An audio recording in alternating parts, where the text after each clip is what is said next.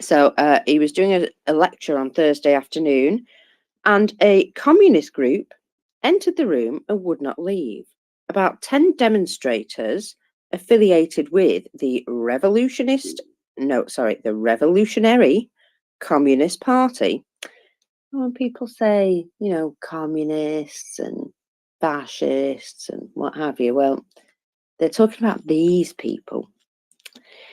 So he showed up at the classroom with 5 minutes after the start of the class, and then they began shouting at Snyder, holding up signs and trying to take photos and record the students. So what the hell is all I can say. He's clearly being targeted for being, an honest voice, is what I'll say. So, yeah, it's something that is just... I see these efforts actually being ramped up. Remember when we said that, they're... No, I've lost it.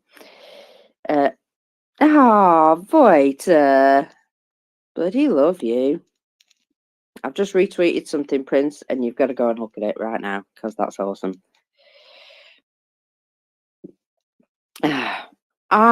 Right. Let me cheer us up.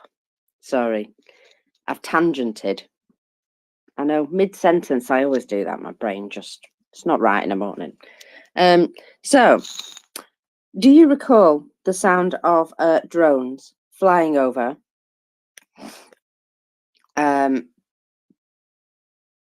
Russia? It is something that we like to hear, because it would appear that there was some explosions this morning. I'm thinking, here we go, St. Petersburg. So, some drones turned up in St. Petersburg, and they landed quite close to the Russia oil depot, which is about 1,000 to 1,200 kilometers away from Ukraine. So have a feeling that that's what they were after. And I don't know, I think that all of these places need to be taken out, and we should be giving Ukraine all the facilities to do it. As far as I'm concerned, they need to be facilitated to stop Russia within its own territory. Well,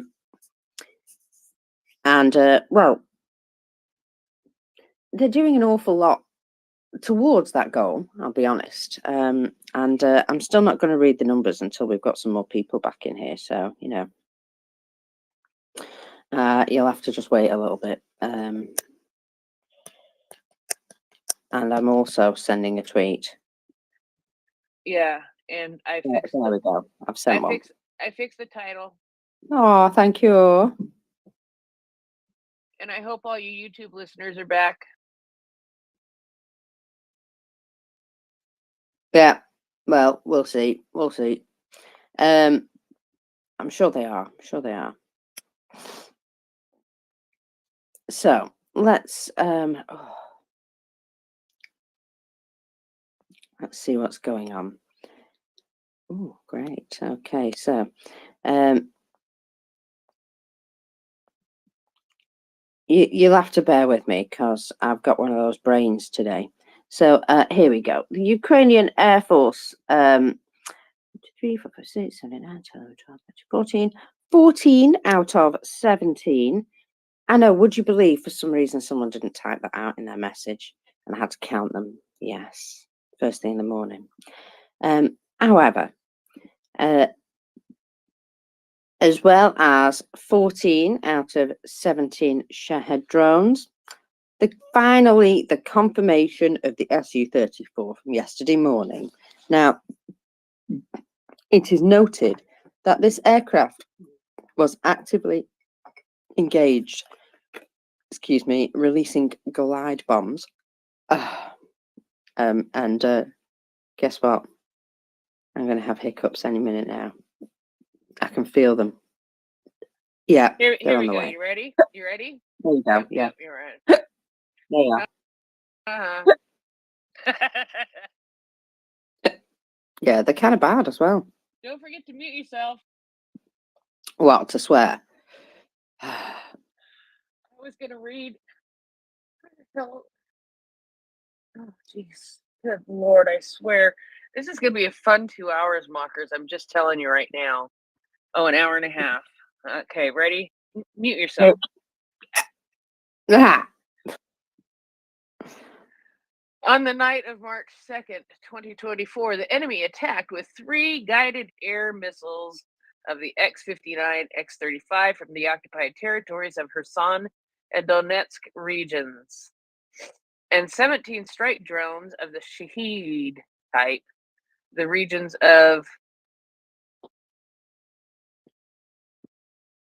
a few different places. Anti-aircraft missile units of the forces of the mobile fire groups of the defense forces of Ukraine were involved in repelling the attack. As a result of combat operations, 14 Shaheeds were destroyed by air defense units in Odessa, Mykolaiv, Zaporizhia, Kharkiv, Sumy, the Dnipropetrovsk regions. Unfortunately, as a result of hits and falling debris in Odessa and Kharkiv region, there are dead and injured. Condolences to the relatives and friends. On Friday, March 1st, around 9 o'clock, an enemy fighter bomber was destroyed in the eastern direction, Su-34, which tried to attack our position with guided aerial bombs. Well, FAFO. That's all I'm going to say about that. FAFO. So yeah, mockers, how are you? Boo. well, I've still got hiccups, but I'll survive. They're not. No, they are still bad. I was going to say they're not quite as bad, but actually they are. Bless. It's just the best thing in the world. Can you imagine if I was a newsreader for the morning and every morning I had to read the news with hiccups? Oh, I kind of am. Ah, dear. So I was talking about a UAV crashing in St. Petersburg earlier, and I'll get there in a minute. Locals reported that there was the sound of a motor and a bright flash in the sky. So it does look as though this one was shot down before it reached its target. And sorry, bear with me. Right. Apparently, I need to drink more water. Yeah. Oh no, it's Linda telling me this. So she said you need to drink more. She didn't specify. She wouldn't. She would say wine. It's just gonna say wine, actually. And when it comes to Linda, any alcohol in a storm, or any port in a storm will do. And Even some port. even some port, probably. Yeah, even some port. Any port in a storm will do, as will the 40-year-old scotch that you happen to find in the back of the cupboard. And she's just sitting there blasting 100% left and right. Boxed wine, tip it, lick, slice that thing open, and lick the last drop out. Mockers, yeah, you need to drink more water. Yeah, perhaps coffee helps. Coffee does help me wake up, and then I stop hiccuping. You see, it's one of these reflex reactions to having an extremely empty stomach and being half awake. So anyway, in St. Petersburg, however, right, this debris fell next to one of the houses. And you want to hear the guy in the video, oh, effing hell, we're being murdered, we're being attacked, look at this, the effing that, right? And then you've got actual people being pulled out from rubble under buildings in Odessa. And, well, you can imagine that those two, you put them side by side, and you can quite clearly see that the Russian version is piffling. compared to what Ukraine's currently having to deal with this morning. Yet they're crying like they've been, really seriously attacked, like there's some raging inferno. But no, it's just yeah, it's just damage rather than what's been happening in Odessa. And well, let's just say that 2 a.m. on a Friday night in Odessa, you'd think there was some sort of disco going on, but it's actually murder theatre. I think that's what somebody I know calls it, murder theatre. And the Russians seem to bring that up every day. So anyway, yeah, these hiccups are driving me nuts now.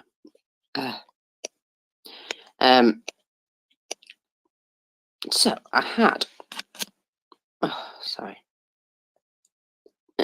I've got some new nails on, folks, right? And nothing works because I can't tap with my nail. So I'm like working with hampered. That's the one. That'll do. Yeah, mockers. Yeah, huh? You know me. You know me pretty well. Better than some. Even though we've never met in person. What would I tell you? What would you say if I told you that I used to keep acrylic nails in a nice long way?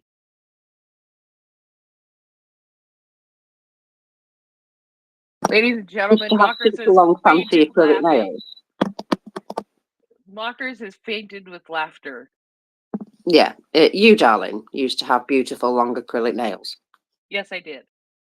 In the Well, early 90s. Good for you. And I bet you hated them too, because they're great when you first have them done. They're great to look at, and then 2 days later you realise you can't do anything, and it drives you insane. It has nothing to do with that. Me. No. Yeah. Anyway, yeah, I understand. It's not exactly suiting to your current who you are, shall we say? But we all go through phases, don't we? We all go through denial. We all go through denial. Yeah, we all go through those phases. Mine was a goth phase. You'd be glad to know. Okay, phase? So is it over? Not entirely. I was No, gonna I say, do wear a lot of black. You sent me a picture of your nails. I was like, the only thing that's not goth enough about those is they're not black. No, but they are a very dark purple, so close. Yes. Oh, this is gonna right. At some point, I'm just gonna chop my own head off so I don't hiccup anymore. Apologies. So anyway, my mom always said that was a cure for everything. Oh yeah. That would definitely cure a lot of your problems. Yeah. Yeah. If you amputate at the neck, all the problems will be gone.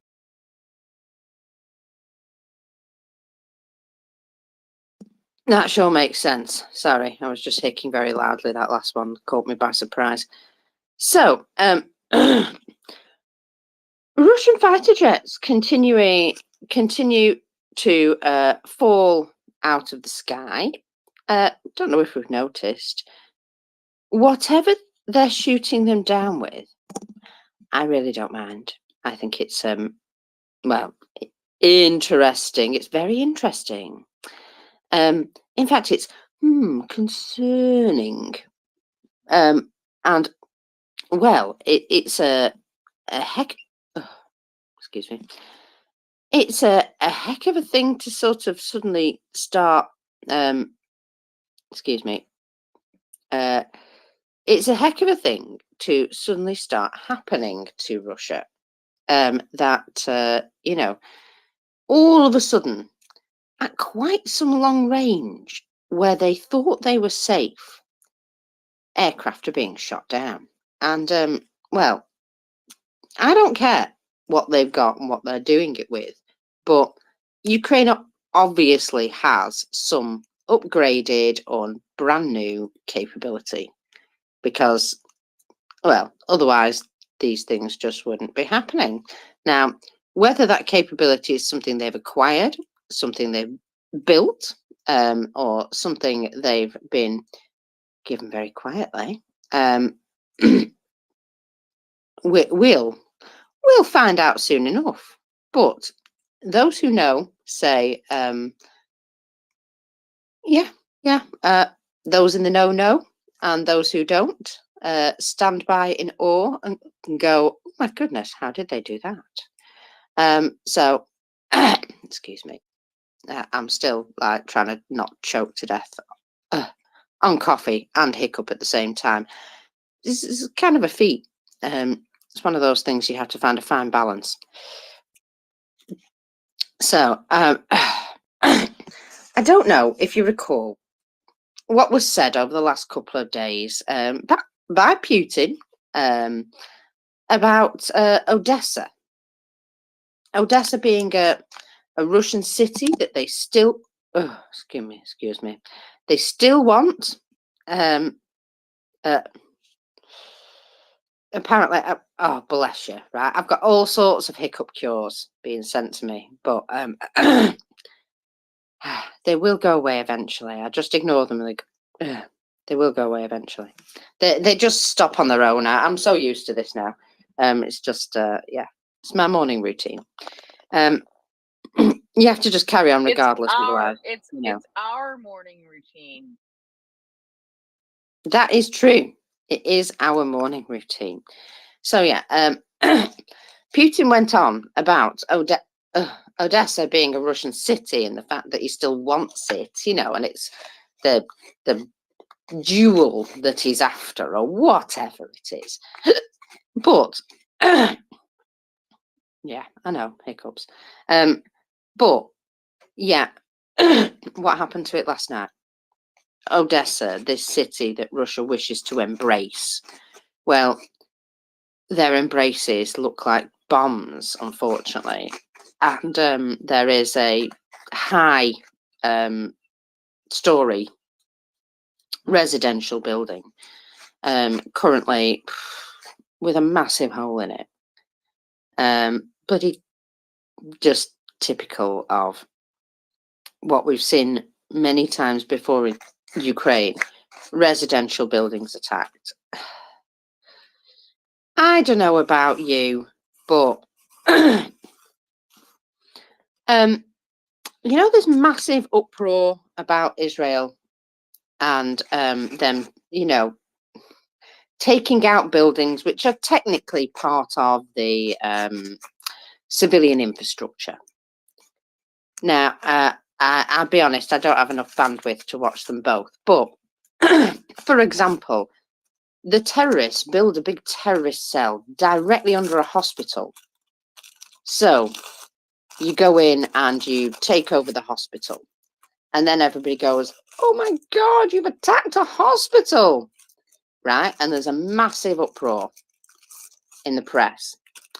And yet, I don't know about, pretty sure I've seen Russia attacking hospitals, nurseries, children's humanitarian centres, places of education, so specifically after children or in all cases there.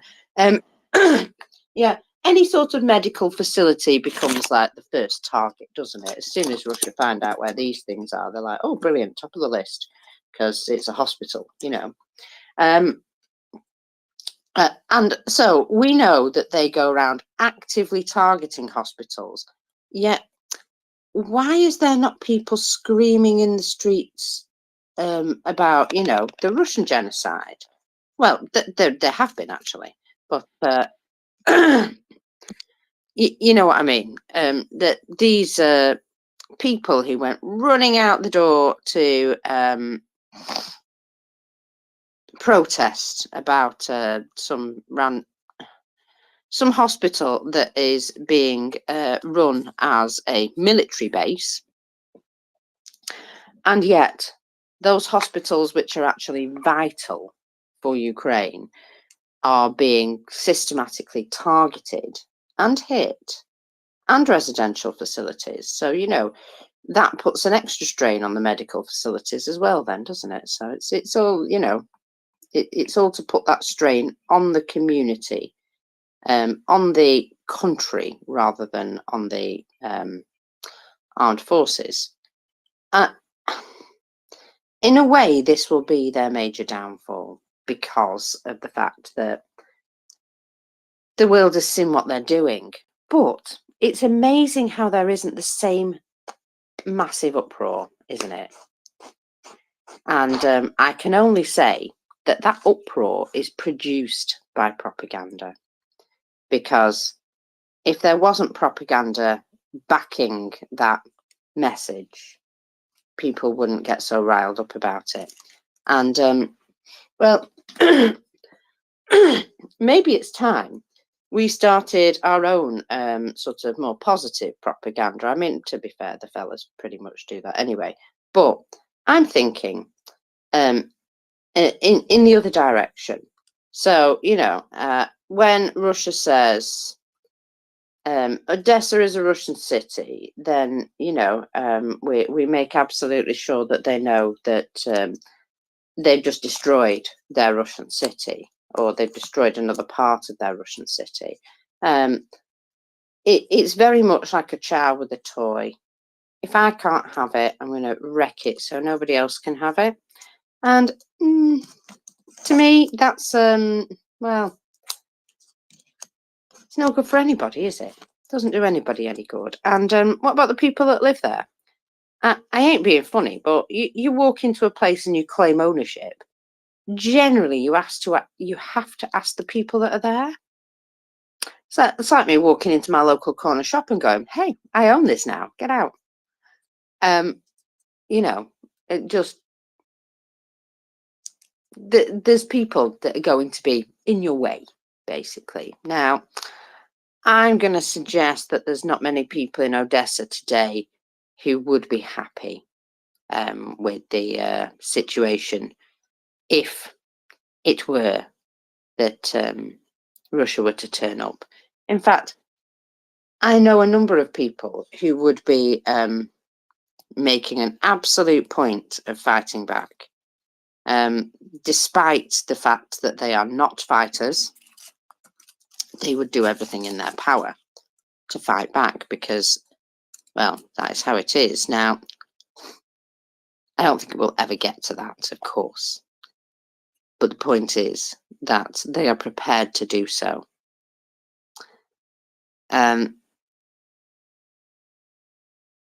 So, well, this is the difference, isn't it? That the people of Ukraine are absolutely prepared to fight to the last second. Some of the stories I've heard are absolutely harrowing, but yet the Ukrainian people have not given up in those circumstances, and they have made a point of being, putting things in place to make themselves more resilient. Being,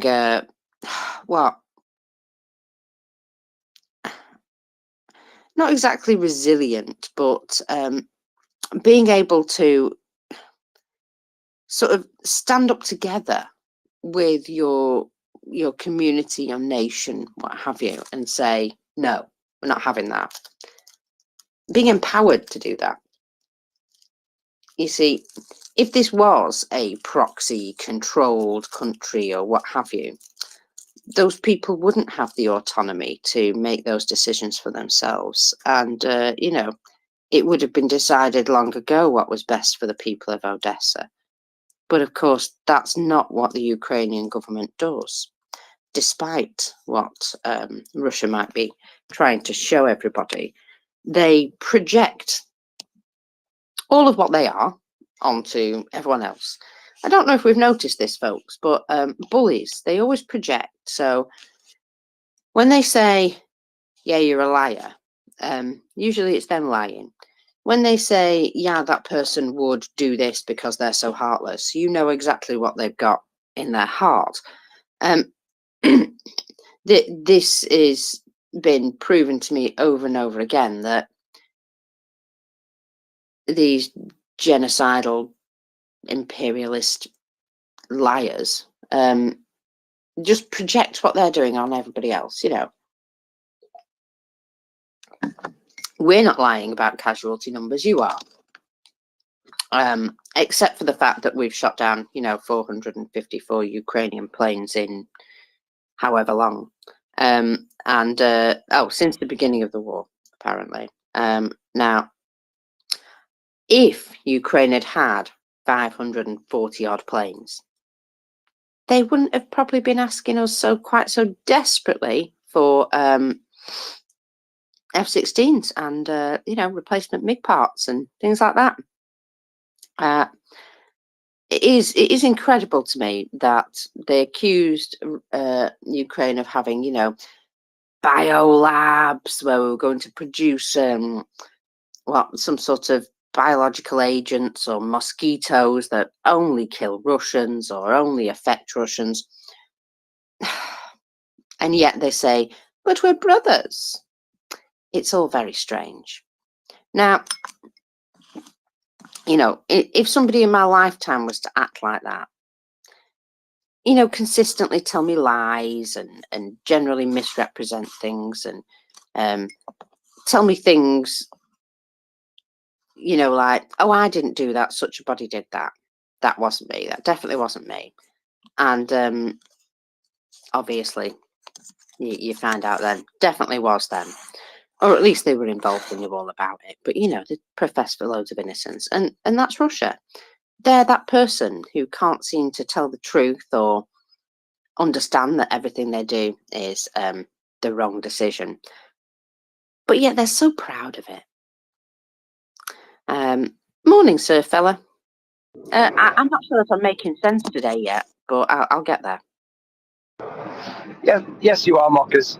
You're making sense to me anyway. So maybe I've only had one coffee as well, so maybe we can understand each other, but nobody else can. Talking of deniers and stuff like this, can I swear? Could I say, what the actual fuck, Rochdale, have you done electing George Galloway to the British Parliament? What the actual?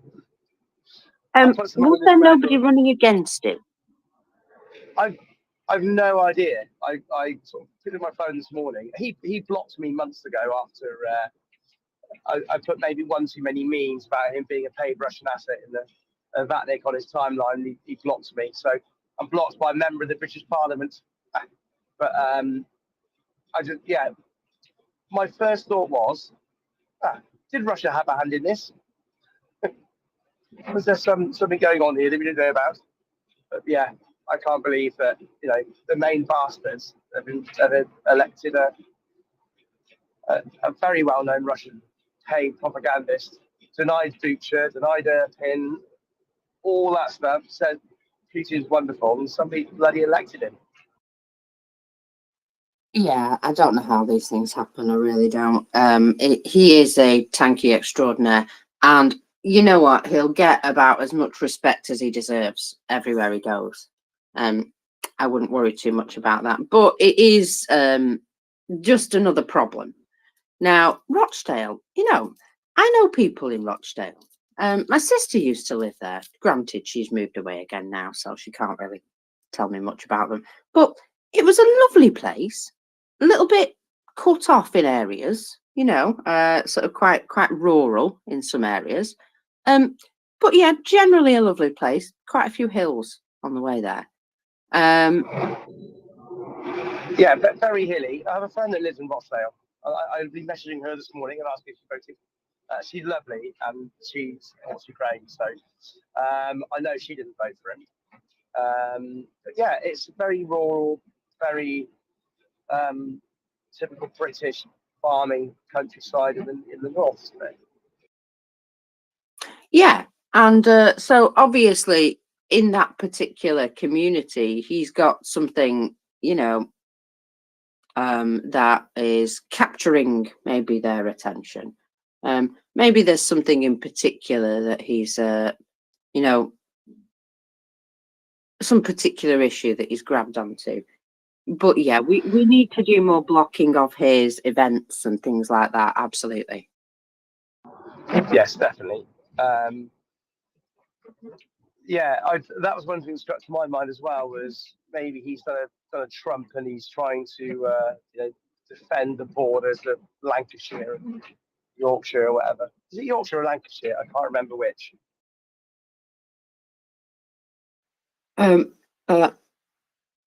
Rochdale. It's not Lancashire. What could you? Lancashire, isn't it? Yeah. I don't know. You're asking me questions first thing in the morning. Yeah. Hey, but you're from above Birmingham, so therefore you're a northerner. I am proper northerner. Yeah, I am indeed above Birmingham. In fact, I'm closer to Scotland than Birmingham. Just about. And I'm in very, very British Gloucestershire, or Gloucestershire, as my American friends pronounce it. But, yes, I did wonder if there's some local issue, isn't it? Worcestershire. That's next door to us. Yeah, no, I did wonder if there was some issue that he's campaigned on and used Trump-like tactics. I don't know. I'm gonna look into it. I was hoping Mr. Awoo would be up and have a chat to him. So, yes. Oh, and I was going to say, let's talk about coincidences. As you know, we race our dogs and stuff. And I've been a long-time member of a forum following a race in America, the Iditarod. And there's another member on there who I've known for years. Suddenly yesterday called me Surf Fella, which is unusual. So because that's not the name I go by on this forum. And so I said, do you know mockers and Jenny? Of which the reply was, absolutely love mockers and their beans in the morning. Gunny's got a foul mouth, absolutely love it when he comes on when the shit's been taken out. And we were both very impressed with the rise of Tracy. But I can't work out who he is. But he is an avid MriyaReport listener. So it's funny where you bump into fellow MriyaReport listeners, isn't it?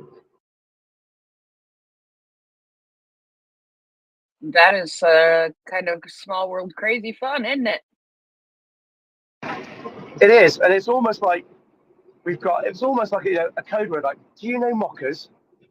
And only people that would. I'm guessing mockers. You could correct me, but I'm guessing only people that know about and follow and listen to MriyaReport would know who you are. Well, I feel like my fame is spreading. So, yeah, fame at last, eh? Woo. Yeah, so that's it. That's the official MriyaReport code word now. If you see somebody that's a supporter of Ukraine, just ask them, do they know mockers? And that way you'll know if they listen to the MriyaReport. I like and if that. They don't, I like it. And if they don't, and if they don't, they say, no, I don't know mockers, say, oh, you should do. And tell them about the MriyaReport. So I think that's what I'm going to use now. Do you know mockers? It's my little code word.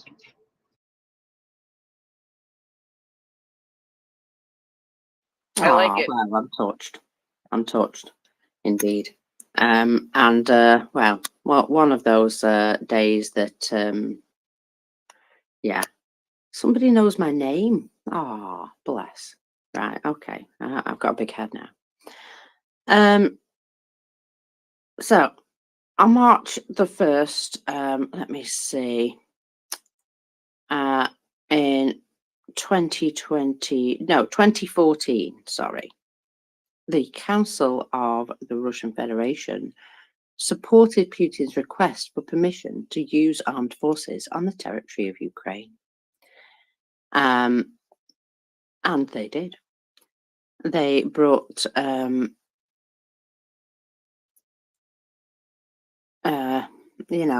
little green men into various parts of Ukraine and started the war then. Now, let me see. National Security and Defense Council of Ukraine have since then been developing Ukraine's armed forces, and slow at first, but now at a massive pace. And Ukrainian armed forces have become the elite, I would say, amongst all of us. And well, it's incredibly impressive.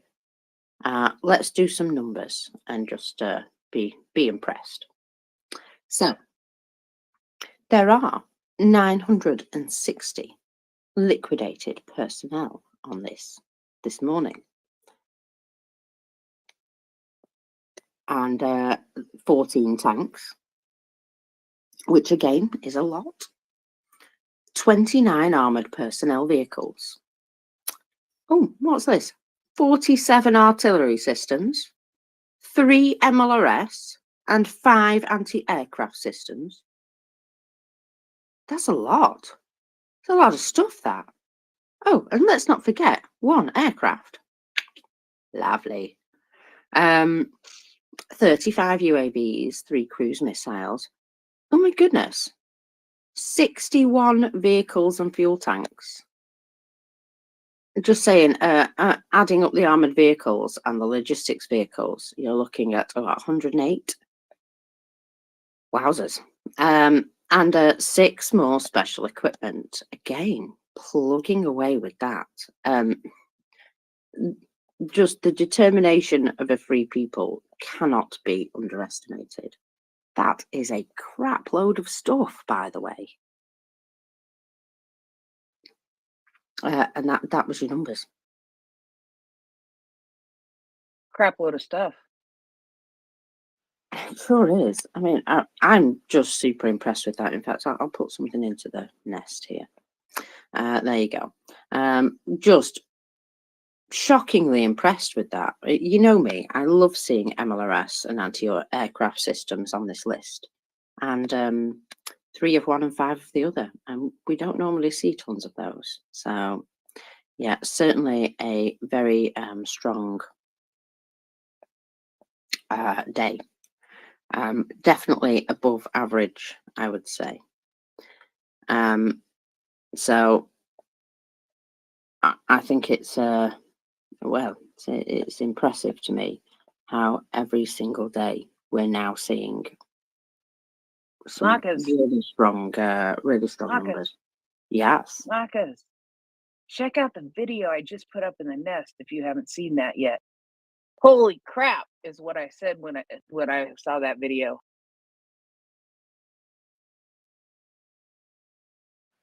I can't see it yet, so bear with me 1 second. Oh, hello.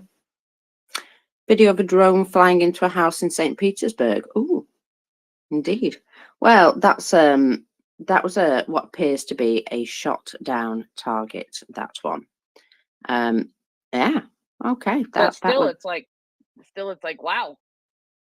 Well, you see, that's what happens when you shoot down these targets. If you don't watch where you shoot them down, or if they're being fired over a residential area, you will end up hitting a residential building.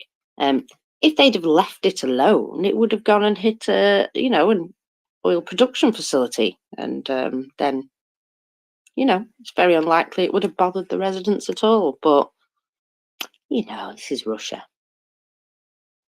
and well, they'll continue on.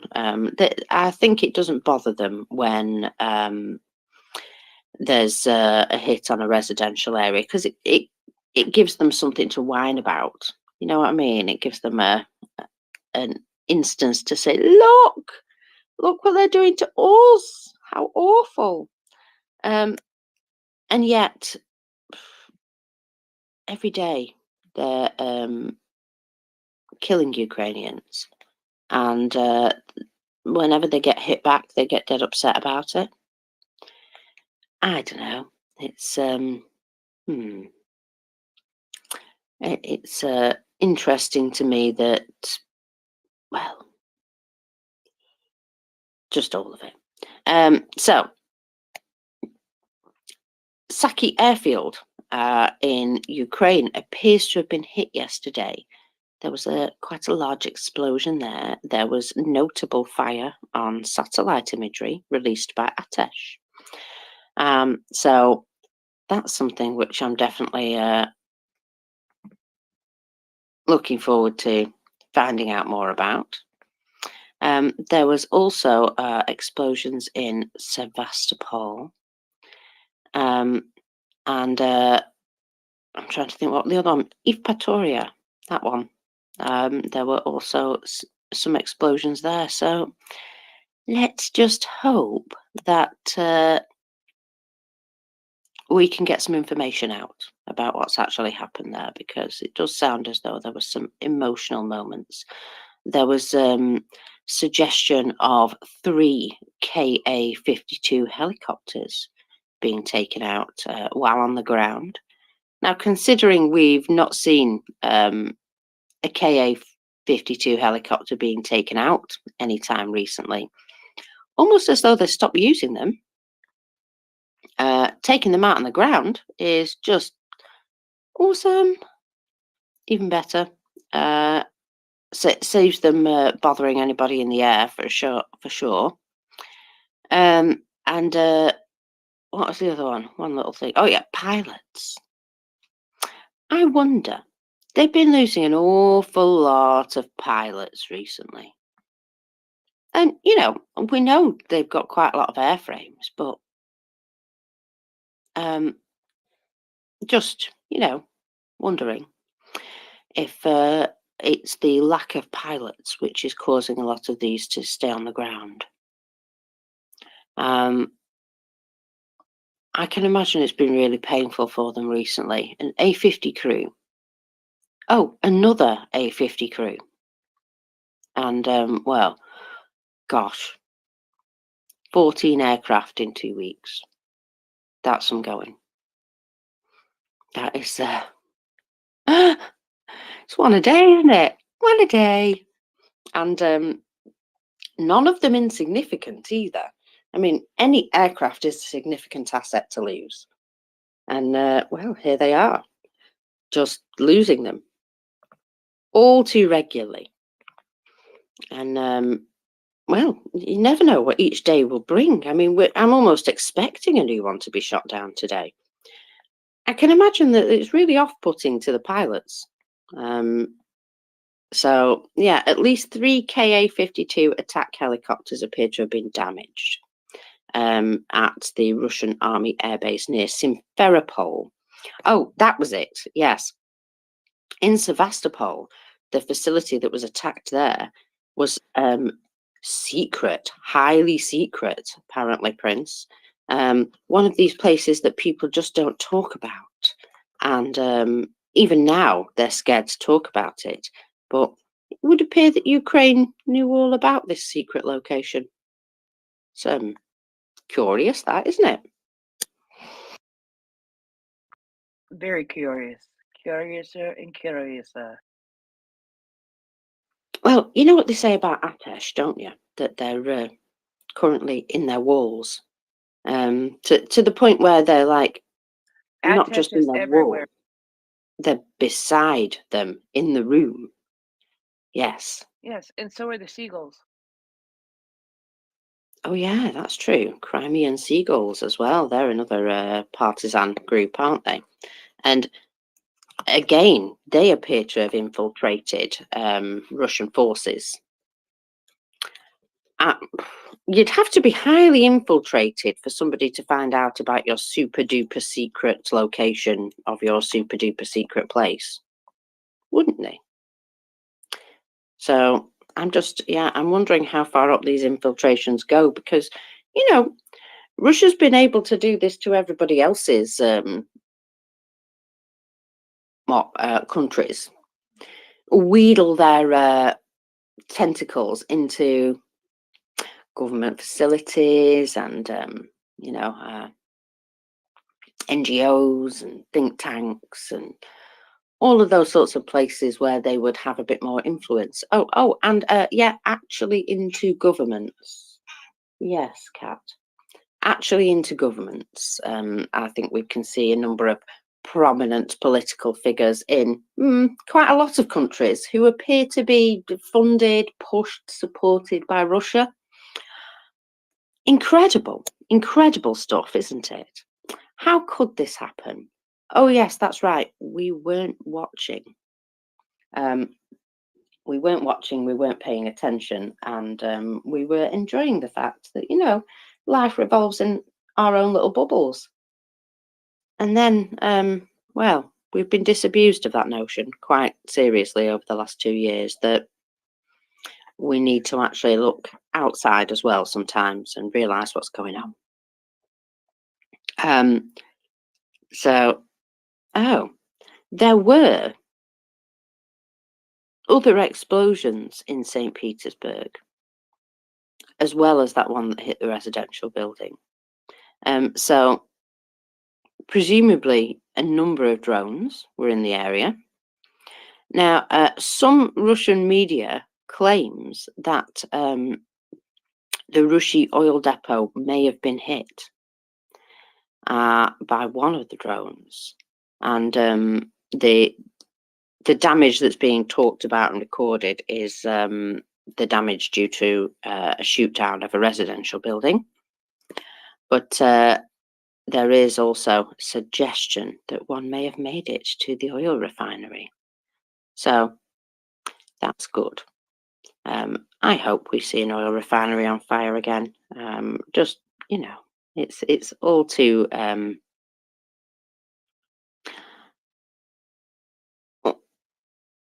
almost seems as though, Ukraine just have this knack of providing the most kinetic sanctions. I mean, sanctions are effective eventually, aren't they? But it takes a while for them to get up and running. Whereas Ukraine's version of sanctions work almost instantly. It's incredible, isn't it?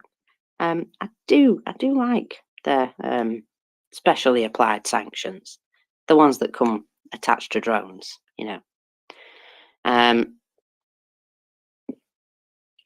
Now then, I've got a Fluffy the Fierce. Hello, Fluffy. Did you come to chat? Hi there. Yeah, I wanted to just come up and say thank you for all that you do. I kind of have been on a bit of a hiatus from spaces. I had to kind of take a mental health break for myself. In the midst of having COVID and all, I decided to quit smoking, and so yeah, it's been a very, very emotional time in the midst of a bunch of other stuff going on. But I just wanted to come up and tell you all how much I appreciate everything that you continuously do. And also, in honor of the second anniversary, I just made another fairly decent donation for myself of $52, and was trying to just push it out there. It's the beginning of the month and everything, so just trying to get some more fundraising, and get the idea in more people's heads. Give what you can, please. But yeah, with the two plus 24 is 26, times 2 is 52. So I'm just kind of a bit of a math nerd in my own head. But yeah, got very, very involved in the local Ukraine Defense Support chapter here, and was doing a bunch to help support our rally and our march that we had here on the 24th. And so yeah, I've just been kind of wanted to stop in and say hi and tell you again how much I appreciate everything that you do. And that I have been just kind of, like I said, on a bit of a mental health break for myself, because there's only so much I can take at a time. But yeah, just wanted to say thank you. Oh, well, bless you, sweetie. And yeah, we all have to do that. Me too, folks. I'm not invincible either. every last one of us needs to remember to look after ourselves. Now, my mum used to be a carer, random, yeah, but no, the point is that if you care for others, you also have to care for yourself, because if you burn out, if you're useless, you're unable to do the things that you need to do for that person that you care for. So, you know, let's turn that person into Ukraine and everything within it. And remember that in order to care for them properly, in order to support them properly, you also need to be able to function. Wearing yourself into the ground and going absolutely bananas just doesn't do anybody any good. Burning the candle at both ends, yeah, I do it too. And every so often, we just have to have a little day off, don't we? Or a couple of days, or just go out and touch some grass or something, because the world is pretty horrible. It really is. And there's a lot of big, big things going on that make us all worry in one way or another. I'm quite the optimist, considering that I'm so cynical. But I do have optimism that we will get there in the end. I'm very sort of like, you know, calm about that. That, well, you know what? If Vladimir Putin even thinks about sending a nuke anywhere, like Brian says, Russia will become a parking lot. And that, you know, whether I die in the process doesn't really bother me, as long as Russia's destroyed, to be absolutely honest at this point. So, yeah, just do it, Vlad. Give us all a good excuse, because I think there's quite a few people would very much like one at this point. Sir Shaggy, welcome up. Morning, Marcus. Hope you're well.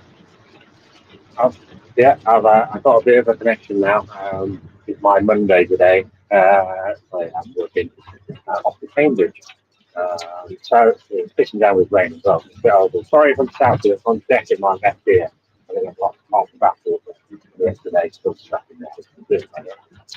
But I was wondering if you any news about the guy that was sat behind General, the guy that I'm calling General Googly, the guy with the googly eyes, who was at Putin's speech the other day. I don't know what was up with that guy. I don't know if he was on some kind of protect leave, or whether he had that condition that next door Ozil had. It looked like he had googly eyes, or whether he was just cracking himself. I've seen quite a lot of memes about it. So But that pig that looked like a Ukrainian flag. Exactly, yeah. Yeah, it wasn't. It's blue and green with gold writing on the green. And of course, a trick of the light led you to, you know, it really does look like a Ukrainian flag from a distance there. But when you look at the pin up closer, you can quite clearly see it is one of these Russian military pins.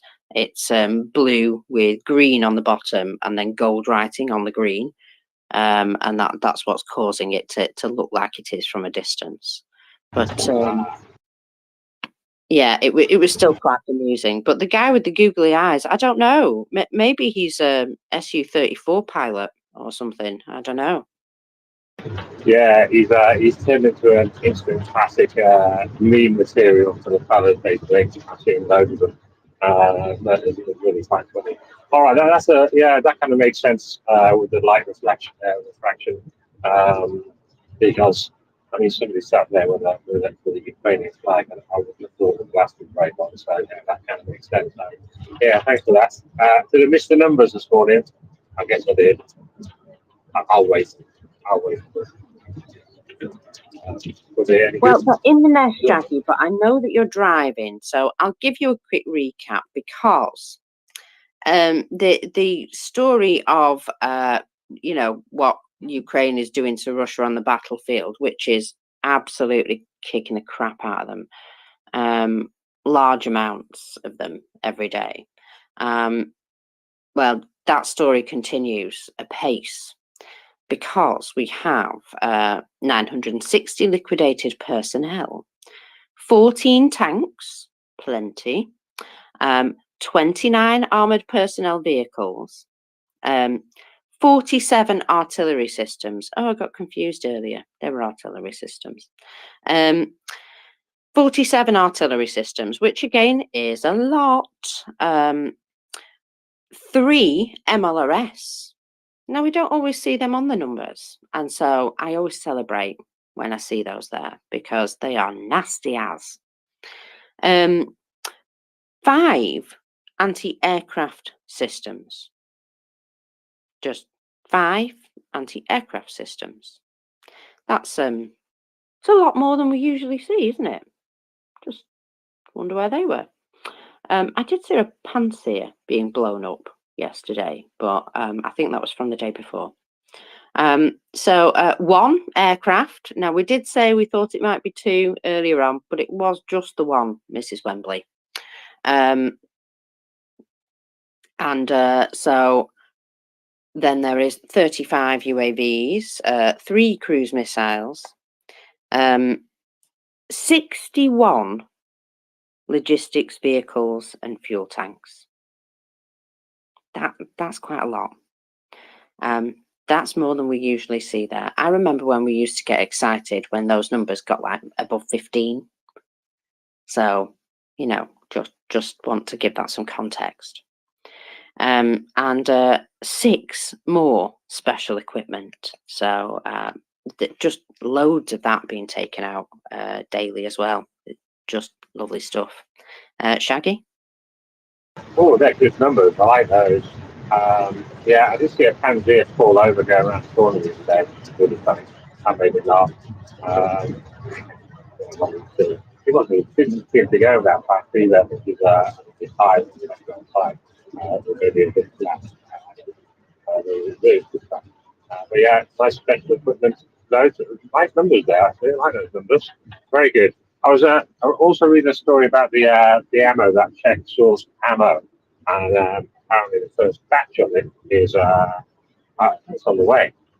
I think it was yesterday or something like that, which is good because I was thinking, well, I hope they're not going to wait until they got all the money or whatever it happens to the hospital, 800,000,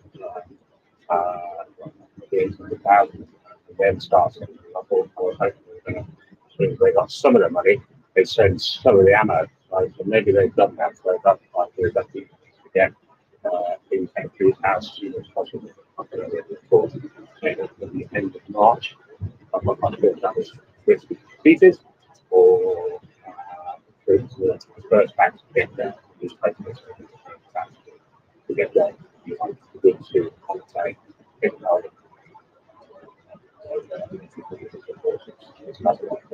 You were talking about it, speaking, you were talking about it right now. I'm just starting to lose you, Shaggy. Oh, I'm on the way. All right then, I'll shut up. No worries. Yeah, there was something you said that I wanted to answer. Oh, it don't matter. It'll come back to me in a minute. But yeah, they are huge numbers, and we don't appreciate them quite so much as we should. I think there's just a massive amount of attrition there, and we know that Russia are moving forward on the battlefield currently because of the situation. I have a feeling that won't continue. There's a number of things which I've noticed that the Russians are complaining when they move forward that their logistics are not moving forward with them, which is awkward for anyone.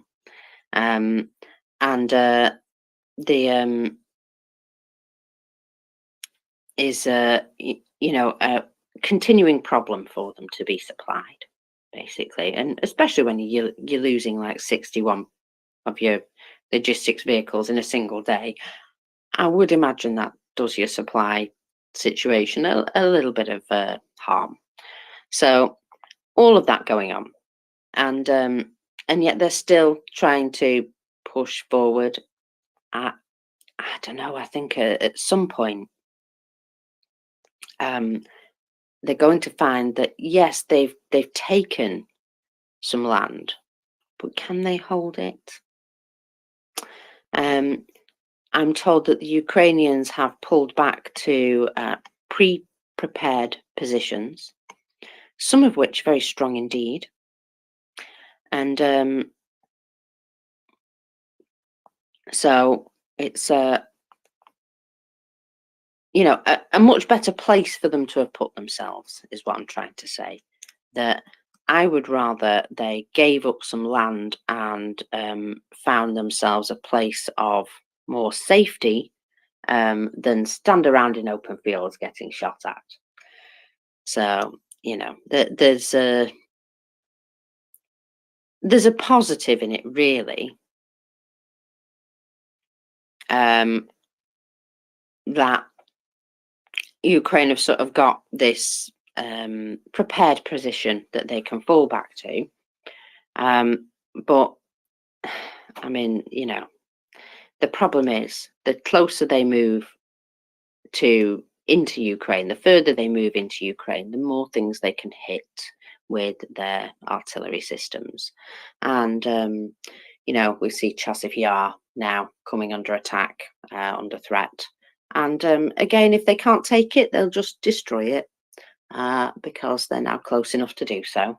And it's this constant creep of just utter destruction that, well, I'm not quite sure again how the international community is able to just sort of stand around and watch it, because, well, if things were up to me, they'd be a lot different. Me and Georgia Maloney, we'd get a lot done.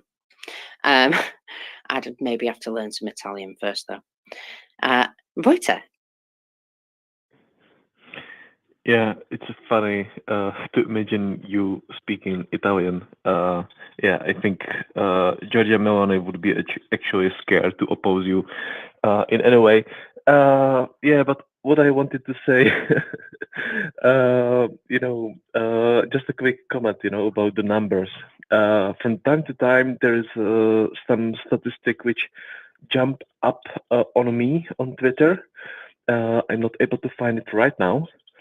But on the statistics, there is always like, what's the current number, what's the total losses, and what is actively used in the Russian army, and what is in the storage, like in the reserve.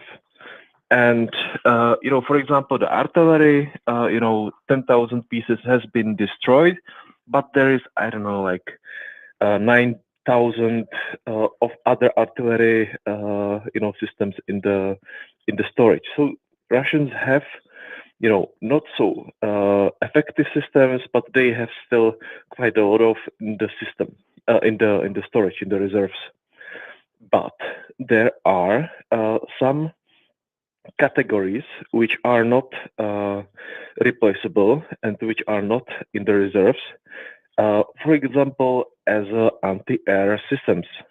So whenever there is artillery anti-air system destroyed, there is no anti-air system that could be pulled out from storage. So it means they have to pull some from, I don't know, Kaliningrad or wherever to replace the one that has been destroyed near Kerch Bridge or wherever it has been destroyed. So I think it's a quite important difference about this particular category, this anti-air. So they are basically unreplaceable. Yeah, so that's quite important detail. And I was trying to, you know, chit chat with the AI about the Su-34, and you know what are the reserve and how many are they in the Russian fleet. And yeah, I'm not sure whether I can trust AI in this one. But AI told me that there has been destroyed something like 70 of pieces of SU-34, and out of 100 which has been in the fleet before the start of the war. So it means like there is maybe less than 30 in the service. So I'm not sure whether this is 100% reliable answer or not, but it seems to me that those Su-34s are getting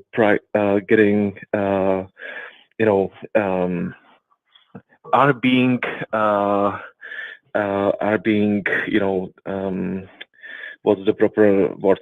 Destroyed in quite numbers, and the capabilities of those airframes are pretty limited at this point of time. So let's keep the fingers crossed. And yeah, I wish Ukraine air defense a lot of practice targets from the Russian side, so they can, train as many Patriot operators as possible on the real targets. Well, they're definitely honing their skills on them, aren't they? I think there's quite a few more than that, Vojta, to be honest. I think there's more than 100 still in existence. Whether they're in service or not is a different matter, but certainly more than 100 in existence within the Russian fleet. Jenny, good morning. Go ahead. Good morning. Good morning. My dog decided it was time for me to wake up. It's lovely. Um, uh, there are about 100, just over 100 Su-34s that are still operational. The other ones are in different status of not working, and that's a good thing. I was listening last night when William, I think it was, I was talking, and I was about to fall asleep, and I was like, no, no, I'm not gonna wake up and stay up half the night. They were talking about this in case we open up a new front. And the funny thing is, me and Tim were talking about it too. That in order to open up, at least scare Russia into thinking that there might be a new front and has to pull troops out of Ukraine, would be to, you know, tell Russia what Russia told the world in December of 2021. It's just an exercise. We amass troops along the borders of Finland and the Baltics and just have them build up, like, no, we're not going to attack. We're just training. We're just having an exercise. Nothing to worry about, nothing to see here. That would scare them probably enough to pull out troops from Ukraine, and therefore weakening the Russian forces in Ukraine. So that is one idea that we had. But the SUs, they don't have that many left that are still operational. And I was thinking about the things that are in storage. They may have artillery in storage, but that stuff is really, really old. And the question is, do they still use the same size shells? Can they actually use them? Because if I pull out a cannon from the 50s that Sweden used back in the 50s, I don't think that we have ammunition for it. We may have it, it may still be working, but if I have nothing to shoot out of it, then it's useless. Do you know anything about that, Vojta?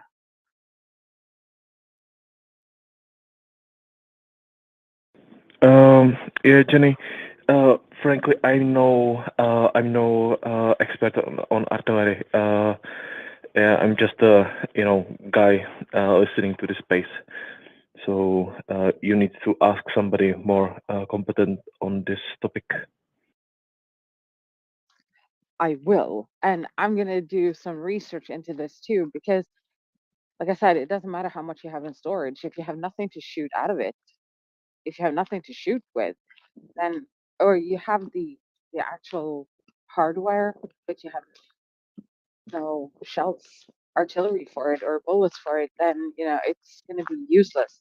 Somebody could give me a revolver, one of those really cool ones from the Wild West, but I have nothing to shoot with. I have no bullets for it, so it's going to be utterly useless. I'd rather use my kitchen knife if somebody breaks into my house. Anyway, thank you. Go ahead, Vojta. Yeah, just a quick one. Jenny, I would be like checking for, when did this 152 152 standard has been introduced, and I think the second one is 122. So yeah, maybe check for that, and you will find out from which date it is started, this standardization, and it can tell you something.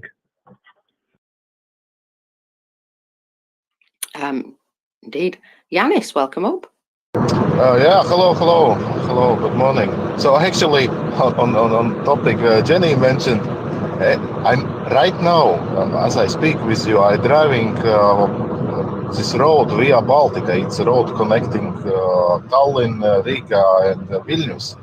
Yes, and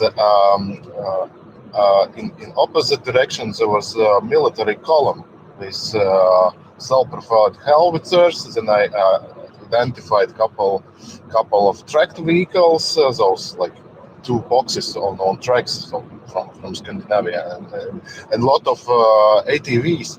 But what I wanted to say is that this mass training is already happening. Yesterday, all the day, Black Hawks were flying above our heads, etc., etc. And at the same time, we used to have those Russian fighter jets regularly flying into Baltic country airspace, prior. And now there is basically nothing. My hometown is basically on the border with Russia, and there is like a couple of 100 kilometers from this then feared, now not so much, forget the name. Okay, there is a huge military base of Russia. And when the local Vatniks are trying to brag, that they say that the guys from this base will come to Latvia and destroy everything, and right now it's empty. There is basic no activity. So my father who still lives there, they say I haven't heard any choppers, any aircrafts, and even now when those military drills are happening in Baltic countries, there is nothing. I guess they pulled everything out. So there was even some. I guess it was in autumn. There was attack on this airbase. So local partisans. So I guess the reserves are so thin that, and this Russia country is so big right now that it's spread at such thin layer that there is nothing to pull from. And this recent discussions about Chinese and Russia preparing some scenarios or what it was, like nuclear attack scenario or possibility, or what it was on China, and in context of what is happening right now in Eastern Russia. Yeah, basically Chinese are quietly taking over Russia, like Crimea scenario. Yeah, so they have nowhere to pull those reserves from. It's a huge country, and unfortunately, on these fighter jets, so the Su-34 is just a name. It's basically slightly upgraded version of Su-27. And there is 100 and 100 and 100. I looked a couple of days ago in this topic when those Su planes started to follow the sky. Unfortunately, there are like this combination Su-24 sorry, 27, 34, and actually there are additional aircrafts which can have similar role, like the Su-24 for bombing. At least 3 to 400. It's like dry numbers, but yeah, it's question about how ready they are. Yeah, but at least in storage and in numbers, there are a lot of them. And do not forget that they have very good allies who are not. Who are not talking too much but doing very much. So I do not know in terms of aircraft like Iran and China, etc. China's pays way about these weapons. Yeah, do not forget that China is using a lot of Russian aircraft technology, some engines, some fuselage parts, etc., etc. So it's also can be this like good source of spare parts. So I will not count on that. Yeah, so they have very good allies. A lot of armor, a lot of ammunition, a lot of ballistic rockets, etc., etc. So you have to try to match them. Thank you.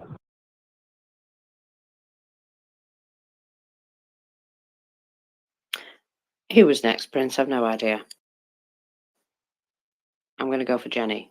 Go for it, It Jenny. had to be Jenny because I just let Polly up. Oh, yeah, interesting that they emptied out that base. That is really, really interesting. And this also explains why we haven't had any unexpected visits in Sweden from, Russian aircraft. They used to come over every now and again to make sure that we're still there and we're still not wanting to join them. That is really, really interesting. And I forgot the other thing I wanted to say. So, Terve, Pauli. And have you had visits? Sorry to jump in. I remember this Pskov Air Base, and there is like a chopper base and aircraft and a whole division. So famous then Pskov division. So this is the base which is once attacked by those saboteurs from Ukraine, and now it's for some reason empty. Yeah, sorry to jump in. Oh, no worries. Actually, I remember now. I heard the thing about China, who is supposed to be one of their allies, and they are apparently training, or maybe they are like inching into Russia.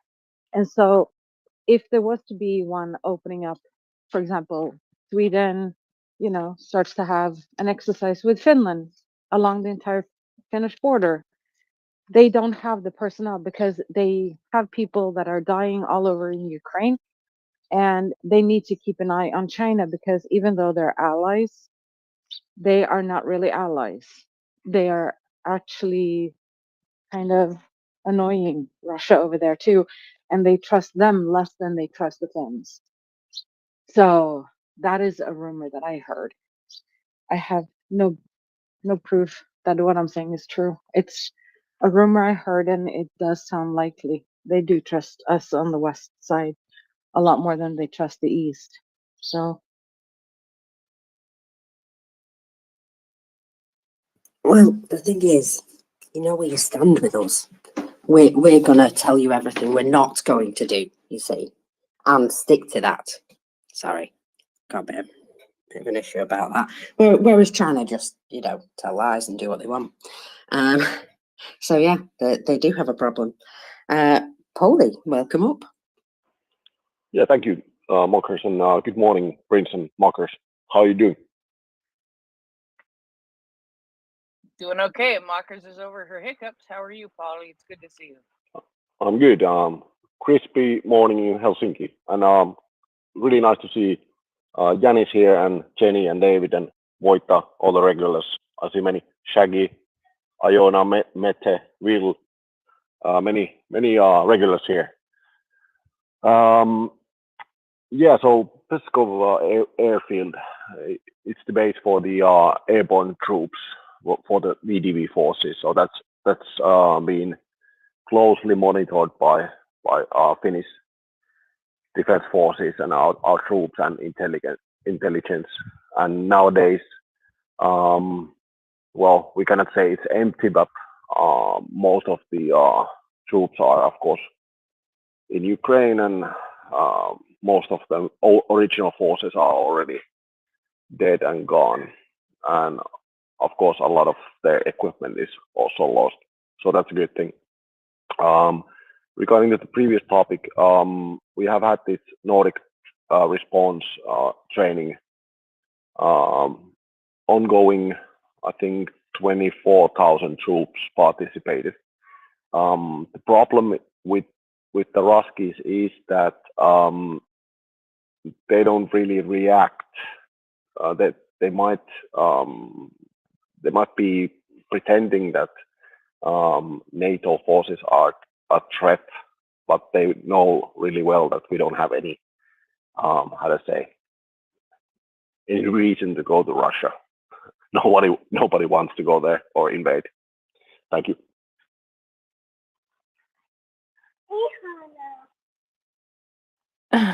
You're absolutely right. Nobody does want to invade Russia. I mean, come on, look at the place. It's it's just not something that we're after. But yet Russia use this narrative, don't they? All the time to say that everybody's trying to attack us. Yeah, they obviously they've got a big line in projection as they try to attack everyone. Now then, there are some developments going on, and I will tell you about them in a minute. But first, Jenny, go ahead. I wonder if their attitude would be the same if we amassed over 100,000 troops along the Finnish border, like in close proximity, like up in the north. Just push a lot of Swedish troops into Finland and then have a lot of. I wonder if that would be the same attitude that there's nothing to see there, or if they would get nervous, or if we fortified the entire Baltic from Estonia all the way down to Lithuania and along the train line, like the train tracks that they are using to get to Königsberg. I'm going to stop using Kaliningrad. I'm going to go back to the Swedish word, Königsberg. I wonder if they would be feeling as confident as they are right now when we are not doing this.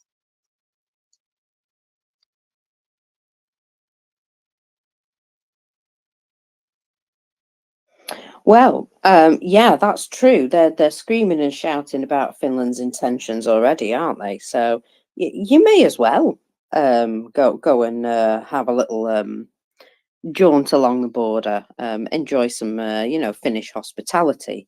They are very hospitable folks when they're friendly with you. So yeah, I see no reason why you couldn't have some joint operations there. Just a bit of training in the snow. Russia would go absolutely nuts. Can you imagine? They'd be screaming their heads off. And yet, when they were doing that thing in 2022, 21, 22, we were all just sort of shrugging at one another. And I found that quite upsetting, to be fair. Jenny? Well, there is precedence for thinking that they will be throwing a temper tantrum that would be the envy of every toddler in the world. Sweden and Finland had a naval exercise early spring of 2022. I want to say early spring 2022. It was before Baltops, and I don't think that Russia, they had a naval exercise plan, but they pushed it up so that they could be out in the Baltics at the same time as we were.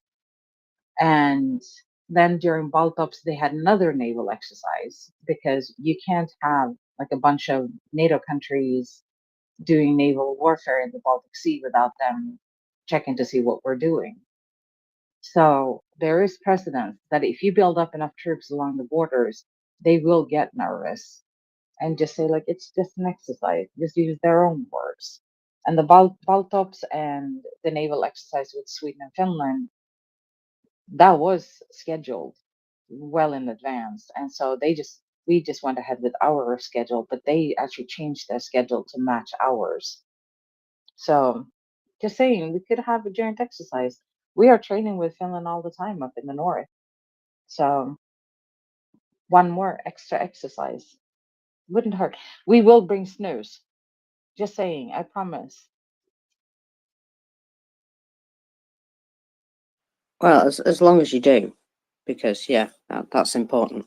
Now then, I believe that there is lots of things going on that we will find out about in some fantastical books and movies. But here's a nice little one. The FSB officers have found an improvised explosive device on the bottom of a car at the entrance to Crimea through the Jankoy checkpoint. The device has been defused and nobody was injured. That's a shame. But the very fact that they're reporting on this, wonder how many times this sort of thing is happening. So this checkpoint is located at the administrative border with the Kherson region, and it is alleged that the device was fastened under the driver's seat. At the wheel of the car was an employee of the law enforcement agency of the Kherson region. The car was moved to a safe distance, after which explosive technicians defused the bomb. According to the conclusion of experts, an explosive device was made of foreign-made components supplied to the territory of Ukraine by NATO. Dun, dun, dun. An unnamed interlocutor of the agency this week in Sevastopol and Crimea, there were 2 citizens of Russia detained, accused of preparing terrorist attacks on the peninsula on behalf of the Ukrainian security services. So they found some patsies then. According to the investigation, Simferopol resident was planning to detonate a bomb on the railway, while the Sevastopol resident was preparing to blow up a serviceman of the Russian Black Sea Fleet. Oh, that you know, just 3 incidents in one there. I'm wondering just how much of this is happening, because if they're, you know, they're not catching them all. They're just not catching them all. And well, if this is just a small indication of the general state of affairs, can you imagine how paranoid they have to be? I mean, whenever you get in a car, you'd have to like check it completely now at this point. Especially if you're a member of the security services or the, you know, local administration, police, whatever. Yeah, I'm just thinking that there's a few things going on, and we do hear about random explosions of cars and propagandists dying and things like that. No, just find all these things quite interesting. Really, I do. Almost as interesting as Su-34s just like dropping out of the sky on a regular basis. That's particularly interesting. I mean, when has this ever happened? It just hasn't, has it? And this is just a new historical high as far as I'm concerned for Ukraine. It's amazing that the news media haven't caught up yet. Prince. It is amazing that news media hasn't caught up yet. I mean, quite honestly, there should be some awesome music videos happening, and you know, with all of our wonderful NAFO people, and I haven't noticed this one, but I really do want to hear "It's Raining Planes" put together in a very, very inventive way. Um, and you know, I know other people have mentioned other songs, but I'm really, really stuck on the "It's Raining Planes." After all, I did break the cardinal rule, and I did come up and sing "It's Raining Planes" the other night. Yeah, I've told you, singing should be banned on here. Absolutely. But it was a Um, good one, wasn't it? I did It, good. it was for a good cause, put it that way. Oh, So yeah, it was for a good cause. I'll let you off just this once, okay? But we'll 3 never planes. We were finding out about 3 planes that night. We were finding about 3 planes in a short period of time. After how many other planes that are 10 planes in 10 days, and then we had 3 planes in a row at the same day. How could you not sing "It's Raining Planes"? Well, you've got a point there. Yeah. Hallelujah. Yeah. There was very good reason. And yeah, just I'm loving this development. I'm still surprised that it's not made the news. Honestly. Talking of news, propagandist Mardan is trying to convince his viewers now that the merciless bloodshed in Ukraine is just a little episode in the history of Russia. Because, I mean, if you look back through their history, there is an awful lot of this, to be absolutely honest. Murder and bloodshed, you know. And that the country will be just as powerful and prosperous as it always has been. I'm going to say you might be wrong on that one. And anyway, about hundreds of thousands of victims, millions of Ukrainians who've lost their homes, destroyed cities and villages. But what actually, he's bothered about is whether or not they'll go down in history as the aggressor. And one of the things he also won't tell you is that he receives an awful lot of money for this nonsense. He's obviously just a paid propagandist. And it is amazing how these guys just come out with these utterly crazy narratives and just say them like the truth. I find it surprising that they even get away with it. I mean, they're not even good actors. It's awful. Oh, guys, it's a special day today. I forgot to mention it earlier, but I've just been reminded. It is a special day. If you remember the Great Battle of Techno House, do you remember this, Prince? The Great Battle of Techno House? Yes. There's something I've put in the nest for you, and it will appear in a minute, hopefully. This was a Russian soldier who tried to break into this building, and basically the door was such a good door that he couldn't get in. He Oh, yes, battled with this that one. door for ages. That one, that I do remember. Yeah. So yeah, he battled with this door for ages, and I think he eventually gave up. I'm pretty sure the door won that battle, and it was just hilarious because it was captured on, like a CCTV video.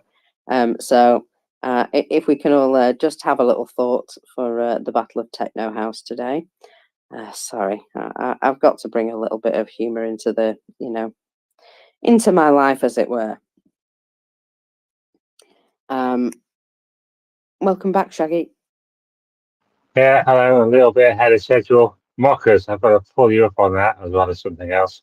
To the question, was my singing any good? The answer, it was for a good cause. Oh, that made me chuckle.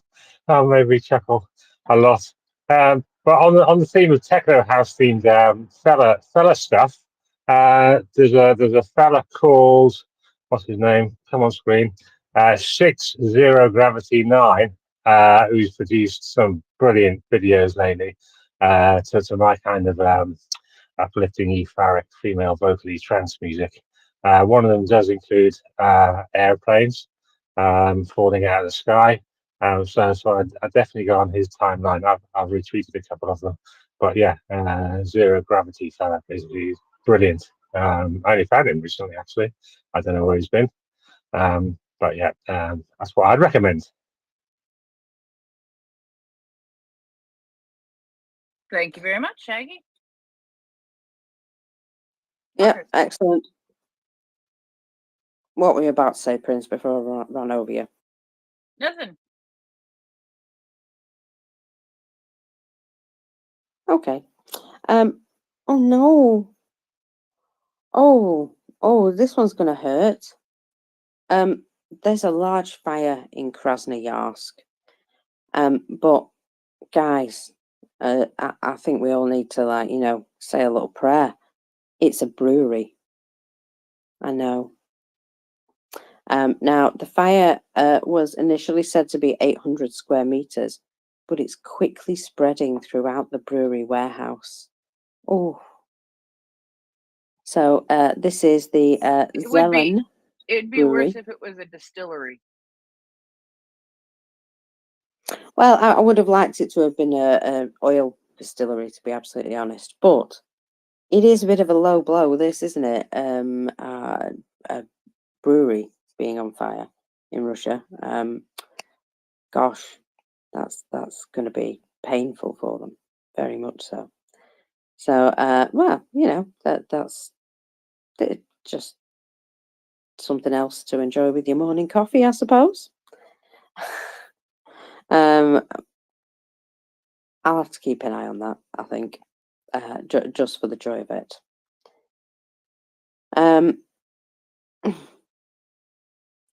Now then, it would appear all those people who turned up for Navalny's funeral went home, Prince, quietly. Wasn't a surprise Why? at all, that was it? Why did they do that? Because they're conditioned. They were allowed to go out and shout their dissent, and then they went home. Like good little sheep. Sir Shaggy. I have sent you 2 of those videos from that Zero Gravity fella guy. One of them is very funny. It includes those 2 cats meowing to each other at the start with a bit of subtitles, which I found very funny. So yeah, have a bit of a look at those. I certainly will when I get the opportunity. Thank you very much. So there was something else that I put in the nest. Oh, I've lost it already. Oh, it's gone. You're very tidy there, Prince. It was like a placeholder for something I was going to talk about, and never mind. Well, it was. I didn't do anything really important. I didn't delete. It was the first one that I put in. I was coming back to it. Never mind. I did put that. I didn't delete that. I didn't think I deleted the one about all of the propaganda. I'm sorry. It was a chart of propaganda. Yeah, that's it. Now I remember what I'm talking about, at least. Because, well, Russia's been spending an awful lot on propaganda recently. And 166 million propaganda posts per week are published by Russian special services and their bot networks. And would you believe that most of them are aimed specifically at demoralizing Ukrainians? It is actually ridiculous, the amount of disinformation they put out. So it's been broken down. So for Russia, the information space is a battlefield no less important than the front lines.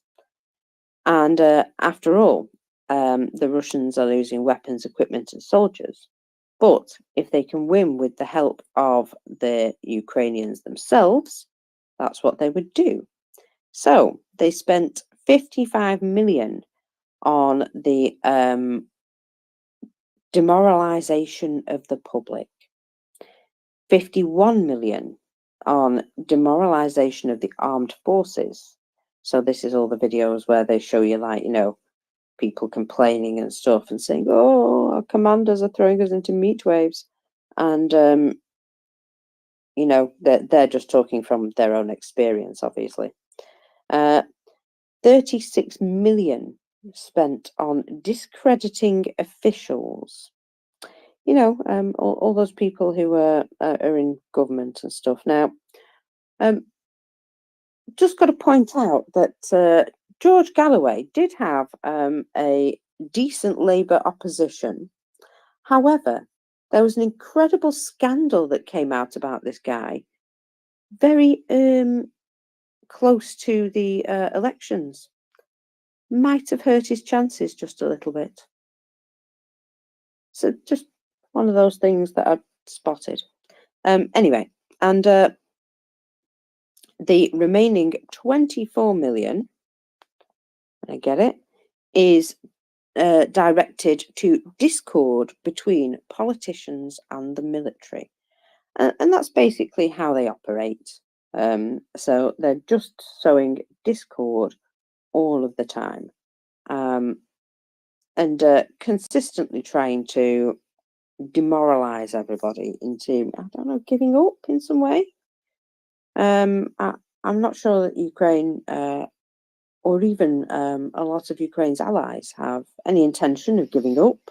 I can't tell you how Scholz is feeling at the moment. I think he just kind of wants to dig a hole and bury himself, and then he doesn't have to make any decisions. That would, you know, be his thing.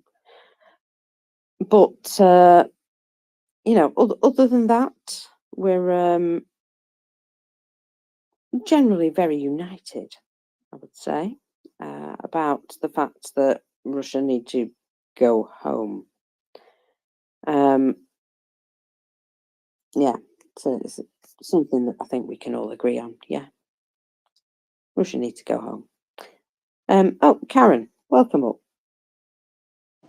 Well, hi there. It's still the first here in Alaska, but it won't be much longer. I just wanted to chip in a word about Navalny. You just said that they were being very sheep-like, the crowds were, because they didn't take to the street and riot violently after the funeral. While I wish they had, I felt encouraged by the fact that thousands turned out. Now, this is a country where you can go to jail for holding a blank placard in a public place, and you can go to jail for writing an objection to the war and putting it on a tag in a department store. And the fact that you had thousands of people, despite official warnings that there would be repercussions, show up to pay their last respects, to me, that encouraged. Now, I think it's going to be important to watch and see if anything else happens after that. But you can be sure that some of these people will have knocks on their doors later and be questioned about why they showed up at the funeral. About 95 people were detained just for showing up at the funeral. And so I would say, let's not play that down. It may not be, but it could be the beginning of the Russian people finding their guts. You know, they could be finding their courage, and the authorities have already cleared the flowers away very quickly, and they've made hundreds. Oh, I'm going down. I'm looking at Politico now. I shifted to a different article. Politico says they made hundreds of arrests, and they not only had a rally in Moscow at the church, but they had rallies in several Russian cities. They were not allowed to go into the churchyard. They were prohibited by the authorities from doing that. And there was a chant that rose up let us in, let us in. And they had a hard time finding a church that would allow the funeral to take place. They even had a hard time finding an embalmer that would handle his body. And so I hope that this isn't the end of this. I really hope. We'll see. Yeah, my take on that is there were a few surprising things that came out of it yesterday. At one point, they were shouting, "Ukrainians are good people," which I found, surprising. They also shouted "No to war," which again, quite surprising. And Putin is a murderer. Well, that much we all knew, but you're right. That sort of stuff normally gets them locked up. And there were insufficient numbers that they couldn't really all be dragged away and locked up, but they were severely intimidated by the security services. And yes, a bunch of them were arrested, but I think it was more like they just selected people who they decided were going to be troublemakers, and arrested those people. Yeah, I am encouraged that there seemed to be a swell of opinion in a lot of people there, but I don't think they will ever change throwing flowers into Molotov cocktails. I just don't think they've got it in them. They could take some lessons from their Ukrainian neighbours on that for sure. However, even after, say, everyone's received a brutal crackdown visit at night, that feeling is obviously, there's some of that still there bubbling under the surface. And I bet you our friend Budanov could use some of that anti-government sentiment in Russia. So, it's shown that there was indeed quite a lot more people who showed up despite all the off-putting. And that, I suppose, is a feat in itself. However, Ukraine shot down 3 aircraft the other day and nobody even talked about it. And that's kind of where I get a little bit bugged about these things. But we've got some hands, so I'll go on to it. So Shaggy, go ahead. Yeah, do you reckon there'll be any demonstrations today? And yesterday was a Friday, it was a funeral, so that maybe explain that. Today, I'm thinking it's a Saturday, it's a weekend for most people, therefore more people will be off work, so they have the opportunity to carry it on from a numbers point of view. But I'm kind of skeptical, maybe cynical. I think that's it. One day, one Navalny, one day of protest, and that's it. So I'm kind of looking to see if there's, well, not looking, kind of keep my ear out a little bit to see if there's anything happened today or whether it's just a one-off. Yeah, well, in a way, it reminds me a little bit of these, controlled opposition that they're sort of allowed to get away with saying certain things just because it's it's an outlet, it's a pressure valve that can be allowed, as it were. And so I do kind of think in a way that they've made sure that these people were intimidated enough not to break into much of a demonstration, but we're also allowed to vent a bit, because that is also important in these situations. I think that they're allowed to sort of get that feeling out, and then of course you can identify who the troublemakers are, because that place was swarming with cameras and police, and just deal with those people quietly later. It's much easier and stops all the rioting if you just go and pick them up later. So yeah, I have a feeling that some of those people will have received some interesting visits in the night. Never mind, eh? A lot of that stuff will continue to foment bad feeling towards the government, though. And I just wonder if Ukrainian forces, especially people like Budanov, might be able to use that energy in the future. So, yeah, just a few thoughts out of my head. Ioana, go ahead. Thank you, Marcus.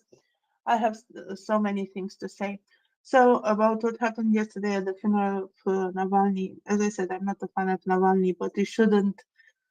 We should respect the people that were there because it's very hard and the fear is real, and the people that were there were brave enough to go out, and all those chants, Ukrainians are good people, Putin is a killer, no to war, bring our soldiers home and things like this. There were brave things to do, and seeing all that crowd there, quietly or not so quietly, um, attending and paying respect to Navalny for a moment, for a split of a second. I was just thinking, what if this river of people turns into a sea? What if we'll see like 500,000 people on the streets of Moscow, maybe 1 million? It's a big city. They could be there. They could have been there, but they weren't. So those people were telling Putin and all his to all his regime that we are not believing you. We know that you are liars. We know that you sacrifice our people for your own ambitions. We know what is happening is wrong, but we are just here to pay respects to Navalny and nothing more than that. So you know that I like to link things together, and for example, right now there is an article in Kommersant. Actually, it was published during the night to explain Putin's address to the nation. Actually, there were experts who post-produced the message of Putin's speech in order to, well, explain it to the nation. And apparently, there was one of the experts that tried to slightly criticize this message because it didn't contain all the answers expected by the society, but he was quickly convinced by his colleagues that he is wrong, so wrong. So why is there a need to explain Putin's message to the nation? Is Putin such a bad communicator? Are the people in the nation so stupid? Or are they so used to be told what to believe that they have to be told what to believe about Putin's message? Anyway, if you want to know the explanation for Putin's message, it was the formula for an economic miracle. If all this is done, they say, we will see very impressive indicators of growth and the solution to all the problems related to the income of citizens, development of the country, and so on and so forth. So practically, what Putin has done with his speech, it was to provide people with the formula for a miracle. That's at least that's the explanation of the experts, and they practically touched on all the topics. It's a long article, I won't read it, but yeah, I'm wondering if those same experts could explain to Putin the chants of the crowd that was attending to Navalny's funeral. Maybe he needs an explanation too. Well, absolutely, yeah. It was notable, the amount of people that were there. I mean, look, I know this guy is not a brilliant person in his life. He was, quite clearly a very strong white nationalist and, pretty imperialist views, product of Russia, but not corrupt. That was one of his main things. He was honest. And as an honest person, I think he was probably a lot more honest about his intentions in the future as well. So, not the greatest of people. However, I would love them to give him full on martyrdom. I would love that, because if that's what it takes for them to rally around a hero, I mean, look, I've been saying for a while, there's this, holding out for some revolutionary hero to come and lead them, which is obviously not something that can happen.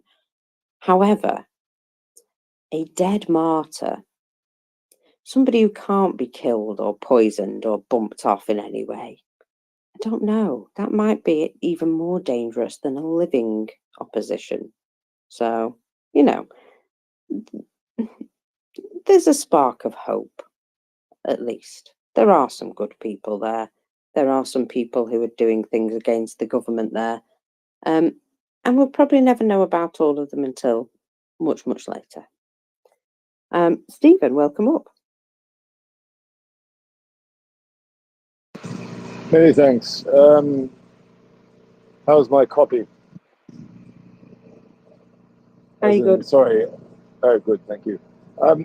Mockers, what you said in the last few moments mirrors exactly my feeling about this. There is nothing more clear in terms of a dedication to a cause than deliberately sacrificing your life. And I do think that he did this. Also, people are not morally bound to whatever they have said throughout their lives. In other words, we are not monolithic entities that are incapable of change. And it seemed to me that Navalny, however he was quite a bastard, frankly, in the past, was moving towards a more enlightened position. And that was important. The trajectory of what he was saying was changing. Also, what was important is that he died. And he risked his life by going back to Russia. I personally was skeptical. I thought maybe this was some kind of a deal. That this was he was like a performative opposition. But by his death, he has, in my opinion, washed that imputation away.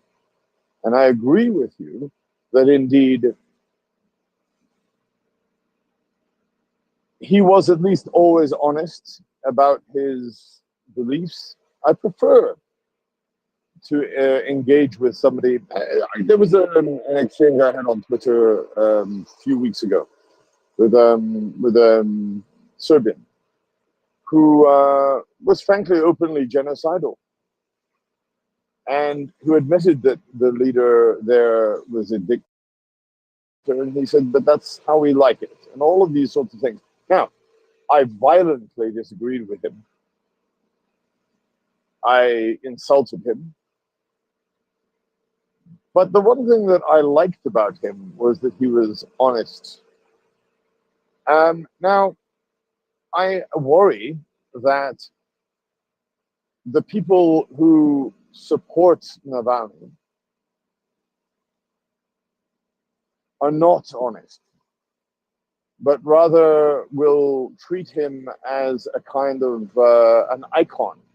And I use that word very carefully, like a saint, an image to whom you might pray to wash yourself of certain sins. I do not think that we can allow ourselves to forgive Russians on the basis that they may or may not support Navalny. What we need to do is ask them this question. If you support Navalny, notice what he did. 1, he was honest, and 2, he sacrificed everything. Your performative mention of him, like a votive candle in front of an icon, is nothing without action. Thank you. Yeah, absolutely. Although for every one that turned up, there were probably more that were too scared to go. So, it gives you an idea that there is a scale of people who are starting to grow unhappy or dissatisfied in some way. And perhaps his funeral was just an opportunity to show that in particular. Tim says hi, by the way. So, just had to pass that on. Sorry. Thank you. No worries. I get these strange requests all day. Hi, Tim. Yeah, indeed. Now then, I have no idea who was next. I think it was Jacek. Jacek, go ahead. Yeah. Hello. Yesterday I've been listening to in this room. I've been listening to the Andriy. He was talking about Russian way of thinking, about uh, people from Kazakhstan, from other post-Soviet republic, also about the Lithuanians and also Poles. I'm from Poland, and he has been talking about mm, how they treat because Kazakhstan people are also Russians, but he pointed that Russians treat people like this a little bit like not pure Russians, yeah. So literally they are racist, yeah, and they I'm pointing Ukrainians that they are racist or Nazis, and uh, I I remember very popular Russian sentence that was it goes like this: "Kurica nie ptica, Polsza nie zagranica," and literally it means a chicken. It's not a bird, like the Poland. It's not abroad or it's not other country, and it perfectly reflects how Russians think about a post-Soviet republics or post-Soviet countries where they were they have they have their influences to them, like like Poland. We were different country, but we had Russian influences in here. By the way, I believe we also now we have Russian influencers in Poland. So I I think uh, I think it will be interesting, something interesting for you, because it reflects some way of thinking of Russians. So thank you. Oh, thank you very much. And good morning, decoding.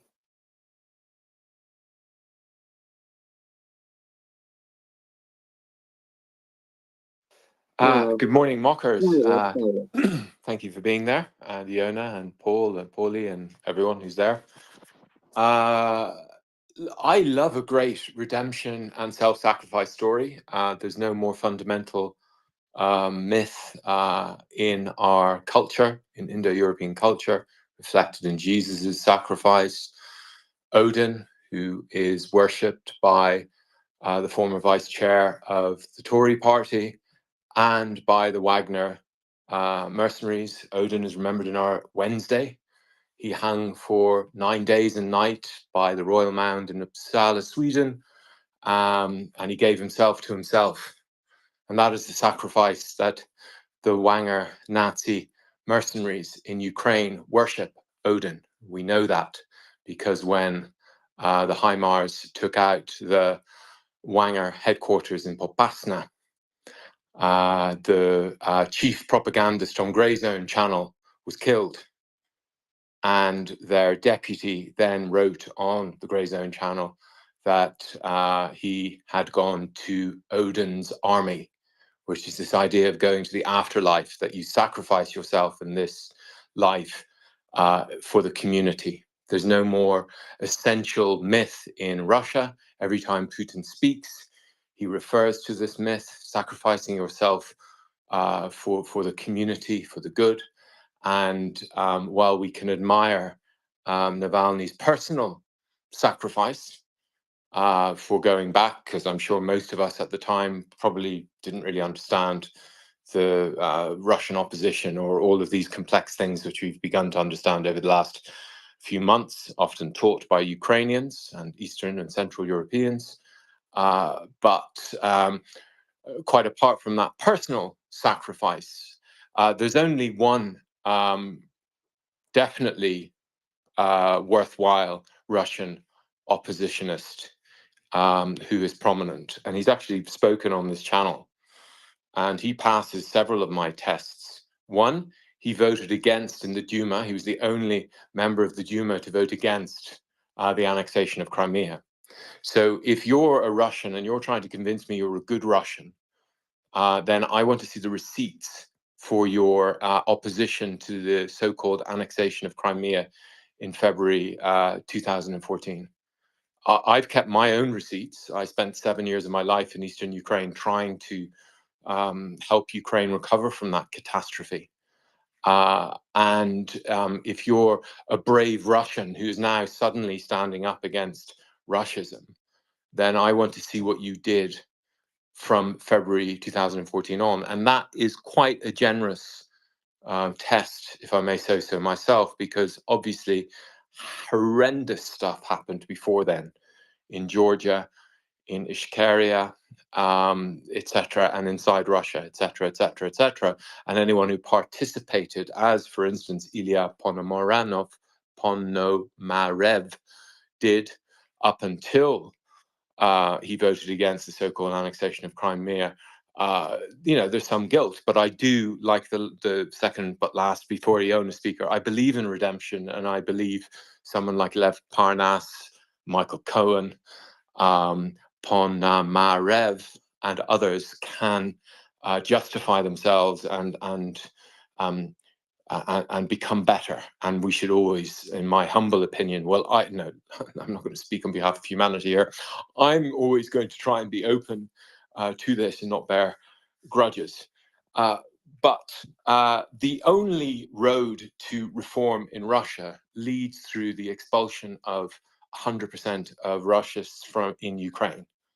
And I'm very happy that President Macron and everyone else sees this. Many of us saw this immediately in March and February 2014, that this was the total struggle when Russia occupied Crimea. And many more of us understood immediately on the 24th of February 2022 that our interests and our good governance and our communities' safety depended on Russia's utter and complete defeat in Ukraine. It has taken so long for many of our leaders to get to this point. I believe we're at this point now with many of our leaders. But the Navalny and Navalnaya, I read her speech very carefully in the European Parliament. So they do not deserve our time for two reasons. One, they are still imperialists. I'll post in the purple bit my analysis of her speech. She said, "We are all tired of the war in Ukraine," which is literally the most amplified Russist attack line, trying to convince Ukrainians to surrender to genocide. And then she just went on. But the second reason is strategic incompetence. So even if we think for a second these people are in good faith, they're genuinely and sincerely opposed not only to the Putin regime, as she is clearly, but also to Russia's imperialism. But again, I want to see the receipts. My receipts are open. They're there. 57,000 tweets, 7 years on the front line in Eastern Ukraine, wearing a flak jacket, dealing with the Russian occupiers, dealing with the Ukrainians. So I want to see other people's receipts and their bravery, not just going to one funeral. many of us and people are on the space all the time who've put their lives on the line continuously to try and defend the values which we are all on this space interested in defending.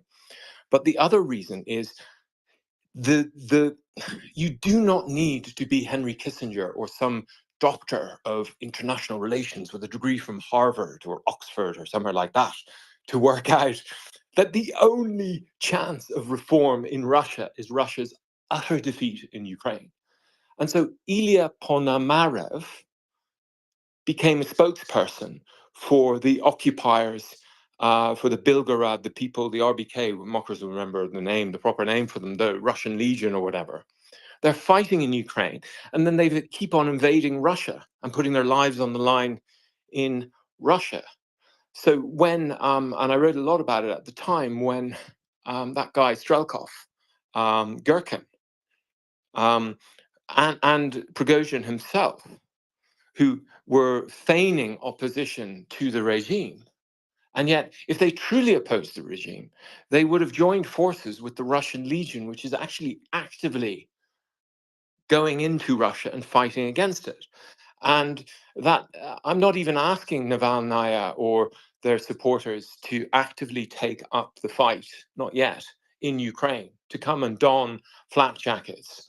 But from their lairs in Berlin, I'm asking them rhetorically, when they speak in the European Parliament, I'm asking them to speak 95% of their speech about Russia's war crimes in Ukraine and about that Ukraine and victory in Ukraine for Ukraine and Ukrainians. And all Ukrainians are good Ukrainians. In fact, Putin says Ukrainians are good. The problem is they've been perverted by Nazis. That's all part of the whole troll that, if we can just get rid of the Nazis in Ukraine, then the good Ukrainians can rise above. It just turns out that 42 million Ukrainians are good Ukrainians. So they'll all get annihilated. But they're investing. When I see people like Michael McFaul and co, who are brilliant friends of Ukraine and have done amazing work, which will never be forgotten on the sanctions and continue to do. When I see them falling for this opposition troll and missing this open goal, which is Russia has, it has planted its tanks on the Ukrainian lawn where we can annihilate them and we will annihilate them and get rid of them. And that in turn will bring down the regime in Russia. And if the so-called official Russian opposition and Navalny and his wife and all those other people who complained about plushies or Kaya Kallas, being NAFO, if they can't see this, then they are not worth a second of our time and investment and our energy. Whereas someone like Ilya Ponomarev is, because not only does he see this strategic objective, he put himself on the line when he voted against the so-called annexation of Crimea, and now as a spokesperson for the Russian Legion and the Russian thing, that is the true opposition. But as we say again, and the mantra is the only opposition to Russia and the only Russian opposition is in Ukraine today. And if Navalny himself, while a personal tragedy and horrific death, didn't expend all of their time emphasizing this, as Ilya Ponomarev did, then they are not worth. They're not worth our time any more than any other random Russian out. Thank you for listening. Sorry for that. A lot had to come out there. Out. No, you're quite all right decoding, I understand. Jenny, go ahead. We may have a timeline on when Sweden will join NATO. The spokesperson in Hungary, the spokesman of their parliament, has signed the application, and it's now on its way to Washington, D.C. The story just broke. So, yay! Maybe Monday? That may be when we are officially members of NATO. So, yay. I'm happy. About blimmin' time too. Indeed. Excellent news. Stephen, you go ahead. Well, that is very good news. I just wanted to fully endorse what Decoding said. specifically about the, I know he and I have had discussions in the past about the importance of folklore and what he calls disin folklore, which is a concept he introduced me to. And the religious thinking that people have with relation to morality, it is extraordinarily important to people that they feel that their sins have been expiated. And further to the point that I was making, and the one that I think that Decoding was also making, Navalny as an archetype of the sacrificial lamb. You may not know the origin of the term scapegoat, but it was actually from a very early Jewish tradition, dating back thousands of years, wherein the sins of the people of Israel were invested by a ritual into a goat, which then had red wool around, wrapped around its horns, and it was released into the desert as a sacrifice, specifically, interestingly, to Azazel. Those of you who have read Bulgakov might find that interesting. But anyway, when the wool eventually turned white, the sins were washed away. Decoding was absolutely correct to note the symmetry between that and the Christ example, and also Odin. These are part of a pattern. What we must not allow ourselves to be is confessors to the cult, to the icon of Navalny, as if somehow a performative action in support or memory of him absolved the sin of compliance with the regime that is murdering Ukrainians, expanding Russia, and has kidnapped 700,000 children. Do not be that confessor. Somebody says they support Navalny, then say, why are you still alive? Why aren't you now at the gates of your local Russian embassy? And by the way, I noted a great deal of coverage of protests within Russia, which probably were not particularly large, but there wasn't much that I noticed around the world. And there are millions of expatriate Russians. I noticed mostly silence there. So don't let them light that candle. Thank you. Thank you, Stephen. Decoding? Yeah, all that and a little extra, which is just this idea of basically how do you establish the credibility of your agent?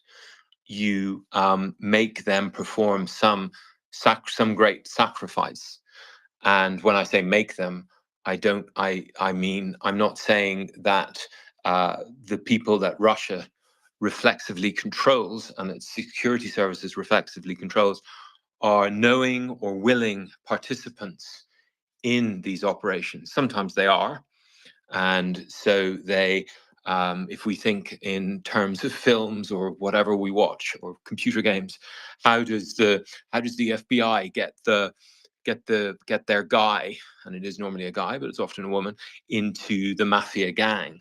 Well, generally they set up some shooting or something, or they, the classic thing is, I should be working on TV, not spending time Twitter Spaces. But anyway, the classic thing would be the son of the mafia don, their life is saved, and then they trust the mafia or the FBI agent, and they go in.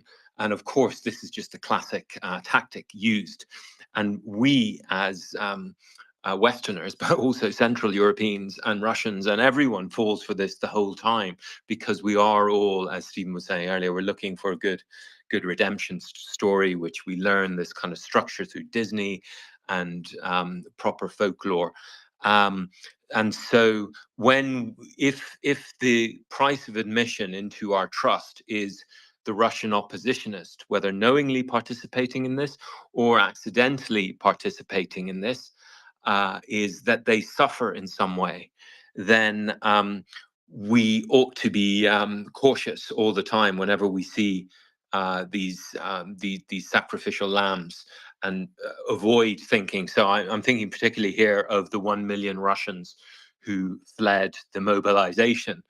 And, you know, remember at the time, Germany, or what we were reading was Germany's going to let them all in, and, you know, we must let them all in, and all of this malarkey. And then it turns out most of them oppose going to war, but they're actually Russian imperialists themselves and believe in Russia and all this nonsense, which has led to this catastrophe in Ukraine.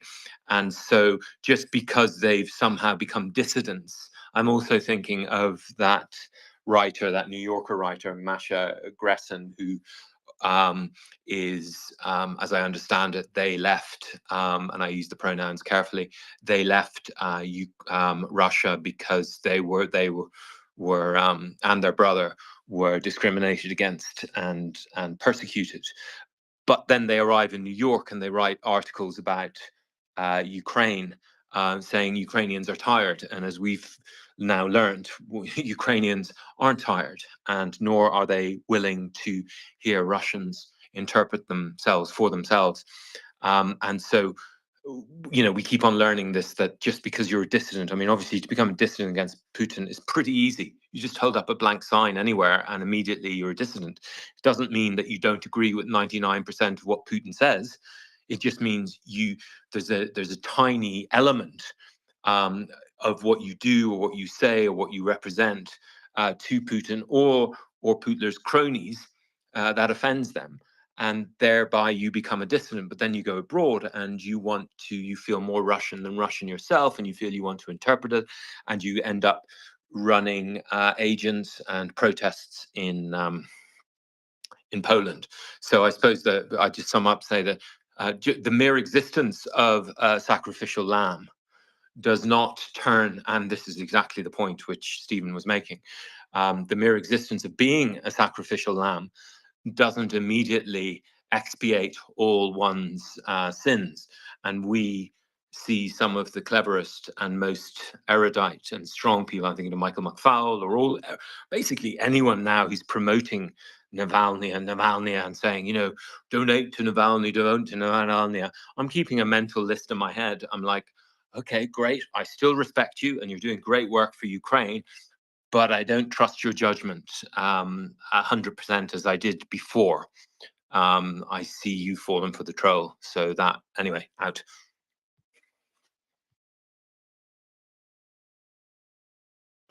Yeah, well, you just listened to what his wife said recently, and none of it was about Ukraine. It was like, yeah, helping Ukraine won't help Russians at all, and you should help Russians and just fund us, our,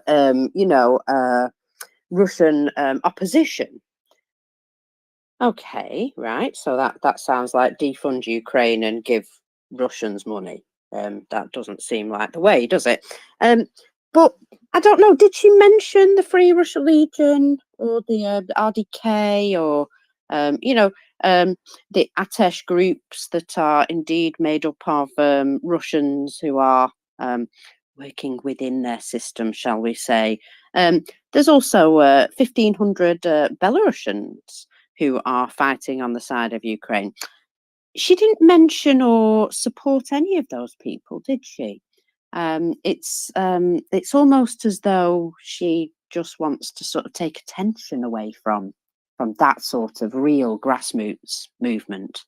And you know, it has been very attention grabbing, of course, but I do think underlying a lot of that attention, it has shown that there are quite a few people in Russia who maybe might be a bit fed up of everything that's going on. Perhaps even use this as a bit of an excuse to go and, show their dissent, thinking that amongst such a big crowd you might just get away with it. We'll see. We'll see what happens there. But I certainly think that Budanov can make use of anybody who's, particularly feeling aggrieved in Russia these days.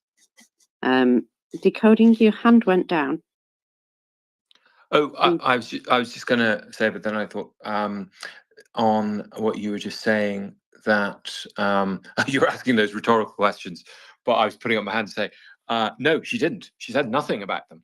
And really a day of big learning for me was, and the further we get away from it, the more I put weight on it, was the day of the coup, which all of us will remember. What a day. But the judgments which people had while that day was going on have stuck with me, because suddenly all of these know-it-alls, including Russia experts and whatever, they all kind of they just couldn't work out what was going on. So their true kind of I don't know what you'd say, character, soul, their mana, their true energy came out. So I'm thinking of Khodorkovsky, for instance, basically started supporting Prigozhin, started supporting the chef on that day. Others, as I've mentioned before, on my hit list, Galeotti, on my metaphorical hit list, Galeotti panicked and basically tried to say, oh, I always said all the way along that the regime was fragile. And then how they all reverted to type the next day was very instructive to me. Because suddenly the next day they were like, after Minsk III agreement was reached with Lukashenko, they all reverted to type, which is, oh, there'll never be a revolution in Russia. No, we need peaceful means. And why it's important for Khodorkovsky is that basically there is this official Russian opposition which is planning the transition and has legislation already for when the Russian regime collapses. And I don't in any way denigrate their work and all that. But they are split between people like Ponomarev, who believe that the road to revolution in Russia leads through Russia's devastation in Ukraine and an armed struggle inside Russia.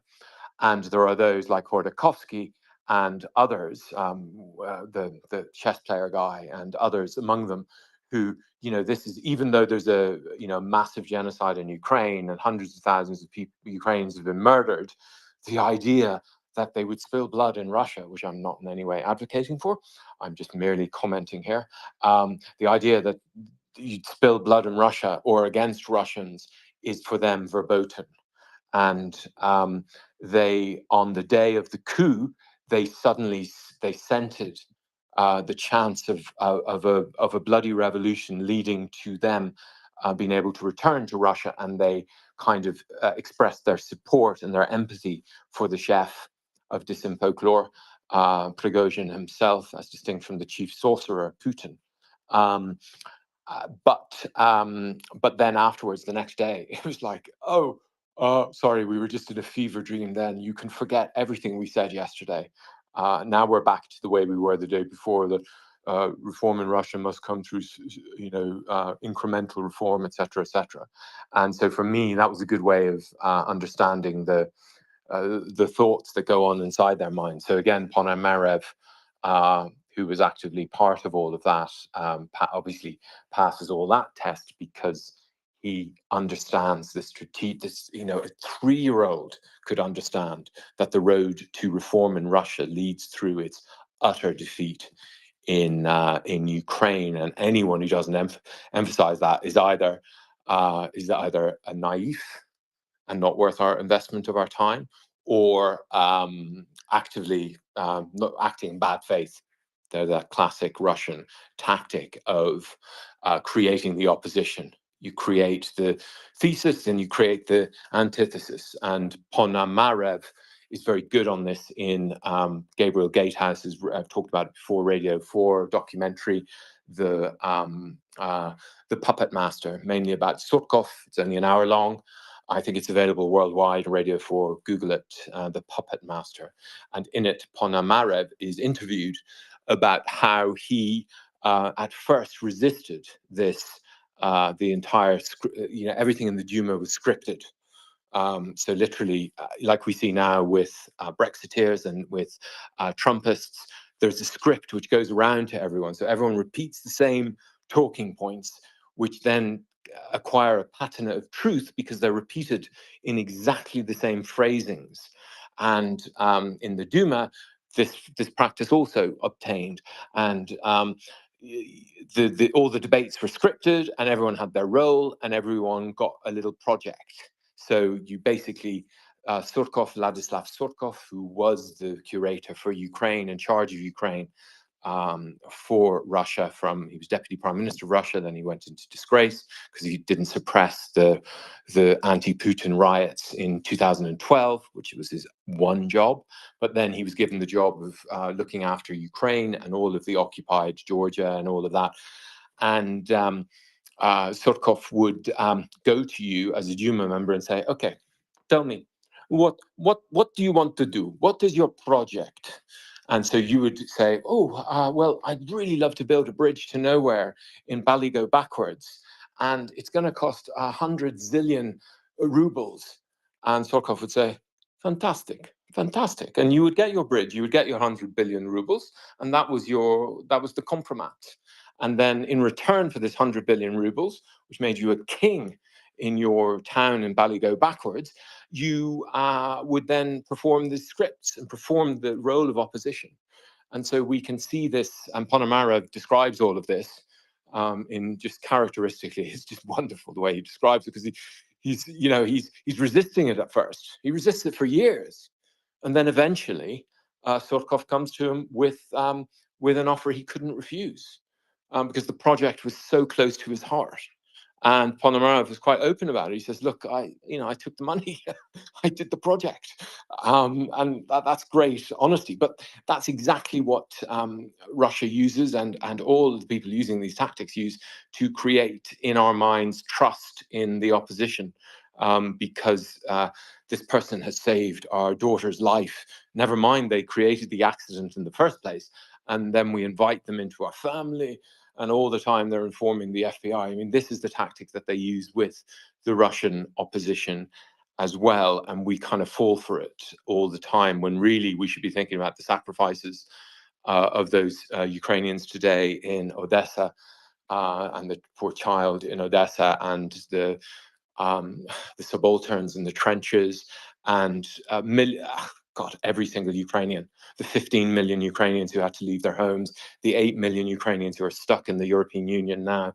And I know many of them who can't go to their homes because they're under occupation.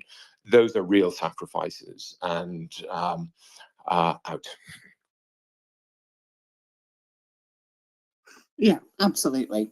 They are the real sacrifices, and that is the whole point, that no matter all the performative nonsense that gets waved around, it doesn't really cover up the facts of the truth anymore. Used to, perhaps, but it's all just seen as a distraction now. So Shaggy, welcome back. Yeah, hi Marcus. Yeah, just a couple of things. So on Navalnaya, she really does remind me of remember Rocky, the film, when he fights the Russian. Well, the Russian's wife. They even look quite similar as well. Reminds me of that character, actually, in the background, egging along. Actually, slightly worse than the actual the Russian boxer himself, in my view, in a scheming kind of way. So that's my view of her. And on the good Russian thing, that's why I don't really have a problem. In fact, I like playing the shark, which is turned into a bit of a metaphor now with that Russian, that military age male Russian. I note, sunning himself in Hurghada instead of maybe protesting outside an embassy or whatever. So that's why, yeah, civilian, blah blah blah. but he wasn't doing what he could have been doing, and therefore I'm quite happy to continue to use that metaphor, and that's it for me.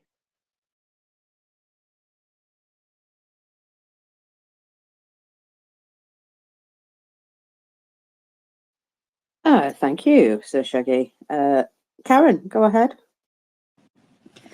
Well, I just want to address the comment about Masha Gessen saying Ukrainians are tired. Actually, I have read articles from time to time in the Kyiv Independent and the Kyiv Post and other publications who also comment that Ukrainians are tired. If Ukrainians were not tired, I think there would be something wrong with them. But you can't equate being tired with being willing to give up and accepting defeat.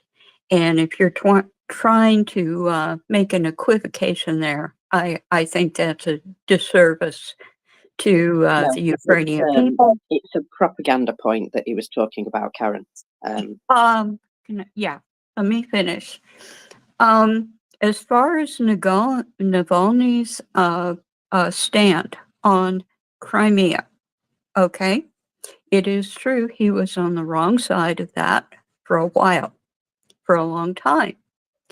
One of the last releases his lawyers were able to get to the public and was posted on his Twitter account, and it's still there. It was about a year before his death. I'll read you two tweets. He said the Kremlin's deceitful and hypocritical calls for negotiations at ceasefire are nothing more than a realistic assessment of the prospects of further Russian action, military action. And then he said, what is to be done? What are Ukraine's borders? And he says they are similar to Russia in that they are internationally recognized and were defined back in 1991. So he is very definitely agreeing that the borders that were defined in 1991 that defined Crimea as Ukraine were valid. Russia also recognized these borders back then, which is a true statement. Russia, at that time, did recognize these borders, and it must now recognize them today. And then that tweet concludes with, "There is nothing more to discuss here." And people occasionally take the wrong side on their on a side of an issue, and then they will learn better and take the other.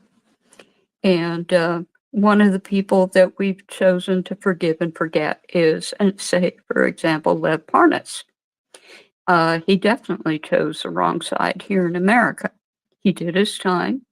He admitted he was wrong, and we accept him as part of the Ukrainian community. And I see nothing that constructive of demonizing people who were on the wrong side in the past and not recognizing that they turned around and did differently.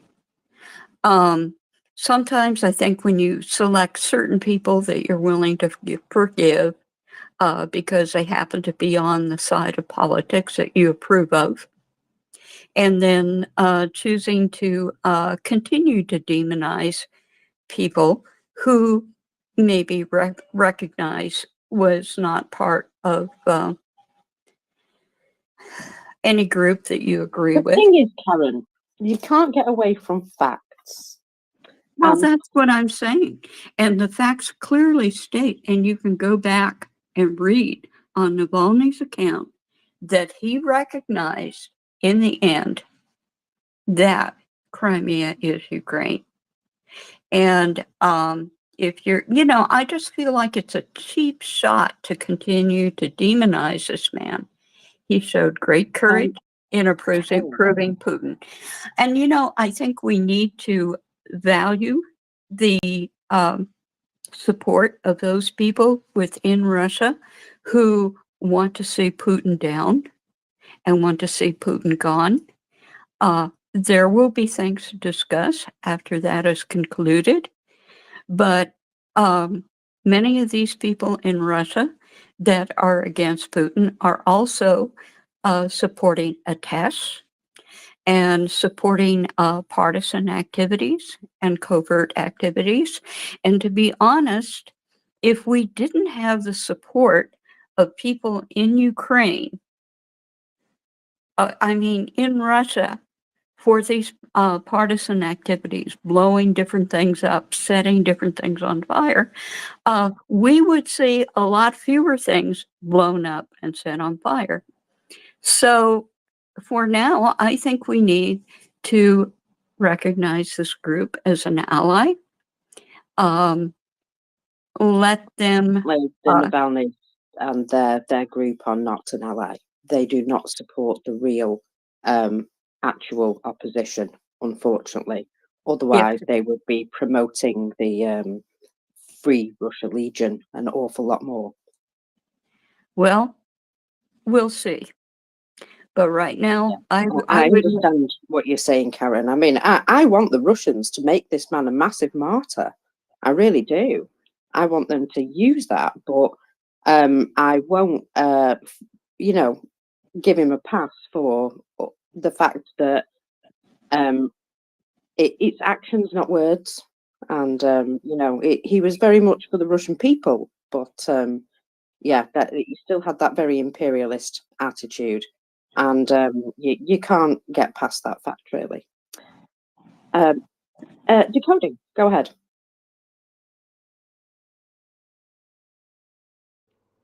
All good points, Karen. I just posted in the purple space on the Masha Gressen thing. That was not the only aspect of their piece. Obviously, whoever commissioned it and whoever decided to get a so-called Russian dissident, and this you know, I feel personally betrayed because I loved their work. I read it avidly for years, and I thought they, like others, like for instance Mark Galeotti, were great sources. And because they opposed Putin, I thought, oh, I can trust what they say because I don't know anything about this topic. And I took on their what I now recognize to be whether well-meaning or not. I mean, we all have to earn a living, or some of us at least.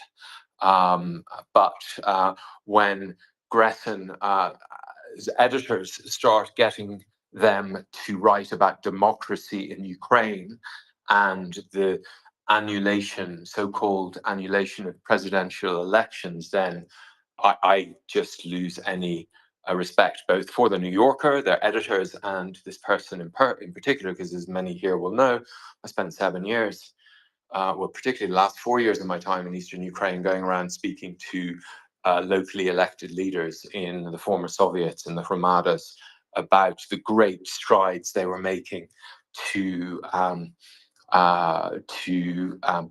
rebuild their community after decades of communism, or so-called communism, which rinsed everything out of their community and took everything away. And then since 2014, they have the right to keep 50% of their taxes, and the European Union and USAID helped them as elected leaders embed local democracy in a way that's not really, that's kind of world beating.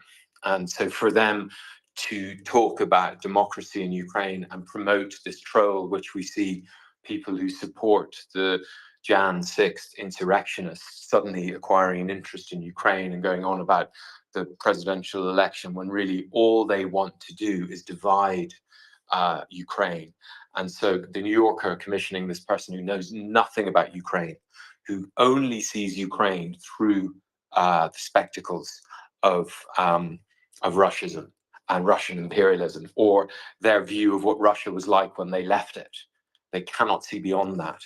And I love these people like Jonathan Fink, Jade McGlynn, Ponomarev himself, who talks about decentralization in Ukraine, the people who go to Ukraine or who speak to Ukrainians all the time, and suddenly, instead of looking for all the similarities between Soviet society or Russian society and Russist society, they suddenly see all the differences. And I experienced this myself, so that's what I'm looking for in the Russian. That's the good Russian. The good Russian for me, and I've written about it extensively, is someone who doesn't speak on behalf of Ukrainians and who basically keeps quiet. They shut the F up about Ukraine.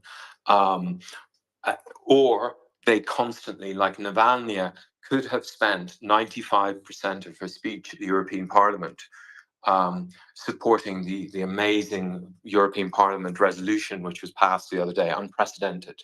I've been looking at European Parliament resolutions for about 30 years, and I've never seen one like this. Everything is in it which we want.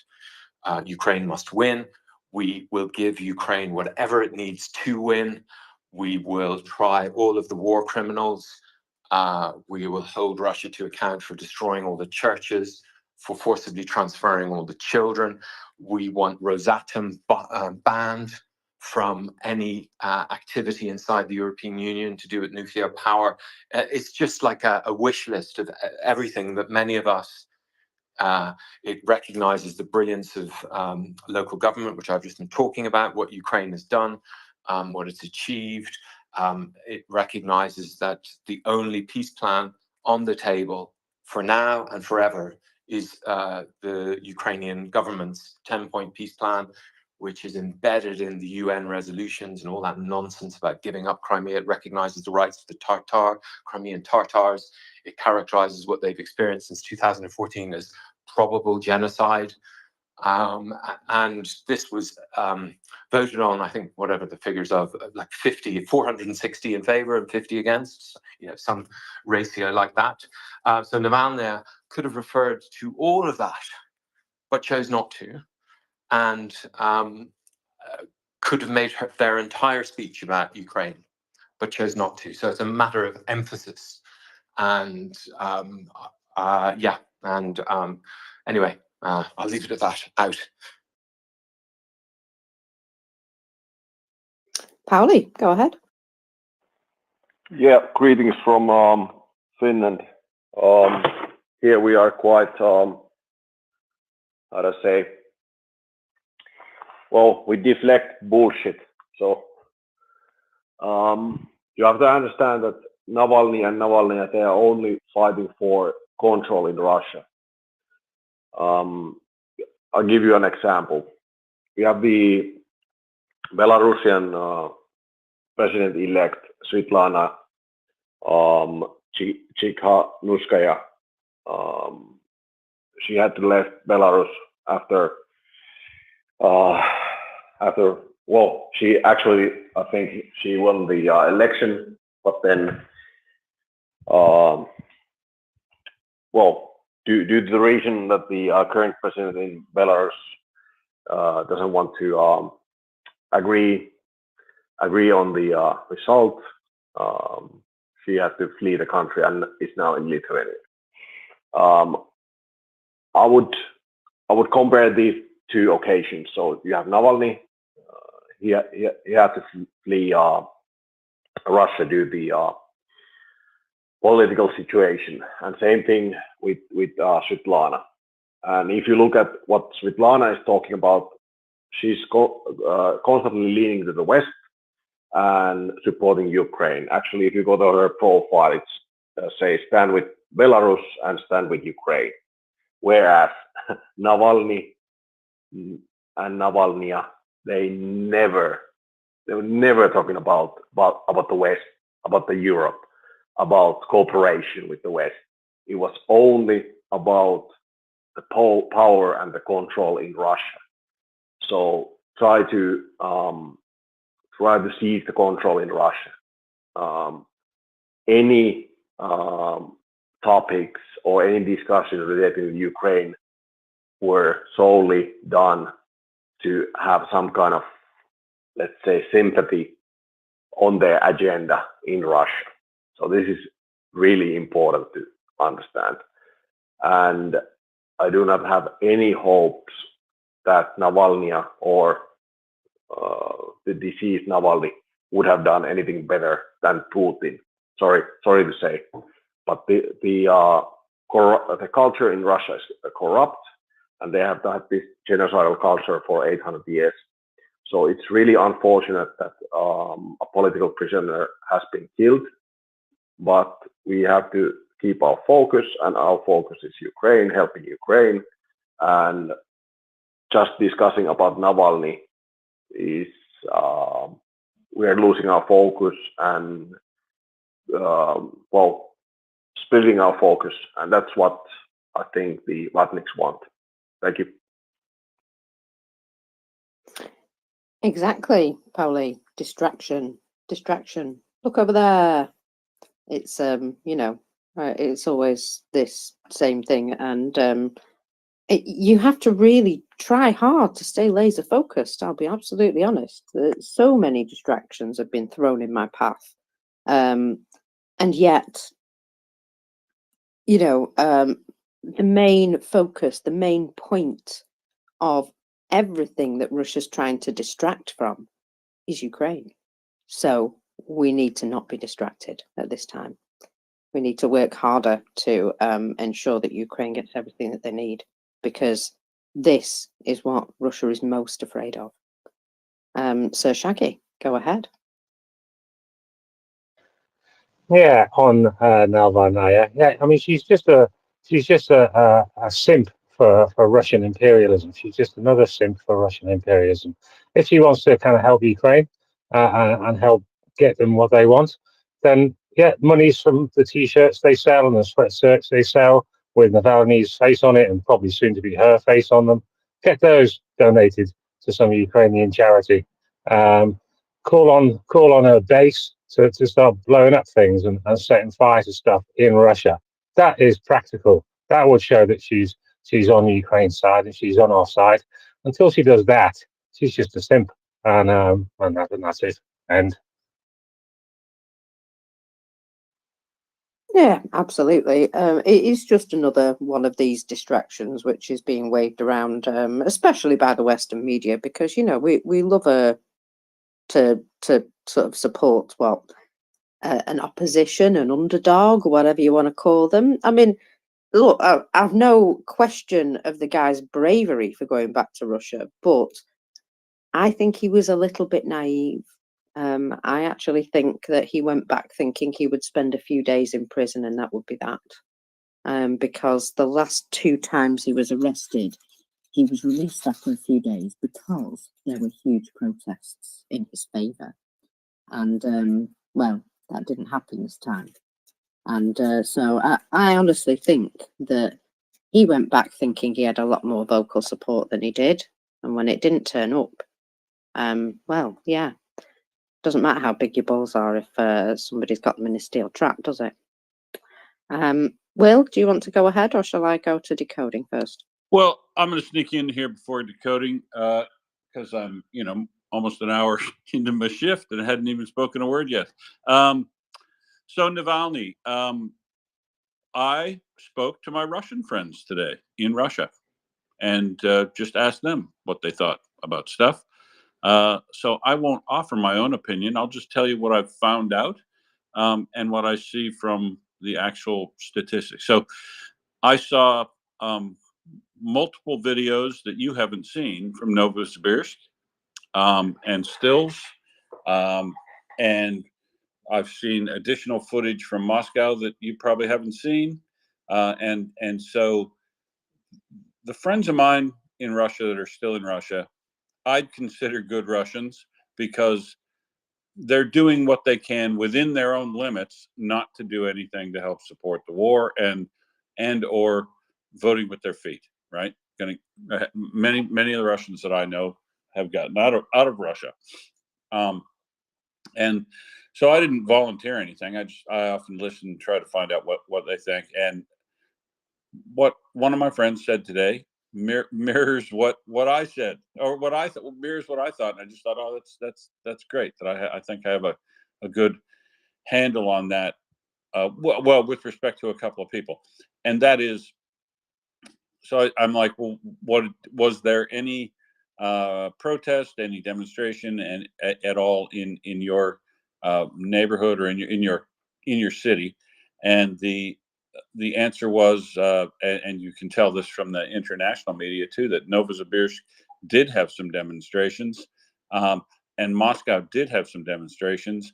I wasn't able to confirm whether or not Vladivostok had any, nor Khabarovsk, because my I don't know what my friends aren't there right now. So the protest or the demonstration in Novosibirsk was pretty muted. They went and people were sticking long stem roses in the snowbank along the garden, and the place they picked was important because the garden in Novosibirsk was the memorial garden to people killed by the police during the Great Terror. And there are some of these things around. This is where people, you might think, there are good Russians, if you want to call it that people are right thing, because that some people, some cities, some countries, I think they'll probably eliminate all these things as they bring back SMERSH and the worst of it. But Russia did go through a mild period of trying to reform itself and make acknowledgement of the sins of the past. That's why there is a garden in Novosibirsk that's dedicated, a memorial garden for the people who suffered repression under the police in the Great Terror. So nice gesture, good place for the folks to pick the place to do that. They went out and put people were putting these long stem roses in, and quietly, reflecting, going away. The only people that were detained at all in Novosibirsk, as far as I heard, were people who stopped and tried to make any speech and tried to, gather and generate any sort of a demonstration. Nothing. It seemed to be, where possible, cordon off, contain, and hopefully let people do their quiet demonstration, but don't generate a conflict. A little bit different in Moscow because it got a bit bigger.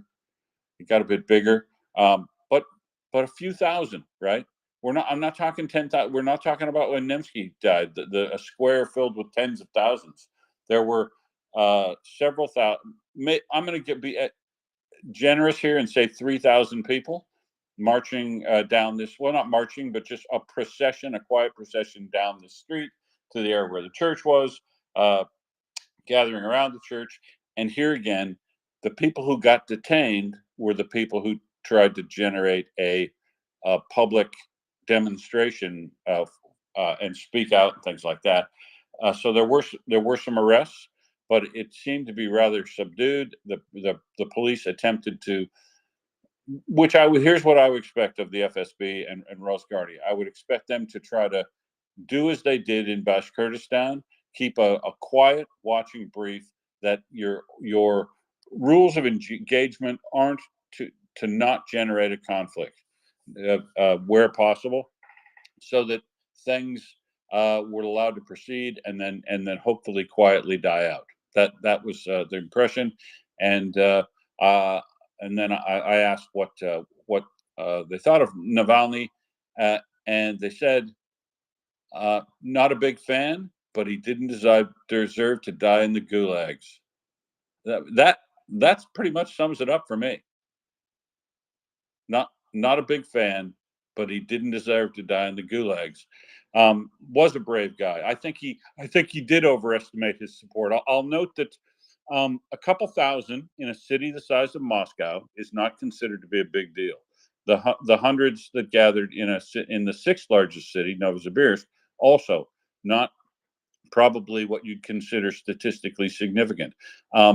His big role, though, remember, Navalny's big role was his YouTube channel, and I'll note that the number of people watching on YouTube was Uh, 26 block. Quarter of a million. Okay, quarter of a million people watching Navalny on his YouTube. So quarter of a million, big number ish, except for the fact that Russia is 144 million people. 144 million. So a quarter of a million out of 144 million wanted to see this on video. Took the time to watch it on video. There are a few thousand in Moscow that came out. A few hundred in other places. Hundreds in other places. But clearly, those folks don't generally would not be encouraged to go out based on some of the brutality we saw early in the war from Oman on folks that went out to protest the war and make any sort of demonstration at all. So, yeah, hard to tell what that all means. But I don't think it was a large number. The reason why I think Navalny overestimated his support and underestimated the response of the FSB when he arrived, Markers, was that he expected to be met at an airport with supporters that would be there that would prevent him from being arrested and taken into custody. But the fact is they diverted his flight to a place where he didn't think he was going to go and took him quietly into custody, because that's the FSB. They're pros at, renditioning people and murdering people. And so I don't think he took the threat seriously enough, but nonetheless, a brave person for coming back and trying to fight his whatever his role was in whatever he saw his vision for his long-term role in Russia. Brave for coming back and fighting it out, I suppose, or trying to fight it out. But his significance now, I would agree with Markers, his significance now is only the support that can be generated to shorten the war and reform Russia, if that's possible, afterward. But there's damn little we can do from outside to reform Russia that wouldn't be seriously interfering in that country. And I'm not sure we want to take that sort of Marshall plan on, but I definitely think where his loss can be turned into Russia's loss by the Western leaders revering him, and they can turn him into a martyr, and I won't complain. But he was no saint, so he wouldn't be a martyr in my book in any case. Karen. Well, thank you for sharing that. I found that actually very uplifting that people that inside Russia would have the courage to share that with you. I think the fact that those friends of yours have stayed in touch with you. I'm not going to ask how you stay in touch with them. I forgot to add this little tip too. It's March 2, and it took them all exactly less than 24 hours to get a new VPN back in place after the old ones were eliminated. Fantastic. That is wonderful. That is wonderful. What I really hope is that I hear what you're saying, that compared to previous times, it seems like people are becoming a little bolder. And I hope this will benefit the League of Russia. I hope it will benefit ATAS. I hope that Navalny's death will make the average people, Russian, more conscious that they can indeed protest and that they should protest. And all I can say is whatever helps the partisans. And I think we could argue a lot as far as whether we should respect Navalny or not. But I think what we can agree on here is that whatever helps the partisans, whatever helps the League of Russia, whatever gets rid of Putin at this time is something that we need to focus on, because that will certainly help Ukraine. And anything else that you can share about those, that would be great, but don't overdo it because you don't want to put anybody in danger. And I'll be quiet for now.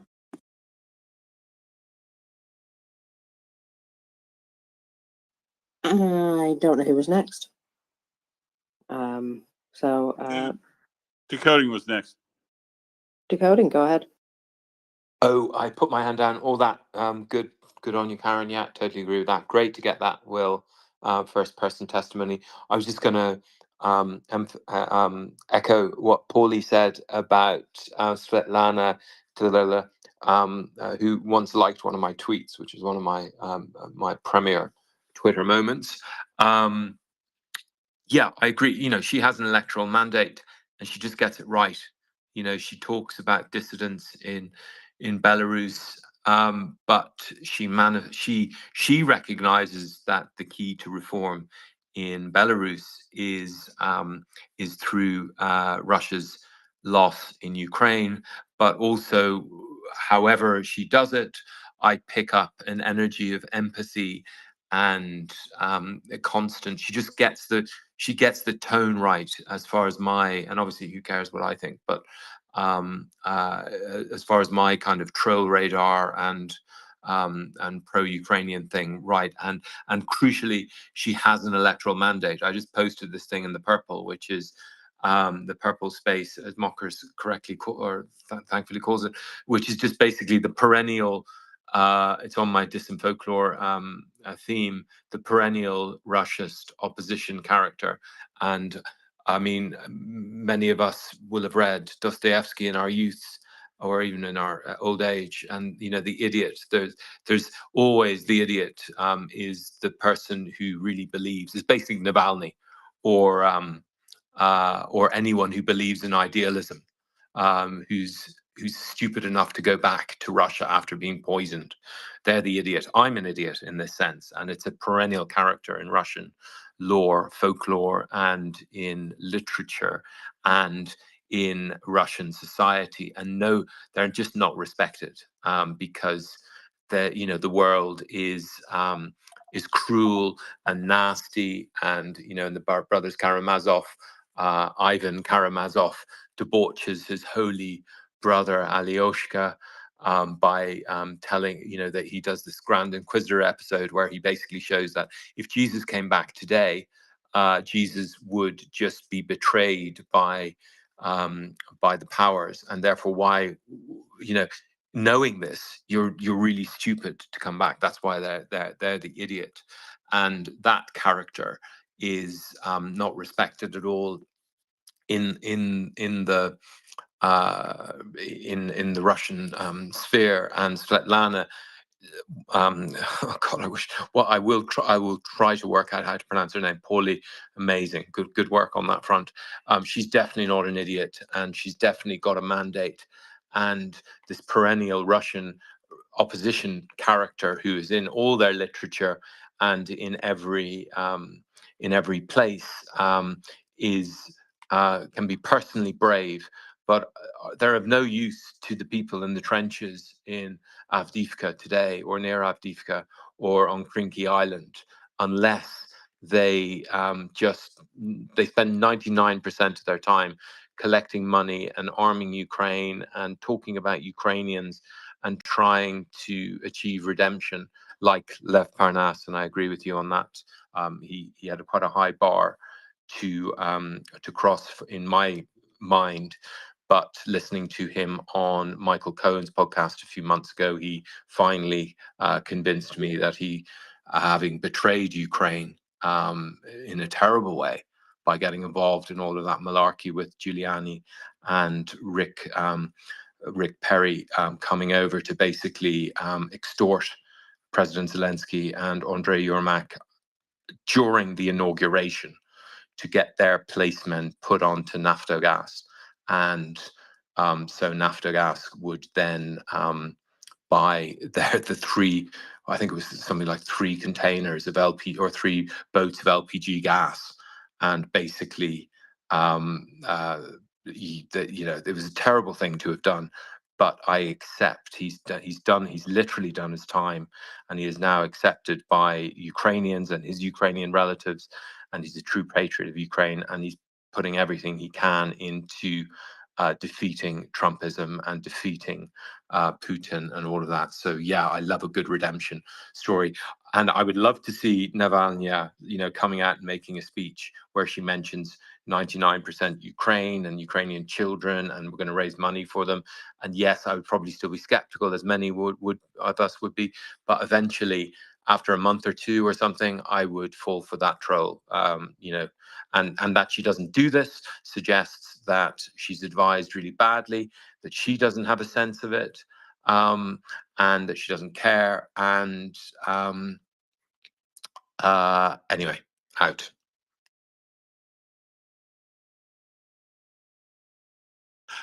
Thank you very much, Decoding.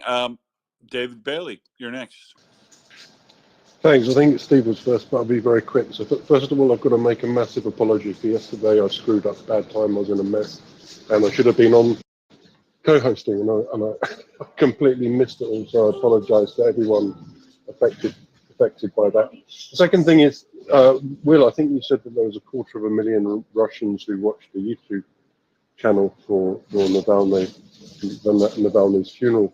The thing to say about that is that, first of all, we don't know where those people were, so a lot of them would have been outside of Russia, so it doesn't really tell us anything about who's inside Russia. The second thing is that since the war started, around about 1 million people have fled, and there are probably something in the region of 6 million Russians outside of Russia at any one time. And so, I mean, that figure, 250,000, is vanishingly small by any calculation, and plus a significant number of those people will have been Westerners anyway, trying to learn about what's going on in Russia. So it's a disappointingly small number, I would say. Yeah, that's all for now. I'll be back in a minute.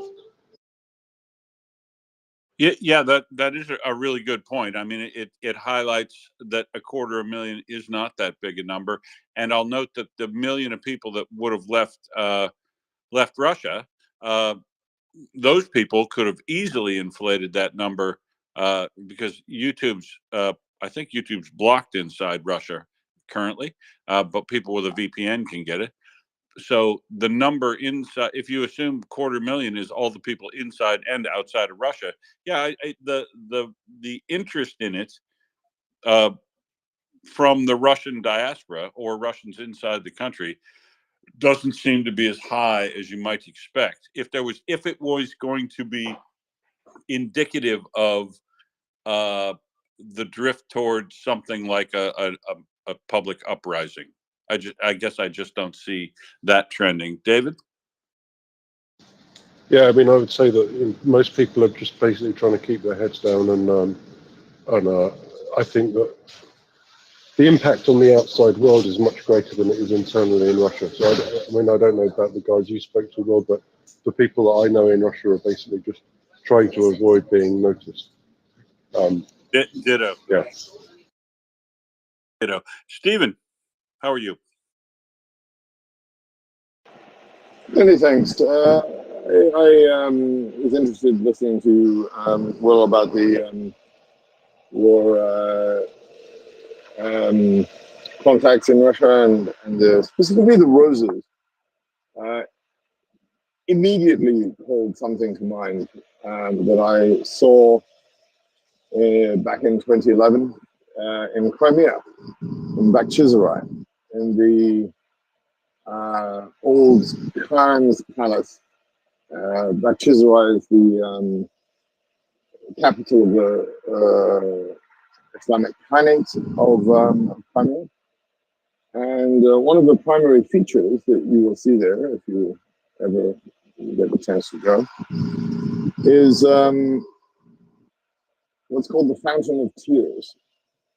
And it's actually not a monument to really the Khan or Khanate or the Tatars, but actually a monument to Pushkin.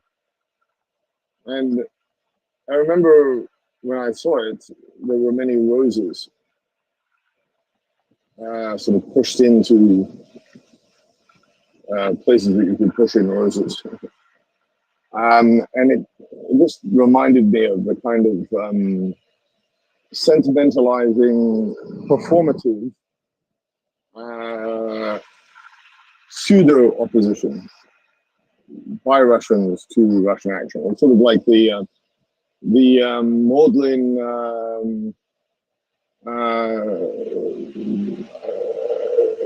tribute to a good slave that sadly died. I wanted to say that thing, and then the other thing is what would really impress me, speaking of Navalnaya, is that she went to Ukraine and spent quite a lot of time there. I'd be interested in that. Thank you.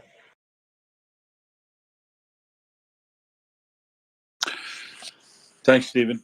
So, Mockers, I don't know if you covered any the current news, but since we've run out of hands, I think Well, it's important. Have we noted? Go ahead. one last thing to say about the whole Navalny thing. That in Ukraine, from a Ukrainian, this is a few key points. Did you notice the immediate and strong support from Navalny from key Western political figures before any widespread media coverage? A fundamental goal for the West in the war here is the fall of Putin's regime and its replacement with a government that's more acceptable. That's what they really want. Western efforts to quickly support Navalny and counter Putin's narrative aim to show to the Russian public that the West does not seek to isolate Russia directly and undermines Putin's particular propaganda. Despite recognizing that these efforts have limited immediate impact, the West does see value in any opportunity that can potentially weaken Putin's position, and Navalny's death was well prepared for already. The discussion around him is viewed actually as beneficial for Ukraine's cause, not necessarily a negative or a distraction.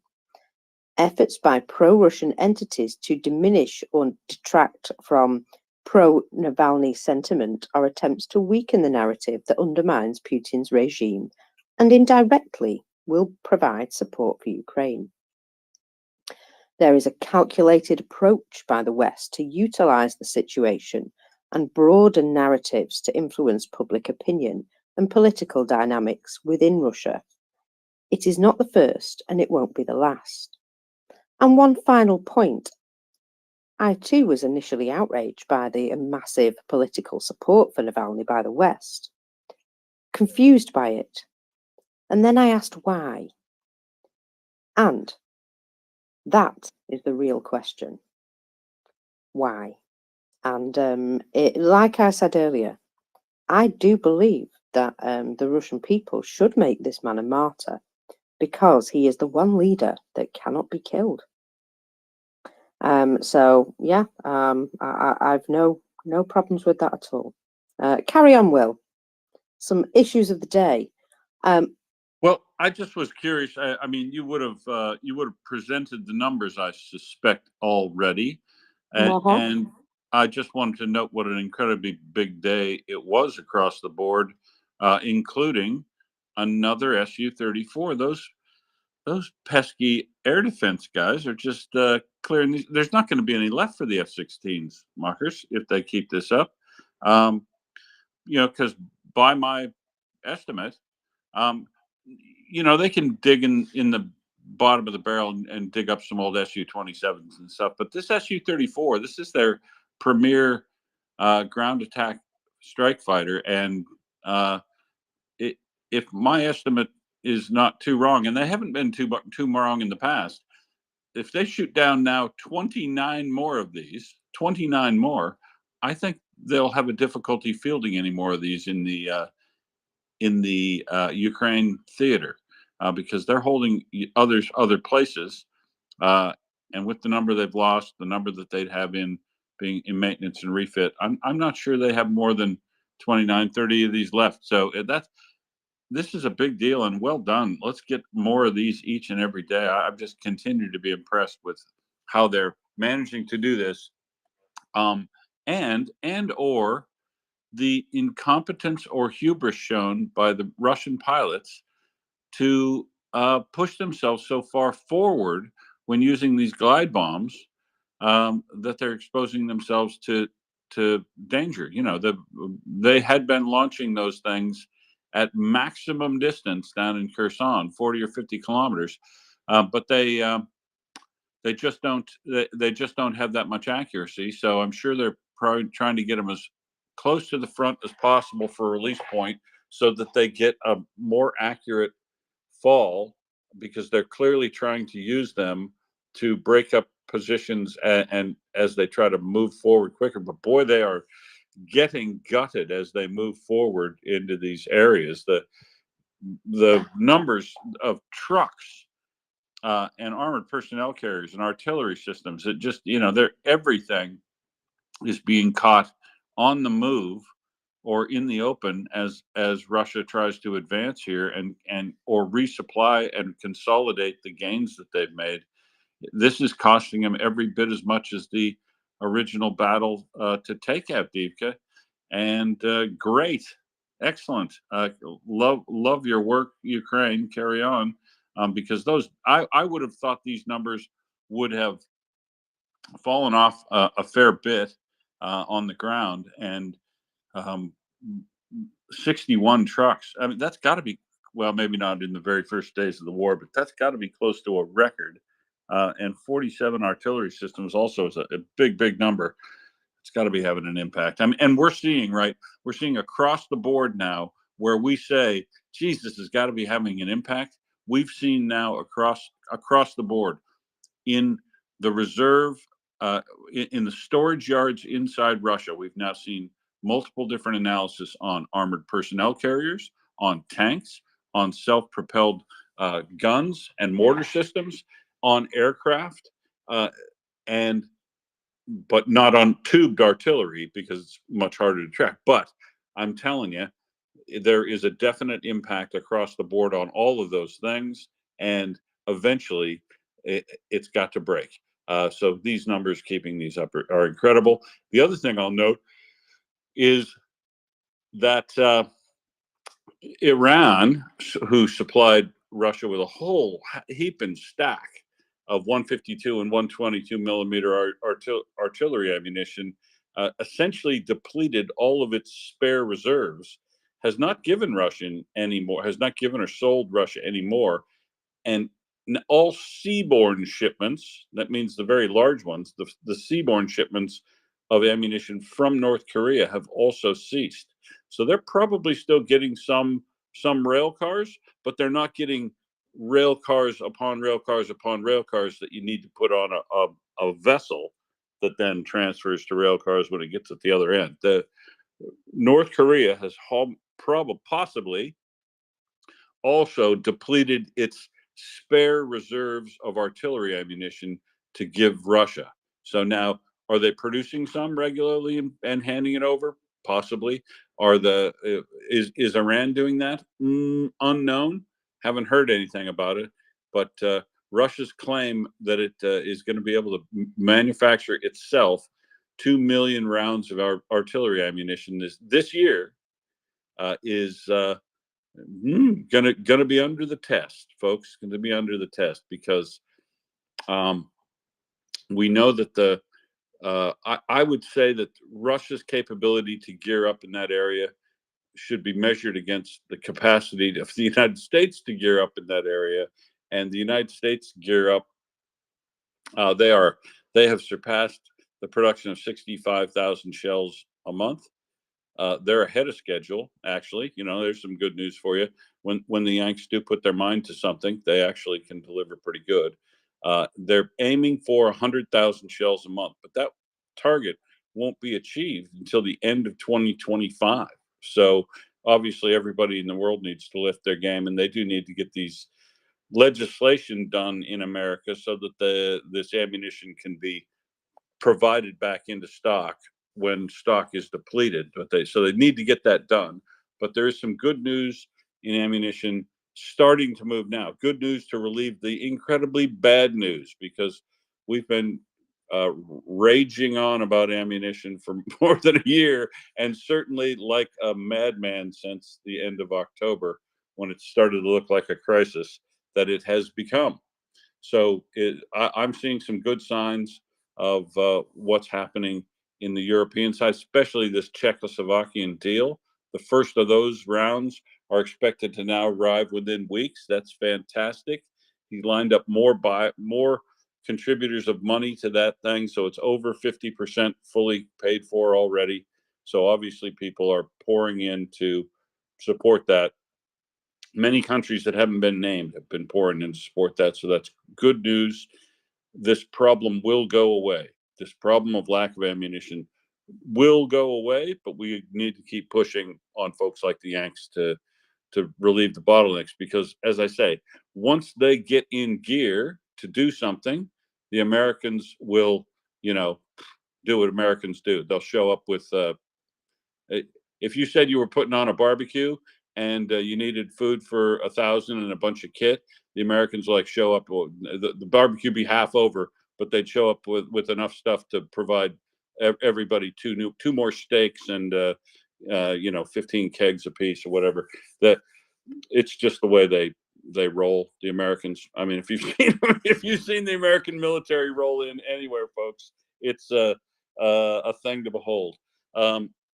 And so I think they're going to get there. There is room for optimism. The European shell deal looks to be going ahead. We've got to make sure that everybody gets in gear for production. Even here in Australia, we need to be producing all the 155 we possibly can ourselves, because every country needs to maintain that capacity, and we need to maintain that capacity to restore all that we use every year, all to replenish ourselves. We should be self-sufficient in ammunition, but not necessarily equipment manufacture. So I think it's going to get solved. It's not being solved quick enough, but it is getting there. And I'll note that Russia is not invincible. They are not unlimited in supply of things. That they are also going to face shell hunger once they have depleted the stocks that they've got from North Korea and Iran, because it doesn't look like they are getting vast unlimited supplies of those continuing for an extended period. They might have shot their load there in North Korea and Iran, and they'll be scratching around for every round they can, which is great. Which is also great why the Czech government has decided to organize to buy all these 152 and 155 shells too, right? Every 152 and 155 shell that can be purchased off the world market, even if it goes into storage in neutral Ireland, is good for me, because that means the Russians can't have it, or their price will go up drastically for them, and that at a bare minimum is a good thing. So decoding, have you discovered what you wanted to say again? Yeah, just two quick things. One, I listen most days to Denis Davidoff, who's one of my many sources for what's going on the battlefield. And today he had a quite clever way of looking at this aeroplane thing. He's a pilot for Ukraine International Airlines, so he's always particularly good on airplane stuff. But he covers everything else. Totally recommend him to everyone else. He talks about how Russia is now using its meat assault tactics in the air, which I thought was quite a nice image. Basically, by sending their planes like lambs to the slaughter. That's really interesting. Your figure of 30, so it's good to be anchored on that. So let's hope another 30 go down pretty soon. On the North Korea shells thing, yeah, I saw that. And this goes back to one of my favorite facts, which I've often said on the space, but I'm going to repeat it again, which is like North Korea, its economy its total output of a year is around $17 billion. And the added value of one Taylor Swift tour to the US economy, so only in the US, is $5 billion. So if you could get Taylor Swift to do 2 tours in America and 1 in the rest of the world, that would equal $17 billion added value to the world economy. And that gives us an idea of what North Korea is capable of in terms of its economy and its output. And both North Korea and particularly Iran, which has fingers in many pies, don't have unlimited resources to give to Russia. And they're no fools in the sense that if they thought this was going to be a victory, or if they thought they were going to get something specific out of it, like Iran, as I understand it, has paid cash hundreds of millions of dollars to Russia for aeroplanes, for fighter jets, which it's either never going to get or by now definitely doesn't want to get. But Iran needs to preserve its own stocks of Shahid drones for its own defense. And so the idea that Russia can get unlimited amounts of time ammo from North Korea and Iran is not, it doesn't pass muster, as the English might say. I'm sure Mockers uses that expression all the time, and David. And as Will was saying, that finally, once we do open the spigots, it will all start flowing. So it is a matter of Ukraine hanging on, and even without America, and I'm confident America will come back on board, this will become an election issue. I'm hoping that it and other issues will mean America and President Biden, when he's re-elected, will go all in on Ukraine aid, and then it's just going to be it's going to be like the Amazon of so that's where I think it's going, from Europe, for France, and eventually for Germany, if we can just get rid of Scholz, hopefully, in terms of resigning, nothing else, and then from America. So my bet is not just from emotional, but looking at the data, looking at the size of our respective economies, looking at how much China doesn't want to lose its foothold and its trade, and we see its behavior in terms of not of enforcing sanctions. Obviously it's giving Russia stuff, material, but I don't think Russia's going to get back its aircraft carrier, which apparently, maybe that's a troll, I don't know, but it's wonderful that the Russians are looking for their aircraft carrier back. I think the Germans sold them one as well, or am I muddling that with the submarines that Germany gave to Israel? But I think does anyone know? Will, do you know? Didn't Germany give China or sell them an aircraft carrier, and it was they refitted it, and it's their first aircraft carrier. And China now has one of those rusty old Russian ones, which I'm sure is spick and span now. There's no way the Chinese are going to give it back when that Admiral Kutuzov thing, which basically adds Kuznetsov. It adds several parts per million to the actual carbon content in our atmosphere every time it leaves port and limps back. But anyway, out. Yeah, it's coal powered. And I don't know if who transferred that vessel to China. Yeah, no idea. Stephen, go ahead.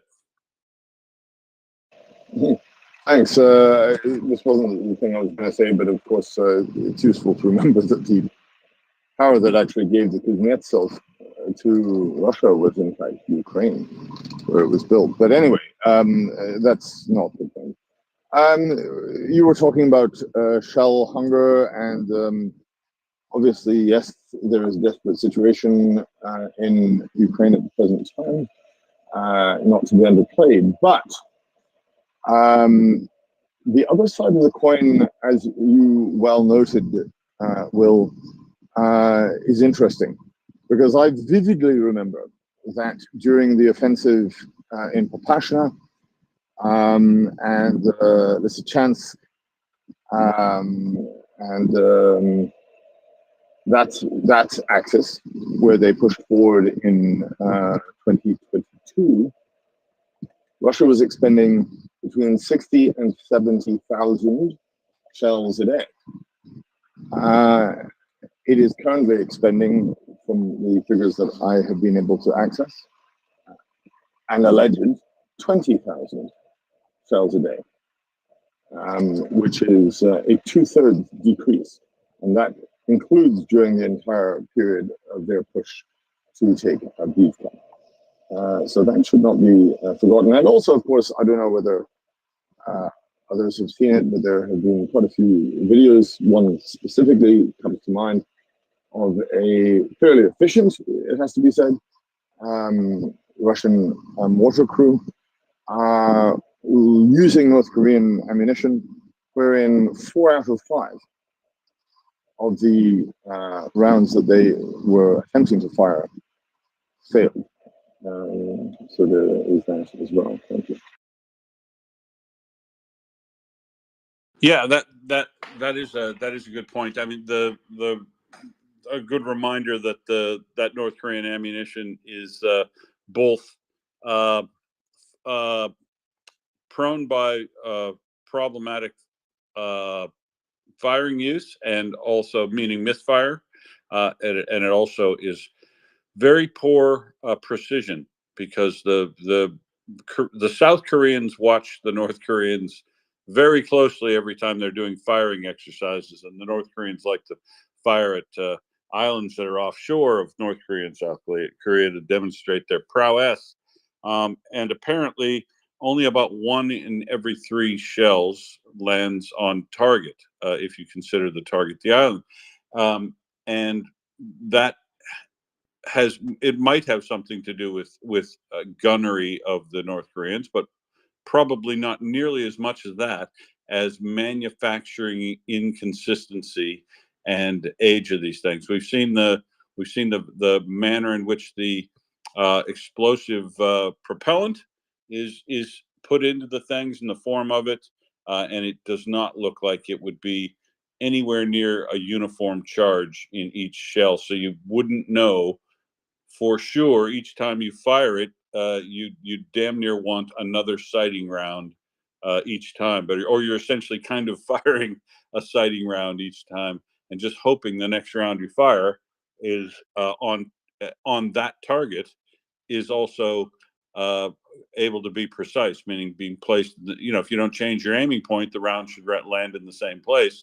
But if the manufacturing is inconsistent, that is going to be off, and that seems to be a problem with the North Korean ammunition. So, yeah, you'd have to use more. And this is what we saw last summer, of course, when the quality of ammunition wasn't a big deal, but the capability of Ukraine to have enough in localized areas to actually get an advantage, due to the fact that their artillery rounds from their guns could shoot slightly farther, and they were significantly more accurate in placing their first round on target and any subsequent rounds. And then the use of DPICM just overthrew it all, so that for a short time there down the Orkiv axis, Ukraine enjoyed an artillery advantage, and that's when they had their greatest success in decimating and destroying Russian troops as they advanced, and we haven't seen that since. But if we can get back to that point where even they have close to artillery parity, close will be good enough, because the Ukrainian artillery has been far more accurate and far more precise, and that has made the difference, and will again, if you also throw into the fact that they aren't going to stop using FPV drones when they get that artillery supply back. But getting it there is very, very important. David? Yeah, I think at this point it would be, maybe kind of worth reminding people about why North Korean ammunition quality is so bad, and also why the same thing's true of, by the way, Russian logistics, for example. So if you go into any kind of Soviet command style economy, what you see is people doing things that you would find machines doing in any other developed kind of Western style economy. So yeah, I mean, if you take a leather factory, for example, you'll find people standing at the end of the production line, or the production line, in fact, is basically people passing things from one person to another. And this is exactly what you'll find in a North Korean ammunition factory. First of all, there'll be somebody making skimming off some of the gunpowder to sell to somebody else to make cash. So there'll be grit and so forth inserted into, or what do you call it, dribbled into the amount of gunpowder that they're putting in. But secondly, you'll have people doing this rather than machines. So there'll be people with spoons, basically spoons and funnels, putting gunpowder into the shells, and so that's why you have extremely high dud rates. So I think Tim was saying yesterday that dud rates in Western Europe is something like 15%, and we're seeing just over 30% for the North Korean shells, which is somehow good. But on top of that dud rate, so you've got the double the dud rate for a North Korean shell versus a Western shell. On it. So two things to say about that. That's on average, but there are more within the Western arsenal. There are more advanced kinds of shells, and the advanced kinds of shells are more prone to dud rates. So it's not kind of a like for like comparison, if you like, because North Koreans don't produce advanced shells. So that's just the basic shells have double the dud rate of a Western shell. But also the inconsistency in firing, because part of the explosive put into the shell is diluted with sawdust or gravel, and that's inconsistently administered per unit shell. So it's it creates a lot of inconsistency on how much oomph each shell has. So first of all, you've got the accuracy of the equipment, then you've got the shell itself, which just behaves vastly different each time you fire one. Yep, too true. And I'm not sure about your experience, David, in how long ago you were in Russia, but I mean, back when I arrived in Russia in 2002, there were virtually no companies yet applying, Deming principles for quality manufacturing, so you could minimize the variation in your output as a basis for lifting the criteria. But the first thing you do is go to minimize variation. There wasn't much not much understanding at all of that in Russia at the time when I arrived there, which is a long time ago now.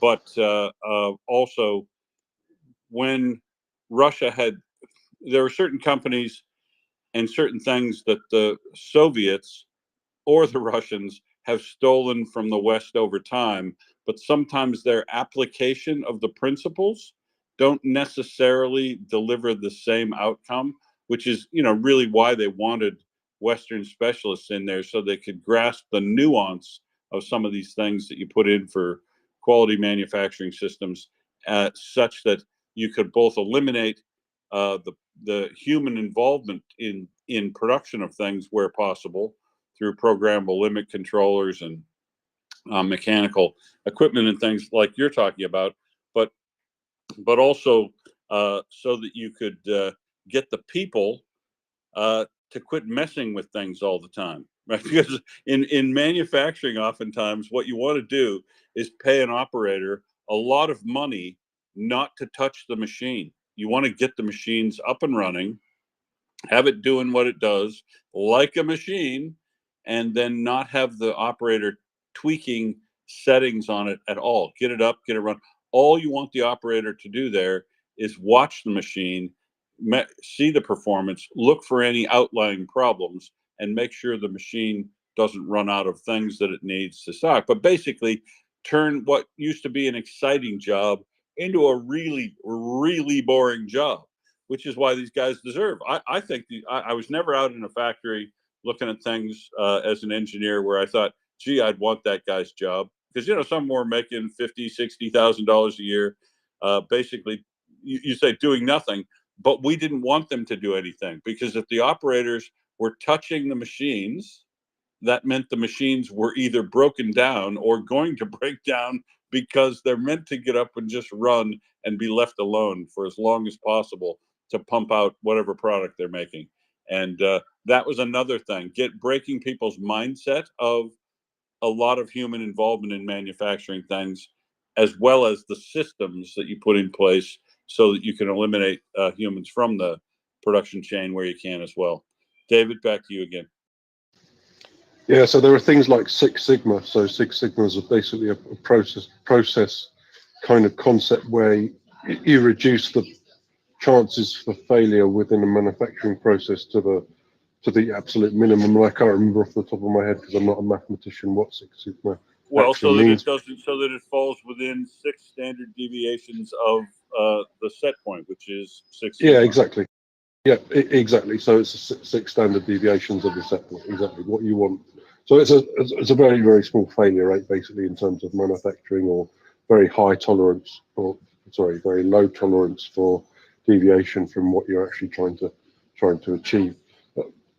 You know, this doesn't exist in the Soviet world at all, and it's been introduced in Western manufacturing operations over time. But guess what? All of the good guys want to become Six Sigma black belts. So black belt's kind of a guy who knows the Six Sigma process inside out and helps people adopt it in the manufacturing processes. And guess what? You know, these guys work for Western companies, first of all, because they want to get out of Russia, and second of all, getting a Six Sigma black belt certificate means that you've got much higher chances of getting out of Russia. So guess where all of those guys are now? They're not precisely. they're not building. I knew exactly 2 of those guys in Russia. One works for me in Australia, and the other one moved to America. Yeah. So actually, going back to, I mean, that's kind of an interesting point that ties back to what we were talking about the number of people kind of demonstrating as well, or watching the Navalny video, and also demonstrating and making themselves kind of opposition activists, if you like, in exile. Most of the Russian people I know that have escaped, to put it kind of emotively, they just want to disown anything that they have to do with Russia and become almost more German than a German, if you like, or more American than an American. And you know, they're not about to go out and get themselves arrested or noticed by the KGB either, because of, you know, these threats still exist from them in their minds when they exist for them, definitely speaking. So whilst I don't support the lack of agency that they demonstrate, there is a self-interested reason why they wouldn't go out and demonstrate in support of Navalny or in support of Ukraine, because, well, first of all, they're busy trying to be, as I say, more native than the country where they are, so more Australian than they're probably, you know, trying to join with a local footy club, and really not having much to do with the Russian community if there is one.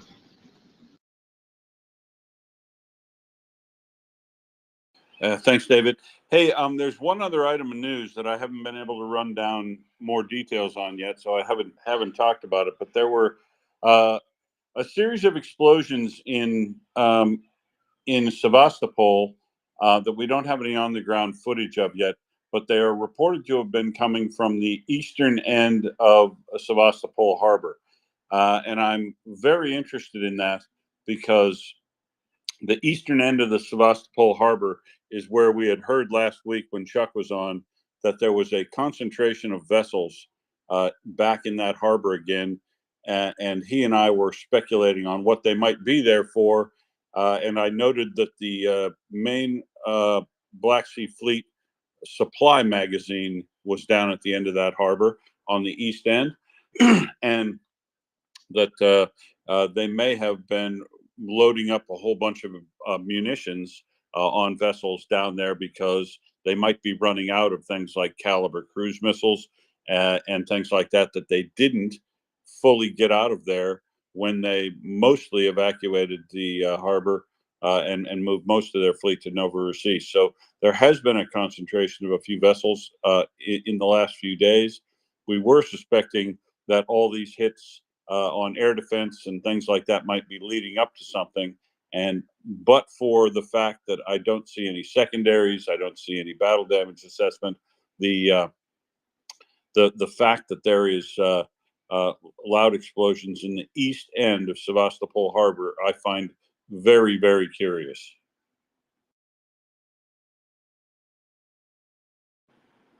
Mockers, where would you like to go next? Well, I have something which I popped in the nest. Just have a look at that. By crikey. Perpetuous stuff. Yeah, those are the losses that he was able to identify in the last 24 hours. That's a lot of tanks of the Russian variety. I mean, a lot of tanks. And I mean, I know he's doing this based on new items that he's seen. And I'm actually loving how some of these tanks have gone out. I just have to give a special mention to this. 2 tanks fell in water. 4 tanks fell in a hole. And that is how they were taken out. Then there's loads that were abandoned but destroyed by drones. Abandoned, do you notice?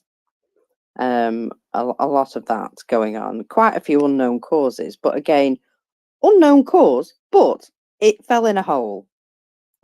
I don't know why they're so bad at driving them, to be absolutely honest. Well, I do. Well, I do. You'll notice that all those that fell in the hole too. There's a little bit of a character about these tanks. You need to understand that you'd think, oh, you know, the T90's got to be the best, then T80 and T72. Not quite true. The T80 is typically considered to be a real piece of shit, and most people in Russia would rather be in a T73. One of the T72 upgraded versions would probably be their best tank, and I'll note that the last time we saw a lot of really bad road accident type activity with armored fighting vehicles rolling off bridges, driving into holes, sinking in water, was when they were making their initial advances on Avdiivka into new territory. And that's what they're doing again, Mockers. They're trying to cross open territory with, in farmland with mostly flat, but some unknown terrain and with scattered water features around the area. And young crews, and I would say young crews because the more advanced, more experienced crews would want to be in the T72 rather than the T80. And these T80s that are probably driven mostly by younger, inexperienced crews that wreck them or abandon them quite easy in comparison to veterans. Somebody's counted up 19 tanks in that list. So that's obviously over the last couple of days, these videos have come out. But crumbs. That's a lot, isn't it? Now, did you talk about the explosion at Yekaterinburg? Will? Did you see an explosion at Yekaterinburg? No, I didn't, and I also couldn't find my button because I was looking at Perpetua's document, wasn't I? Well, let me tell you. On March the 1st, in fact, I'll retweet it so you can see what I'm looking at. An explosion occurred on the territory of an electrical substation in Yekaterinburg. According to MASH, the substation supplies energy to 3 defense enterprises: MZIK, Turbo Motony, and Uralmash. And it's interesting, really, that MASH, this pro-government, source, is still admitting that it was an improvised explosive device that went off. Just worth noting that perhaps there was a reason why they admitted that, perhaps because it wasn't possible to hide it, because there was video. You know how it is. They say one thing and then you go, really? Yeah, Shall we just let's check go to the video. Indeed. So well, that's a particularly nice target, that, if they can knock out the power for a whole range of industry there. Yeah, and Yekaterinburg is a good concentration point for a number of machine industries that are serve the defense force. Nizhny Novgorod too, but Yekaterinburg definitely. These are big cities that you've never heard the name of before this war started. No, absolutely, yeah. Well, I have certainly learned an awful lot of Russian geography, shall we say. Ukraine keep, putting points on the map for me to check. It's one that I do know where this place is, though. And so do the GUR, it would seem, because there's been an unfortunate incident in Krasnoyarsk, which is in Siberia. A Russian war criminal, Sergei Konkayev, quite like that name, Konkayev. I don't know why. He unfortunately died. I think it was planned, though. I'm not going to say this was a heart attack, because his car blew up. Quite spectacularly as well. There was no getting out of that by the looks of things. Now, this guy in particular bragged about executing 4 Ukrainian POWs. Just saying that, well, you can run, but no matter how far away you get, it would appear you can't hide after all.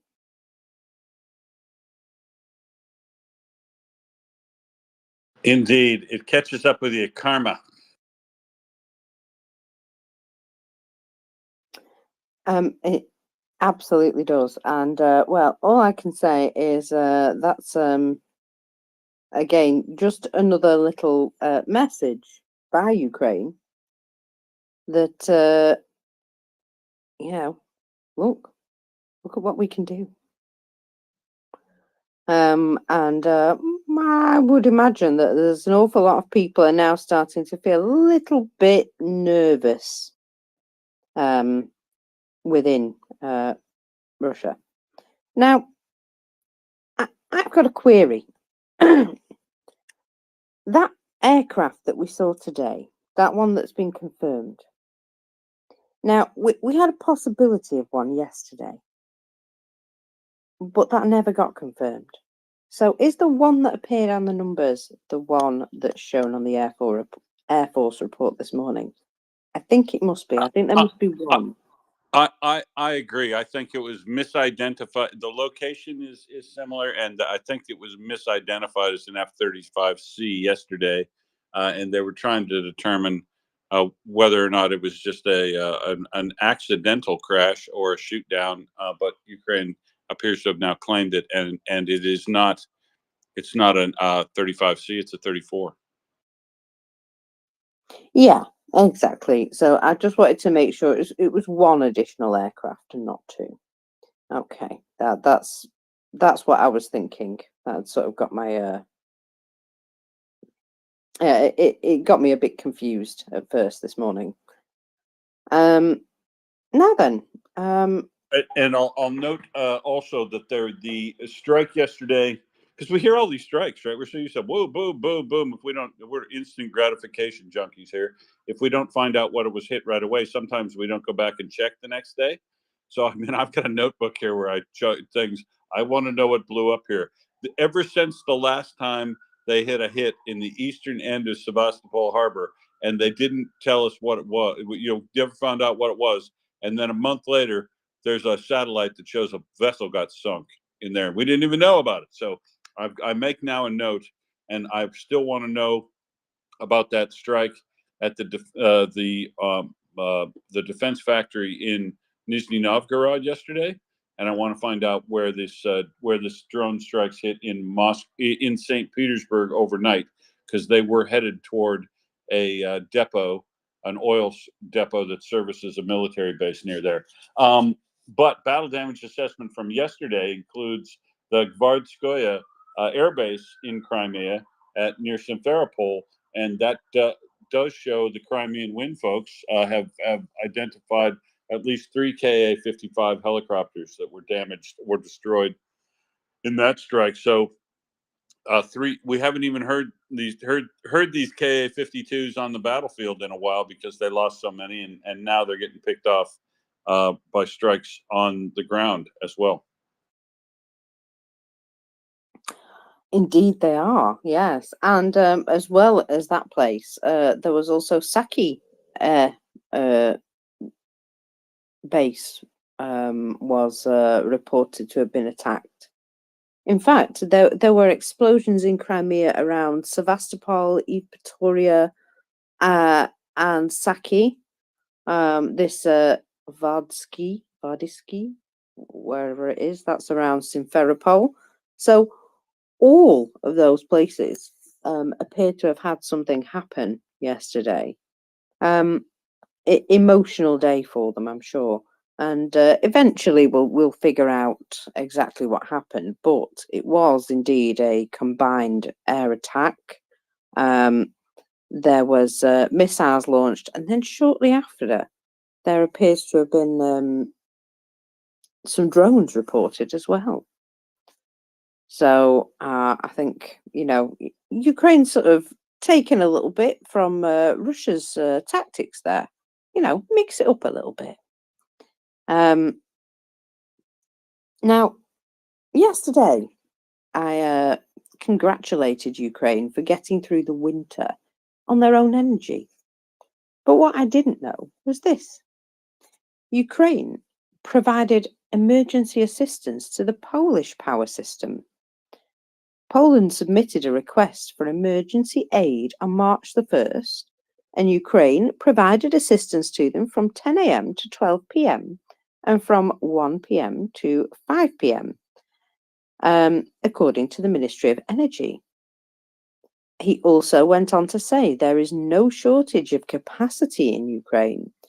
There are 14 units of generating equipment of thermal power plants in reserve, of which 11 units and 3 cases of generating equipment of thermal power plants, which can be used in the case of need.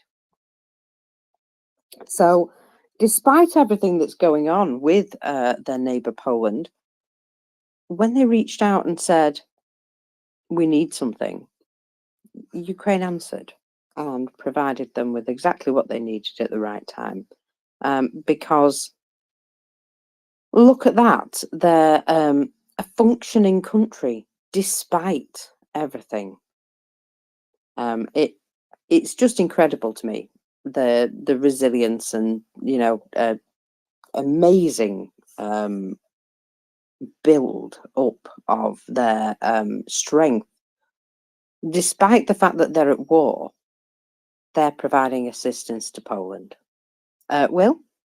Yeah, and I'll just tell you a milestone that's about to be crossed that people might miss. Ilya Ponomarenko was reporting, and I'll note that all last winter, right? All last winter there were power outages. The Russians attempted to knock out the power out. Ilya Ponomarenko noted that the Russians had not knocked out power for a 24-hour period anywhere in Ukraine this winter. And tomorrow, the 3rd of March, it will mark a year since the last major attack on 7 Ukrainian cities the same day by Russia, and they had the power back on in 17 hours. Everywhere, back on everywhere. And since then, they haven't had one period of 24-hour disruption of electricity anywhere in Ukraine, and they're helping their neighbors back in a mutual response capability that they've maintained for years to help each other out with their civilian power grid. So, yeah, tick that. No, nobody will probably note that mark tomorrow, but that we will tick over a year. And it's an incredible achievement, isn't it? We see them making leaps and bounds where other countries would be just, frozen in time, as it were. It's like Russia. Yeah, but it's incredible the innovation that they're still able to produce at the same time as being under attack on a daily basis. It's it's just amazing to me. I have an awful lot of respect for everybody who's working hard to keep it all together. Ivana.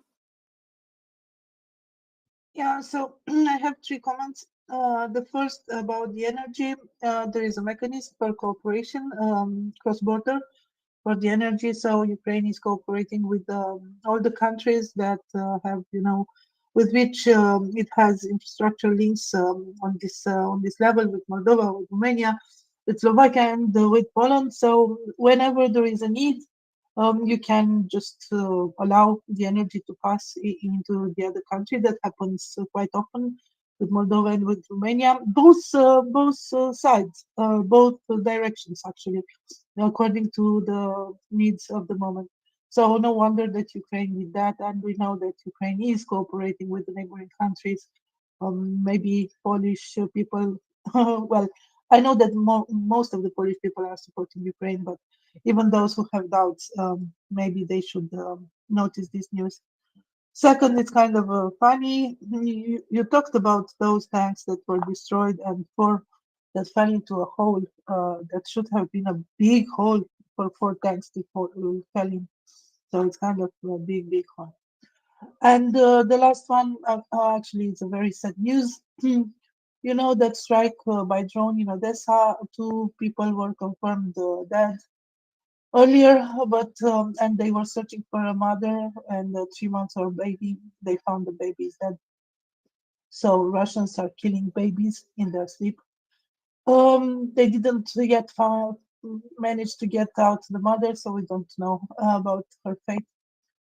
So yes, Russia is killing babies in their sleep, and up until today, there are more than 10,500 civilians killed, almost 600 children killed, almost 20,000 civilians injured, and 1,300 children injured.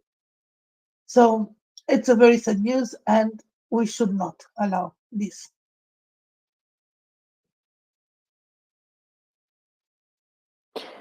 You're absolutely right, Ioana. We shouldn't allow this. And yet, we see how we have. And I feel an awful lot of shame in just the fact that, no matter how much we talk about it, we've got to do it.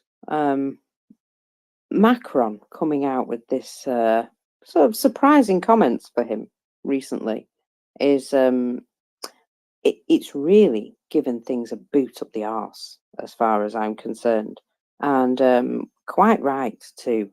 Other countries have been saying this. Latvia, Lithuania, Estonia, the Nordic countries have come out and made this sort of strong stance, and then France comes out and says it, and everyone's like, oh my God, we're getting serious now. And yeah, we absolutely should get serious. We should have got serious day 2, as far as I'm concerned. But it's really encouraging to see France coming on board, and it's unfortunate the situation in Germany at the moment, but I do believe there are solutions, and we will get to those solutions eventually. So yeah, in the meantime, we have to just continue to put the pressure on, I suppose. Ioana? Have you seen the Bloomberg article that I sent you in the back channel about Macron talking about Scholz? He's very upset on Scholz. Actually, he's really very upset. He didn't have very kind words towards him. So just take a look at it if you can. Yeah, I'll try and take time to have a read of that. But yeah, he's spicy, ultra spicy, and you know what? Absolutely should have been doing this 12 months ago, in my opinion. But I like the spicy Macron, and let's especially when he was challenged on what he said, and he doubled down and went, "No, absolutely, stand by my words. I do not say things without thinking them through first." And well, I can believe that. So yeah, I loved that a lot. I was like, go, little French dude. Excellent. Karen, you're next. Well, you know what? A while back, toward the beginning of the war, there were people that wondered if Macron was going to be somewhat overly appeasing and weak, because he was quick to seek out a meeting with Vladimir Putin. He was quick to seek out a meeting with Xi. And, there were just questions as to what his stand was going to be, for helping Ukraine.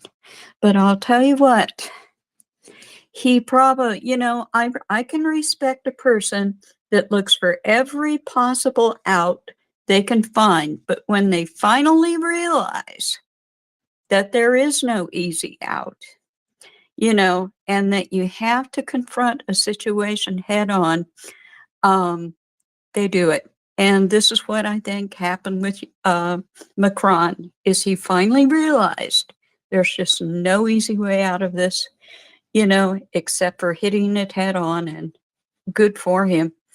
I have a Royal Navy question. I don't think that Beefeater can be tempted to come up and discuss this, but maybe there's somebody that can be.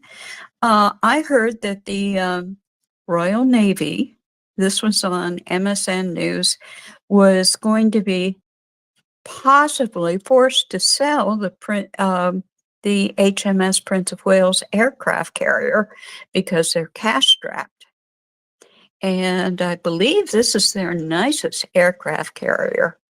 And I really hope that they manage to find other solutions to this. But if anybody wants to comment on that, I'm kind of curious. Thank you. Well, I'll have to wait for someone to tell me, because I don't know anything about that, to be honest, Karen. So I'll go to Stephen. Morning again. Yes, hello. Well, no, I don't have any information about that either. That was news to me about the aircraft carrier. However, unfortunately, it would fit a pattern of constant diminution of British military and particularly naval capacity that has been ongoing pretty much throughout my lifetime. Anyhow, I actually just wanted to pick up on very briefly the point about Macron, which I agree with. It is often been remembered and said that Chamberlain was an appeaser. Well, yes, true, but he also was the one who declared war on Germany. and that is just perhaps Macron had the same journey. That's all. Thank you very much.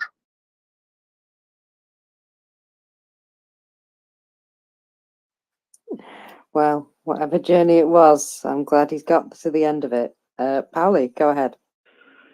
Yeah, sorry to be the party pooper, but at this point Macron is only talking. So if you look at the ratio, what France has shipped, the ratio per capita is quite low. So at this point, I think we should just wait. If it backs it up and actually does something, then I think we can clearly say that he has changed his mind. And I also agree. I really 120% agree that it's really important to evaluate the different situations and the outcomes, of course. But at the same time, in the Finnish army, we have a saying that doing a hasty decision is better than doing no decision at all. And in 2022, in February, Ukraine had been in the war for already 8 years. And unfortunately, many Western countries and their leaders hadn't realized that. And well, at the current day, they don't realize what Russia is. So I think that's the biggest problem. And that's it. Thank you.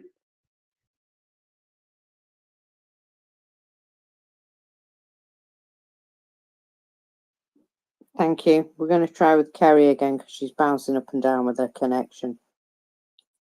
I might get her back. You never know. In the meantime, yeah, that's what I always say, isn't it, Pauli? Actions, not words, and it's the actions that are the most important part. So, yeah, I'm hoping this is the kick up the backside that is required. You know, sometimes you've got to be prepared to give them a little bit of a shove in the right direction. Be a bit shocking. I have no issues with people actually coming and saying the quiet part out loud. And I think Macron has quite a strong voice, a lot of influence to be able to do so at the moment. So good for him. You know, got a lot of respect for that, and hopefully it is going to help to drive forward the message. Put it that way. Now then. Wow, look at that, mockers. We have a Yeah, rush on speakers. Rush on. What you see what I I'm did trying there? to keep an eye on who was first. I believe it's So Stephen. first, back to Stephen, and then we have Peter, the inaugural winner of the Egg Challenge, Carrie Furno, and then Denjon. Hey, Stephen. Hi. Yeah, I just very briefly a quip. Let's just hope the situation with Macron doesn't turn out to be a mirage. And one way in which that would be confirmed is if a mirage appeared in Ukraine. Thank you. I see what you did there. I see what you did there too, but unlikely given the fact that they said they're probably going to wait on the mirages and make sure that they get more missile systems first. But yeah, love that work. Now, I said I knew who was next. Peter Hedderly's next. Good morning, Will. How you doing? Macron, right? Okay, yeah, he's seen the light. He's a changed, reformed character. Give me a break. This bloke is a blatant self-publicist who will say anything to try and make himself appear in some way relevant. Dear, oh dear, oh dear. Why do people think this about Macron? Honestly, the bloke is just a complete, absolute lost cause. Anybody who thinks he's even remotely retrievable, I think, hasn't been paying attention. Peter, if he's saying the right things at the right time, I'm happy to back him up. Yeah, fair enough. I'm not saying he's saying the wrong things, but I'm absolutely I'm delighted that he's saying what he should have been saying 2 years ago, and he's finally at least saying something that isn't drivel and garbage, which is basically what he's been saying the last 2 years. But don't try and draw the conclusion that he's a reformed character and he's finally seen the light and he's just a slimy politician, just like all the rest of them, who is got ideas above his station, who wants to be in the news and wants to think he's leading the process, just like he was when he was going to see Putin, because he was convinced that Putin would negotiate or he would get something out of it, which of course he was completely deluded. But yeah, I'm not saying it's bad that he said it. It's very good that he said it, because it's actually forced the others and forced everybody into a talking point, which is actually benefits us rather than the Kremlin. But don't give the guy more credit than is due to him. He's a lost cause, I'm afraid, as far as I'm concerned. Anyway, there you go. Yeah, just a quick note. It didn't take very long to debunk what Karen was asking about. An unnamed source to a tabloid newspaper, the Mail Online. So yeah, we've got to remember always check your sources. The Telegraph has reported that the Navy confirms the HMS Prince of Wales will not be sold. It is purely just a load of nonsense. So there we go. Kerry, go ahead.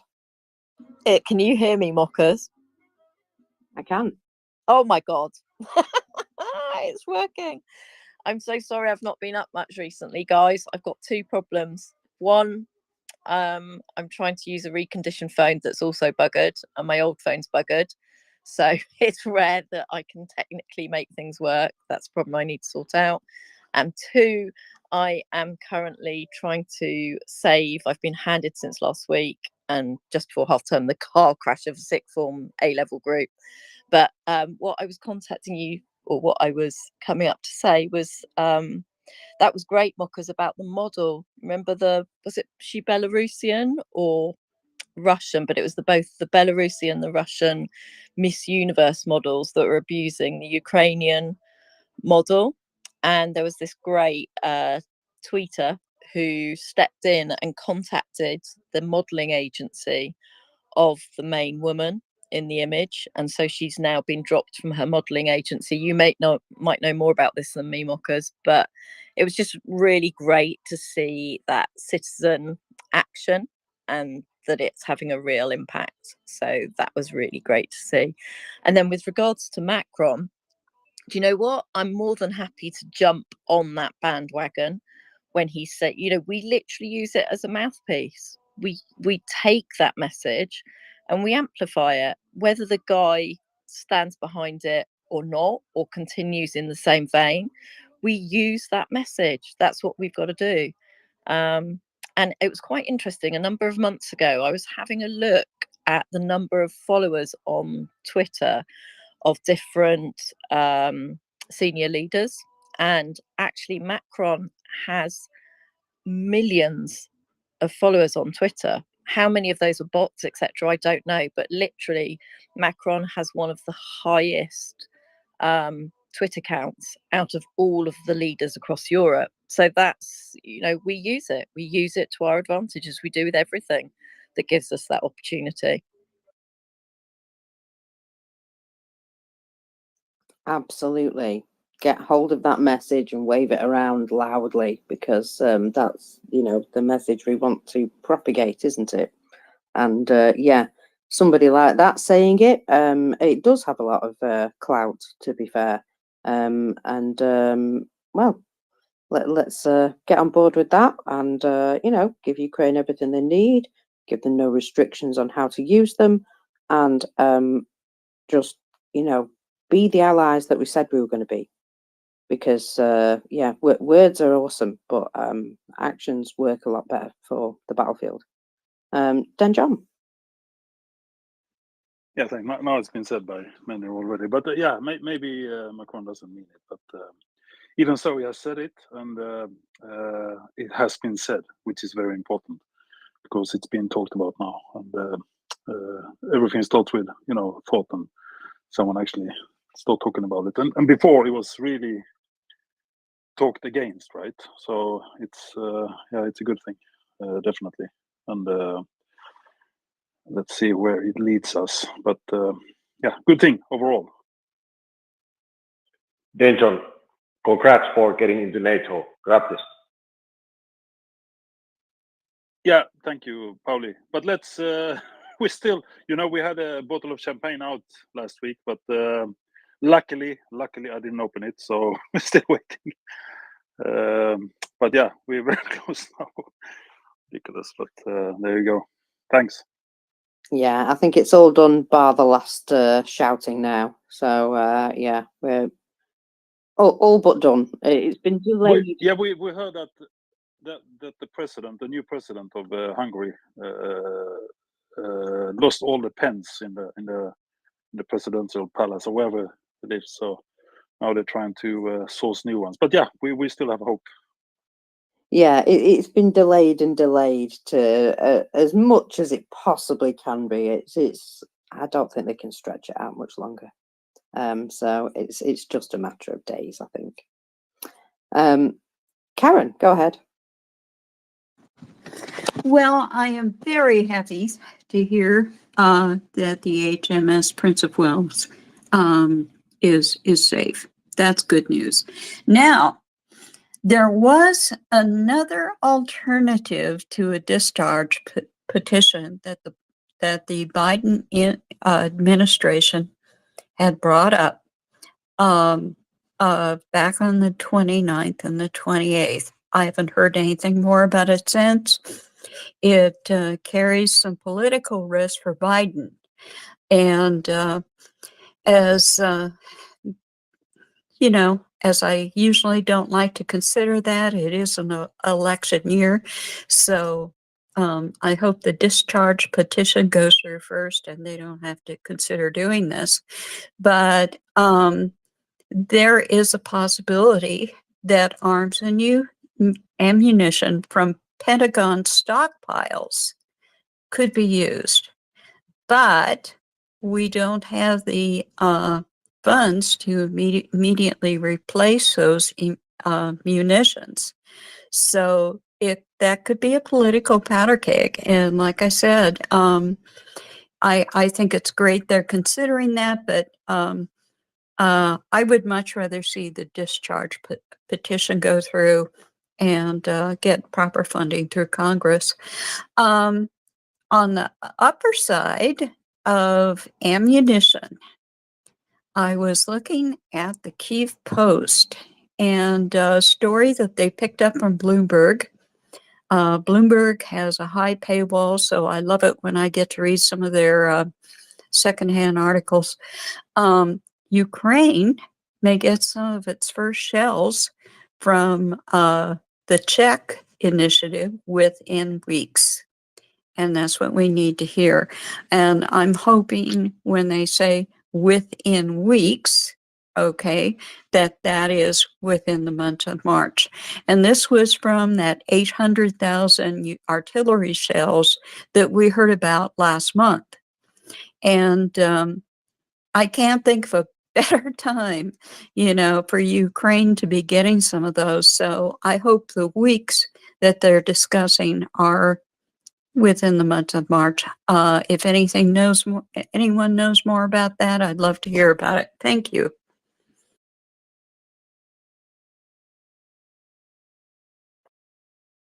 Well, what we do know is that there's been, a lot of countries stepping up to offer funding for this, and I think some of that has already been paid for, and is on its way. When they say matter of weeks, I'm hoping they mean a week. I'll be absolutely honest.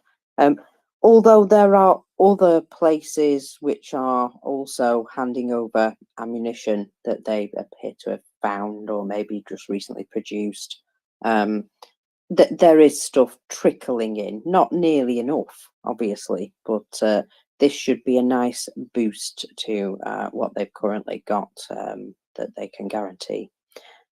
Jenny, go ahead. Oh my gosh, I forgot what I even had my hand up. I forgot it was up even. We have moved so far off Notebook, that topic. notebook, young lady, notebook. Yeah, I ended up getting caught up in other stuff, and I completely forgot about it. I was shell shocked when I heard my name. Oh my gosh. Well, sometimes I'm a tired idiot, even though I've had coffee today. Apparently, not enough. Anyways, probably come to me at 2 o'clock in the morning, and I will chuckle about it then. Okay, thank you. No worries. Ioana, go ahead. Maybe that's what Jenny wanted to say. So back to Hungary, Sweden, and NATO.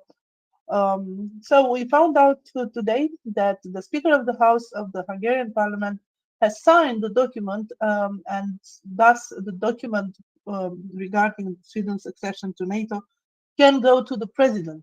So I was hoping to hear that the President signed the document, but actually no.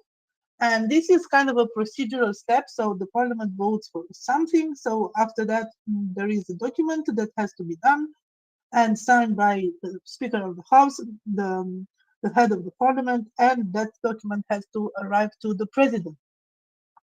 So actually, the Speaker of the House has 5 days to do this, and they took advantage of all these 5 days because the law was voted. The law for Sweden's succession was voted on Monday, and we found out that Laszlo Köver signed it probably yesterday evening or today morning. I'm not sure about the timing. Anyway, 5 days. So now the president has 5 days to sign this act. I was hoping to see it signed sooner, but yeah, they are kind of stalling. According to the fundamental law in Hungary, after the speaker signs, the president has 5 days, as I said. Normally, for a normal law that has many points, and if the president doesn't agree with one point, he can send back the law in the parliament. But this one, I don't think he has any ground to send it back, supposing that they are sane and not completely crazy. So basically, the latest point when they can sign it, the president of Hungary, is somewhere end of the next week. And after that, the document should be sent to United States, to the headquarters of NATO, either by mail or in person, delivered in person. I am wondering because Orban has planned trip to United States next week in order to meet with guess who? Trump in Mar-a-Lago. So Orban will be here, there next week. Maybe he will depose the document to the NATO headquarters, but kind of I doubt. Anyway, in other news regarding Hungary, Peter Szijjártó and Orban are now in. I don't know if you hear me because my batteries are running off. So Szijjártó and Orban are in Antalya. There will be a diplomatic event held there, Antalya Diplomatic Forum, and there are a lot of persons that are attending this meeting. And guess with whom Peter Szijjártó dined yesterday? I even have a video with this.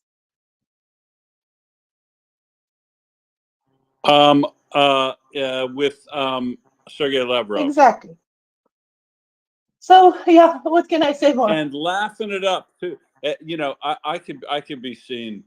You know, I could see if you're a diplomat having to sit and have lunch with Sergei Lavrov, right? Sit there with a fake face like a smack bottom and just quietly eat your lunch. But he was laughing it up with him. He was having a good time.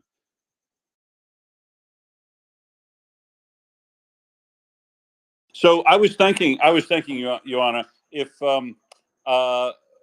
if he screws around enough, right, and he has to meet the deadline of signing that document, I think it would be actually good for him to bring it in his briefcase and have to sign it with Trump right there because Trump won't like it, and they'll both piss and moan about it, having to sign the document to put Sweden into NATO, and Trump won't like it. Orban won't like it. He'll be doing it at the last minute under duress. And I just hope there's a photographer there to catch the look on both of their faces, because it'll be like looking at the south end of a north-headed cat. And I love that, because if he hates it, I'll love it. Yeah, I don't know because Jenny. Oh, sorry. Go Just ahead. wanted to mention that the headquarters, I believe, of NATO is in Washington, so it's not really the same place. I don't know about Trump, but the duplicity and the hypocrisy of the Hungarian officials is kind of mind-blowing. So last week, when Swedish Prime Minister was in meeting with Orban, Szijjártó was in Iran. 2 days before, when U.S. congressional delegation, bipartisan, went to visit Hungary and to talk with the officials there, they refused to talk with them and instead met with Chinese delegates. And now, after signing Sweden's accession to NATO, he's going, he's going to Antalya Diplomatic Forum. Hungary has strong links with Turkey, of course, and with other countries in the region. And he is like dining with Lavrov, like really. I mean, I'm completely, mind blown by this duplicity and hypocrisy and whatever it is. No, but a minor correction there. The headquarters of NATO aren't in America; they're in Brussels, Belgium. So here's the thing, right? It's the depository.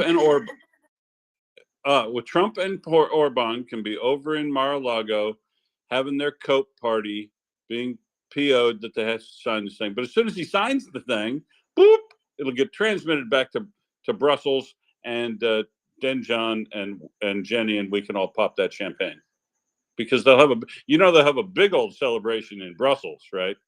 And they'll hopefully get a live feed from Mar-a-Lago and see those guys not loving life. But I think it'll be a big day. Hopefully it'd be nice to see once Orban just sign something as soon as it arrived. So, and then he can go on his little trip and have his commiserations with Trump and ignore the whole thing that's going on back in Brussels. But he'll probably drag it out to the absolute bitter end, because Viktor Orban, Yeah, but he's Jenny. not the one to sign it. Sorry, it's the president, Tamás Sulyok. He was elected on Monday. But then he has to promulgate it, right? After the president signs it, then Orban has to promulgate it. Oh, I don't know. It has to be published, but I don't know if Orban has a role in that. And also wanted to say that indeed the document has to arrive in America. This is the procedure, because there is a depository for the NATO documents in Washington, as far as I know. Oh, Yes. cool. Maybe so he has to sign off on the promulgation, the publication, after it's signed by the president. So when he signs off on publication, maybe they can just hop on the Trump shuttle and take it up to the depository of NATO. Oh, I'm sorry, the Trump shuttle doesn't exist anymore. They can't do that. Jenny, you put your hand down. No, I said that, yeah, they Blinken has to sign it as well. Yeah, I think it was Anthony Blinken that has to sign it. Or maybe it's Lloyd Austin, one of the two. I actually remembered what it was why I put my hand up last time. So the thing is, I was thinking about, like, oh my gosh, we should send, the Mirage. We should send this system to Ukraine. We should send that system to Ukraine. Like all the best from all the countries in Europe and the US and Canada and whoever else that wants to donate stuff to Ukraine. Then I thought about it a little bit longer. When we send new systems, they have to train and learn how to use them. And that is time that these guys can't be away from the fronts. It is better for all the countries to get together and send as much of the stuff that they already know how to use, and 155 millimeter shells. So if you don't have a system that the Ukrainians already know, rather than, pulling X amount of soldiers off the field, train them on the new system, where they will be out of commission and not being on the front, in the battlefield, fighting, pay other governments money, buy stuff buy archers from Sweden, have it sent to Ukraine. buy 155 millimeter shells from South Korea and send it to Ukraine. Let's be a little bit smarter about this, because the last thing that we want to do is pull more soldiers from the battlefield to fight the Ukrainians, to teach them new systems. That was what I wanted to say, because we were talking about it before, and then I completely brain farted, and now it came back to me. So thank you. No, thank you, Jenny. Yeah, so there's another thing that should be happening, I think, efficiency-wise, knowing what has to happen, the boring details of what has to happen in the next year, is that Ukraine needs to finish up in the Rada and get that conscription law passed soon. I'm very happy with all of the discussion that's taken place around it, around egalitarianism and when people are going to get discharged, and how exclusions are going to apply, what the date ranges are, all that stuff. I think that is a really good conversation for Ukraine to be having, but I think they need to bring that conversation to a close relatively quickly too, legislatively, because the time necessary to take an intake of 500,000 new conscripts and train them up to a point where they're going to be capable of surviving, not just fighting, the way Russia does it. Those conscripts will need at least 3 months of basic training. They'll need advanced infantry training or tank training or whatever they're going to be doing. That's another 3 to 6 months typically for those folks, just to get the bare bones minimum training into these folks so that we could expect them to perform. And then they're going to need to be rotated up near the front line so they get some experience of what it's like to hear artillery around you all the time and get used to daily life in the field. And then at the moment when the frontline troops then need to be rotated out of defensive positions, rotate the new ones in, sporadically, so that they get some actual experience on the front lines. Work them into this situation so they're not 3 weeks off the street in Moscow and in a meat wave. That's not what we're trying to do here. And so we want to make sure that that doesn't happen. But in order to make sure that happens, in order to get everybody in and trained through early spring or mid-spring in 2025, a whole lot of additional training resources are going to need to be thrown in. And I think it probably makes sense in the terms of what Macron's saying and Hollis is saying, all the training folks, and I'm going to be hassling our government about it, frankly. The only thing we seem to be able to get out of the Australian government reliably has been these training resources, commitments of that. So I want, if that door is open, I want that door expanded drastically, because I think it makes sense to send Australian, British, American, any NATO, any of the allied troops that want to go help Ukraine. I'd be 100% cool with them sending all the training cadre to Ukraine to do that training, rather than have to send Ukrainian soldiers elsewhere to get training outside the country. I think it makes most efficient sense to get the most people, the most training as quickly as possible, to send training cadre into Ukraine and do it that way.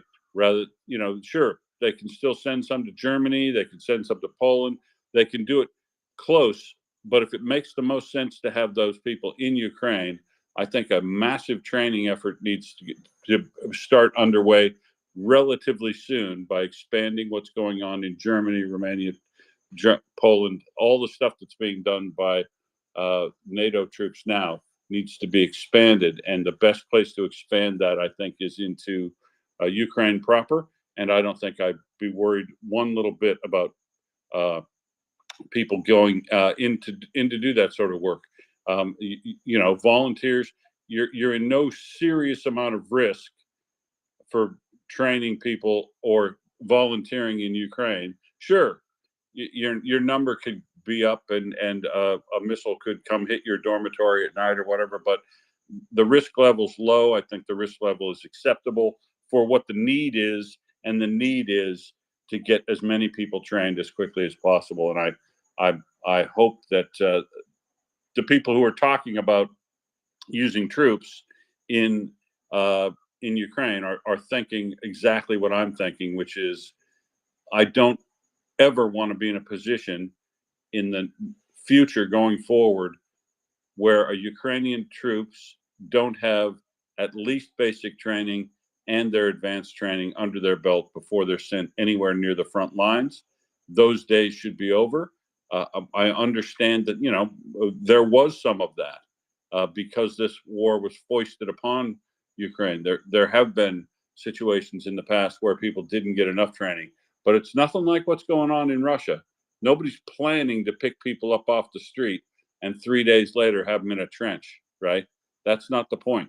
The point is to make sure all of your people survive the war. And the only way to survive the war is to get trained, conditioned, and get some experience under your belt. And if we want that to happen, we need to start that immediately as well, right? It's kind of boring. It's like 155 millimeter ammunition. It's not training fighter pilots, but training folks in basic combat arms also is an important thing to happen for hundreds of thousands so that they all survive or have a high level of survivability in addition to the equipment that will be brought to bear to help them do that as well. So that's all the training on everything, artillery, armored fighting vehicles, everything should be done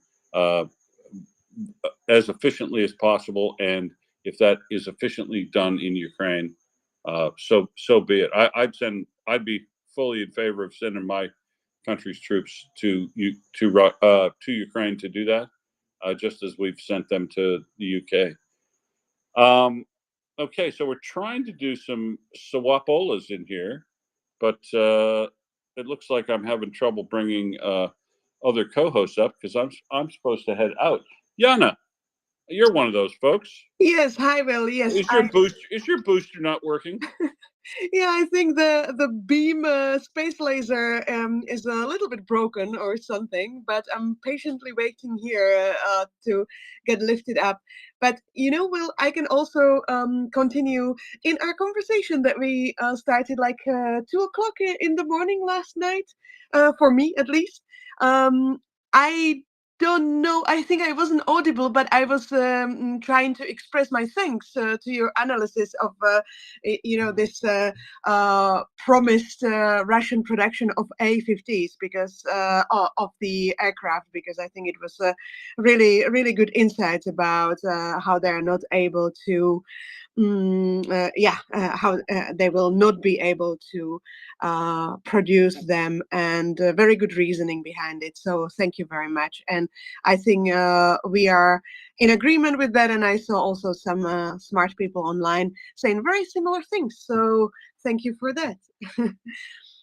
You're very, very welcome. I mean, it is interesting. I was basically 12 hours ago.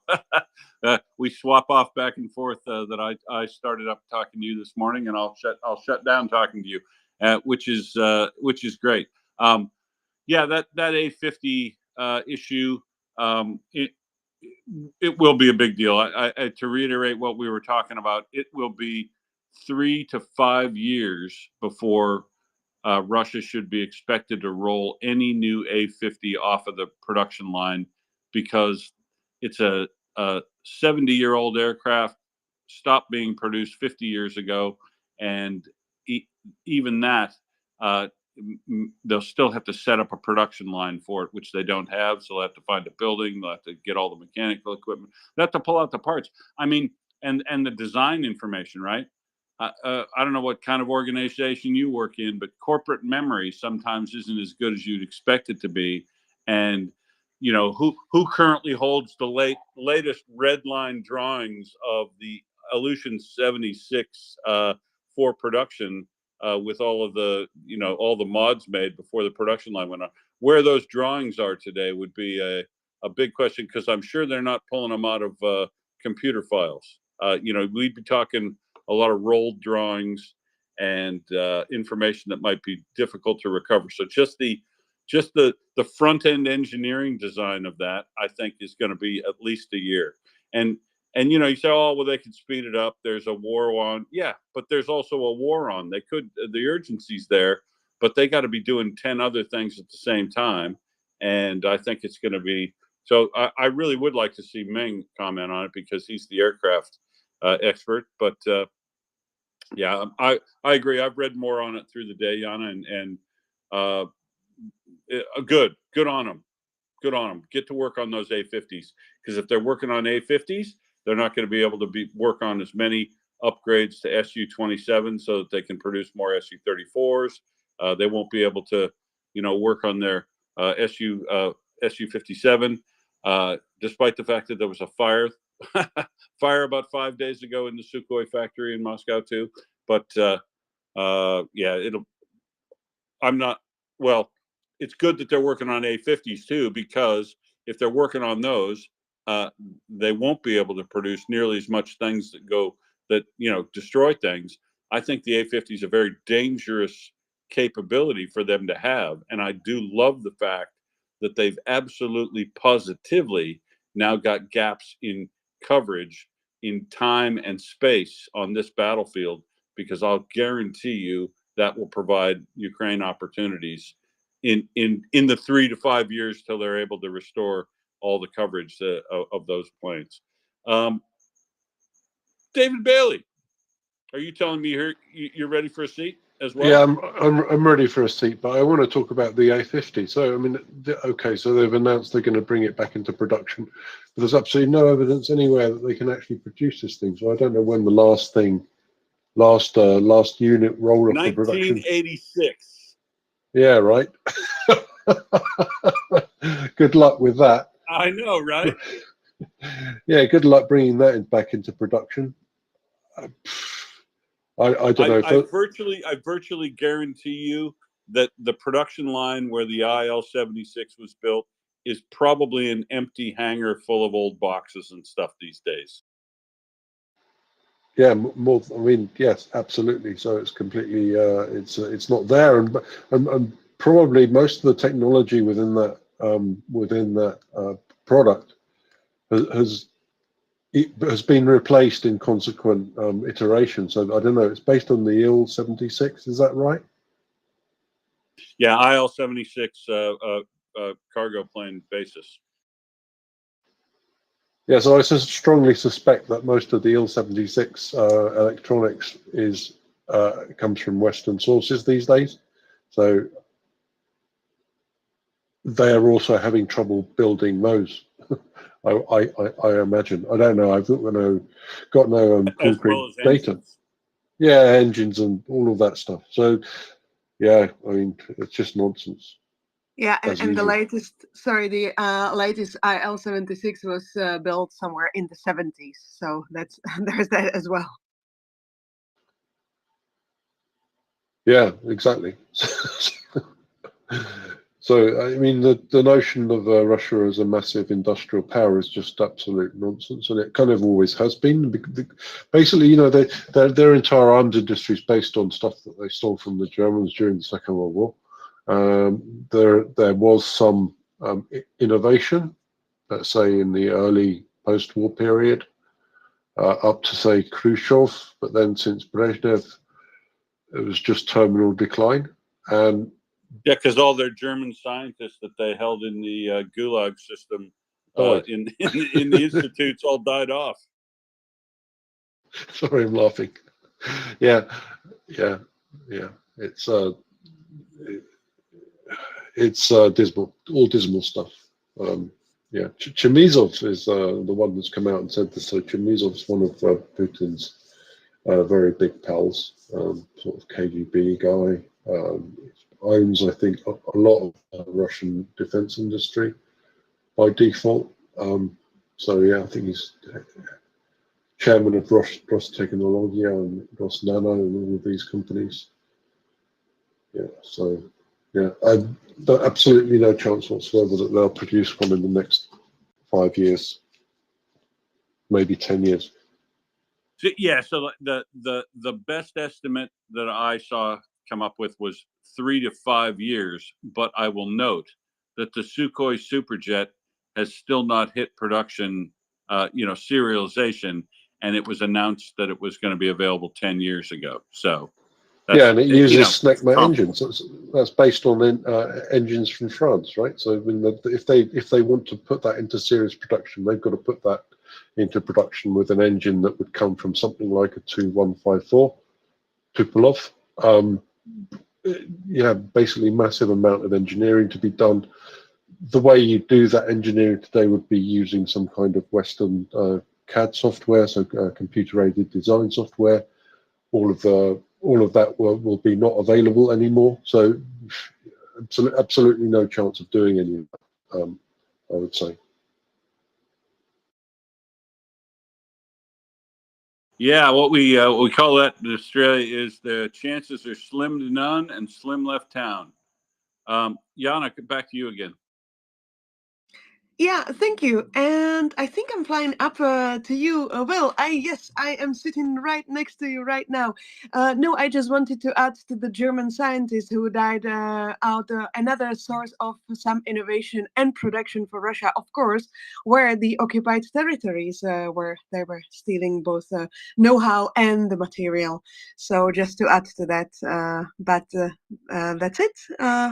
Good morning. Good morning. I do see you there next to me. Get your hand off my knee. I've got HR on speed dial. I'm also now going to swap out, I believe, for Mr. David Bailey, and we'll go over to Joanna while that happens. Joanna. Yeah, actually, my question was for you, and it's a genuine question. I'm not trying to mislead in any way, but I was wondering, Russians planning to do other A50s. Aren't they maybe just planning to take some Illusion 76 and just mount a radar on them, and basically that's it? Because it's, as you said, it's practically impossible to resume production very quickly for this kind of an old airframe. But Illusion 76, they have a lot, and I was wondering, is this out of the question that they refurbish some of those? I'm not like on the Russian side, but when they say that they are producing 1,000 tanks per month, they are actually refurbishing some older tanks. So it's in their modus operandi, let's say. So can they do that? So I lost the tiny little bit right in the middle as I was swapping in with regard to APCs and other armored fighting vehicles. Can they do what exactly? No, I was talking about the A50s, the AWAC planes. Can't they just take Illusion 76 and mount, the big radar on it and say, look, it's an A50? So, well, the airframe, yes, but the all of the wiring and almost all the electronic and hydraulic systems without inside the aircraft, other than the airframe itself, would also need to be modified. What they're likely to do is, if you look at the A50 boneyards that MT Anderson looked at, they'll probably end up cannibalizing the 10 or 11 of these that they have for a significant more portion of the wiring harnesses and all that stuff, unless it's all rotted out. But they'll probably end up cannibalizing for a fair bit of it, and the structural material that the radar dome is inside. But they will have to rebuild all of the electronic componentry if they do a refurb job, and they'll still have to get engines, because all the ones that are in the boneyard don't have engines in them. So they've got a lot of work to do to overcome. Yeah, I mean, this is why the best estimate, I think, was 3 to 5 years, and that's doing the cannibalization route from what's in the boneyard and refurb. But if they wanted to set up they were talking about setting an actual brand new production line up to reproduce IL-76s, and obviously the variant that is turned into the A50, and that. I would agree. Although, we can make a prediction of how long it's going to be. It's going to be longer than this war goes on, would be my primary prediction.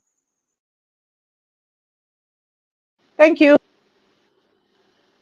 Thank you very much, both. I think we are finally settled on the balcony. So one more time, we're very much appreciated, Will, for keeping the seats for us. And good morning, David.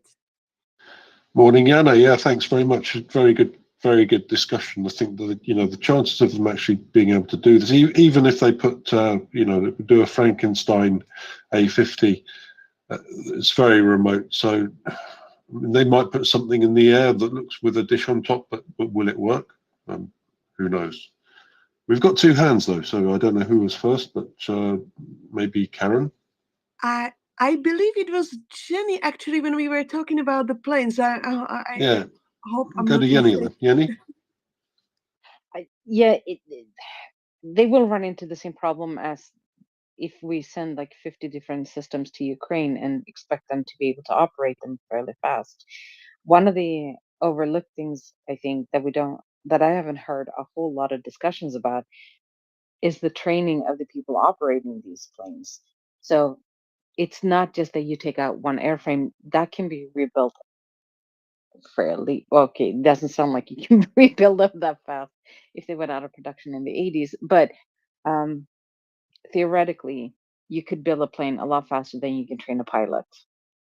And I don't think that they're sending the newbies out in their newish planes, but training the people, not only the pilots, but the people operating the radars and actually analyzing the radars and all of that stuff that goes on in the A50s, that is not done easily. So good on the Ukrainians for taking out not just the airframes, but also the people within those airframes that would take longer. So I want to see more of this.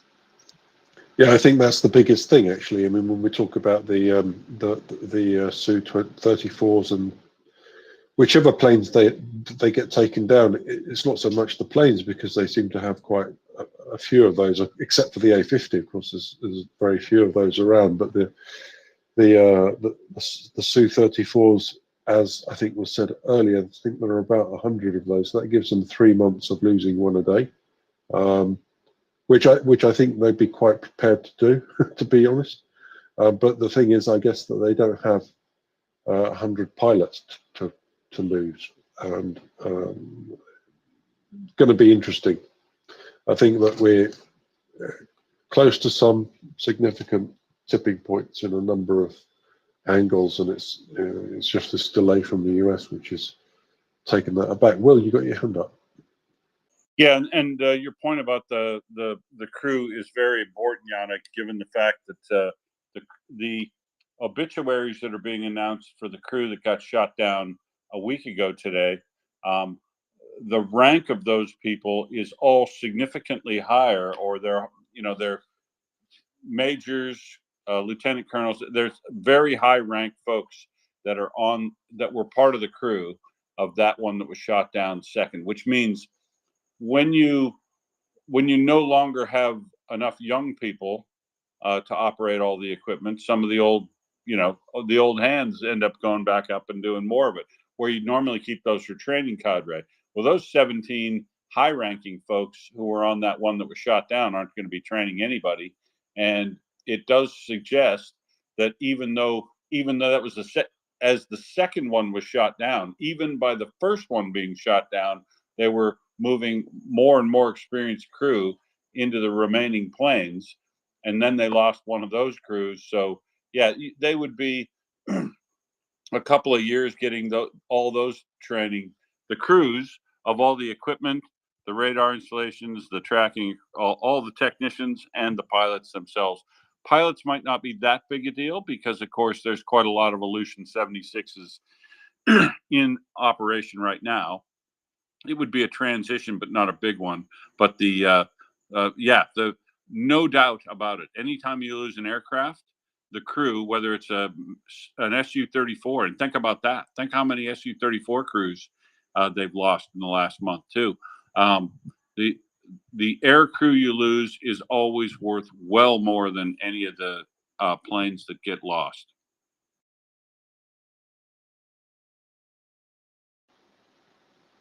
100%. Karen, you've got your hand up.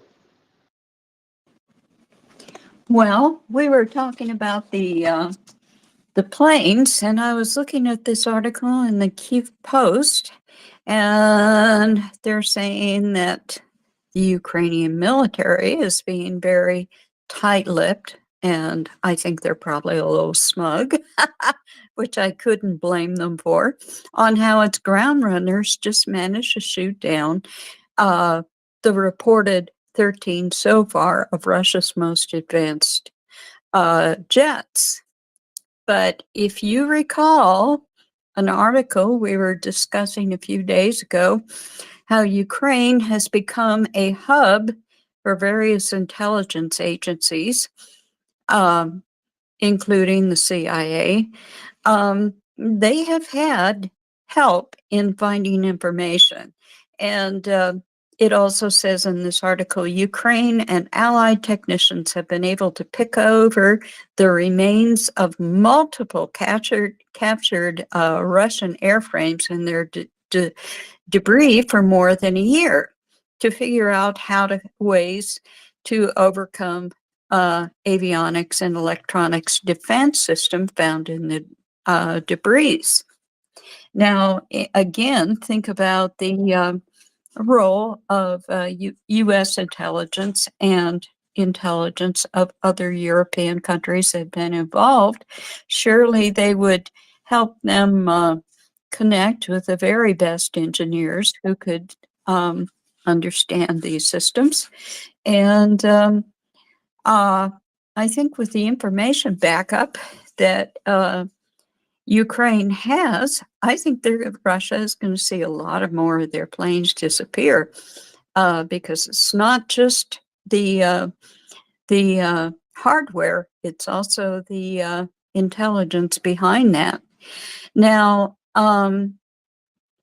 there was an article that I was wondering if anybody had any comments about in the Kyiv Independent, and apparently, the new commander-in-chief, Syrsky, is dissatisfied with some of the brigade commanders and is possibly hinting some personnel changes. There have been complaints that these commanders have threatened the life and health of their soldiers. And I think there's some wisdom in this because in this war, the morale of your soldiers is worth its weight in gold. And especially when supplies are short and everything like that. And you have to have confidence in your leadership from the ground up. So I would like to hear what everybody else thinks about that. Thank you. Thank you, Karen. I I saw the same article as you, but I don't think I have any opinion. David, do you have any thoughts of that? I'm afraid I was catching up with news while you were speaking, Karen. Could you just repeat the point?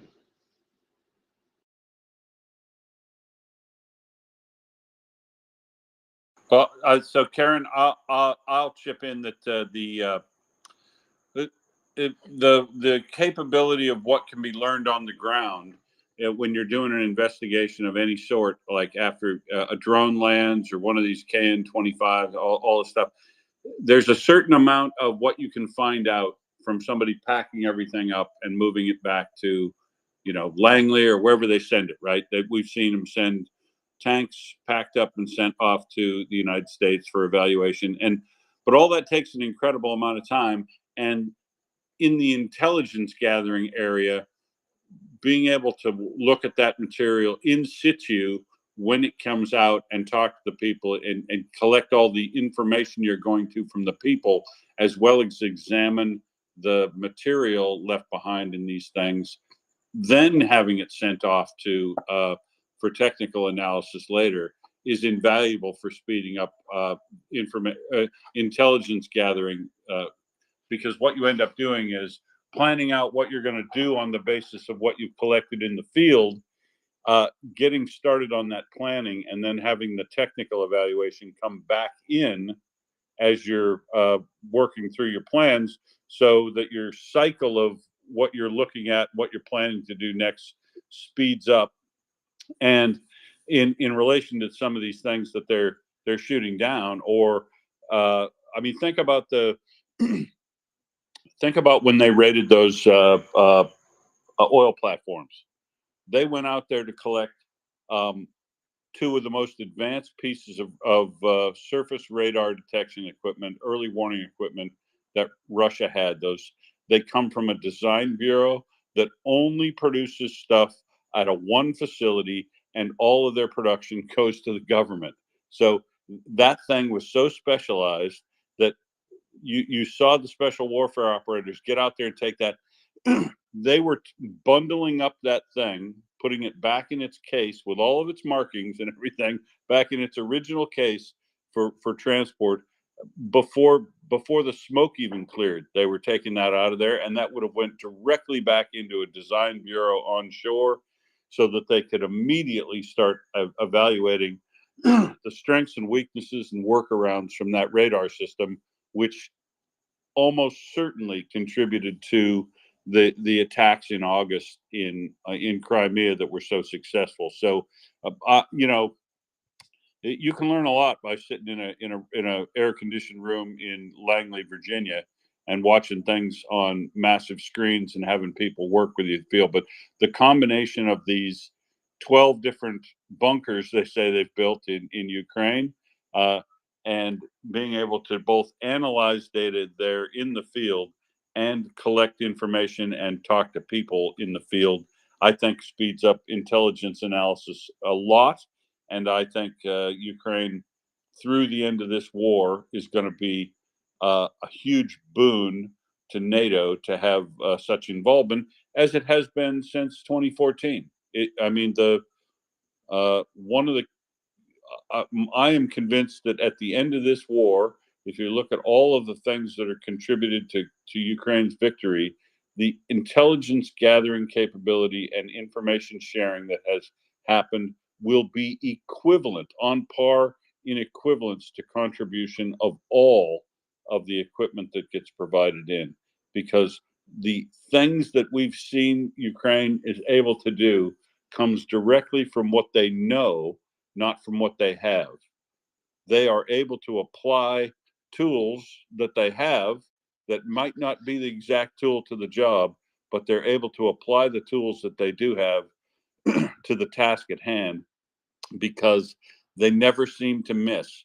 They always seem to make sure they know what their targets are, and when they hit their targets are at home. Their intelligence gathering is exceptional, and that comes from good analysis and data collection in the field, and it also comes from these folks on the ground that are providing them human intelligence. The human intelligence network in the occupied areas looks to also be exceptional. This is and if you're thinking about training and experience, imagine all of the CIA analysts who are getting rotated through the Ukrainian theater regularly to be able to pick up field experience. The testing ground here, or the experience to be gained in Ukraine, has to be invaluable to the CIA, I would think. Thank you very much, Will. And Karen, please go ahead.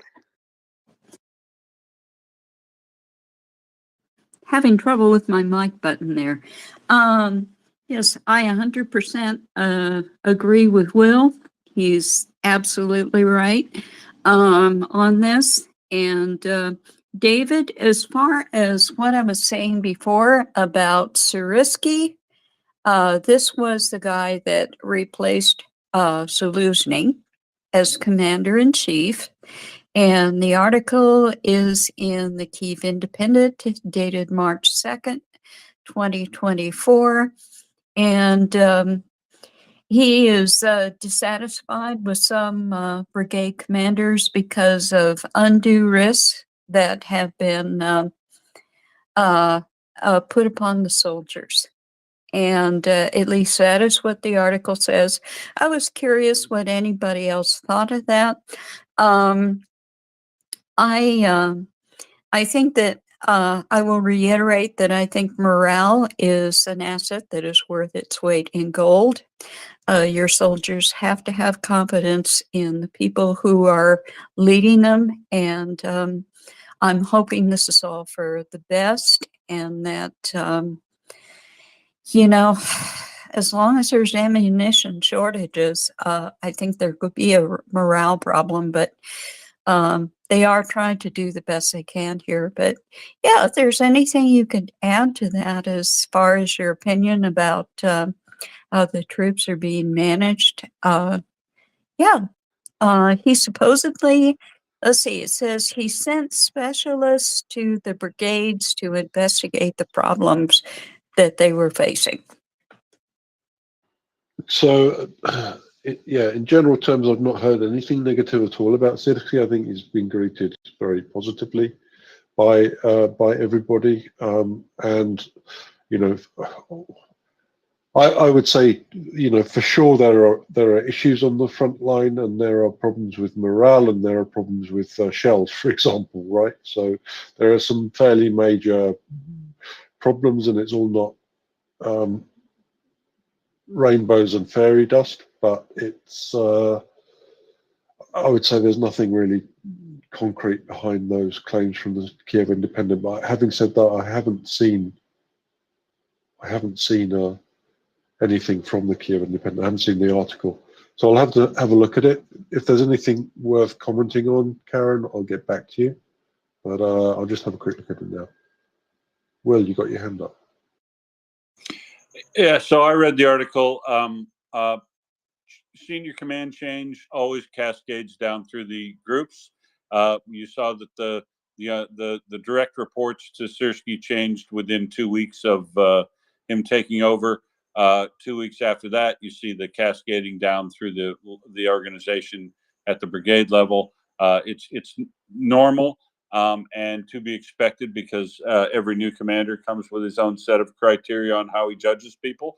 And if his judging of people is that he finds that the people below him that need to be replaced because of the decisions they're making affecting the health and welfare of their underlings, I think that's a very good justification for doing that. And more power to him to make any of those changes he wants. That's in his prerogative to make sure that the organization is set up the way he wants to do what they want. And I'll note that that's probably going to end up with some people who are upset that lose their job. Some that come in, some that don't. But the key is, the best review of Sirski's performance I've read was from the Russians. The Russians absolutely, positively gave him high marks, grudgingly high marks on how the operation to abandon Avdiivka in an orderly fashion. First the Zenit pocket, and then Avdiivka itself was performed in a manner that resulted in very little loss of equipment and very little loss of life. And that the Russians acknowledging that on Telegram in a couple of different ways, to me, is about the best review you could get of Sirski's performance so far. Thank you so much. Oh, sorry, David. Please go ahead. No, I was just going to say I've just had a look at the article as well. I think it's, as Will said, this is very much kind of what you'd expect him to do. Take a look at how things are running and make some changes. So I don't see anything really significant in the article. It's just saying, business as usual. Sirski's making some changes, but that's his job, right? Let me offer some more stuff, Karen. I hope I'm going to make you a little bit happy, because even though I said I didn't have any opinion, I did read the article, but I didn't form an opinion yet. But because I think you triggered some good forces, there is a wonderful, wonderful person in the background sent me the comments of the commander-in-chief himself. So let me offer this to you. And then I have another comment from a little bit different angle from the President's Intelligence Committee. So ready for the content, right? So what the commander-in-chief of the armed Ukrainian forces of Ukraine, Syrskyi, is saying, I continue to work on the Eastern Front. Within 3 days, it became completely clear why, in the case of the same indicators of staffing, weapons, and military equipment, some brigades managed to hold back enemy. Attacks and it's broken. Enemy attacks, they hold enemy attacks and hold their positions, while others do not. First of all, it depends on the brigade commander, his level of training, experience, ability to make adequate and balanced decisions, and understanding of the full responsibility for the performance of the assigned tasks and for the life and health of his subordinates. Undoubtedly, the level of training and coordination of the brigade headquarters through which the commander exercises his powers plays a great role. Therefore, I have sent groups of specialists to individual brigades where there are problems with the preparation of the headquarters to transfer experience and provide assistance. Based on the results of listening to brigade commanders and their deputies, all necessary decisions were made to provide reserves, ammunition, UAVs, and other equipment. In some cases, when the commander does not control the situation and actions and commands directly threaten the life and health of subordinates, I am forced to make personal decisions. In general, today I want to note the actions of the servicemen of the 54th Omber, who destroyed 2 columns of enemy armored vehicles with accurate artillery fire in combination with competent mining, the steadfastness and courage of the soldiers of the 25th OPDBR and the 47th Omber in the battles for Orlivka and Berdichi, the determination and courage of the soldiers of the 79th ODSHBR during repelling enemy attacks in the Novo-Mikhailivka area. I note as a positive the replacement of 1 brigade at the front after 2 years of continuous fighting and moving to the rear to restore combat capability. Thus, the situation at the front remains difficult but controlled. Together to victory. Glory to Ukraine. So I hope this answers some of your questions, Karen. It certainly answers some of mine. And if you agree now, I will still stay a little bit with your topic, but change slightly. Please go ahead, Karen. You wanted to add something. Well, thank you for that excellent article that you shared. That was great, and I'm sure that it benefited all of us. Thank you. No, I thank you.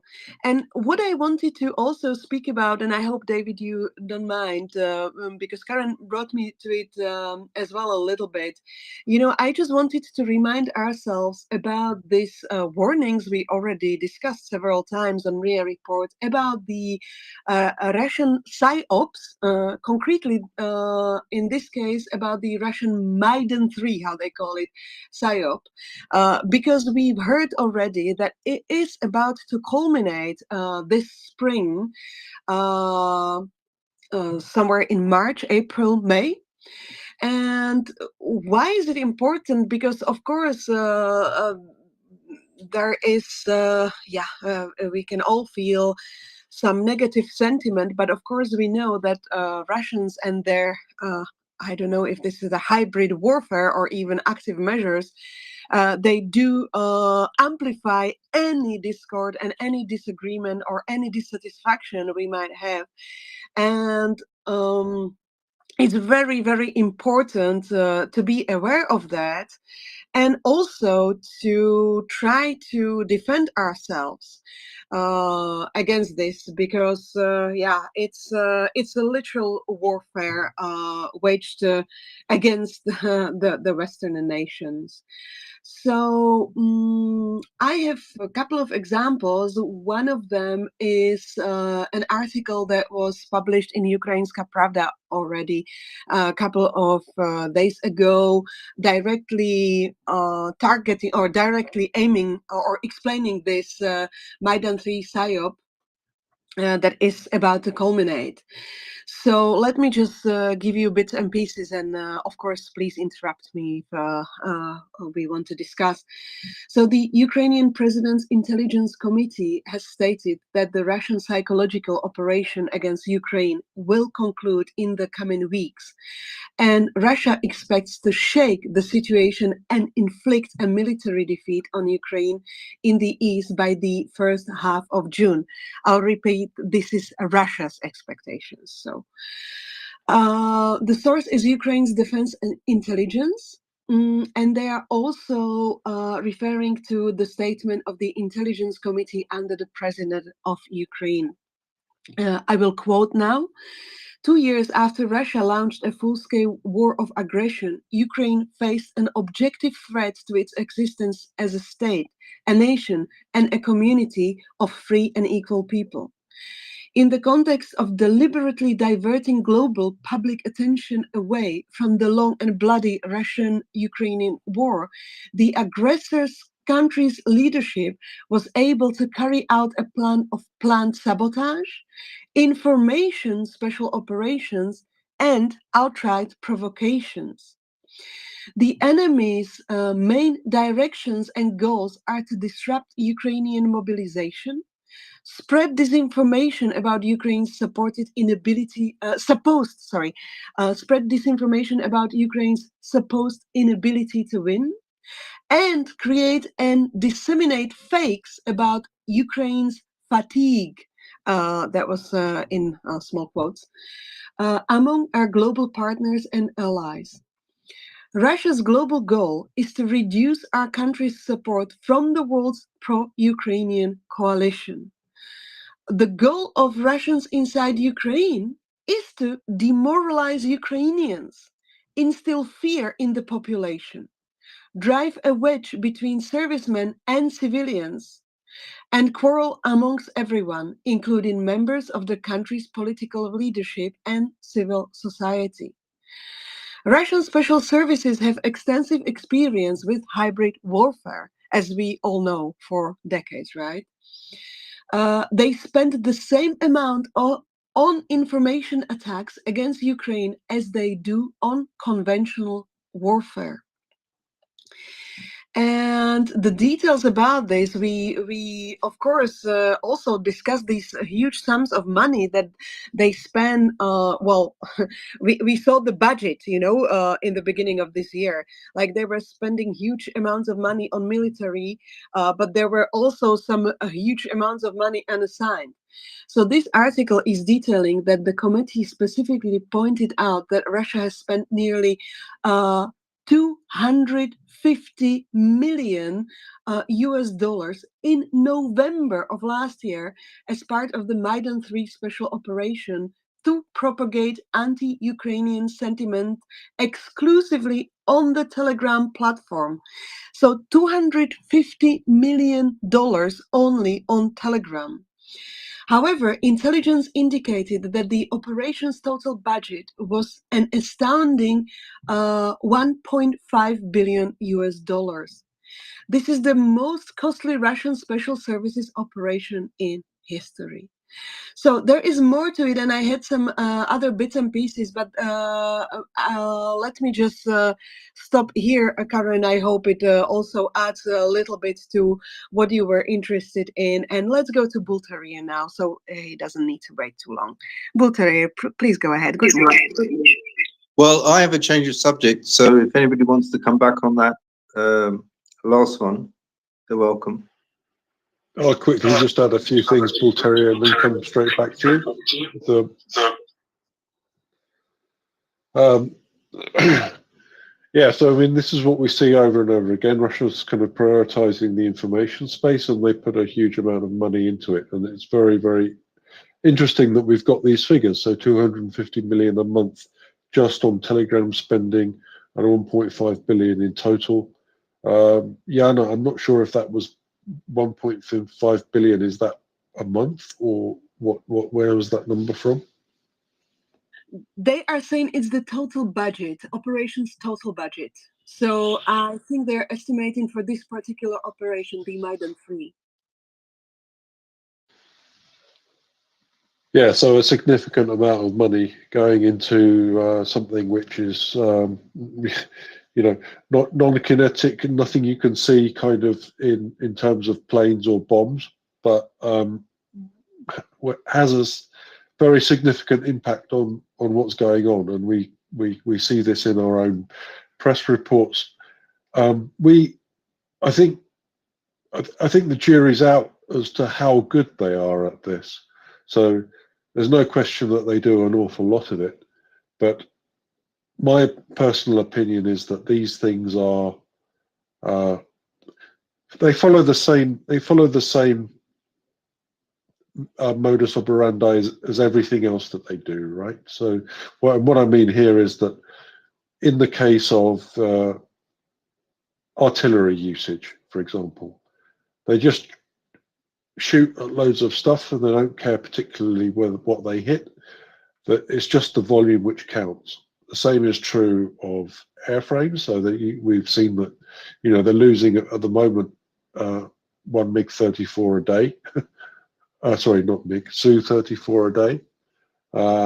And my opinion is that they just like the volume. So the strength of the Russian information warfare isn't so much that they're especially good at it. It's that they've been doing it for decades and they've been doing it at high volume. And given that fact, when we see an effect of it, when we see something that happens because of these information campaigns, we kind of assume that means that they're exceptionally good at it. I'd rather say that they've just been doing a lot of it all the time for a very long time. Voltaire. Oh yeah, hi David and Jenna. Yeah, thanks. Very interesting discussion about Russian propaganda. So yeah, so I happened to notice that on Friday the Dutch PM signed a security deal helping to fund 800,000 artillery shells for Ukraine. I think they contributed $162 million. They also, by the way, 2 months ago signed a 10-year security agreement with Ukraine, which was great. So this this artillery shell initiative is by the Czech Republic to purchase like 800,000 artillery shells. I know that several countries have chipped in. I just wondered if you knew like how it's going. I mean, how much do they need, and how far have they got with it? No, that's a good question, Voltaire. I think I am as far in this knowledge as you are, because it was, we saw several amounts like 500,000 to 800,000 indeed, and basically the Czech Republic found it in some other countries than Europe, but maybe Will knows a little bit more updated details. Will, please go ahead. Yeah, the information I have from this morning, Jan and Voltaire, is that they have lined up, they've got commitment of 50% of the money needed to buy those shells. So of the countries that have committed already, that doesn't actually equal enough to buy that much. So clearly some additional countries that haven't announced that they are contributing to it are also contributing to it, which means, which is great. So they're more than halfway to securing the funding for all of those shells, and they expect the delivery of the first portion of them within just weeks. They said within a couple of weeks. So whoever's selling them to them clearly thinks that they're a good creditor and is going to start releasing the shells before all the money arrives. But the money is already half raised. So in terms of attrition, I think that we're looking at an ideal attrition rate of, let's say, 8,000 shells a day on the part of Ukrainians.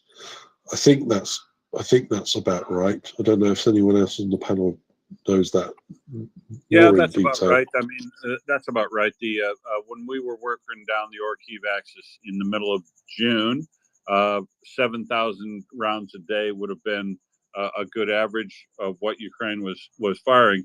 But I'll note that 7,000 rounds a day was significantly more accurate. So it was they had a slight artillery advantage at that time in June, even though they were firing less rounds than the Russians were. They were more accurate. So 7,000 rounds a day would be a very good start, yes.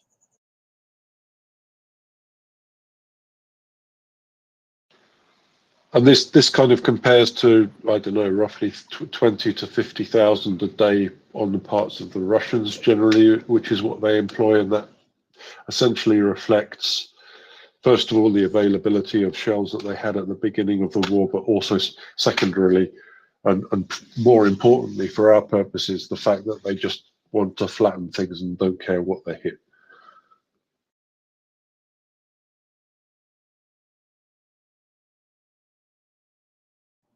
But my point there being that at that kind of expenditure of shells, at some point Russia's just not going to have enough to support their strategy. So they will run out. They'll run out because their strategy depends on volume. So they just think they've got a bottomless pit of shells from somewhere, and we've seen that, you know, they obviously haven't done, because they haven't been able to source those from anywhere other than North Korea. And either China comes in and supports them, in which case they may well have some volume behind them, but otherwise, if not, then it's difficult to see where they will get a further million shells from.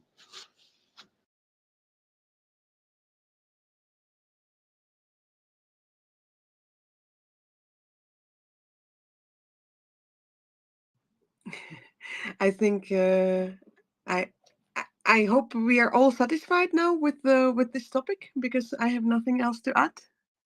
David and Bulteria, thank you very much. Yeah, for sure. All right, very good. So let me just continue with some other things that I wanted to say. Well, I had something about disinformation, but I forgot one thing that I wanted to share when we were talking about the aircraft and planes. So let me just jump from one to the other and then back, okay? Because I don't know, David, if you caught it, but yesterday we had some updates about the two French Mirage intercepting the Russian Su-30 fighters over the Baltic Sea, and there was also after they intercepted the Su-30s, then immediately they got a task to intercept the Antonov 72 transport plane over the Baltic Sea. So there was a little bit of drama and a beautiful video in the skies. And we know that Russians somehow very much love these provocations. They have been always doing this. So there is some new update from today that German fighter jets intercepted Russian aircraft near Latvian territorial waters, and this happened for the first time. The German fighter jets took off from the Latvian military base, and that happened also yesterday. And the Russian aircraft was near the Latvian territorial waters. The source is the Latvian Air Force, and it's reported by the European Pravda and the Ukrainian Pravda. And yeah, what I just wanted to add to this is that, quoting the Latvian Defense Minister Andris Sprūdis, is that NATO air policing is fully operational and allies are able to respond immediately. Today, for the first time, German Eurofighter jets intercepted 2 Russian military aircraft near Latvian territorial waters. So yeah, I think this is really good news that the NATO allies are keeping an eye over the international airspace that is in no way Russians to use, right? Yeah, yeah, it would be nice if we were doing the opposite. I mean, not the opposite in terms of not doing more, but I mean the opposite in terms of mirroring exactly their behaviour. So, you know, I would like to see us, you know, doing buzzing way into their territory, because I don't think they've got very much to meet us with, and that would very much distract their attention. I think we should be doing much more of that. And I don't know why we're not. I guess it's a risky thing to do. It's something that people would say is escalatory, but yeah, well, you know, who's escalating here? Yeah, totally agree with you. Yes. But anyway, so I just didn't want to forget to mention this because you know, planes are very cool. And if you now agree, as I promised, I will be jumping up and down. I will jump back to the misinformation, disinformation, and the hybrid warfare, if that's okay with you, David. Sure. All right. So, you know, while I agree with you, what you said that Russians sometimes look quite, well, you didn't say this exactly, but this is how I interpret your words. Russians sometimes look quite idiotic in the way how they are waging this hybrid warfare and, you know, doing the propaganda. We really, really have to be aware of it. And what I think is similar what you said with the jets, we should be doing more, and we should be definitely getting better in like building our resistance to it. Because during the Cold War, as I also learned from some of our guests in MriyaReport, there were a lot of active measures from Russia or former USSR, but there were also some countermeasures. Part of them, for example, was in building awareness of the public and civic society in the Western countries. However, unfortunately, after the Iron Curtain fell, we somehow got lulled into believing that everything is okay and there is peace and we're gonna live in Kumbaya. And many of these countermeasures kind of disappeared, you know. And I think this can really, and it is actually pretty much biting us in the background. So I think this is a really good point, Jana. So, you know, we're basically at war with Russia, and there's not really any other way of putting it. I mean, that we could say that you know, we're not at full on kinetic war, but I think that part of the problem that we have at the moment is that most of our populations don't realise that we're at war, and the reason that I say that we should kind of ramp up the classification of the state of our relationship with Russia is because, you know, you can't really get away with interfering with elections and killing people with polonium and Novichok on other people's territory, and all of the other wonderful things that the Russian secret services get up to, like cutting undersea cables and destroying gas pipelines and so on and so forth. They've been doing this for decades and they continue to do so. And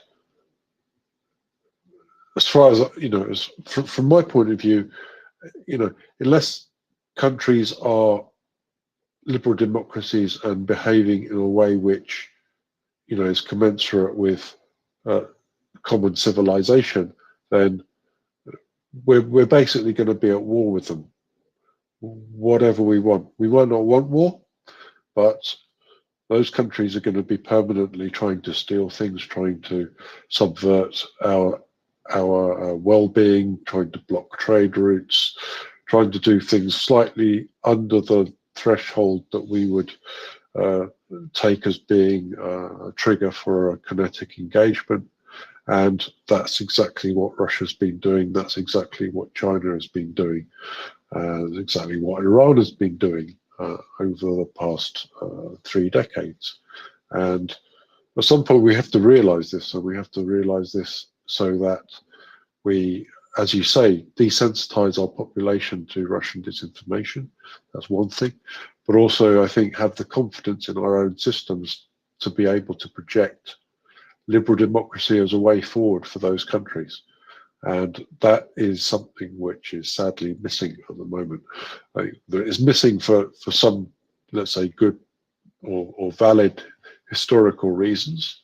We've gone through a period where liberal democracies had, let's say, the Tony Blair and George W. Bush period, where we said, we have a moral foreign policy, which means that we encourage liberal democracy to develop and also impose it externally in the case of Afghanistan and Iraq, and we all know where those adventures ended up.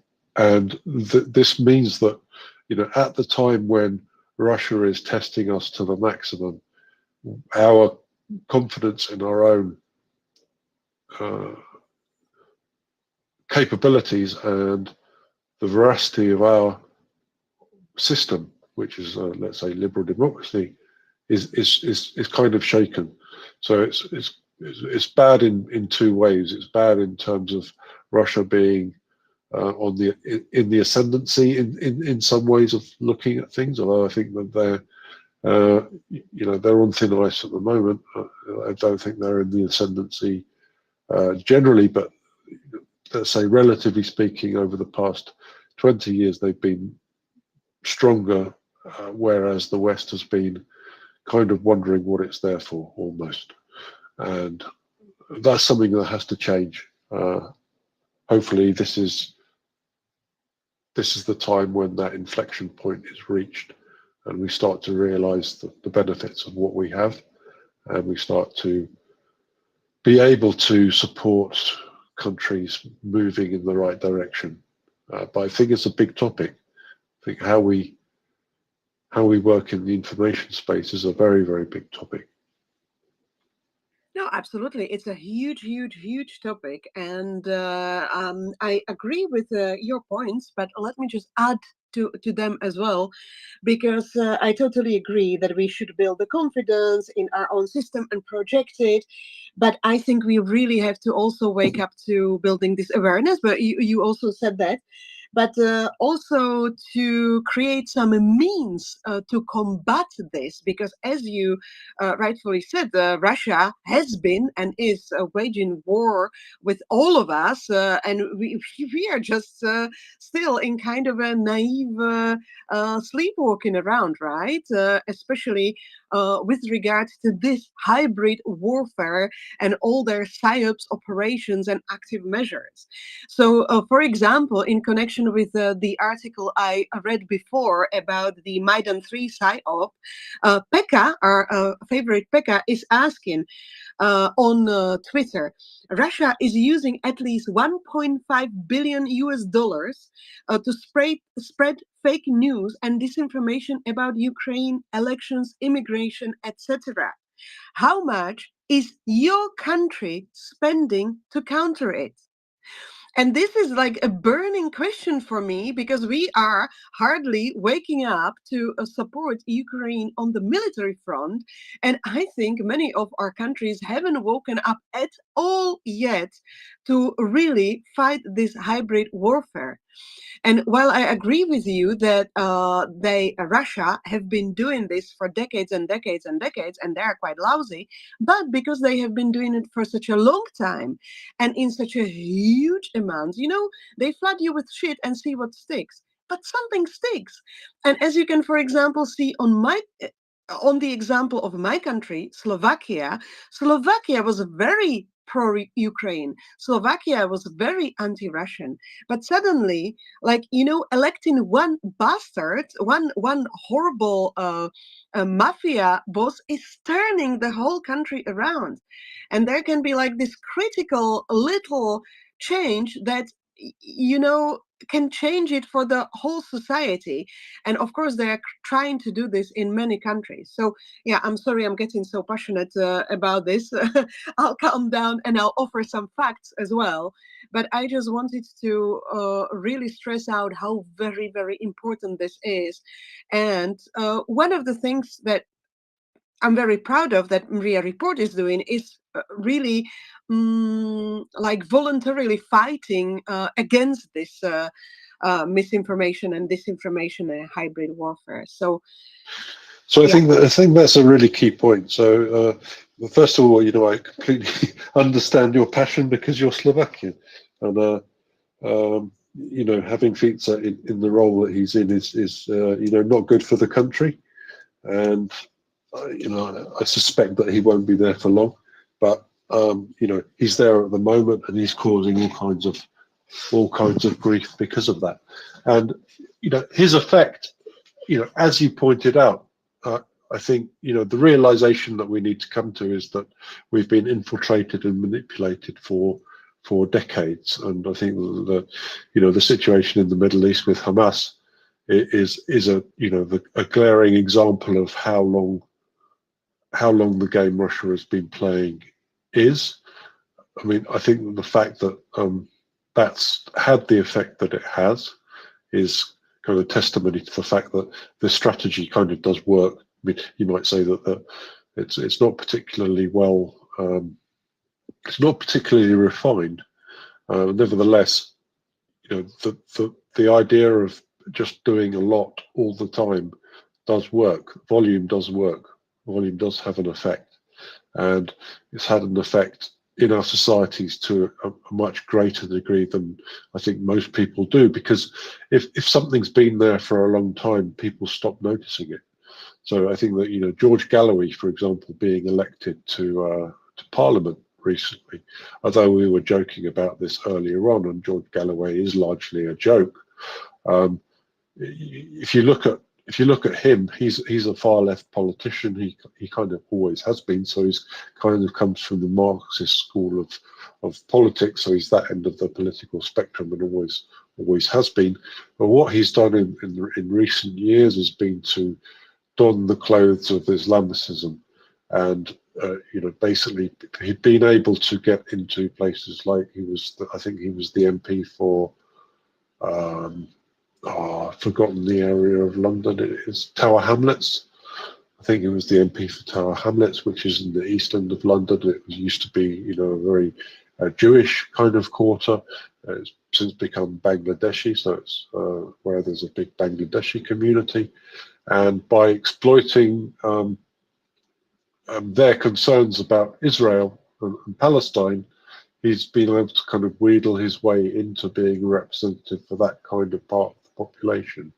And he's done the same in Rochdale. So I can't remember the course of events, but he lost his seat, I guess, at some point, or was ejected from Parliament. I can't remember exactly the history of George Galloway, but he's since re-emerged and is exploiting exactly this narrative that basically the Jewish Zionist entity, as he would call it, is somehow the root of all evil, and for the good Muslim people of Rochdale, he is the answer to their problems, which obviously he's not.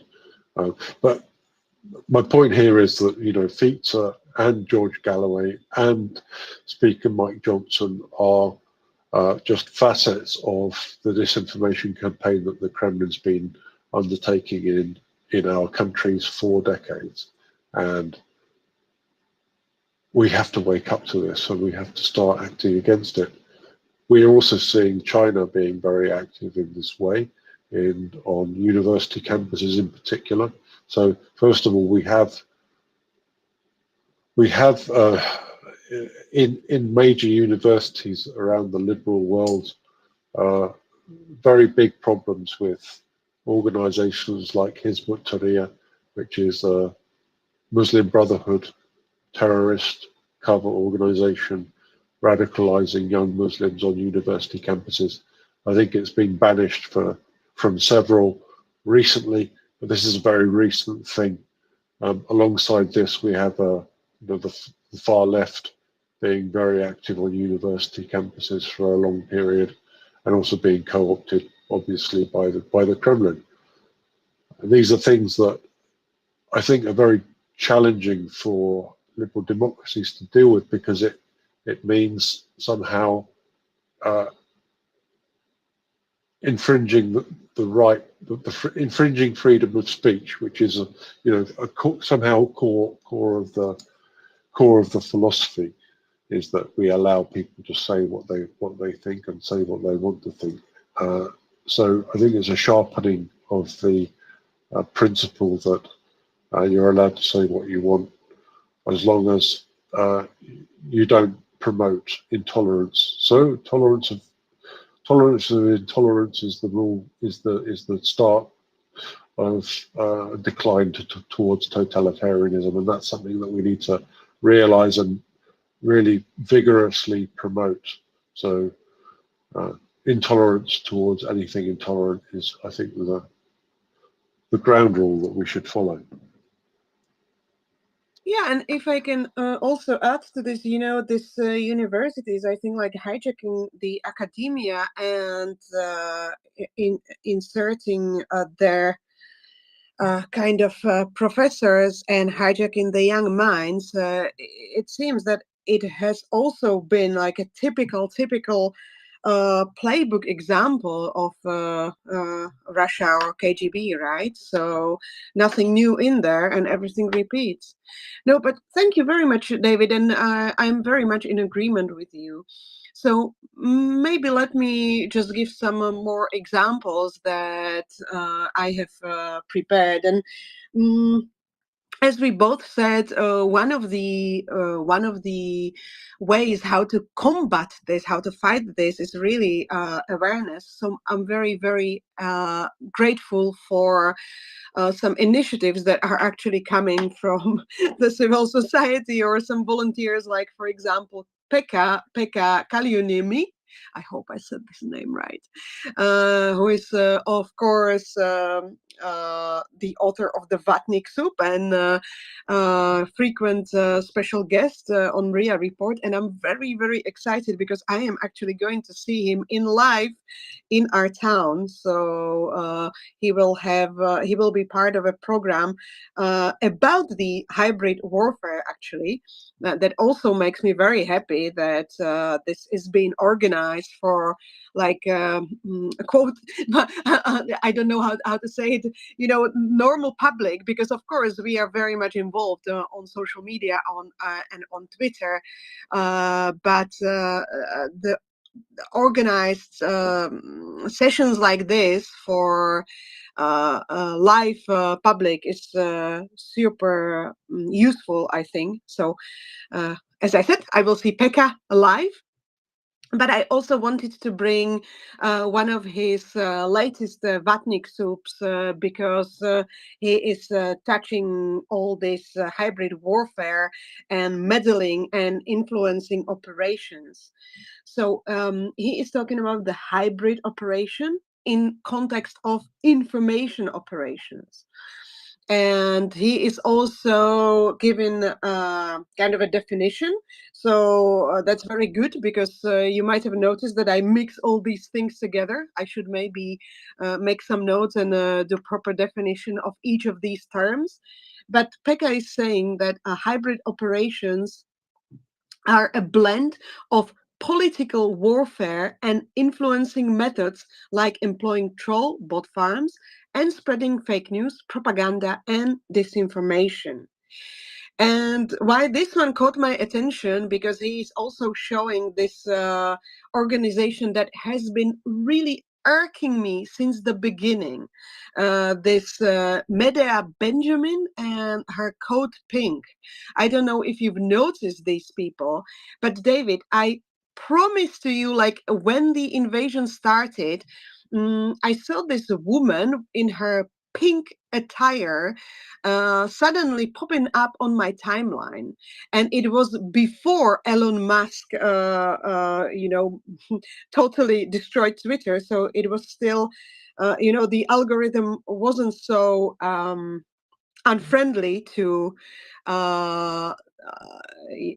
like normal expressions. But anyways, this woman started to pop up on my timeline, and it was like very, very strangely kind of vaguely anti-Ukrainian, and it was confusing at that time for me. At that time there were no NAFO fellas. We didn't understand. I was very naive. I didn't understand many of the narratives, but it was really like strangely against, not really saying that they are pro-Russian. So I scrolled through their websites, and David, all the things, when you saw their agenda or anything that they posted on their website was like not openly pro-Russian, but you could see that they are basically supporting all the Russian interests around the world.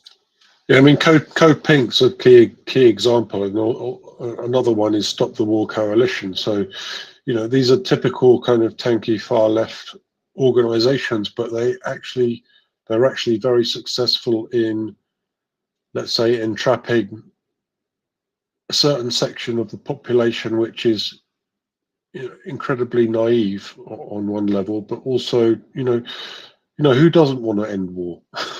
It's a perfectly reasonable thing to say, and something that I said a long time on the space over and over again is that I have a big problem with socialism because who doesn't want to be social, right? So there is this kind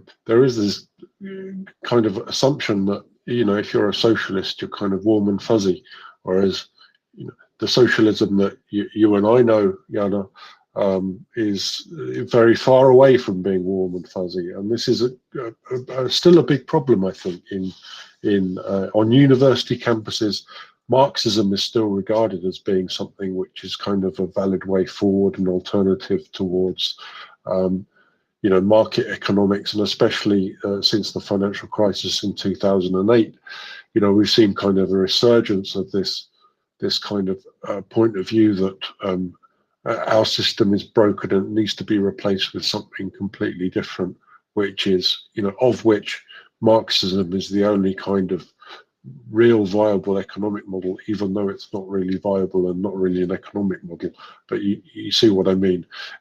There isn't a really good alternative to market economics because none exists, and basically the way forward there is constant improvement of the system, constant tweaking, constant tinkering, constantly trying to make things better, which is kind of a difficult argument to sell. Whereas if you come up with something like revolutionary communism, you're able, or alternatively authoritarianism in the shape of whichever flavor you decide to go with, you provide an easy solution. And so this is somehow a challenge, I think, communication-wise. How do we market liberal democracy where we don't provide a concrete answer? We provide a framework for continuous improvement.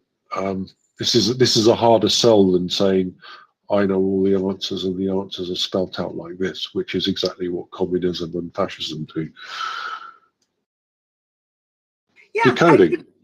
I couldn't agree with you more. And yeah, indeed, let's go to decoding. I'm really curious about his opinion. I hope he's gonna give us some view on Code Pink, because that's really my pet peeve. Decoding, please go ahead.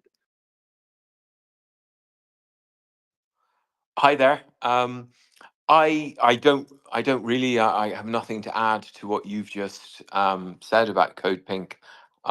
As you know, I try to work in the underpinnings. I try to provide. My whole mission is to give individual humans the tools to interpret and act on information and memes which contravene the post-World War II peace settlement. So when David says there about liberal democracy, I focus on the constituent elements of what we today call liberal democracy. So the right to participate in public decision making, which is enshrined in the European Convention of Human Rights, which was adopted after World War II as a response to the Holocaust, and all authoritarians wish to do is prevent public participation in decision making, usually by depressing sentiment and confusing people into inaction or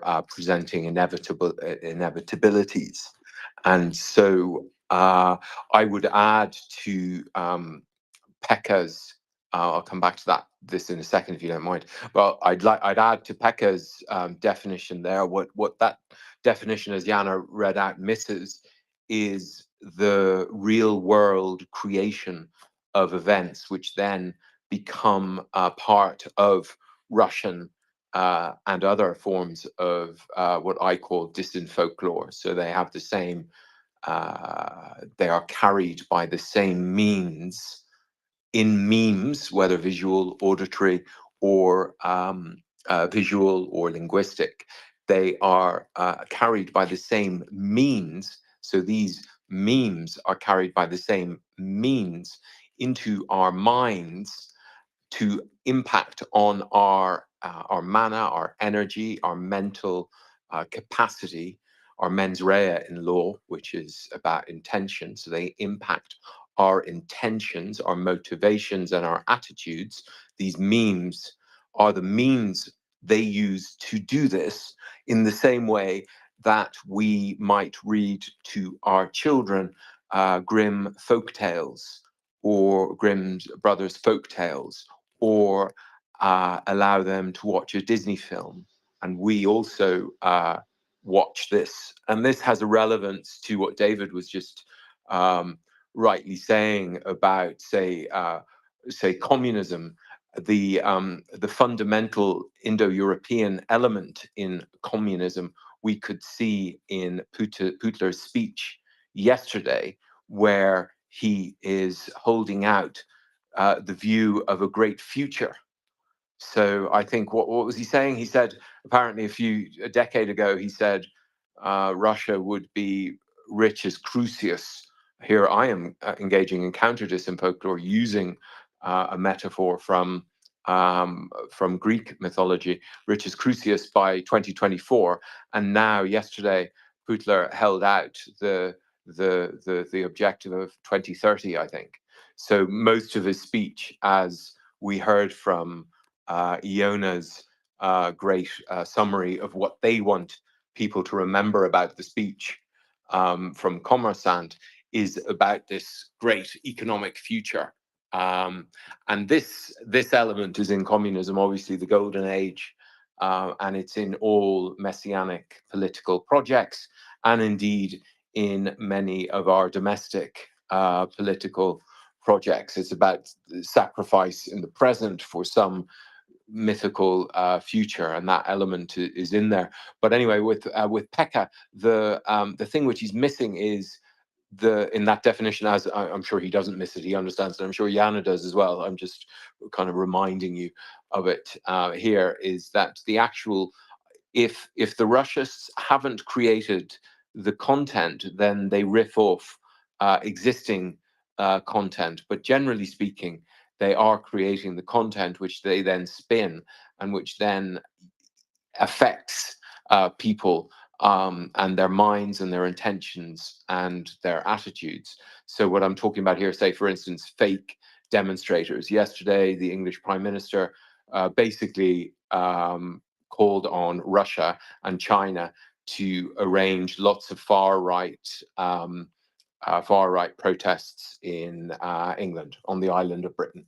That's basically what he was doing. Trump, a few weeks ago, called on Russia and China and Iran to basically fund his campaign because he would destroy NATO, and they will of course benefit from it. So this is the manner, this is the energy of what they're talking about.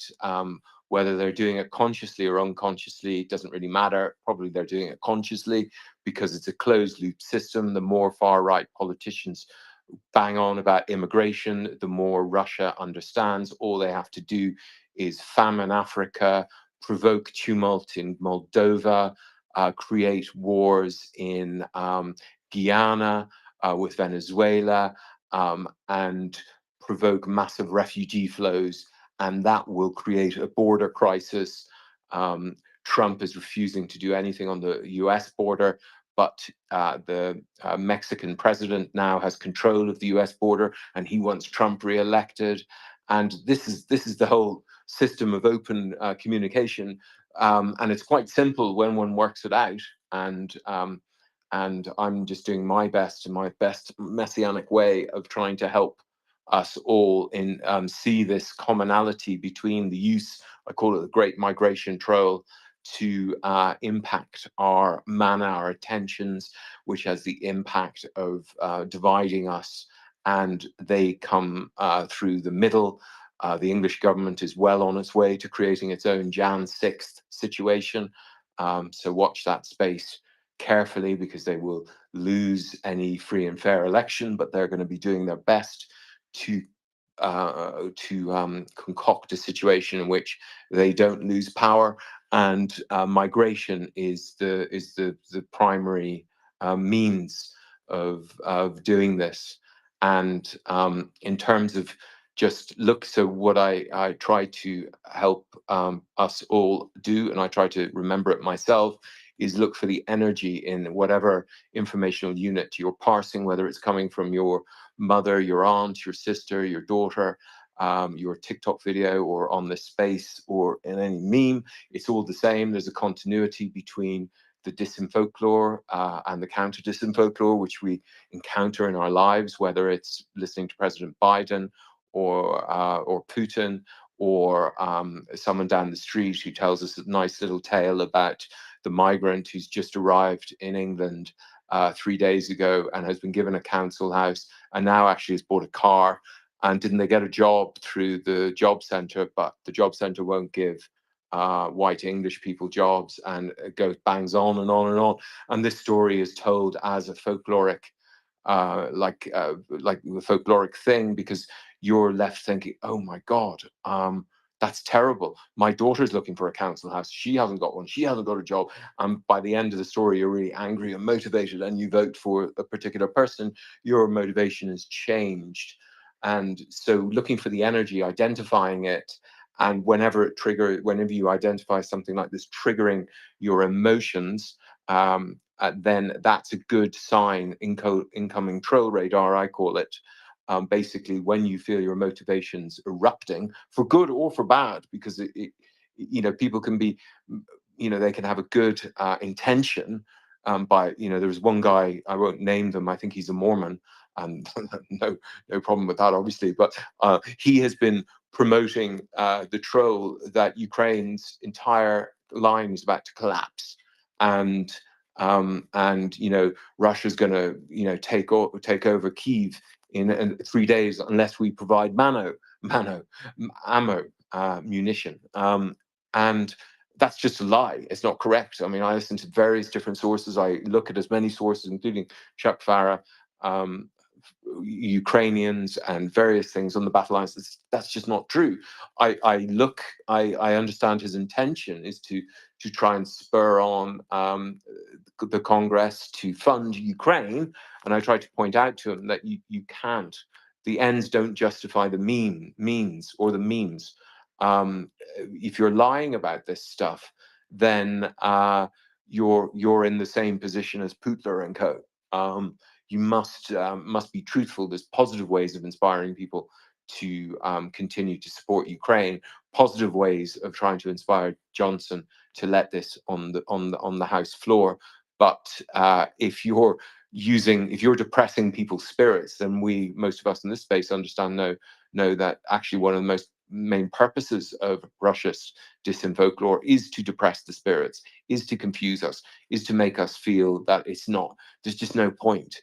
And all of us in this space, really, we straddle this tension between being optimistic based on data and focusing on the positive elements of the war, but also being realistic. And I think most people, 95% of the speakers on the space, straddle that on an ongoing basis, even in the sentences they're speaking. But there's no good in promoting this Russist meme that we should just be depressed about Ukraine, and it's and then our intention was to donate to something, but then we think, why bother, or to listen to or to support Ukraine or to go out to a rally, and we read it, there's no point in it. So I suppose just to say with Pekka and Pekka, that thing which I'm sure he knows all about is the actual creation of the product, which is then used. It's spun like a spider's web, or like that that folktale, the woman in the folktale who has the spinning needle. That thing. I don't know. Maybe you know it. I know from maybe from Ladybird books, but I'll leave it at that. Out. Yeah, thanks, Decoding. So I think that you basically tie back all of the cultural memes, let's say, back to some kind of Indo-European folklore, and this is great. But I think we talk about a lot in the space. Hello, can you hear me? We can hear you. Yes. Sorry, I had a call. What we talk about a lot in the space is everything's downstream of culture. That's Axel's way of putting it. I use the Peter Drucker phrase, culture eats strategy for breakfast. So, and also I often say something like the long arm of history and the short arm of history. So there are things, for example, in the Soviet past, which is common to the Slovaks and Poles and Ukrainians and Russians, but it's a very thin, let's say, veneer on the surface of very different histories, which lead to very different behaviors. So the period from the end of the Kievan Rus from 800 onwards to 1700 is basically a period of time where Belarusian and Ukrainian history was completely separate from that of Muscovy, and that period, something over just slightly below or slightly above 500 years, is a very important factor if you're trying to understand the way Ukrainians behave versus the way Russians behave, for example. And so these things, I think, these are very important, and they're the things that disinformation campaigns push on very heavily. So if there are aspects of culture which have evolved over centuries, then they're quite easy things to push against in order to obtain an emotional reaction from an entire population.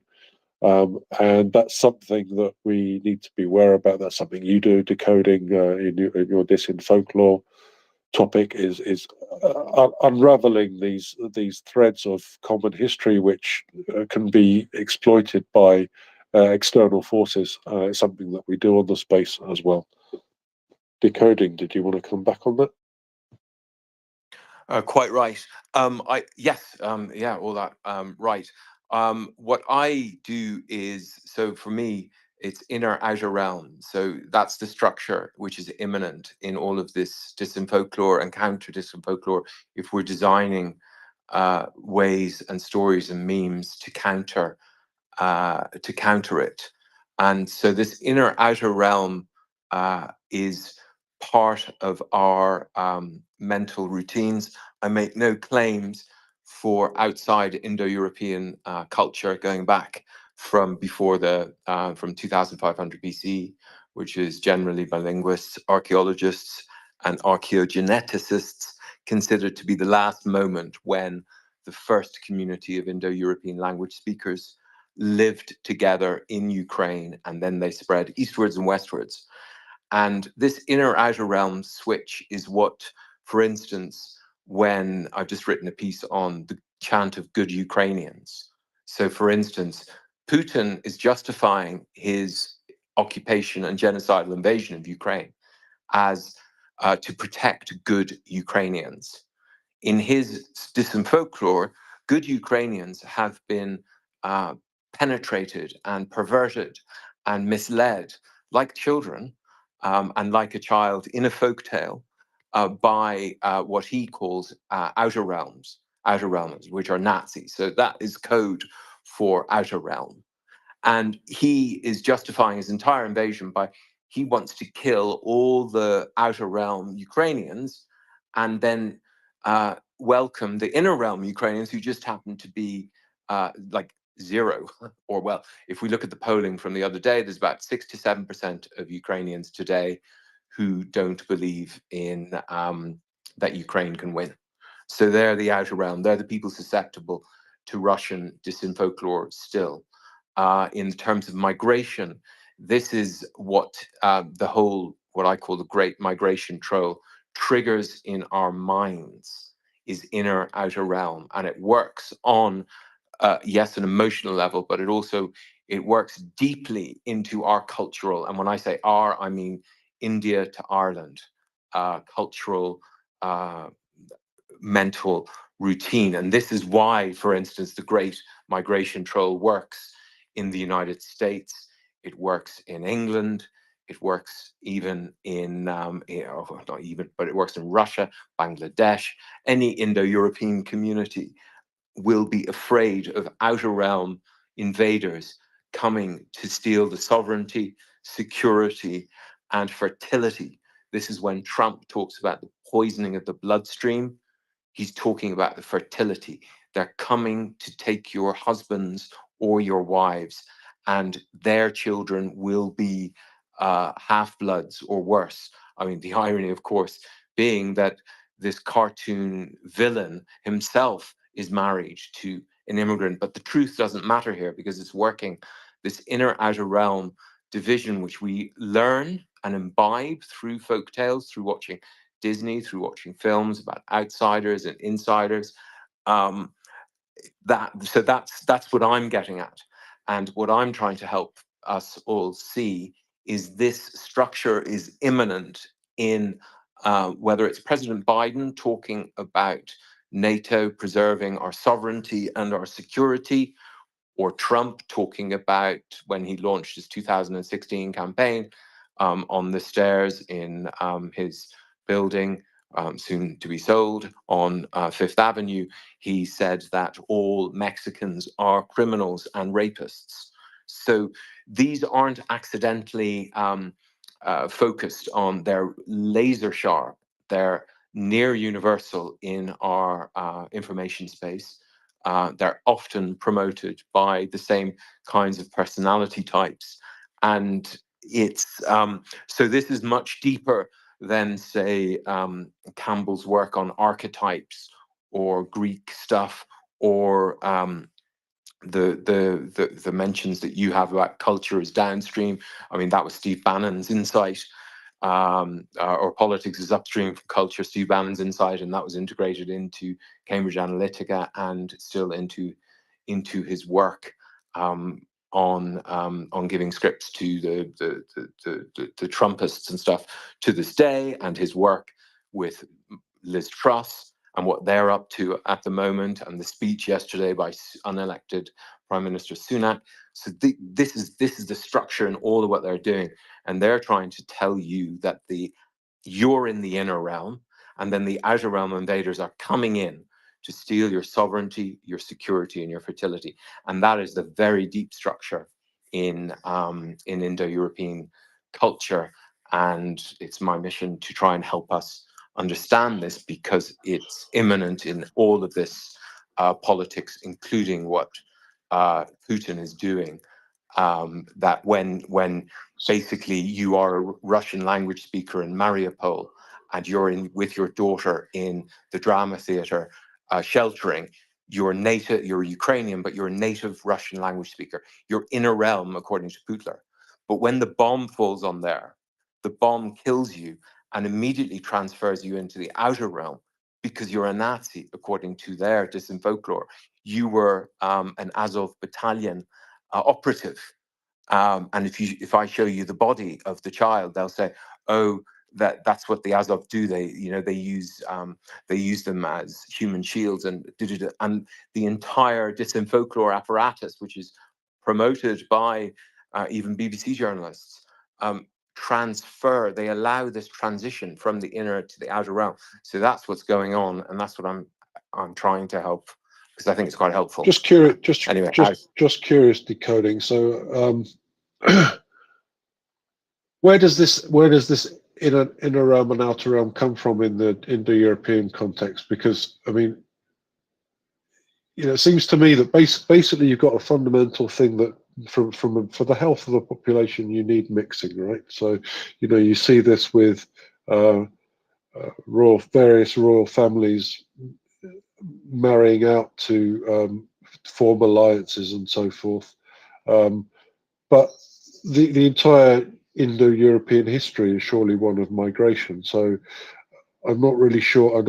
Not really sure where this kind of fear of the other generally comes from in that context. I don't know if that's we're drifting a little bit off topic here, but maybe you can talk a little bit about that. Why is the other such a moot point for Indo-European cultures? Well, it is totally on topic, but in the sense that the first migrations which we're talking about, which are embedded in our psyche, happened in Ukraine. And I'm not saying that what I'm describing to you is understood. Someone like Dugan understands it. Steve Bannon probably understands it. Putin doesn't necessarily understand what I'm talking about. He just understands the mechanics of it. And most retail politicians don't understand the depth of what they're doing. They just see a mechanical reaction. If we start banging on about migrants coming to steal our children or our jobs, which is our fertility, the sustainability of our lives, or our security, they're going to rob us. There's this big debate at the moment in America because Trump said about, do migrants, are they more susceptible to doing crime? And then, or else they'll vote and they'll affect our sovereignty, whether it's the Catholics in Northern Ireland or the Muslims in England or the Mexicans in America. But once we understand how the language probably spread, and there was different mechanisms, all we know is now we all speak languages. We all, you know what I mean, from Ireland to India and America, the Americas, we speak language which was born in this community in Eastern Ukraine around 2500 BC. Well, before that, but that was when the first migrations which mattered happened. So we now know from archaeogenetics since 2015 that the entire male population on the island of Britain, I'll post the reference in the purple thing in a minute, the entire male population on the island of Britain changed, well, 90% changed, 2450 BC. And we know this by using, I won't go into the technical details, and it's all in Nature. I'll post the references.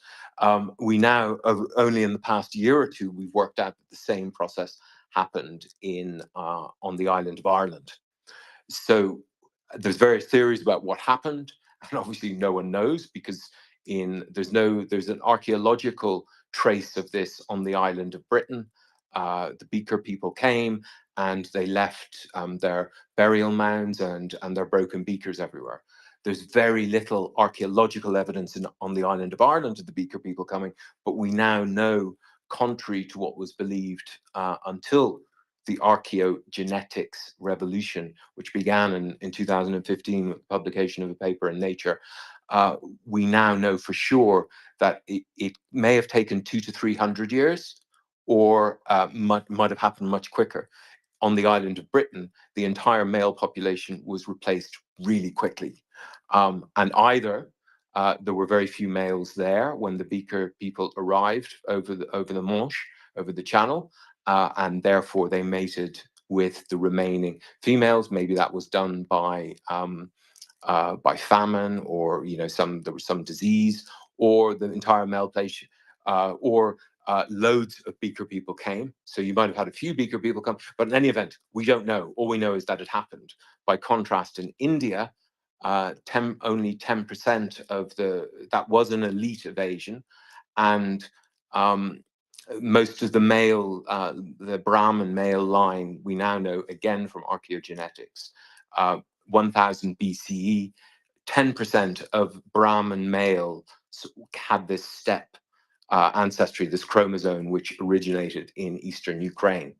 And so we know then this was probably an elite invasion where certain elite people came in and perhaps used the Russian methodology of conquering a people with internal arms. But anyway, we don't know. So what you're talking about there, the migrations, of course, are really key. And in each community, probably in Ukraine and eastern Ukraine, where it began from, when their population rose up beyond a certain point, males were sent out using horses, wagons, and various technology, and then went to another place and established through guile or through war another community. And there's a whole mix of all of this. But the bottom line is you have all of this migration, you have all this fear that you did it to other people and they're going to do it to you. And that's my hypothesis. I build that in. We'll be getting to that probably in about 20 weeks in the particular chapter, which I'll release on Disinfolklore. I'm doing 1,000 words a week on it at the moment.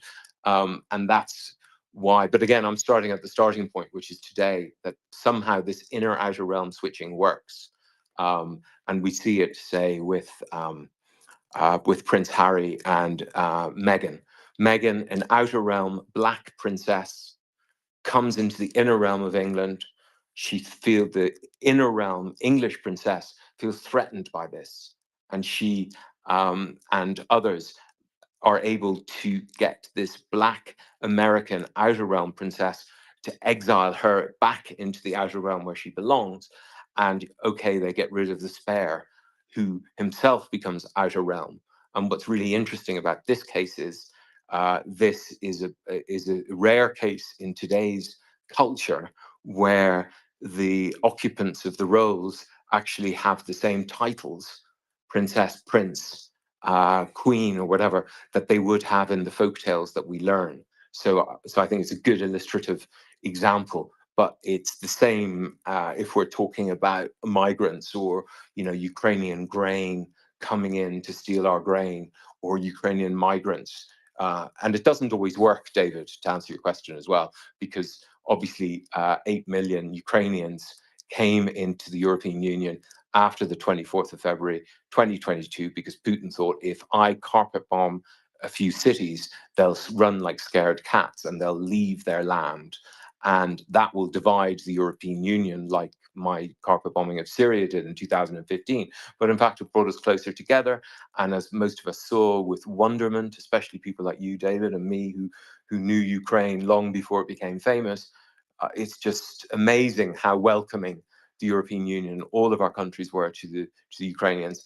And we realized they're actually inner realm. So it doesn't always work. And I celebrate that out.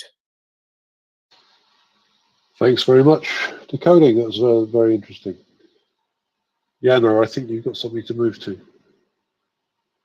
Yes, thank you very much. Well, we diverted a little bit, and we delved into Indo-European culture and some psychohistory. But let me maybe go back to what it all started, and that was our talk about the hybrid operations and Russian propaganda, fake news, and disinformation.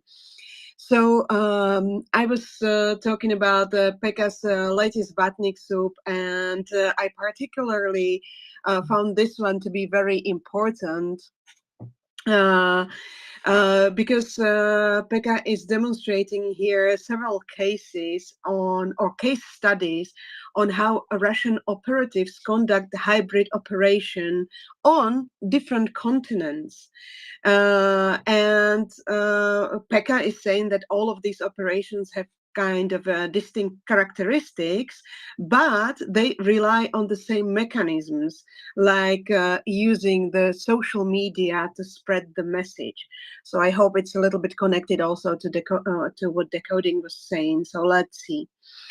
Hybrid of operations, of course, they combine the real world, as Decoding was saying, and orchestrated and pre-planned scenarios with online activities, or let me just add, not only online, but it of course used to be the traditional media before the online was in existence, right? So sometimes Russia shills attempts to mobilize people for real life events like protests by inflating these events on social media and fake news sites. So he is showing some examples. As I already mentioned, this code ping is a really good example of this. Various these so-called pro-peace movements. I think we could also observe it in very, very amplified dissatisfaction of certain farmers, that we could observe some not so real farmers, right? And we also often see so-called American activists, and basically they are Russian trolls. So Pekka is saying pro-Kremlin live events that have been inflated on social media rarely draw a big crowd in real life. And I will later post this in the nest. He's giving some lovely example. For example, in Romania, in Bucharest, there was an attempt by a pro-Russian individual to organize a rally in support of Russia. He enthusiastically announced this on his Facebook, and he announced that the event, that over 50,000 people were expected to attend. However, he found himself alone as no one else showed up. So yeah, there is a wonderful picture of this huge square in Bucharest, and there is, like, if you count it, it's like maximum 13 people in the middle of this square. So yeah, this was a 2023 Vatnik gathering, as Pekka calls it. Then another example, I will quote now the name of this, I don't know, initiative, Rage Against the War Machine. You might remember this. This was my organization that discussed me. Code Pink took a central stage in there.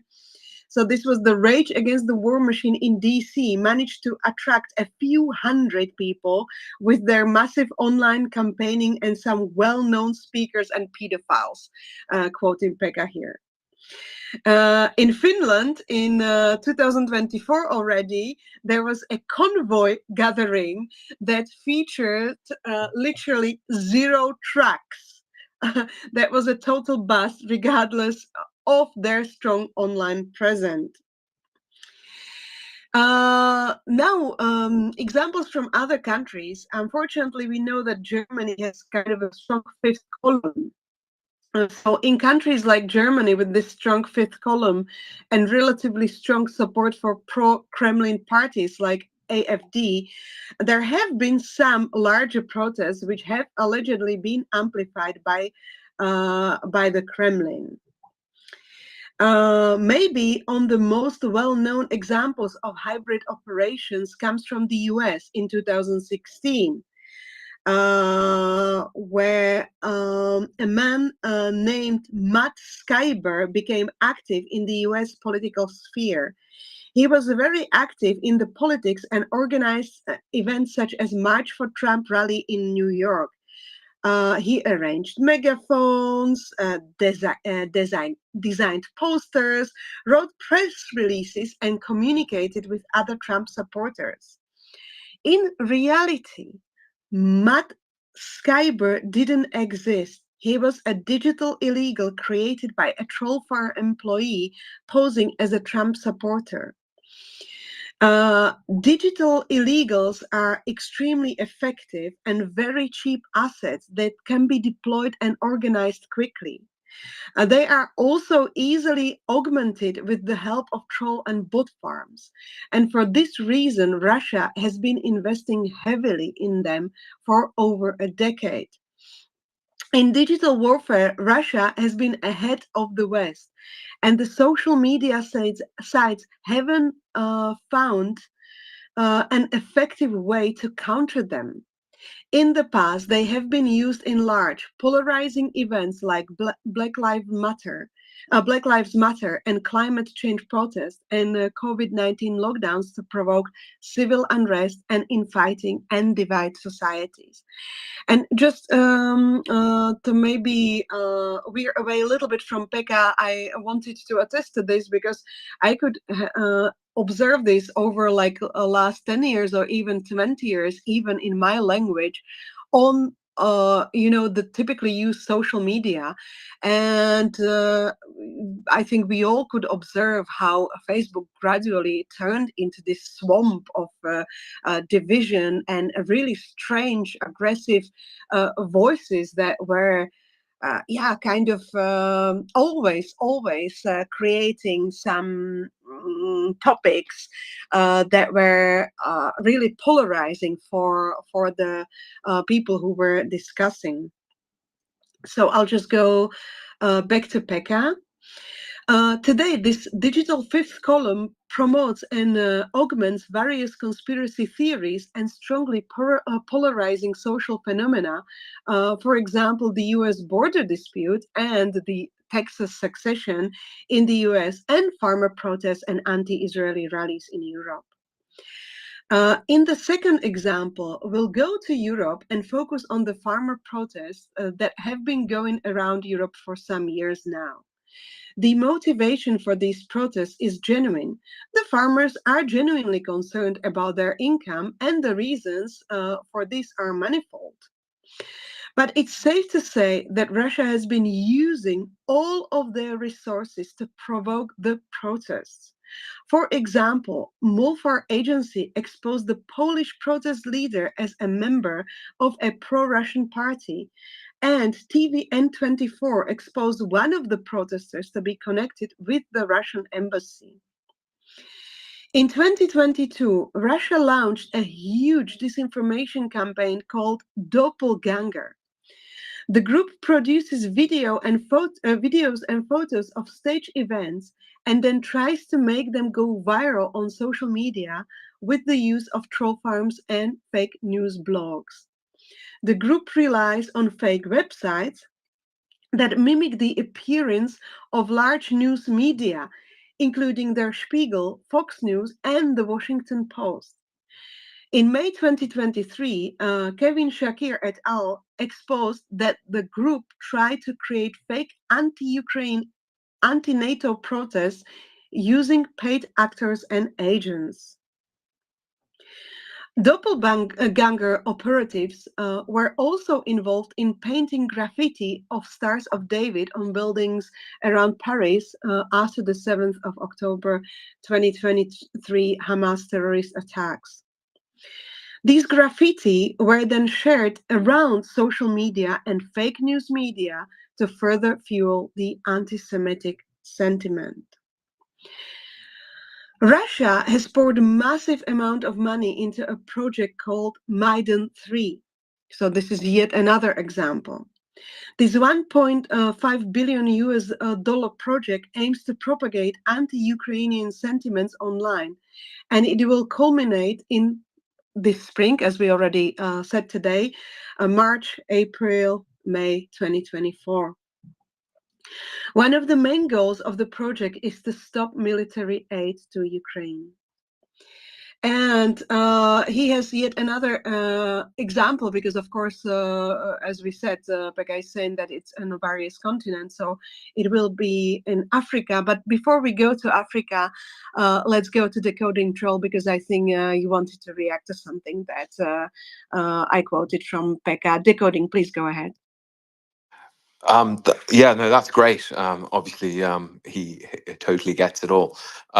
What it reminded me a bit of, I read the Inform Napalm account of how Russia infiltrated the Poland from 2015 onwards. Well, it was just one agent who operated to organize fake protests and would submit proposals to their handlers in Moscow, and the handlers in Moscow would agree and give them a budget for creating these fake meetings around Poland and discussion societies about the question of making Ukrainians in Poland swear allegiance to democracy and anti-fascism, and it's this and it was the same in the Surkov papers, which were revealed, but again by Inform Napalm in 2015, when they got their hands on Vladislav Surkov, who had been at one time the Deputy Prime Minister of Russia, his inbox and his office's inbox, in which he was brokering proposals, including to deal with demonstrations that I actually monitored and attended in eastern Ukraine, to provoke tumult. But these tactics are also used, so we shouldn't beat ourselves up over thinking, oh, we don't do any of this. These tactics were also used by the company called Cambridge Analytica, which provided services to the Vote Leave campaign in England, and most famously, they created MAGA. And we only know this because one of the founders of Cambridge Analytica, who was actually the genius who, with Steve Bannon, came up with the plan and the idea to use Facebook groups to assemble groups of people with similar personality profiles, who are high on, if people know the Myers-Briggs thing, or particularly the Ocean method of identifying people's personality inventories. I had to do one when I went to Oxford Business School, Oxford University Business School. We had to do them before we went, because they wanted to assemble us into groups which would work.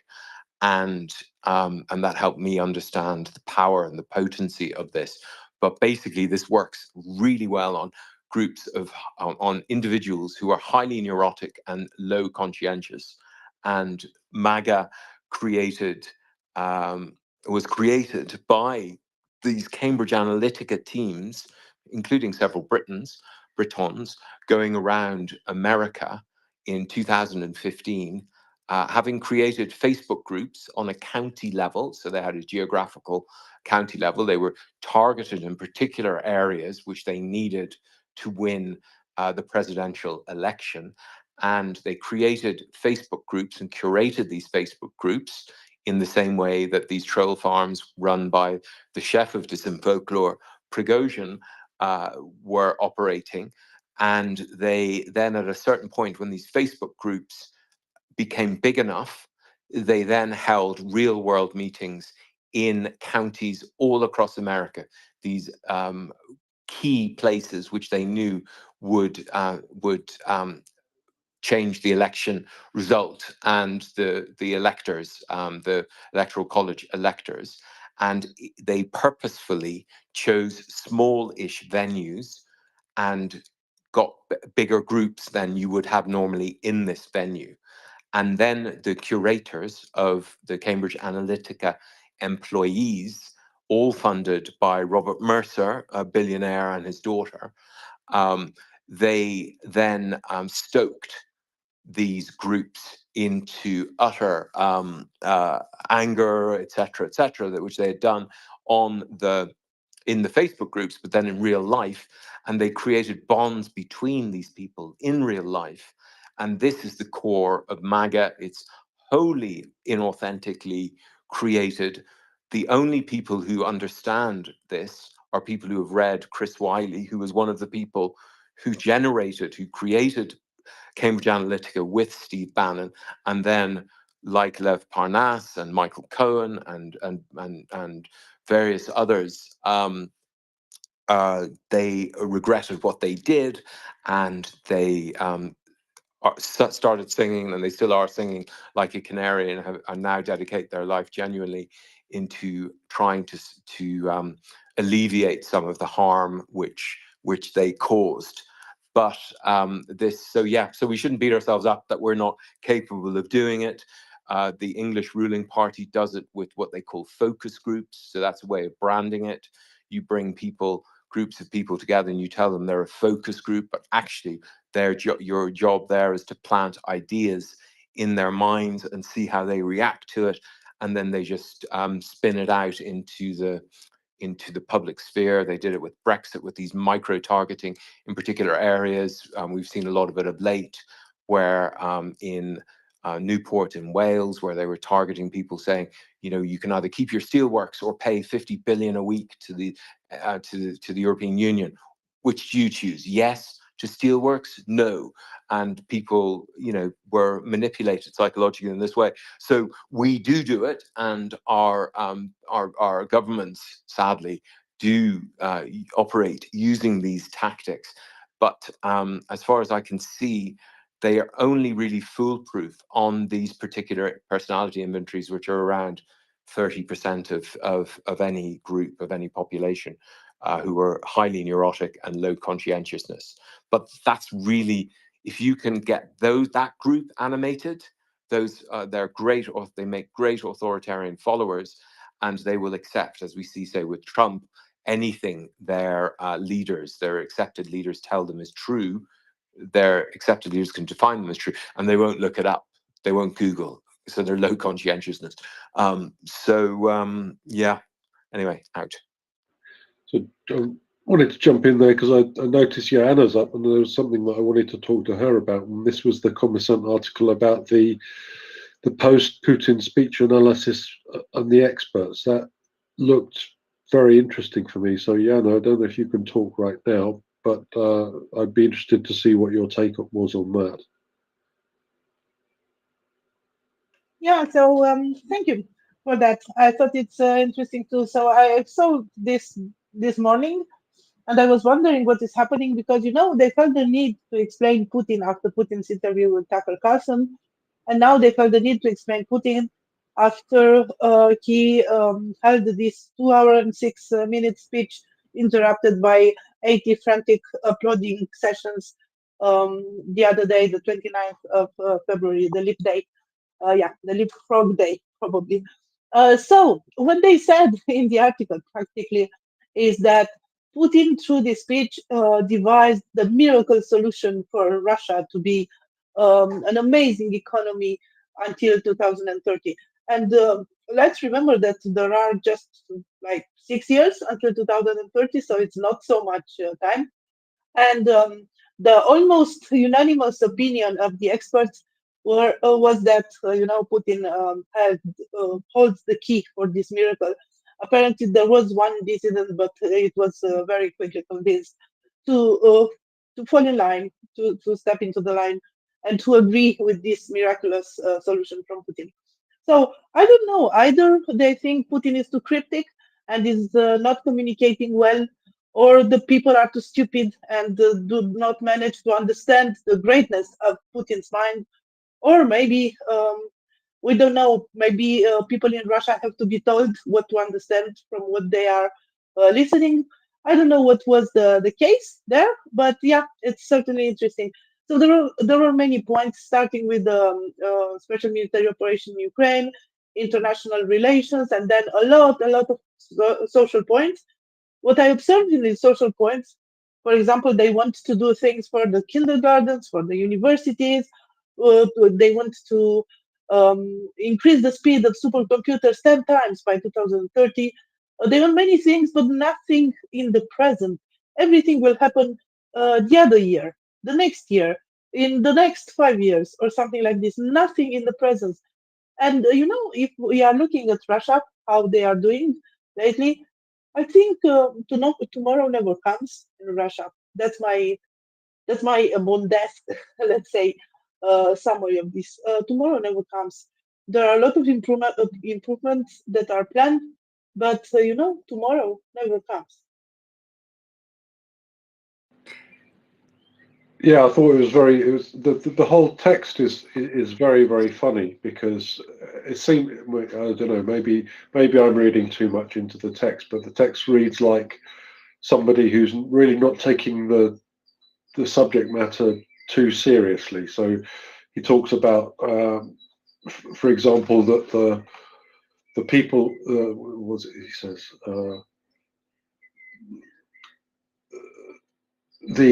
To be honest, just a moment. Now, I don't have the text in front of me right now.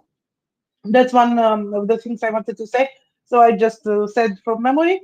And second, Commerçant has a very sarcastic sense of humor.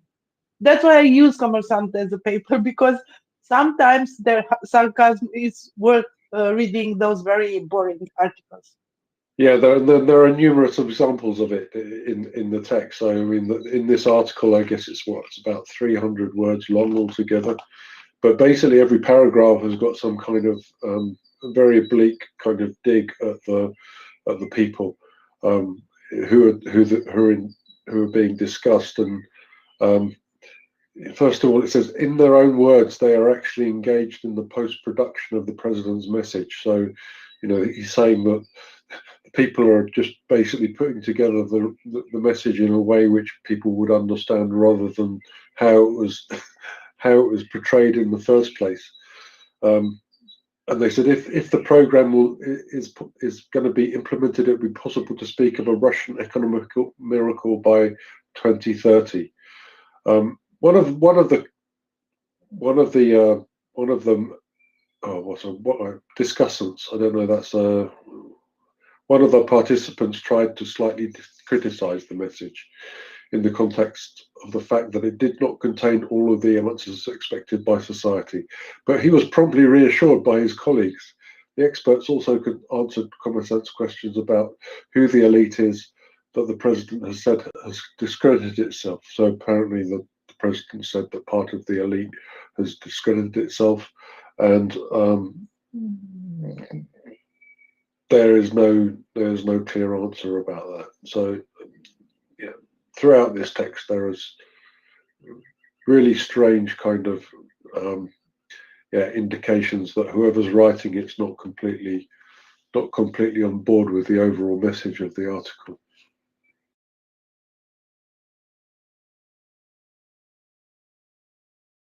Yeah, and I just want to make one other comment. Sorry for jumping in. So this was kind of an address to the nation from the president, but the president used his role as a president to practically promote his electoral program, because there are elections. He's not participating in any debate. He doesn't have many social appearances. I don't have. I didn't see that they planned to have social appearances in the next 2 weeks or so. So basically, he used this platform to promote his, electoral program for the next few years. And taking it like this, everything will be fine. Everything will be fine. Russia will be amazing. I will make Russia great again, and so on and so forth. So basically, a lot of promises, but very, very little. For example, he increased the salaries for the professors by $50 per month or something like this. And kindergartens that are from Soviet times will be repaired beginning next year, and so on and so forth. So yeah, nothing, very little substance, and a lot of demagogy in this speech. if I can add something, just I really liked your insight, Joanna, when you said that everything is going to happen tomorrow. Nothing is happening now, because that's part of the demagogy. And you really, I never realized it, but you really reminded me again of growing up in communism, because this was exactly how everything was done. Everything, like there were huge goals for tomorrow, for the next 5-year plan, but nothing was really repaired, done, or yeah, created today. So very, very good, very well spotted, I wanted to say.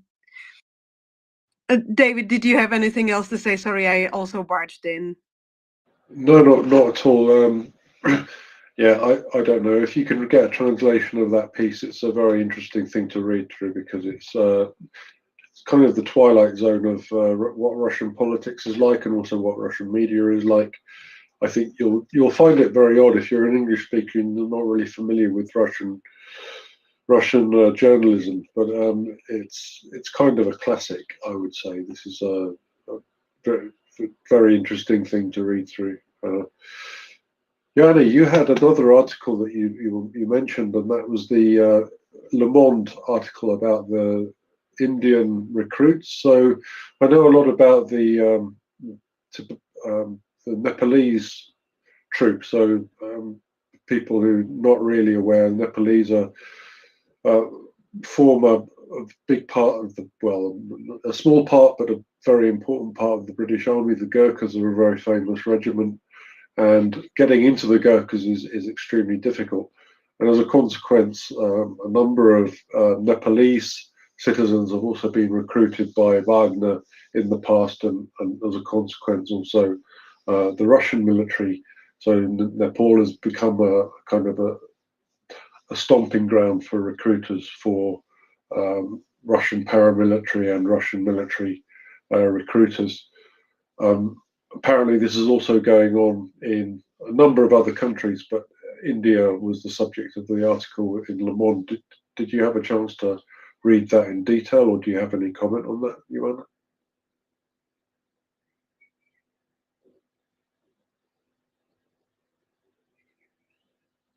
Oh, I read it quickly yesterday. I believe I will have to come back to it in order to comment on this. But feel free if you want to comment on it.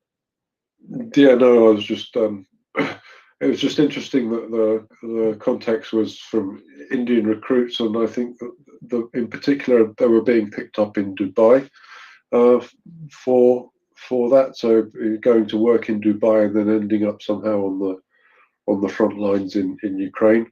I can't think of quite a worse nightmare, but that seems to be what's happening. Yeah, exactly. So I mean, they were applying for jobs. They were like misled that they will be working in Dubai, and they found themselves having to fight in Ukraine for the Russians. And there were like testimonies from multiple persons in the article. As I said, I just read it quickly yesterday, so I don't remember details. But yeah, it's a Russian modus operandi: lies, lies, and lies, and using people just for their means. Thanks. Decoding, you've got your hand up. Just a quick quip. It's a real sign that Russia can continue this war for decades, that they have to resort to these kind of really inefficient subterfuges, if they're true, and certainly seems the case. And we've seen some captured soldiers from various parts of Africa and Nepal of late, that they have to resort to this, that the great patriots of Russia aren't able to, or they can't, stimulate them into fighting this war. So the idea that they'll be able to continue this for decades is belied or belaying or something like that by the fact that they have to do these extraordinary schemes to get poor Indians and Nepalis to the front line. So yeah, I'll certainly be remembering all of this whenever next time some tanky says, "Oh, Russia can go on forever." that if they have to do this, then it's not a good sign for them. I'm sorry to say. Well, I'm not sorry to say. Out.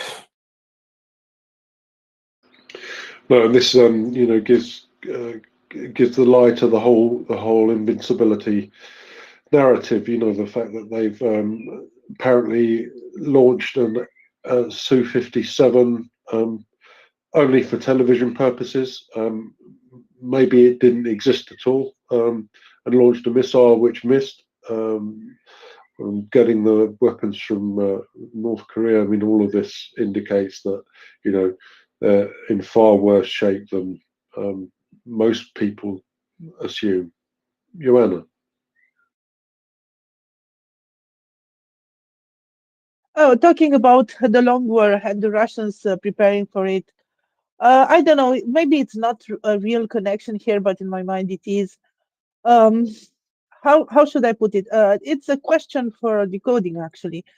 Decoding. I sent you an article. The Russians made a survey to find out what fairy tale characters are most popular in Russia, and very much unsurprisingly, the most popular characters from the fairy tales in Russia are negative characters, and Baba Yaga and someone named Koshei. So you spotted the Baba Yaga thing, and you did your tweet decoding. But I would like to talk about Koshei because it's a very interesting character. Actually, he is immortal, and he is a mean character. So it's a mean, person.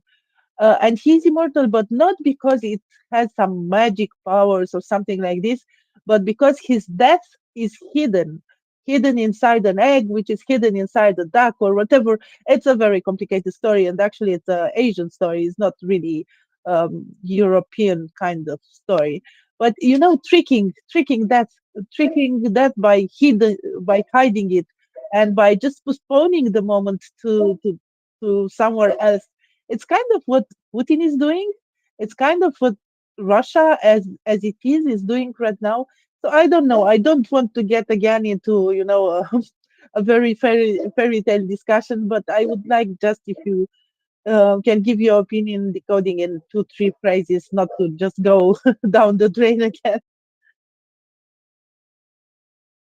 Oh, Ioana, thank you so much for bringing this up. And I actually do remember this fairy tale, from this, as we were speaking about it last night, about the fairy tales and the difference between the Russian fairy tales and the fairy tales in the countries around them. The one you were mentioning, indeed, I remember it from these books we were forced to read because that was compulsory, to learn the Russian language and read the Russian fairy tales. And it was also interesting because our discussion then sparked some wonderful a listener from Poland also sent me some examples about the typical Russian thinking and typical Russian fairy tales that are mean, jealous rhetoric, only thinking about how to make the life miserable for others. So yeah, thank you for this. Actually, I'm interested. If you have these stories, please send them to me because I'm also interested in this. It was like in this huge book, and the book was called like Unbelievable Beauty. I don't think I have this book, but I'll try to Google it because I remember this particular story that you are talking about. I remember it. So let me just make a note, and I'll try to dig it out somewhere. Thank you. All right, David, shall I just finish the thread that we started from Pekka? Because you also mentioned the Wagner Group, and of course, Africa and Wagner Group is very much connected nowadays.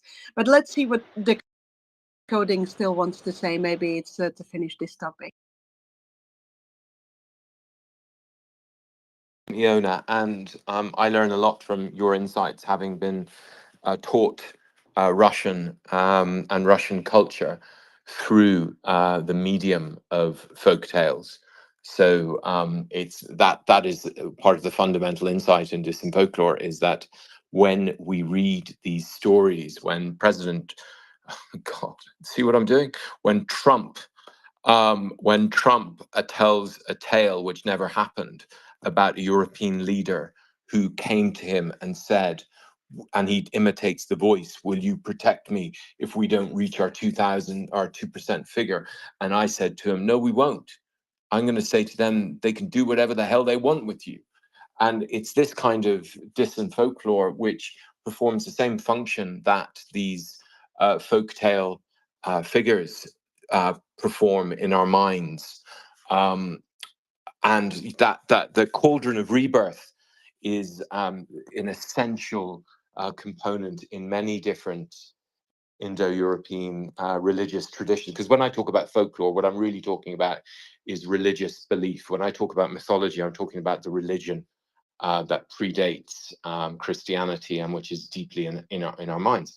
And this these beliefs, like Putin, I've posted on this before. I just posted in the purple space that basically what Putin is promoting and what his supporters in our info space are promoting is this idea of a cauldron of rebirth, which is this idea that is the dream of monarchs since the beginning of time, certainly in the Indo-European cultural zone, as reflected in stories across the entire Indo-European cultural zone of the raids to go and capture a cauldron of rebirth into which you can put the soldiers at night, the dead soldiers. And this is in Irish mythology and in Indian, Iranian and Welsh. The Welsh in the Mabinogion, Bran and his brothers, Manawydon, go over to Ireland to steal the cauldron of rebirth from the Irish king. And it turns into a complete disaster. They make a complete soup of it, and Bran loses his life. But it is this idea of the cauldron of rebirth, which is in our information space. If you understand the structure of it, every time we read about Russia's, no one can ever beat Russia because it has so many resources and so many people, and yet it's going to Nepal. It's tricking poor Indians into going to Dubai to become drivers and gardeners who end up in dying in Avdiivka. And that one, so that tale of the immortal guy, I wasn't aware of that, and I'll look into it. And I really thank you, Iona, for that really significant post for me, because they are all negative, and that is the point of much of the folklore we're taught as children. They're to teach us not to go into the forest, not to get into cars with strangers, not to get involved with people from the outer realm. And in Russia, their entire info space, immanent in it, is the structure of these tales. So much so that when the Ukrainians invent this amazing drone, the Russians themselves call it the Baba Yaga. And this is a wonderful aspect of it, which is quite positive, is that it works both ways. And going back to David's original question about, how much value does Russia get for all of this distant folklore, all of this money, all of this chaos? And when we do a cost-benefit analysis of it, not really much, because Ukraine has never been closer than it is today to destroy.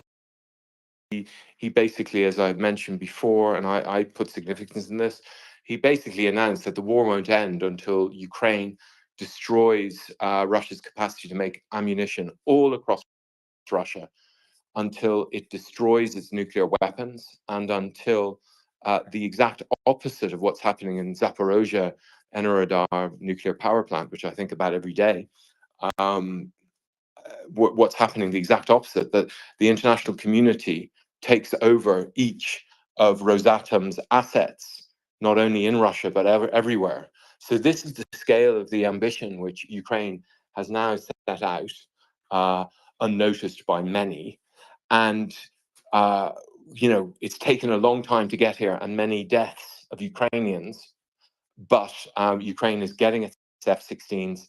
We had this amazing European Parliament resolution.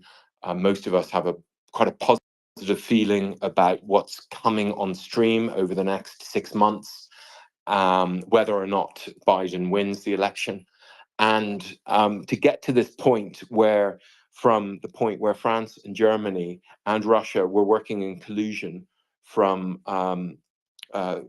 September 2014, Minsk One, until a couple months after the full-scale invasion, basically Bucha, when the worm was turning, we saw it in Macron's mind, and maybe another year after that before they really switched away from this peace, this David Sachs nonsense that nobody with power really believes in.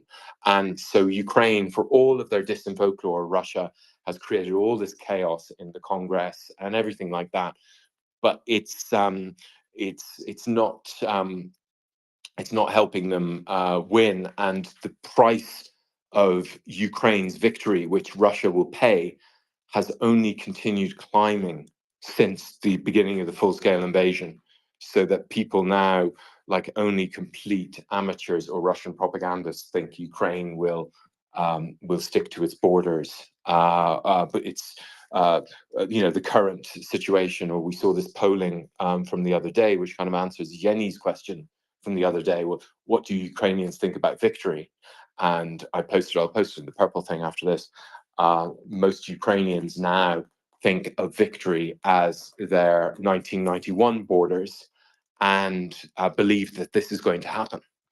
The vast majority of them believe this is going to happen. And of course, one might say, well, so do the Russians. They believe in total victory because they've got a cauldron of rebirth. But the point is that Ukraine is a free society, and the information which Ukrainians are getting is accurate about the battlefield situation and about their prospects of success, whereas Russia's and Russians' view is built on seeing their own forces mowed down in meat assaults and being told this is Ukrainians, but it's not. We know it's not, and Ukrainians know it's not. So Russians' idea of victory, because their brains are so addled by this distant folklore, they do believe, we will be victorious. But Ukrainians have the truth, and they still believe rightly that they are going to be victorious.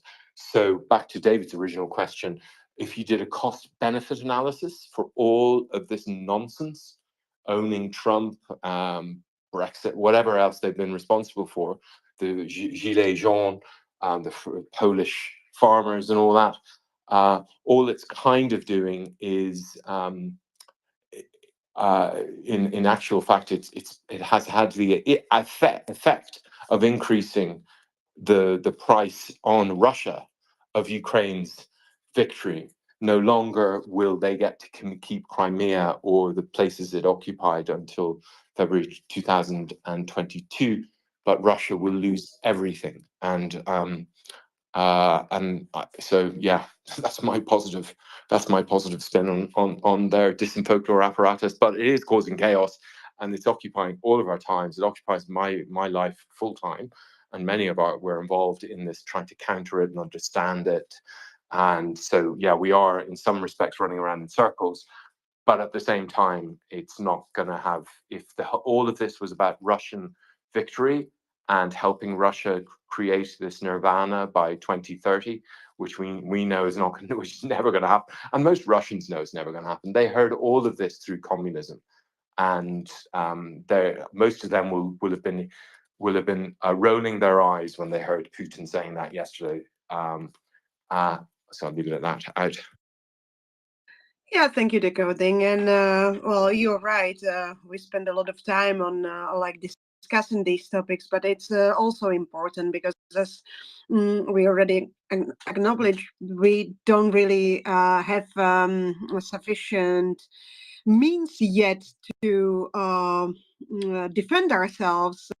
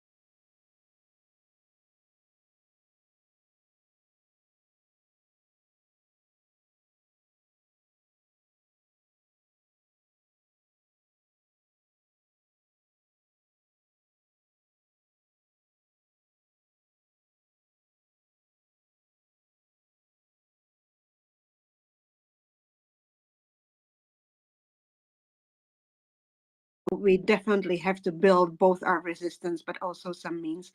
But I still have some topics to add. But before I go to Certainly, the rhetoric from President Macron since the 14th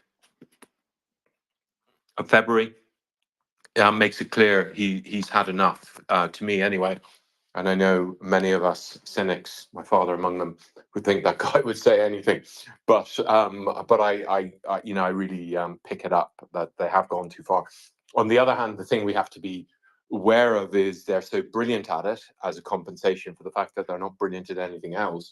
And if you, from the age of a young child, everything you do turns to poo, then you develop different strategies to make up for that fact. Let's just use Trump as a perfect example for that. You lie, you cheat, and all of that. So Russia will adapt its thing, and of course, part of its power, when I learned this from the author of the Magus of the Magus of the Kremlin, a French author, in a brilliant book about Putin, that basically part of their arsenal is to create a myth of their own power in the minds of their targets and their victims. And so that's when we see Margarita Simonian talking about how people in the West are now talking about disinformation all the time, or people in the West think we are like magicians, like we're sorcerers, like we create magic and we can get anyone in the world to do anything through our nuclear intimidation. So part of their power is to reveal what they're doing. And so the more people become aware of this, yes, if they develop the tools, if we develop and constantly keep the tools in mind, we get an incoming troll radar, we develop our capacity to recognize when emotions are being communicated into our minds by stories that are artificially and inauthentically created with the purpose of manipulating us. Yeah, I loved that time when it was Tracy just describing how she now, when she's meeting friends who aren't really involved in the world that all of us here are involved in, and she now is really careful about gauging what level of knowledge they have, because she notices that when she describes what's going on, people would just think, "Oh, you're just a conspiracy theorist." So I think it's definitely positive in a way that, Kerry, that people are aware of these issues, and Americans are really learning through this whole chaos in the Congress about Russian influence. They're still not the whole way there. I've been trying to. I used to work with a MAGA ex New York cop in Ukraine in 2018, 2019, when all this malarkey with Lev Parnas and I won't go into it all here. Many of us know parts of it, and I always remember thinking, and say Trump's first impeachment, I thought, great, this nice MAGA adjacent cop from New York that I work with, because he knows Ukraine so well and loves Ukraine and respects Ukraine, he will immediately see in all of this MAGA disinfolklore, he'll work out that, okay, they're lying about Ukraine, ergo they're lying about everything. And that didn't happen. I'm going to check in with him soon and see how he's doing. And in this particular colleague of mine, his son died fighting in Ukraine, which is a particularly poignant fact. That I won't go into too much detail here, although it is in the public domain. And so I'll be interested to check in with him now to see how, does he see the puppeteer's strings now? But as I always say, and I try to keep in my own mind, that the moment anyone starts talking about disinformation as something that happens to other people, and the moment we hear ourselves talking that way rather than we are susceptible to it, then we, like when you see journalists talking about, trying to decode disinformation for the rest of us civilians, as if they're not part of the apparatus themselves. So there's a series of articles we see in the FT recently. I'm highly suspicious that I think these journalists have been willingly trolled by Russian operatives, and they're given these tantalizing documents about Russia's nuclear strategy in China and what have you. And even though their incoming troll radar is highly, it's erected, and their editors are no fools, they still end up propagating these nuclear trolls, because the Russians and anyone who's designing these disinfolklore operations knows exactly the kinds of vulnerabilities of the people they're dealing with. So journalists, they want stories. This is really meaty. They appear to be genuine documents. And so even if they are being trolled, they decide to make a pact with the devil and they reprint it just at the moment when Russia is threatening nuclear Armageddon, because certain personalities fall for this troll every time. They're like, oh, let's let Ukraine succumb to genocide because otherwise they're going to nuke London. And you're like, well, they're going to nuke London anyway, even if but I mean, we all know about this. So I'd say that, Kerry, that I think it is good that people are aware of it, and the stuff that I'm talking about and that we all talk about. It doesn't sound so much like conspiracy theories anymore. To normal civilians, people in our lives who aren't tuned into this stuff even more. They are aware of disinformation, but so that's positive. But we shouldn't become complacent. Not that you were promoting complacency, or think that it won't morph itself even further, and also that we can end up promoting. And this is partly why I tried to do it as well. And David's question was so good. Like, how much benefit do the Russians get from all this? They're spending $1.5 billion. Yeah. They managed to own the president of the United States. They've created all of this chaos. But America, I mean, yesterday, I don't know whether you saw, the Dow Jones closed, like several key stocks closed higher than they've ever closed before. America is just, it's just a powerhouse, economic powerhouse, despite this governance chaos. And Russia is further than ever from retaining its sovereignty over its entire 1991 borders, despite all of this stuff. So that's my answer to you, Kerry. Out. Thank you For very decoding. Thank you. I was going to sort of come in and say one of the main things, I guess, is that we don't become complacent. We don't think we've ever solved this. It's always going to keep evolving, but we just need to stay on top of it all the time. Yeah, I mean, I'd push back a little bit on the sense that things have improved that much. I mean, I still see, BBC standard reaction to Russian information lines as being, well, they don't knock it down straight away. They still give it far too much credence, in my view. Decoding. Absolutely. I mean, that reporting on Moldova, for instance, in the last few days demonstrates that all the work all of us have done, every time the Guardian or the BBC talks about separatism in Ukraine, we come down on them and try to point out, no, it's an occupation. And Central Europeans will remind Western media outlets or people like me who didn't know this, hadn't thought it through properly until relatively recently, that actually these countries underwent occupations for decades by Muscovy, and yet all this work comes to naught when some article about separatism in Moldova, in Transnistria, and all of that, and you're like, oh God, it is like this. What is that? The myth of Sisyphus with the stone. No matter, you push it up to the top of the mountain, and then it keeps on coming back.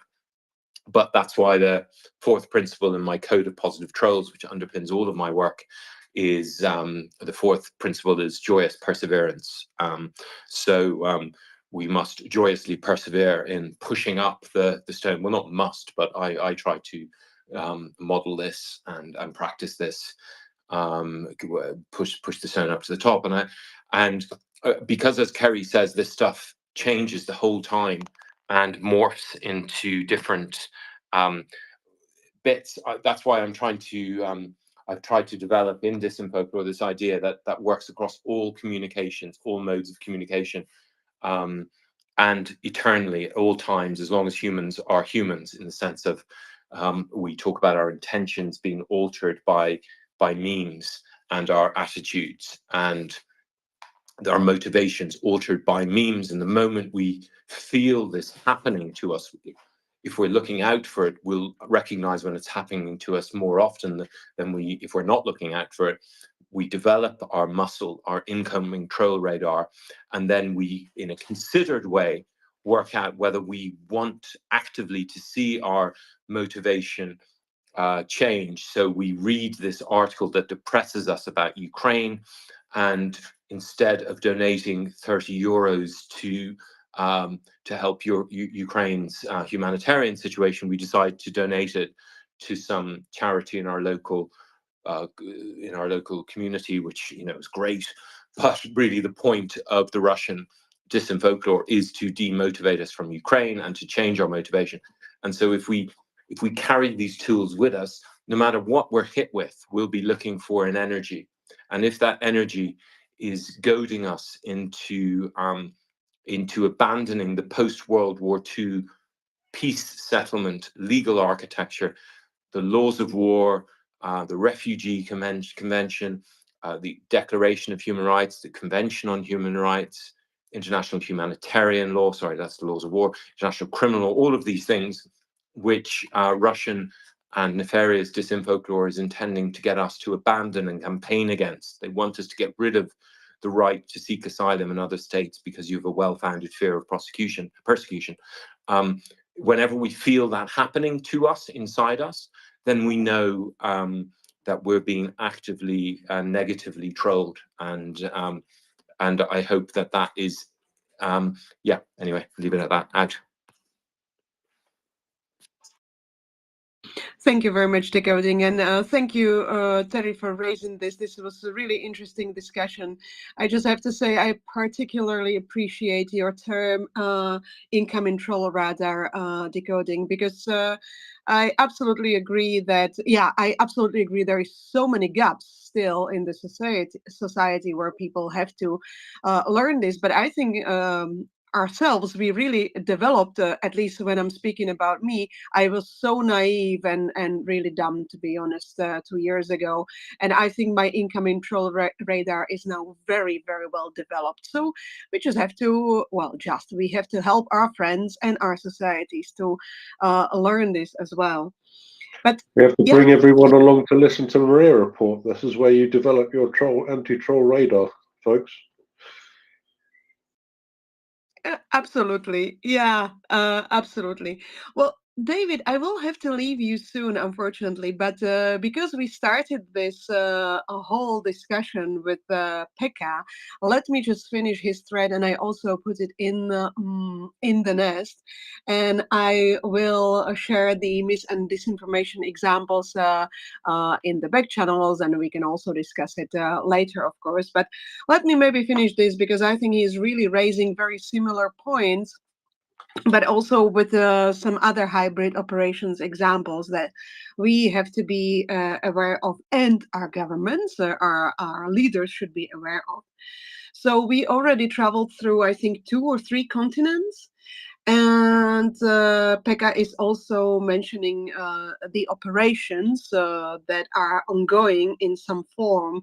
For example, in the US, there are so-called, now quote-unquote, Christian barbecue dads are calling for Texas secession and protection of its warm water ports. In Europe, Doppelganger is trying to create outrage by staging scenarios, hoping they will go viral. And now, going to the last continent that we wanted to mention, Pekka is mentioned in Africa, Wagner Corps, who are trying to overthrow governments and replace them with pro-Kremlin dictators in several countries.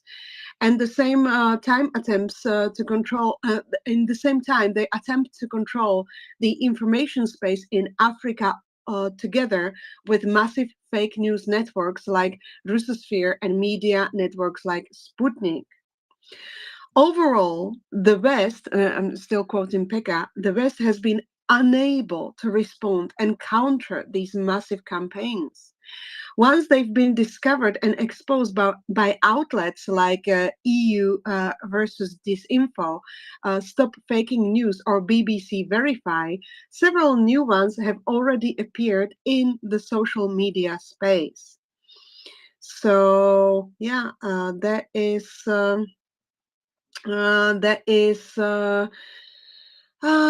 basically a conclusion about these trolls and hybrid warfare, about the firehose of falsehood and Russian narratives. And we have to be aware, and we really have to invest a little bit more, well, a little bit, quite more into fighting these things. So with this, let me maybe conclude for today. I will have to unfortunately say my goodbyes and say the Slava Ukraini and Heroyam Slava, and I'll see you all tomorrow again. Thank you for co-hosting with me, David. It's a pleasure. It's been lovely co-hosting with you. Hopefully not the last time. Hopefully many more times to come.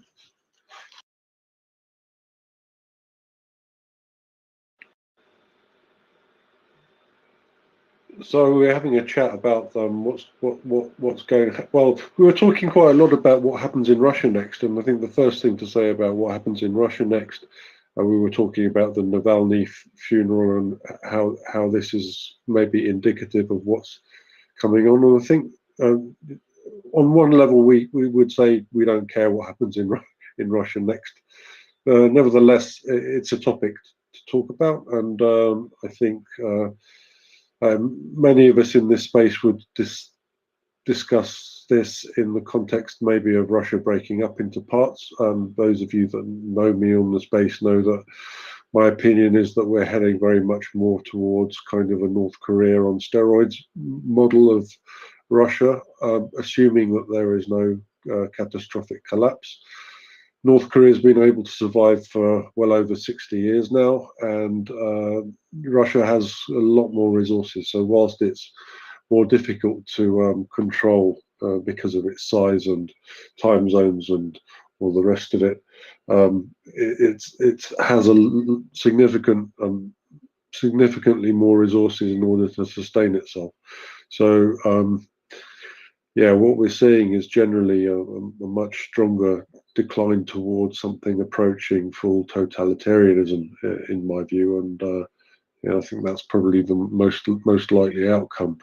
A lot of the potential, let's say, geographical regions which could pose a threat to Moscow have long been shorn of their cultural identities. So somewhere like Yakutia or Sakha, the native population of those regions has been decimated and is anyway in a very weak position locally. So they're not in control of the main industries, they're not in control of the main governments, and therefore don't have the guns. So they don't have a position in which they could be a viable, let's say, military alternative or a viable rule of law in their particular region.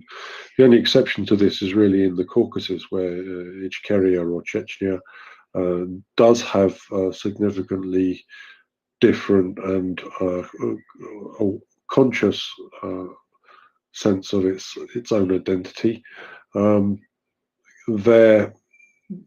been, famously corrupted. So the Kadyrov family is in control and thoroughly playing the Kremlin line, basically.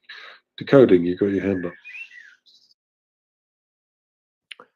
Yeah, the mention of Africa reminds me of what someone asked just a few minutes ago. Maybe it was Kerry, about just have they gone too far?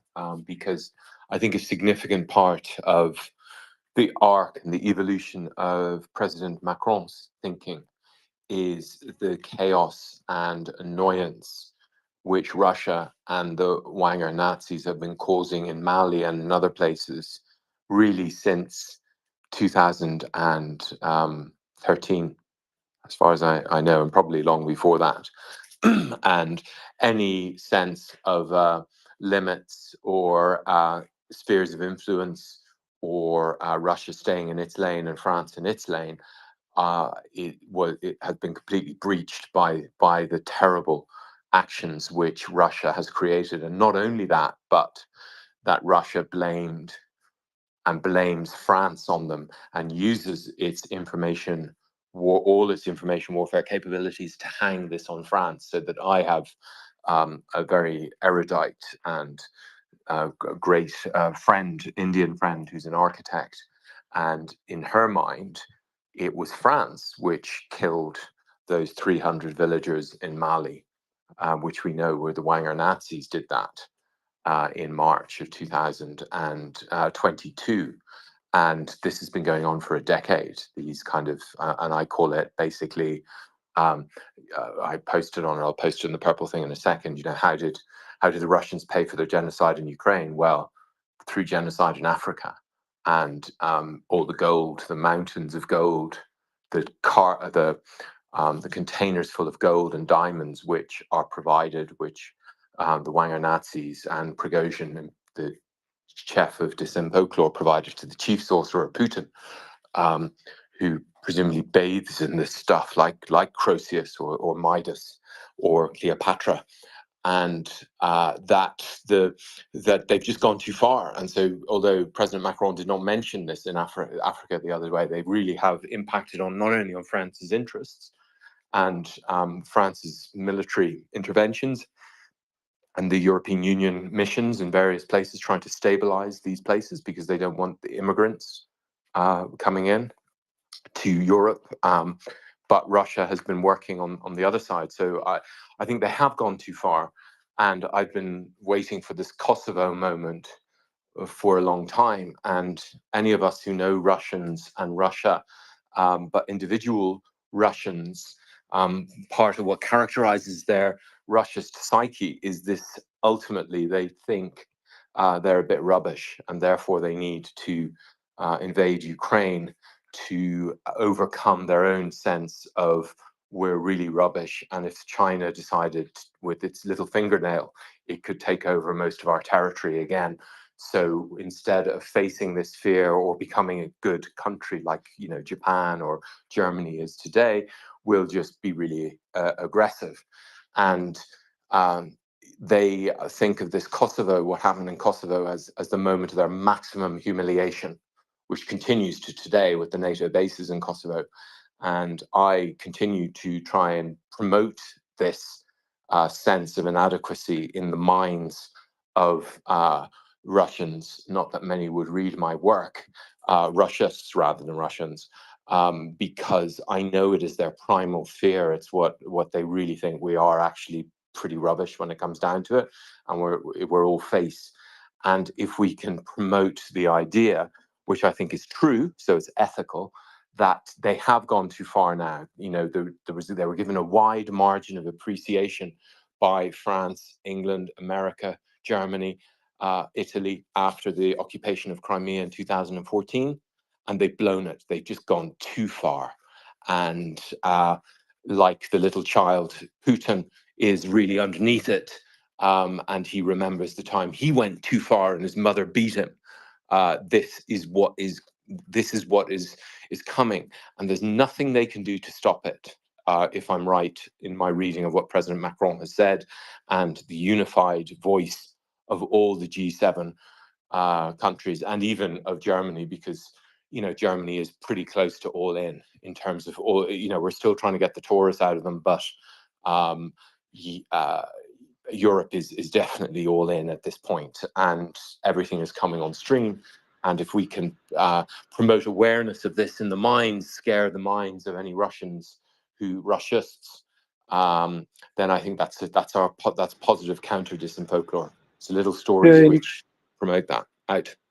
You say that, Decoding, but I think the rot is significantly already underway and in some ways not decreasing from my perspective. So certainly in Afrique francophone, the Wagner and now Russian GRU military rot is well underway and well entrenched as well. So recently, I think there's a mooted coup underway in Chad, which is heavily, let's say, manned by Russian military assets.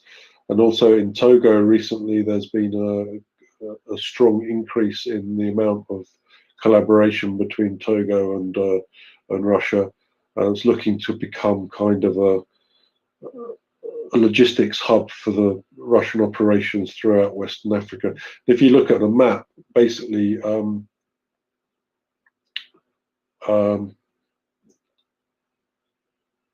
Nigeria is now surrounded by Wagner proxies. Lai Sniper, you've got your hand up. Thank you.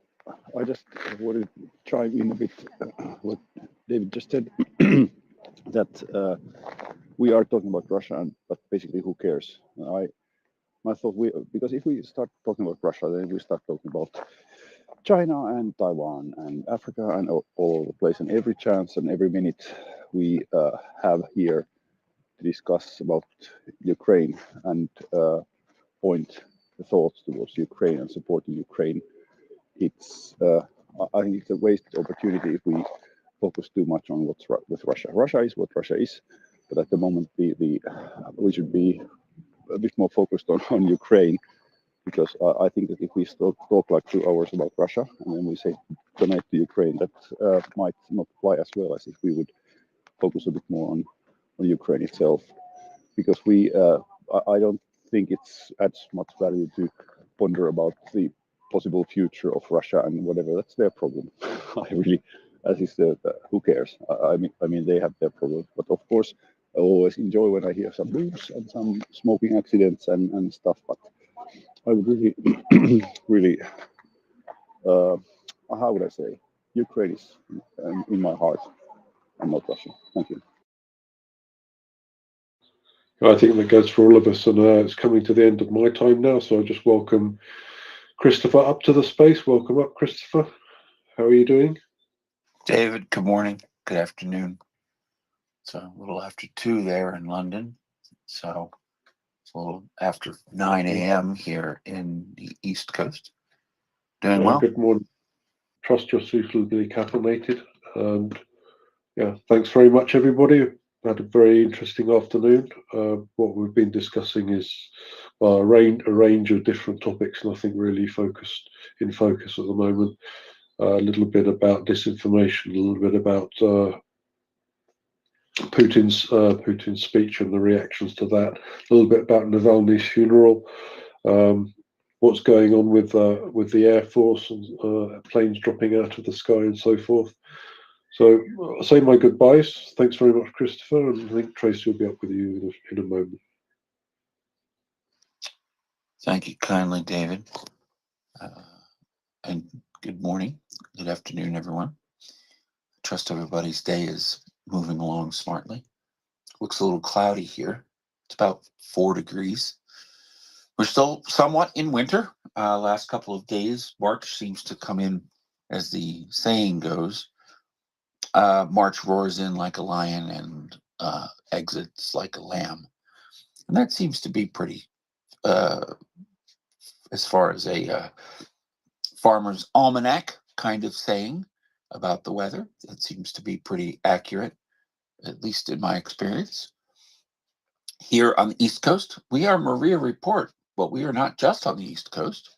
We are here throughout the world, or any place that you can get your X, Twitter, feed or your YouTube feed. So I wonder if other galaxies are picking up on MriyaReport, other sentient beings out there in the universe. Something to contemplate. Maybe it's not available in Area 51, or maybe it is. Who knows? We are here to support Ukrainian voices. We are here to try to create a space that's safe for folks to come and discuss the things that are happening to Ukraine and its diaspora.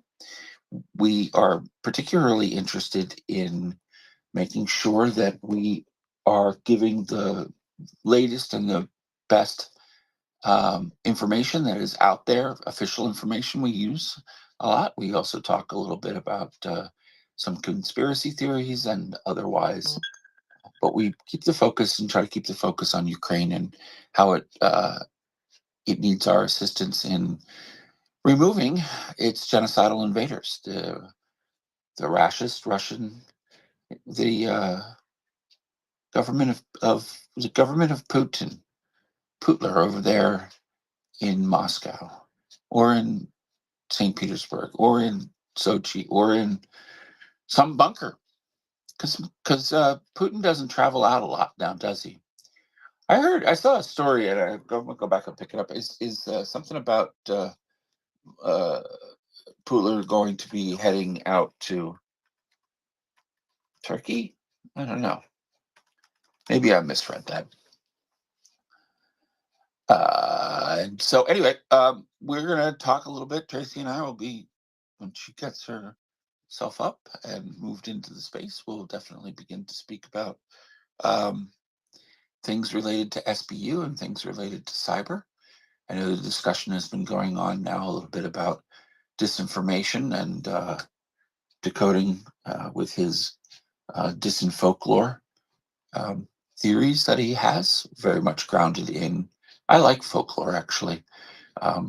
Grimm's fairy tales are very grim in some ways, but there's always a kernel of attempts or at manipulation with folk tales, right? They all come from some place and they're all designed to a degree to help explain something. And generally the person that's doing the explaining is or the group that's doing the explaining wants to influence the other group that's the subject of or listening to. And so you can kind of extrapolate out that to see whether or not the actors who are participating in the explaining are in your best interest. Something tells me that in most cases, they're probably not. But Terry has her hand up. So Terry, go ahead, please. Hey, Christopher, welcome up as co-host. Looking forward to the next session. I was just thinking about when you said March comes in like a lion and goes out like a lamb, roars, and I thought we could think of another M that relates to as well, a sort of nickname that we've all developed for this place, Moscovia. And let's hope that comes true fairly soon. So Moscovia comes in with a roar, goes out like a lamb. I just thought it just came into my head, so I thought I'd get it out of my head. Well, let's hear. Oh, there. Am I on? Oh, okay, fine. Sorry. Having color blindness from this morning. That's cool. You know what I think though? I like the idea of lamb on a spit. It's a very Easter thing in the Greek community. Yes. So, and I'm sure in many others, but it's very spring lamb on a spit. So roasted, seasoned nicely, and then dissected and removed and reduced to a pile of small structural pieces, bones, if you will. Yes, Terry, I think that's what little cube-shaped pieces, perhaps. Shish kebabs? No, well, actually, the whole lamb on a spit is nice because it takes a while for it to roast. Yes, lovely. Have you fully recovered from your journey last week? Oh, do you know, it actually took me, physically, it took me 3 or 4 days, but emotionally, and mentally. It took me practically the whole week. That's why I've been fairly quiet on MriyaReport recently. I was quite shocked at how that did affect me, because I am not used to having so many people around. And I got a huge buzz that day from chatting to so many people, and particularly the Ukrainians that I came across, and people from nearby countries. I met somebody from Bulgaria. I met somebody from Moldova as well. But yes, I came back home and I was still buzzing, and I was still buzzing a bit the next day, and just sitting there aching away, because I worked out, I mean, it doesn't sound a lot for some people, but I walked about 4 miles that day. And then if you include the underground walking as well, that's probably a bit more. For somebody that doesn't even walk, well, I walk around my house most days. In the summer, I do get to walk around my garden as well, basically because of my back problems. So that's why it took me so many days to recover physically.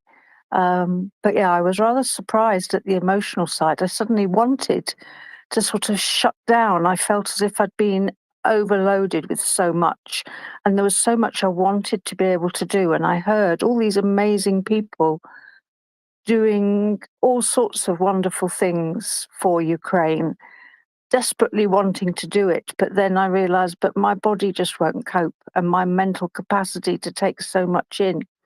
But you know, I came to a realization as well at the end of it all. So it takes me a while to sort of process these things.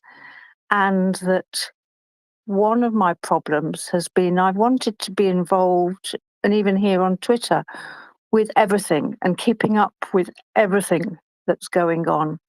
And there is so much going on that's why I was getting overwhelmed. That I think of people like last night, I was listening to Gina talking about the genocide stuff, and she's got a real passion and an interest in sorting that and getting to the bottom of that. Then there's somebody like Decoding who is working on the disinformation side of things. And then we've got, I don't know, people like Chuck coming on, telling us about the intricacies of what's going on the front line. And I sort of want to understand all of it, but I've got such, and the history of everywhere, and I haven't got enough time to read everything and listen to everything, and then I get that feeling of, oh, I can't cope. Why do I bother? I'll just shut down. But at least now I've realized that, and that perhaps, yeah, I'm not a, what do they call somebody that's great at everything? Somebody like Zelensky is a poly something or other. And I'm not one of those. I can't cope with everything. So I need to choose the aspects that really bring me alive. So I've come through it, and I'm the other side. So I just thought, yeah, thank you for asking, Christopher. No, that's very important, Terry. And I'm very happy that I'm ecstatic, very proud of you that you went and you shared with us, and also your willingness to share your experiences, because you're not your experiences are not unique. Your experiences are, that's not to discount you as a person, but that's just to say there are many people out there that have the same trepidations about, and hopefully that you will become, as you have said previously yourself, have sought inspiration from folks here, that people will begin to seek inspiration from yourself.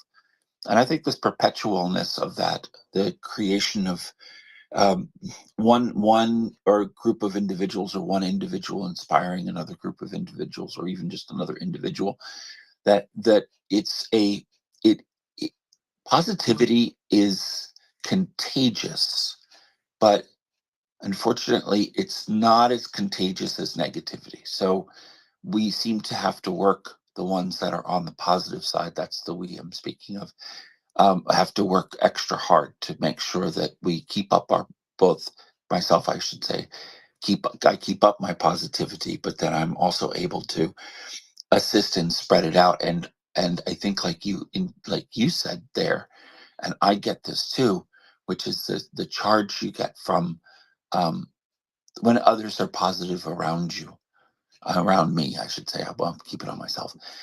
When others are positive around me, I even if I'm down a little bit, I'm buoyed by the actual just energy of folks that are looking to make something better. This reminds me of a story in my own mind as a little person. I used to read a lot, and I still do, but I mean, I've read voraciously as a small person in the primary school grades. And one of the things that I always thought I always had a bit of a reverence for books, physical books, right? And so I remember one or two or three times, I guess, that I would borrow a book from the library, and then I would read it, and I would notice that maybe a page or two had started to fall out, or the spine had come unraveled a little bit, and I solicited my mother to help me put the book back together a little bit better than when I found it. And for me, I think that's it pops into my mind in times like this, where I'm looking at something, an intractable problem, perhaps, or something along the lines of what you've described as feelings of you can't do everything, and you want to be able to think about what you could do and focus on that. I don't know. I like the word Ubermensch. Isn't really the right term, but it's something that popped out in my head as a person that's like the all of everything all the time. But I think for myself to try to focus on one or two little things that I can do pretty well, and that I could perhaps repair, because in a sense, or repair in the meaning that not that it's broken, but I can add to it. I can, like a sculptor that finds a half done piece of stone that was started to be carved by somebody else, and then they've discovered it sometime later, and they have to turn it over many, many, many times to try to figure out where that first person started and why they started it and what the purpose was of their beginnings. And once the sculptor understands that, then and only then, I think, can they really truly move the sculpture forward as it was potentially envisioned, or perhaps turn it into a different direction. But I don't think the sculptor is able to do that without trying to fully understand what what they have been given, what she has been given. And I don't know. I'm kind of rambling and waffling on here a little bit while Tracy is trying to get herself up into the cozy. Sometimes it's a little difficult. It's kind of slippery on those stairs. Maybe we should get those washed. I don't know. Well, what has been? Oh, there we are. Terry, I'm sorry. Go ahead. I just saw your head pop back up. Yeah, it only just popped up. And actually, I was going to comment on something just before that, but the very last thing you said about very slippy seats, one of the things down at Trafalgar Square was there wasn't enough room to get I think I told everybody about my little trolley with the seat, but there wasn't enough room to get that out. And anyway, the people I was talking to were sitting on the wall of one of the fountains. And so I thought, oh, I'll join them. Well, one, it was a bit higher than I am because I'm, rather vertically challenged, I think is the phrase. But anyway, eventually I managed to climb up and sit next to this lady. Then somebody came over and spoke to me in another language that the person next to me understood. And she said, oh, do you speak English? So that, yes, I do. She said, if you sit too far back, you'll get wet.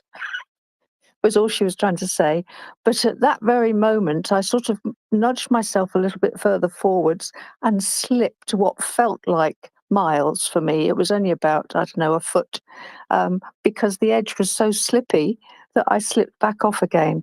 So in the end, the people around me realized that I was desperate to sit down and moved away slightly so I could sit on my seat.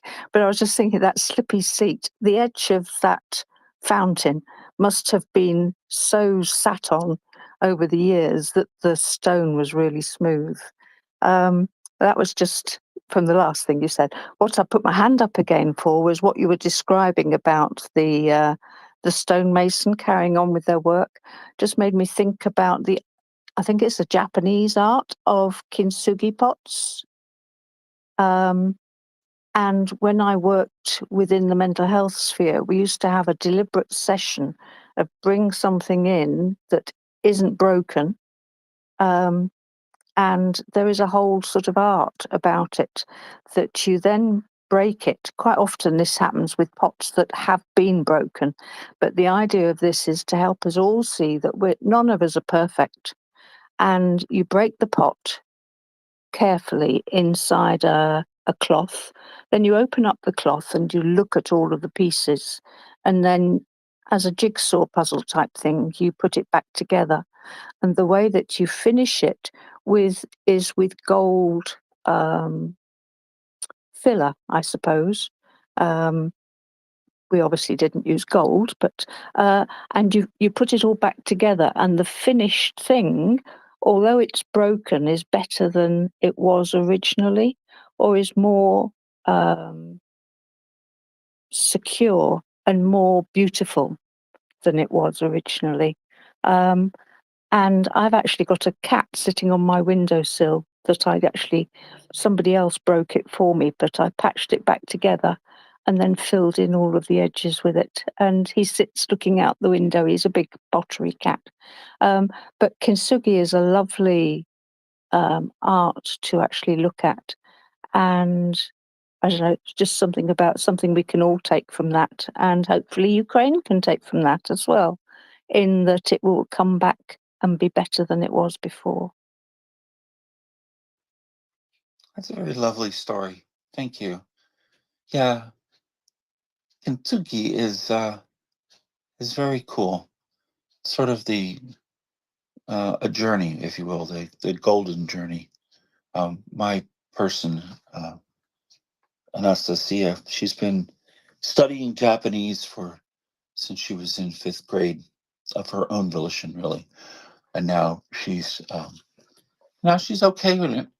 And we've been to Japan, but I do remember her showing me and telling me this, and it's the idea that putting them back together and repairing them and mending them with gold, so that the thing that was broken is given a new life, a new rebirth. The idea that you can embrace the flaws that you have, and you can embrace your imperfections. So then in that you can create a stronger, as you suggested, more beautiful piece of art. And I like your cat because it's the kind of cat that I would have. I used to have cats when I was a small person, very small person. We rescued a stray that was known as Orphan. But I don't have time, unfortunately, and wouldn't be fair to the cat. But one that sat as a ceramic cat would be fine, I think, because they don't eat much, I don't think. And they're probably pretty easy to care for. A little dusting here, a little dusting there, maybe a little talking to here and a talking to there. That was really great. Thank you, Tracy, for bringing that up. That was wonderful. That is definitely the idea that the broken of the world can be put back together and come back stronger and more and brighter, I guess, because gold, in a sense, is a very, very bright elemental. I see a few people in the audience. I'm going to kind of, because I'm waffling here, waiting for Tracy to ascend the stairs. I think they've got there's like the escalators that are under repair. They have those little workman things up and the signs and So I'm wondering if that's the case here. And so anyway, we have some things going on. I've started to pull up. I'm kind of interested in, we had some reporting over the last few days about the extensiveness of Russia's, the amount of money and the amount of energy that they've been pushing into creating their narratives and then disseminating those narratives over a variety of social media platforms. and I've been trying to dig into because I'm curious about sort of the root of it and then how it spreads and propagates from the root. We last the last few hours here, or last hour at least that I was listening to before I came up, people were really talking through and being very having a very great conversation about how the narratives of the actual specifics of the narrative works and how it is utilized by nefarious actors to try to divide, and the idea that you get the sides of couple of sides to oppose each other, but they really are actually shouldn't be opposing each other, but it's artificially generated. And the discussions about Cambridge Analytica and the Steve Bannons of the world, and that were interested in at all costs in winning, and the winning for the sake of their own power, and not winning for the sake of trying to make things better for the people that were being manipulated. And that's really the unfortunate part, I think, is that the manipulation takes place. We have willing and unwilling gullibility, and then we have a lot of people who have a lot of bad intentions to try to get themselves into positions of power. So I'm curious about, but my curiosity reigns in from the aspect of what are the mechanics of getting this moved along. And what I mean by that is that you're looking at perhaps a heat map or a 3D kind of social interconnectivity map, because I'm interested in trying to get back and at the root of why, not the why, I'm at the root of the mechanics of the dissemination of the misinformation. And I think it blurs the line, as I think about it, between the two, the idea that the message itself and the medium by which it's been being perpetrated are very much intertwined, and it's becoming a little bit more difficult to tease these things apart, especially when you have a set of tools that are being developed currently that allow for almost realistic conversation between machines, right? So this is what we've known as people are calling artificial intelligence, and that's in some ways it's a programmed amount of algorithmic software that takes large language learning models and then uses the idea of the power of the computer and the machine itself to be able to make the processes at such a speed and the calculations at such a speed that it appears that they have that they themselves, meaning the computer itself, is smart or intelligent. And it's really what it's doing is it's taking the information that it's been fed, and it's then able to, with over time, the more information you feed it, the better it allegedly becomes at creating these narratives out of that information. But I see Tracy. Are you all right? Did you get a helicopter ride up? I did, Christopher. I am here. We won't dock any of your kibble pay. You'll be fine. It was unforeseen circumstances, force majeure, as the insurance people might say. Back to you. I was having a cheeky break. I thought I could get away with it, but I'm caught. You caught me out, Christopher. And hello, thank you for taking the lead there. And hello, everybody. I hope you are all having a good day. So where are we to go, Christopher? Are we to cover some topics in conversation, or we are going to headlines? Or do you have something you would like to go over, or continue the conversation you were just having? I think one of the things I don't think we've done in a while, I don't know, I haven't been listening completely for the last... Don't get glad, get glad. Masatuni, we work with hands here. So if you want to come and speak, I've let you up, but go ahead and raise your hand. Do you know how to do that?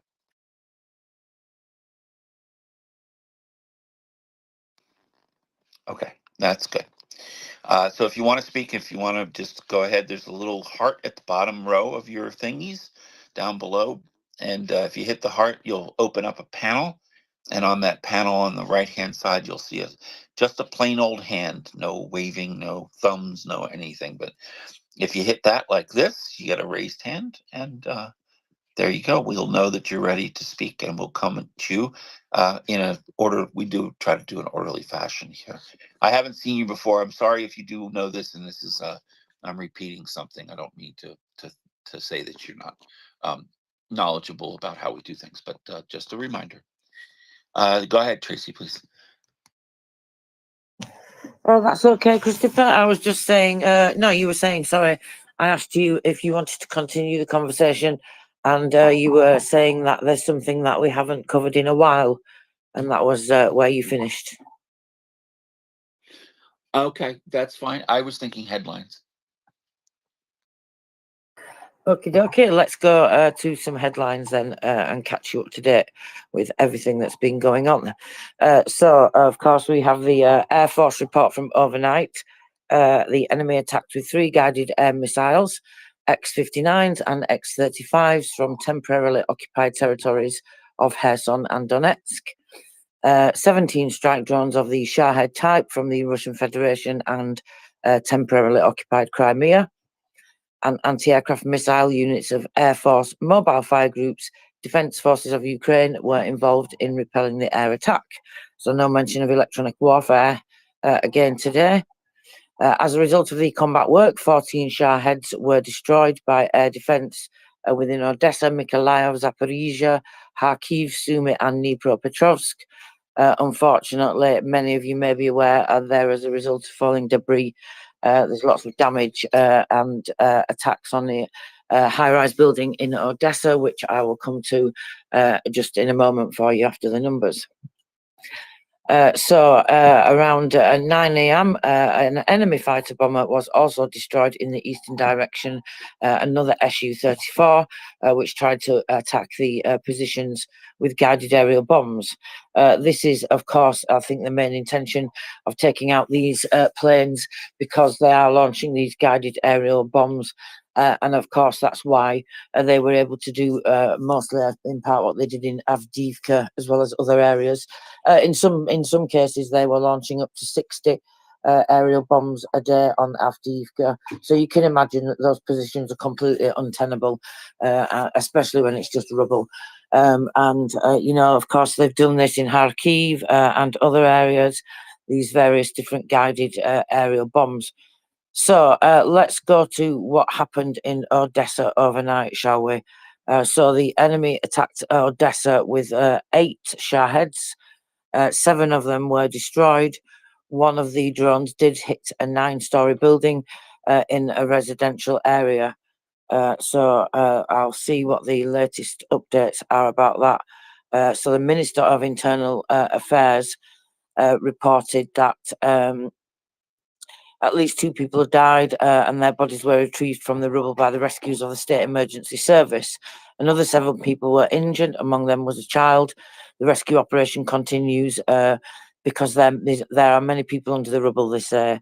At the moment, there are data on 7 residents of the multi-storey building that cannot be contacted, and dog experts are involved in the search. Psychologists of the police and the State Emergency Service are on the spot providing psychological help to more than 50 people who have applied for it at the moment. Heating points were quickly deployed because a dozen apartment buildings were left without heat supply as a result of the shelling. Following that, at 9 a.m., there was an update that on the level of the first floor, the body of a child was unfortunately discovered. A total of 3 people had died, as reported at 9 a.m. 8 were injured, 5 people saved, including 1 child. Search operations are still ongoing, and they're saying that there is definitely a fourth body being reported. That's the latest update that I'm just checking now. At the level of the first floor under the rubble, a fourth body of a person was discovered. That was the last update at, let me see, that was 11 a.m. Kyiv time. So that would have been just under an hour ago here. So let me just, whilst we're on the subject, actually, I'll see if there's any updates, latest updates from the emergency services about that area and the ongoing search. Doctors continue to help people in Odessa. In total, more than 130 people have already received help from the psychologist of the State Emergency Service. That was reported, let me see, half an hour ago. And at the same time, let me see, on the first floor, rescuers of the State Emergency Service released the fifth body of a dead person from under the rubble. So the latest update was that 5 people died, including 1 child. 8 people were injured, including 1 child, and 5 people were saved. And then, of course, as I said, everything's ongoing. So I'll be keeping an eye on that and bringing you all the latest updates. I'm watching both the State Emergency Service and the Odessa Regional Military Administration, who provide that, and of course the Minister for Internal Affairs. But usually it's once things are ongoing and the Minister of Internal Affairs has given a report, it's usually the military administrations and the emergency services that follow on with the reports. Sometimes the Minister of Internal Affairs does make a further report, so I will keep an eye on that for you all as well. Let's finish off with what's happened then in the morning with the regions as we're on that topic. We'll move across to Kharkiv. So let's have a look what happened in Kharkiv. So lots of destruction as always, because this is an area that's under attack, as you know, often. More than 20 settlements in Kharkiv were hit by artillery and mortar attacks. Airstrikes occurred in Onkivka, Villarivka, Topil, Kaslivka and Sadove. At that time, cars were destroyed, private houses. In Kupian district, the body of a 76-year-old man was removed from under the rubble. Telecommunications infrastructure was also damaged. Lots of destruction to private houses. Several burned down. A medical institution, a 68-year-old man was hospitalized, at a medical institution, and a 70-year-old man was also injured due to an explosion of an unknown explosive device. He was hospitalized during the day in Kharkiv. The demining was 23.6 hectares and 330 explosive objects were removed. In Donetsk, in total, Russian shell-populated areas of Donetsk 17 times during the day. 554 people, including 57 children, were evacuated from the front line. In Donetsk, the same as Kharkiv, lots of destruction, lots of houses destroyed, civilian infrastructure as always, high-rise buildings. Thankfully, no reports of any deaths from that region at the moment. I will check for the latest updates for you. In Kherson, not too bad actually. Quite lightly attacked Kherson, which is sad to say when I actually tell you the amount. Right, that this is what you would call lightly.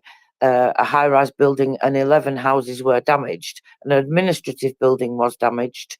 Attacks in populated areas damaged cell towers, garages, cars, and hits on a territory of a farm and a factory were recorded.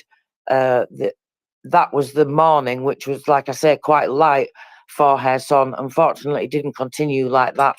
There was an update further throughout the morning that a 54-year-old man received non-life-threatening injuries. He was on the street during the shelling. And then a 79-year-old woman was taken to hospital with shrapnel wounds. She's in a moderate condition, though, thankfully. So this is what I mean, to be thankful for things like that. It's absolutely heartbreaking, isn't it? Every day I say this, but I guess I don't ever want to stop having that odd feeling about it, because then it becomes almost normalized, doesn't it? You know, and we certainly don't want that to happen. That's something else that we try to speak about as well, Christopher. Yeah, that's what I was going to say. That this is this is not normal, and it's not normal for your neighborhood to come under attack from tons of ordnance. I don't know how else to say it. I mean, the apartment building, only 11 apartments destroyed. I mean, only 11 apartments destroyed / damaged. You know, it's like I don't know. I'm having a hard time today, I think, wrapping my head around trying to put myself in that position. And I just some days I can come closer to it than others, but I can never really get there. And I think that for me is very frustrating, because I feel like if I can understand something, goes back to my sculptor analogy. If I can understand something completely, I can much better help address making it more positive, kind of like the broken pottery. But yeah, no, sorry, Tracy. It's just it's a sort of self-reflection. That's about all. Back to you. Thank you, Christopher. No, I completely understand what you mean. It's just an odd, I don't know, juxtaposition. I'm not sure if that's even the right word, cognitive dissonance. I don't know, but I know what you mean. Sometimes I do these really weird things, like I look out of the window and then I'll look at a picture of some destruction on a street in Ukraine, and I try and imagine that that's what I'm seeing when I look out of my window, to try and put you, like you say, in their perspective more. You know, but I think the thing is, we just have to keep doing what we're doing and informing everybody that these things are happening all the time. And that's why we do what we do, because people need to know, and people need to see, and people that are not engaged with it like us and having these feelings and emotions, they need to know and understand everything that's going on, and they don't, because they don't see these things. So I think that's why it's important to remember that people are dying, people are getting injured every day, and people are losing houses and streets, whole streets, in some cases. But yeah, I think that's why we have to keep doing what we keep doing. We have to keep sharing this information with those people that don't know what's going on, and keep telling them, look, this is happening in these. Imagine this being your street. Imagine looking out of your window and seeing this scene here. You know, it's just unimaginable. Had this conversation with my son last night, actually. I mean, all the time we have this conversation, I do with people anyway, that I still can't get my head around that this is happening in this day and age. But as I said, I don't want to. And I think, you know, you can't understand it, can you? This kind of behaviour towards people and other nations, it's just absolutely not understandable. You can't make sense of it. You can't make sense of crazy, is a saying that we have up north, and that's basically what it is, I think. So let's cover Dnipropetrovsk then. The air defence in that region destroyed 3 air targets, 2 rockets landing in Kirovohrezhia and Novomosovsk districts. Nikopol was shelled by the occupiers with artillery several times. Artillery hit the Chernohorivska district. 2 women aged 65 and 66 were injured. They were given medical aid and will be treated on an outpatient basis. So there we go. That's the worst part out of the way that we have to deliver to people in terms of the headlines and the news of the day, Christopher. So shall we move on to some brighter news and see what's going on with demining, because these guys are doing amazing. Let's have a look at that. Yes, I'm sorry. I'm here. I'm just nesting, pruning. That's it. Back to you. I thought you would be nesting. That's no problem, Christopher. Thank you. So yes, demining are doing fabulous again today. 415.74 hectares of land cleared, examined, and let's have a look. 514 explosive objects removed and neutralized. This is just incredible. These figures are staying consistently high. And of course, as I say, don't forget, in some small part, we're helping with providing some of those tools that Ukrainians need to be able to do that. And in terms of the mining devices, the demining devices, mine detecting devices, should I say, that we help to fundraise for here at MriyaReport. So thank you to you all. Very much appreciation. So, naval forces reported one enemy ship in the Black Sea, one in the Sea of Azov. Thankfully, none are caliber cruise missiles. Now, let's go to the important figures of the day. The enemy losses, the attrition that the armed forces of Ukraine are heroically doing every single day.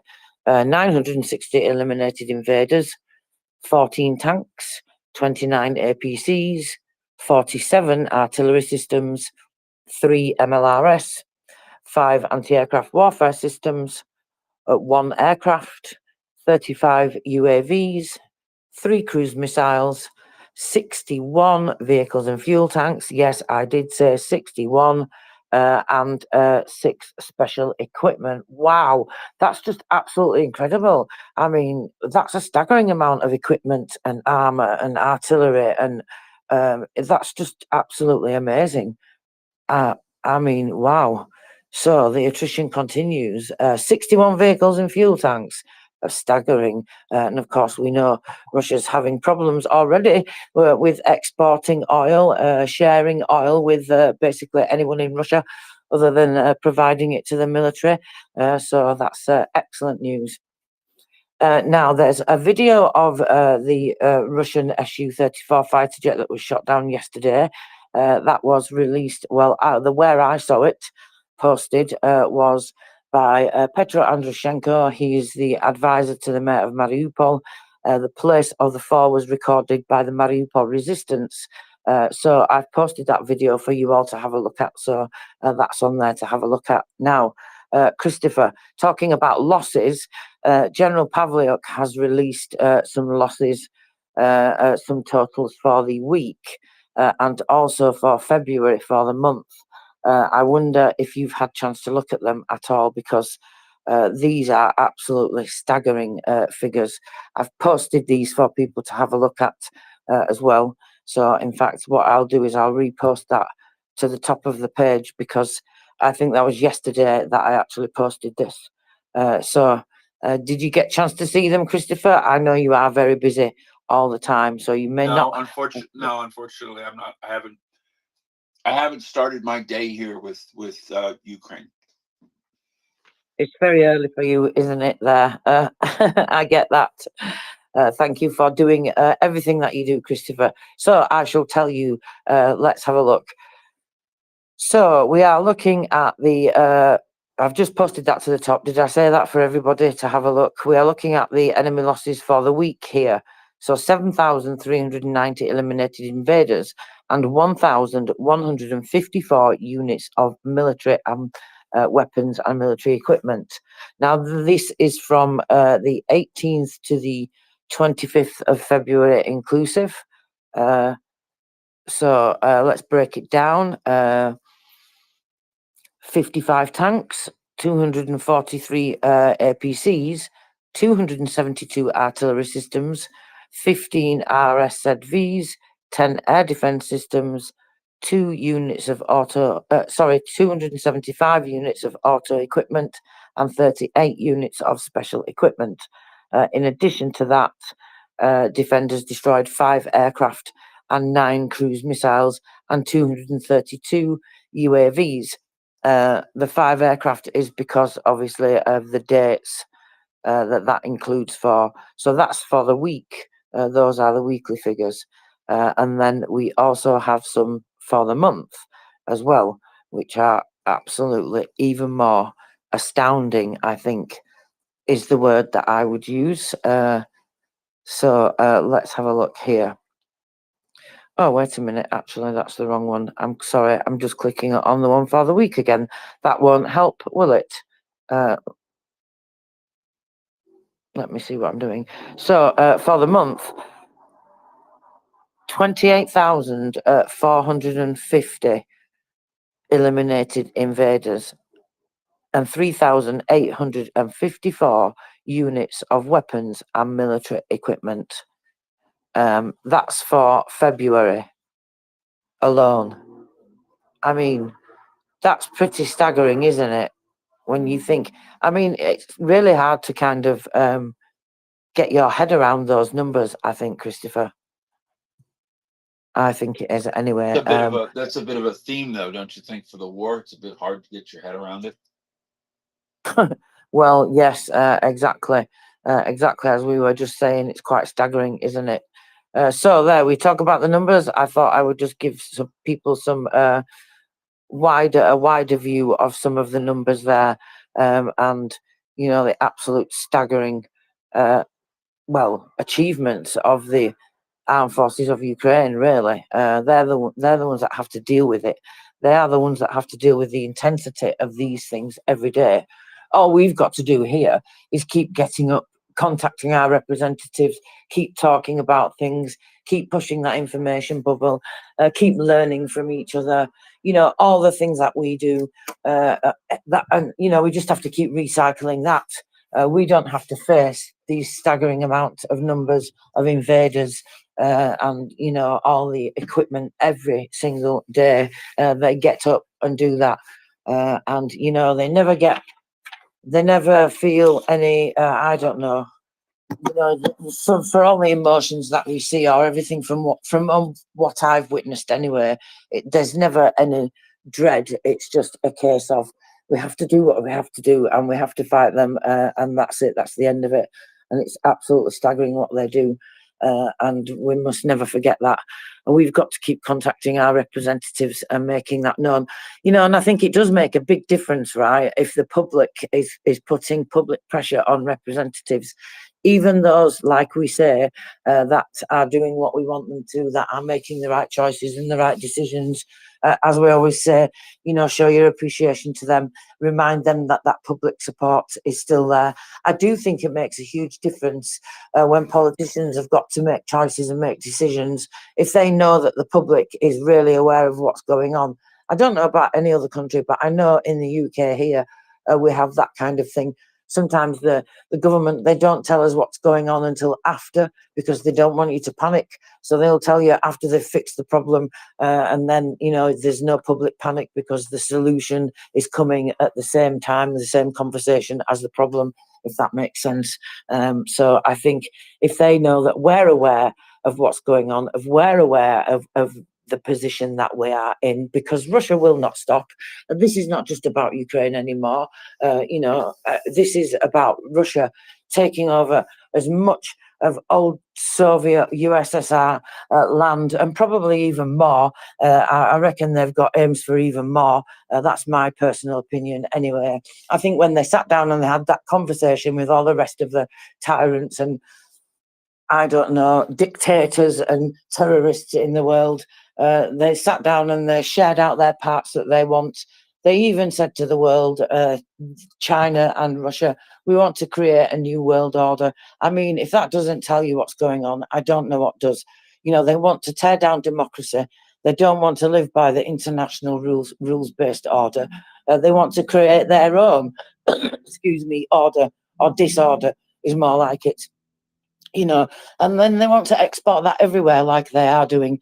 And Russia will just completely roll over the rest of Europe if we don't help Ukraine, if we don't give Ukraine everything that they need. You know, so if politicians are worried, then they need to realise that that's what they're going to be facing if they don't do more. And anyway, I'm going on a rant here, Christopher. Apologies. Sorry. This is the things that I'm saying to my representatives anyway. So maybe you can all say that, or your own words, if you've got better words to say. But I better stop before I go on a big full-on rant, Christopher. You're all good. It's fine. I get it. I've been there. I'm just struggling to get caught up. I'll be traveling. I'll probably start traveling around 1800 UTC. I've got to take Dad to the doctors. So I'll be traveling, but we'll be traveling together. Back to you. Well, that's very nice. I will travel with you, like, I don't know, virtually or however we say it, digitally. That sounds good to me. No problem at all. So you will all have to come up and have conversations with me as Christopher is traveling and busy at times, as he always is, at doing 10 things at once, much more than I can do. Or you will all just have to listen to me. But I've got lots of interesting things to tell you all, of course, as always. But we do like to hear from you as well. So I will tell you about the White Angels evacuating some people, shall I? So 300 metres to the front line, White Angels evacuated a family with 2 children from Toretsk. The policemen, together with the evacuation team of the Phoenix Emergency Department, took 6 people out of the shelling, 2 boys, their parents and grandmother with reduced mobility. And for now, the whole family is safe in a shelter, which they have been found in Kyiv. So they mean like a refuge shelter, like a house, not a shelter, obviously like a bomb shelter type of thing. So 17 children still do remain in Toretsk. Well, that was when that was reported anyway. So what else is going on today? The border guards took down 2 FPV drones. They were neutralized in the Kharkiv region. They've posted those for you all to see. Oh, Christopher, let's post our drone thread, shall we? I'm forgetting our new little feature to start off the day. So let me find the drone thread, shall I? And if you do not know what I'm talking about, well, this is a new little feature Christopher and I thought we would bring you every day. So the videos that I see from the official sources, I get them from the Armed Forces of Ukraine, Stratcom, 3rd Assault Brigade, sometimes even the SBU Alpha, all of these official places, Special Operations Forces. Anyway, these are all the videos that I will be bringing to you with various... Wait a second. Wait, hold on. Sorry.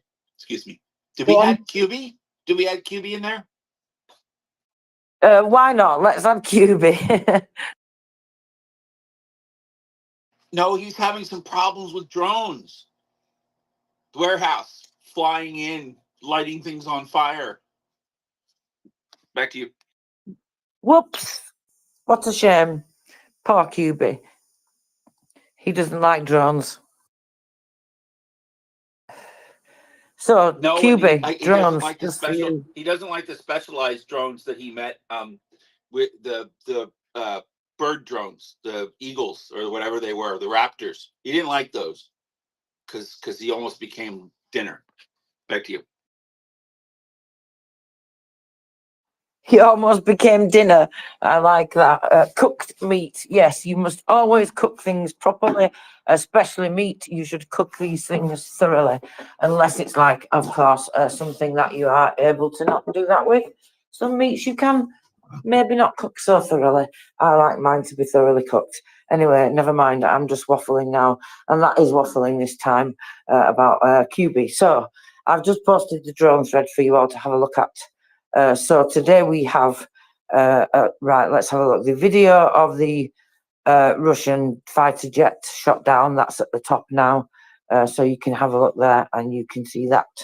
Now then, let's have a look at the drone thread today. So first in the list, we have what's called the Griffin unit of the 501st Separate Battalion of the Marines during a Russian analog fired armoured vehicles and guns into the ashes with strike drones.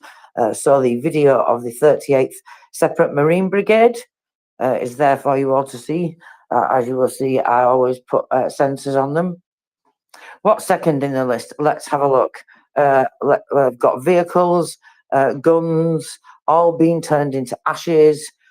Technology is changing the course of the war, they say, and we are leading these changes. We also have destroyed enemy tanks in the Avdiv direction, thanks to the battalion of the unmanned systems. That's the 3rd Brigade of the UAV systems. So you have a nice video there of a tank going boom. That makes a great explosion. I like that one. So go and have a look at that one. I Does it like it when include? they Does do it big include? Sorry to interrupt again. Does it include a turret toss? Back to you. No turret toss in this one. No. Sometimes I don't always spot those turret tosses, you know. Sometimes they're really quite difficult to spot if there's lots of smoke and things. You have to watch them on a bigger screen, I've noticed, and watch them slightly slower. And then you can spot these things much better that way. So what else is next in the list? Well, we have a spectacular video of the combat work of the 63rd Separate Mechanized Brigade. So go and have a look. I love it how these drones just like fly in. I like how they show you that part too. You don't just get to see the last bit.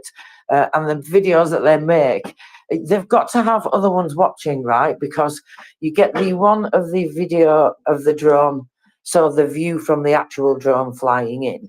And then, of course, the camera cuts off when it hits. And then you get the view from the other drone, which is watching the one going, and then you see the explosion from the item in the distance.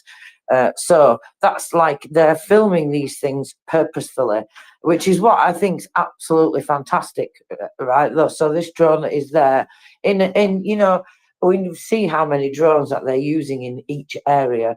What is it in the Tavria direction? General Tanowski puts hundreds a day, doesn't he? That's just one direction. You know, and there's other reports that are out there from officials, numbers that I've just read to you, for example, about what General Pavlik reported that's been destroyed over the period of the week and the month.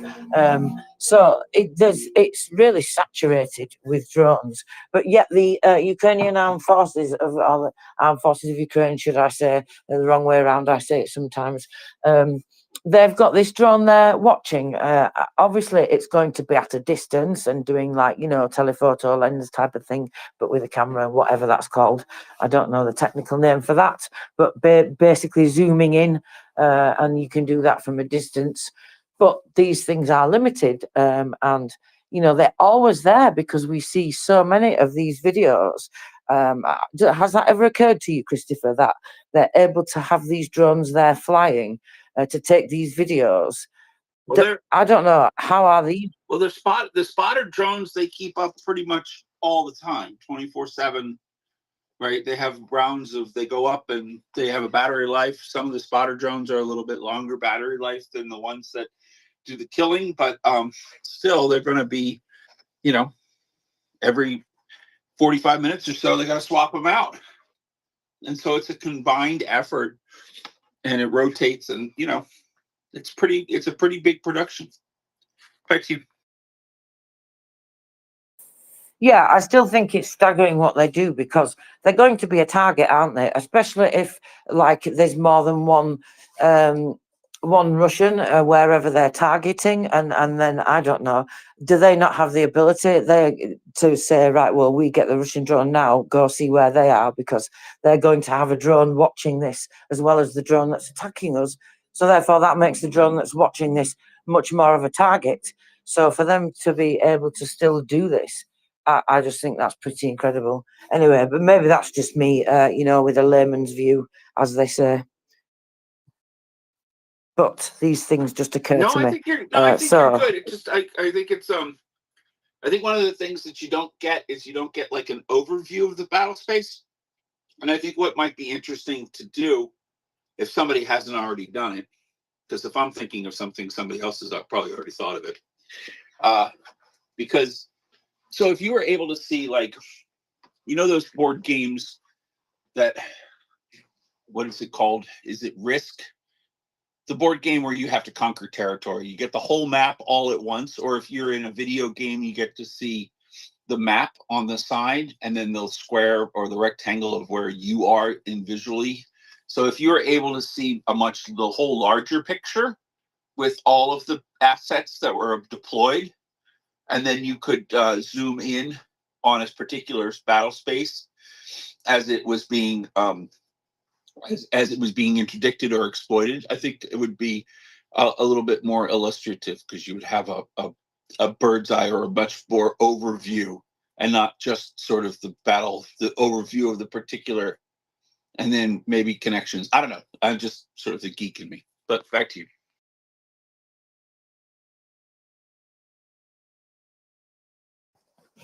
Yeah, exactly. It's good to look at these things, like you said, to be able to get a bigger overview. That would be fantastic. And well, I find it interesting to have these conversations anyway and look at these things.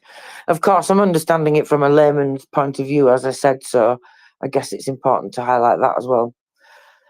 So we're talking about the border guards bringing down 2 drones. Let's talk about the update from the border guards regarding one of the borders, because obviously there's lots of things going on with this now.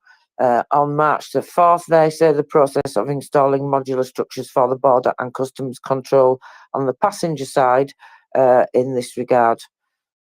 So passenger cars will be temporarily carried out through the cargo terminal. They said motor transport heading for entry into Ukraine will be directed to the desired direction by the border guard, and for exit to the cargo terminal by the national police. And that's going to be within the framework of the cooperation. So that must be the framework that they have to cooperate with other agencies such as the police. Initially, the work will last until the 27th of March. So this is for the attention of people travelling to Slovakia. So more disruptions on the border. But thankfully, at least it's not from, I don't know, protests and things like that, because we've seen enough of that at various different borders. But they're making changes everywhere, aren't they? As we said, these old Soviet systems, they're getting rid of everywhere in all different parts of the government. So it's absolutely incredible to watch the change throughout the whole of the country. There's going to be a transformation. Of course, they have to get Russia out yet, so there's a long way to go. But it's incredible that they're making this transformation right all the way along. Not just, in fact, actually, that reminds me of a story I was looking at that I wanted to bring to people, Christopher, about energy workers. Really, we've spoken about energy workers a few times, you and I, and many other people have mentioned the incredible work that energy workers do. So I was reading something from one of the DTEC energy workers recently, and it kind of links in to like winter preparations and things like that, because of course we remember now we're in the first day of spring, and they've done absolutely incredibly this year compared to last year. Oh, are you going to read? Are you it, going to read off? That's one thing I did read this morning was the energy minister talking about what they were able to accomplish, and the fact that there hadn't been any blackouts and there hadn't been any rolling blackouts. Are you going to go over that? Back to you. Well, it links into that, doesn't it? Exactly. That was exactly my point. Yeah, and the point what I was saying about how incredible they look to the future, and they're like rebuilding and restructuring and resystemizing pretty much the whole country at once, whilst at war as well. And I was reading something recently that they're basically still looking at the following heating season. So as you said, the reports from the energy minister about how well they've done this year, but they're still looking at next year and looking at preparation for that, and still reporting, well, we know that Russia's going to still continue to try attack that. So they're looking to that future, to the next season. They clearly understand that there's not much chance of this war finishing anytime soon, and at least not within the next coming up to the next heating season, which effectively is 6 months away or something like that. Is it exactly 6 months? I don't know. But so let's talk about energy workers in particular, and let's talk about this guy here, Alexander Daniluk. So he said his story, a little bit about him, and then I'll explain to you why I think that's relevant. On the 25th of February 2022, he woke up to see Russian soldiers. I went to bed, he said, and the next morning I peered outside my window. It was 6:30 a.m. There were 4 Russian armoured vehicles opposite my house. Now, he is an engineer and he works for DTEC, and he said Moscow's invasion took him completely by surprise. And he was speaking to the Guardian newspaper about how Ukraine is continuing to protect its energy infrastructure from Russian attacks, even looking on to the next heating season as well, which I think is absolutely staggering. And they've done quite a lot, obviously, as we've spoken about here. And we've done everything possible and sometimes the impossible to be prepared, said the CEO of DTEC. He told The Guardian, nobody can guarantee that there won't be blackouts this winter, next winter. Unfortunately, we are at war. We can't predict the scale of Russian attacks, but we will do everything we can so that generators do not have to be used. So what else did he say to The Guardian? Now, like I say, they're still preparing for the following season, still looking at things. I actually noticed recently some reports from Ukrainian officials about this as well. The spokesman for the Air Force was talking about that. I think it was Andrew Yusuf, the spokesman is he the spokesman for the GUR or the Armed Forces? I get mixed up now, I forget. But I think you know who I'm talking about. He was speaking about it and that they're fully aware of Russia's intentions. So what did he say about going back to the date that he woke up to see Russian soldiers there? Over the next 4 weeks, the battle raged in his home city of Hostomel, he said, which is a short drive from the capital in Kyiv. The fighting destroyed the neighbouring market. It also brought down numerous electricity cables and pylons, leaving civilians in the dark for days. For the first 2 days after the Russians left, I wandered around in a daze, he said, but then I got to work. We fixed up windows so we had somewhere to sleep, and they began to repair damage.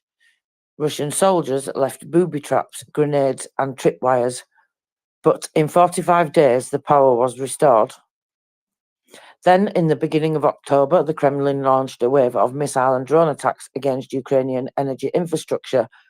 This led to more blackouts and electricity rationing, and a scramble, obviously, to get generators. Over the spring and summer, DTEC gradually restored the energy capacity. Before 2022, this stood at 6,000 megawatts, and it fell to 3,000 megawatts after Russia seized 2 of the firm's thermal power plants. One of those is in Luhansk, and they continued to bomb I'm others. sorry, can I interrupt? I think You can. I think that might be gig instead of meg. Gig bigger, but okay.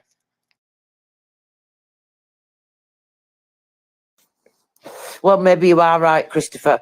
It says MW, so that's why I know. That's interpreted it okay. like that. It might be a translation issue because they increased the capacity to 1.7 gig that they can take from Europe if they need, and they had they brought additional 2.0 gigs online from the article that I was reading on Interfax. But okay, back to you. Yeah, where they are now, you mean? Yeah, the state. You mean in the terms state of of where it they now. are now? Yeah, this is his story from back in October 2022. So this is part of when they were taken down to obviously lower amounts, which has increased over time as they built it up obviously bit by bit, didn't they? But 9 million Ukrainian homes lost electricity, he said, which is an absolute staggering amount, isn't it? 9 million people. You imagine that in your country, that whole section of your country not having that power for days and days. This is the conversation I was having. Go ahead. No, I was just going to emphasize those are 9 million households. Now, how many people in each house? You got to go up. The numbers of people are probably pretty staggering. It's kind of like when Texas blew up. Oh, I'm sorry. Did I say that? Back to you. Yes, you're right, Christopher. It could be, of course, many more people because you don't know how many are in each household. So, of course, where did I get to? Yeah, they continue to. So this guy, Danny Luck, he's a power distribution expert with 25 years experience, and he said he's very optimistic. And I mean, I can see why he's optimistic when, as you said, given where they are now today, it's quite staggering, isn't it? But I think, I wanted to start with his story from back then. because it just shows you the targets that energy workers are. They knew who this guy was, right? Like in February 2022, he wakes up in the morning at 6:30 a.m. and they're outside his door. Like, I mean, that's just unbelievable, isn't it? Like, so they knew who he was, they knew who they needed to target.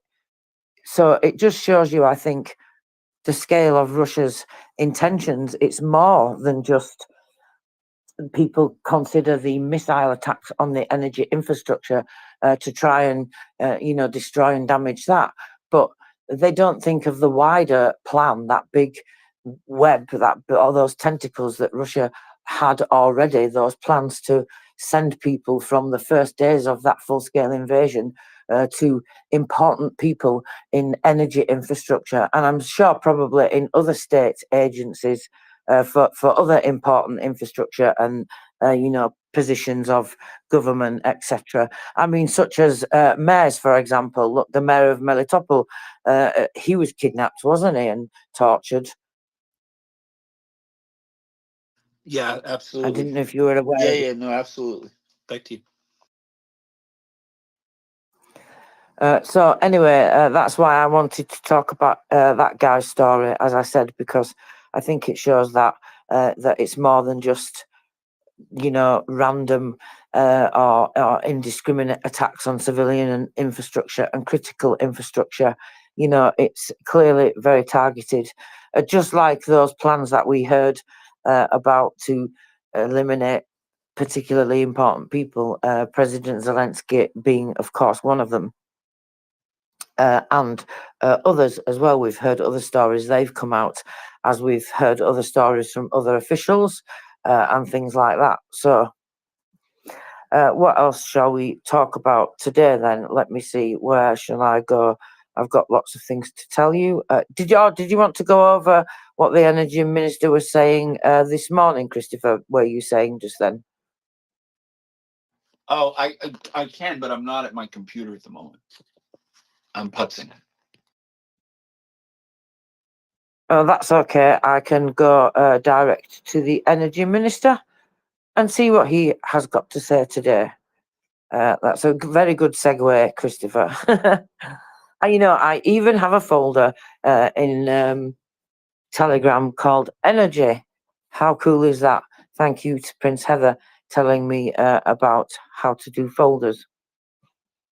So some reports and information from the what he is telling us about is that the explosion that was reported earlier in Yekaterinburg at the electrical substation. How funny is that, right? That the Minister of Energy reports an explosion at an electrical substation in Yekaterinburg. I think that's quite amusing. Sorry, I just got distracted by that post there. The Energy Minister reports it. So the first results of winter, there are more than 236,000 tonnes more coal in the warehouses of thermal stations than planned.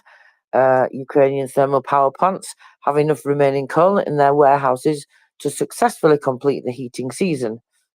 As of the end of February, more than 1 million tonnes of coal have been accumulated in warehouses of the thermal generation plants, and this is 236,000 tonnes more than predicted by the schedule provided by the Ministry of Energy before the heating season. So I think this is important as well because, they need that for the thermal power plants and they make a big part, actually, of that sector. I didn't realise, actually, how many thermal power plants that they had. There's quite a number of them. This result was achieved thanks to the coordinated work of the coal mining energy companies, the Ministry of Energy. Accumulation of sufficient amount of coal will allow the companies to confidently complete the heating season, said the Deputy Minister of Energy, Alexander Hilo. It is worth noting that thanks to the large-scale repair campaign in the energy sector, it was possible to restore and add more than 2.2 gigawatts of power to the power system by the end of 2023. As of March the 2nd, 14 units of thermal power plants and generating equipment are in reserve.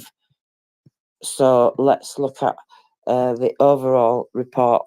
I'm sorry, I'm doing this interrupting thing again. My apologies. That's all right. Go ahead, Christopher. Speaking of coal, there were supposed to be a couple of coal barge, I'm sorry, not barges, but coal shipments, large container coal transport, ocean going vessels coming from Australia. Did that actually come to fruition, or are they still circling around wherever they were circling around? I thought I heard Will talk about it briefly a couple of days ago, but I didn't follow up, but I'm just curious if it came across your feed. Back to you. No, I've not heard anything since. I think I probably heard the same conversation that you did between, was it Will and Joanna maybe? And so I think, yeah, one ship had arrived, hadn't it? As far as I remember, they were just talking about the one ship that had arrived, because I think Will was mentioning the time that it had taken to get there. So I think that's all I know. That's probably the same as what you know. Sorry, that's probably not helpful, Christopher. Yeah, it seemed like something that the Australian government had done the year before. I mean, for some reason they were lollygagging around about doing it now. I'm not really sure of the reasoning. I don't remember, but I think it had to do with just natural intractability of politicians. Back to you. I don't know. Possibly that's what all these things have to do with, if you ask me. That's why we need to keep pushing them and telling them what it is that we want them to do. So let's look at the overall report for energy for today, shall we, and see what's going on in the regions. In Odessa, 144 people were cut off because of the shelling there, but the power industry restored electricity to 18,000 consumers very quickly. See, this is what I mean. This is how they restore things now, like within hours. Sometimes it's rarely within days now. It's absolutely incredible what they've been able to do. And they've worked with all sorts of different people from industries and all across the world, like even working with the Royal Engineers in the UK. Like, that's not something that you would expect, is it? That they're working with, the Royal Engineers. I think it's pretty cool, though. I'd like to know what they talked about, but obviously we won't get to know that. Various ways to protect the energy infrastructure. That's what they talked about, and how something that I remember reading in the report that they did give, which didn't have a great amount of detail in, but they did say that not as well as learning how to protect things, they'd also learned different ways of how to be able to restore things and repair things faster and easier. So I thought that was quite interesting. Dnipropetrovsk region power supply was restored to 1,600 consumers who were cut off. Donetsk power supply restored in 7 settlements. Let's have a look. 1,000 consumers in 5 settlements were cut off due to hostilities, and a total of 77 settlements. 42,000 metering points still remain without electricity in the region, however, that's Donetsk. And gas supply was restored to 14 families. Zaporizhia, as a result of hostilities, 3.7 thousand consumers in 50 settlements still remain without electricity, and in Mykolaiv, 1,400 who were switched off have been restored. A long report today. It goes over 2 parts. Sumy region, 4,200 metering points in 57 settlements are without power supply due to hostilities. Medium pressure gas pipeline was also damaged by construction equipment, however, not by shelling. And 2.6 thousand subscribers remain without gas due to that. Kharkiv region, energy workers restored supply of electricity to 16 subscribers, and they were without power for a long time, they emphasise, due to hostilities. A total of 13,500 metering points in 63 settlements still remain without electricity in the Kharkiv region, and more than 350 subscribers also remain without gas supply. In Kherson, energy companies restored electricity to 4,000 consumers. That covers 8 settlements, but 45 settlements in another area remain without electricity, and that covers let's have a look, 25,800 metering points, and 3,200 of those are in the regional centre of Kherson. And finally, Chernihiv region, as a result of hostilities, 1,000 metering points in 18 settlements remain without power. The situation in the power system is stable and under control. He emphasised the application of planned disconnections of household consumers is not provided. I think it's really important that they emphasise that, because it just so that whatever happens, that everything's still stable without the whole system, and they've not had to have those rolling blackouts that they had to have in the previous heating season, and that's the most important thing, isn't it? Yeah, that's what I got from the from reading the little short blurb that I read this morning on that, and it's kind of a remarkable thing. The other thing I wanted to kind of highlight was that all of this readiness and all of this preparedness takes money, right? It requires funds.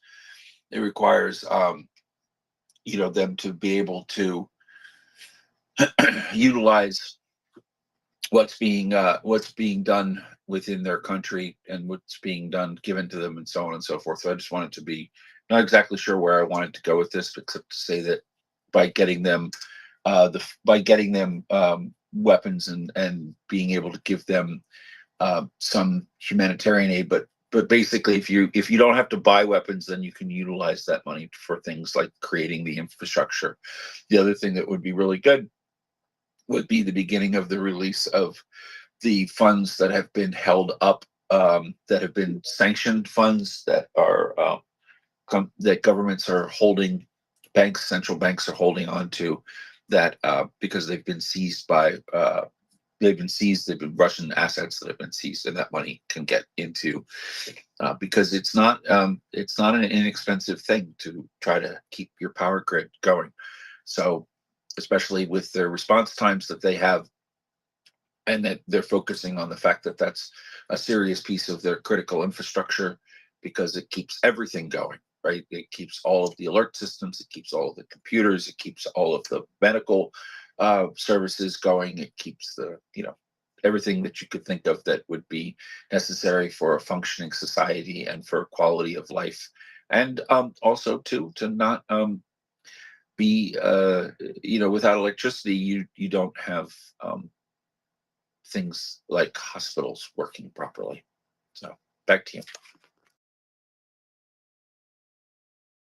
Well, that's a very good point, Christopher, because actually, as you said, talking about money, we are starting a new fundraising campaign here. I'm not sure if we're allowed to say what it is just quite yet, or if we have to wait for a specific announcement. But that does remind me to tell everybody at the same time that we will be joined by a special guest tonight. So we're going to be joined by Danilo. He is the company commander of the 13th Battalion of the incredible 95th Air Assault Brigade. So if you've not heard of these guys, well, where have you been? Under a rock? You must have been. But if you haven't, you should know that these are one of the most prestigious and capable units in the Ukrainian military. His unit is from Zhytomyr in particular. They're currently located in the east of the Ukrainian front lines at the moment. So come and join us, because that's going to be a fantastic conversation.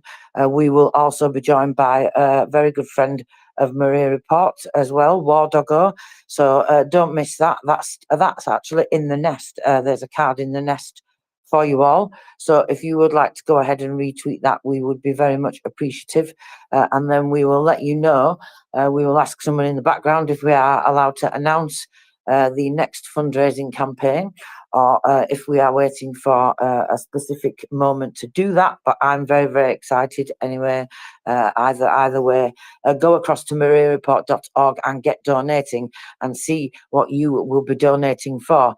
You can wait until it comes out, of course, but either way, your donation will go towards this next fundraising campaign that we are going to have, which is what always happens with your donations if they come in between any campaigns, by the way, if that's what you were wondering. campaign, it just goes to the next fundraising campaign.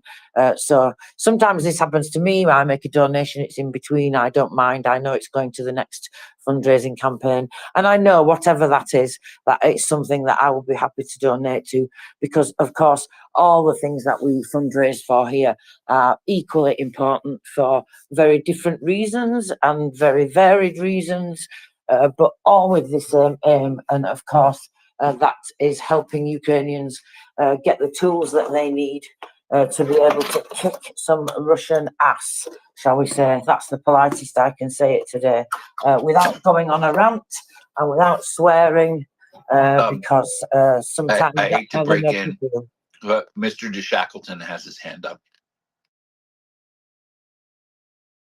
Thank you, Christopher. I'm sorry, Vanessa. Welcome. Please go ahead. Don't be sorry at all, Tracy. I'm glad you're here. Thanks for co-hosting. And Christopher. Good morning, good afternoon, good night, wherever you're listening. It's very good to have you. We're here at MriyaReport.org. As Tracy's been saying, we are kicking off a new fundraiser today. I'm not sure the specifics are being shared, but I can tell you it's in the air. So the devices we're hoping to fundraise for are in the air. That's where they're going to be. So if you want to get involved, donate, go to MriyaReport.org. If you want to find out specifics, hang around, look at the ticket in the nest, the 2 p.m. starting time, Eastern time here in the United States, which I guess if we do a little quick look at it would be 7 p.m. in Cork, Dublin, Galway, London, and 8 p.m. in Berlin, 2100 hours in Kiev, that's 9 p.m. in the evening. So please tune in around those times to both hear from our wonderful guest, Danilo. War Dog was going to be in, I believe, and to find out the specifics of our new fundraising initiative. If you'd like to get a glimpse and see what kind of stuff it is we have been doing in these initiatives since we stood ourselves up as an organization, go along to MriyaReport.org and take a little look at the already delivered aid and trainings that have been done already. Might get an idea what's coming up, and it's not too terribly long to wait anyways. So I wanted to say that little piece anyway and add to what you've said, Tracy, and to thank you for volunteering and being here. It's a voluntary effort. We keep it going 24/7. And we rely on folks to come up and speak with us as much as we do to donate and keep our initiatives for giving aid to our Ukrainian brothers and sisters alive. So we hope folks come up and speak with us all the time. And I also wanted to pick your brains. It seems you have been earlier. You've been awake earlier than I have this morning, and it seems I have missed some more airplanes falling from the sky with accurate Ukrainian fire. So I wonder if someone indulge me and fill me in, please. Except to say, we don't want to say anything else except Slava Ukraini. Hello, Slava. Yes, I can absolutely do that, Bernesto. I can tell you that indeed there is another aircraft that has, how do you say it, Christopher? Spontaneously disassembled or something like this. This is how it goes. But yes, about 9 o'clock this morning, apparently. So it was an Su-34, which was actually trying to attack the positions of the troops with aerial bombs, as they have been doing in Avdiivka. So that's another one that's fallen out of the sky. Does that make you happy, Ernesto? It does indeed, but it's also encouraging because it's now gone to multiple aircraft per day. The Ukrainians are taking off the Russians. So that's fantastic. Thank you very much. Thank you. Yes, you're absolutely right. I'm almost losing count. I was up to 13. I think maybe we're up to 15 now or something. I don't know. In a very short period of time, less than 2 weeks. I will have to check the updated data because so many keep getting added very quickly. It's hard to keep up, which is a good thing. It's absolutely a good thing. And you know, the good thing as well, that other people with much more knowledge about these things than I do, they point out quite rightly that it's the loss of the pilots that are not so easily replaced, even if they do have other aircraft, either of this type and or other type as well. I mean, apparently there were some helicopters damaged in one of the booms that Mock has reported as well, but I'm not sure if we've got any official confirmation of that yet.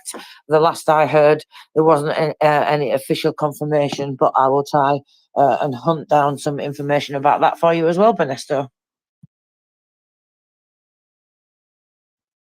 Lovely, you're a star. Thank you very much. retweet everybody, MriyaReport.org. Thank you very much. Yes, and do definitely retweet and repost that card. And as I said, join us for that interview. So your times there for that interview are 11 a.m. Pacific, 2 p.m. Eastern, 7 p.m. UTC, which is of course 7 p.m. London, 8 p.m. Berlin, 9 p.m. Kyiv. So I will be here. I'm sure many of you will be here. So tell all your friends and tell everybody else so they can also be here. Now we've been joined by Dan, but he's not got a hand up quite yet. So I'm going to wait and just butt in there whenever you feel like it, Dan, if you've got something to say. So we will give him a chance there. Let's see what else is happening today. I think we should catch up.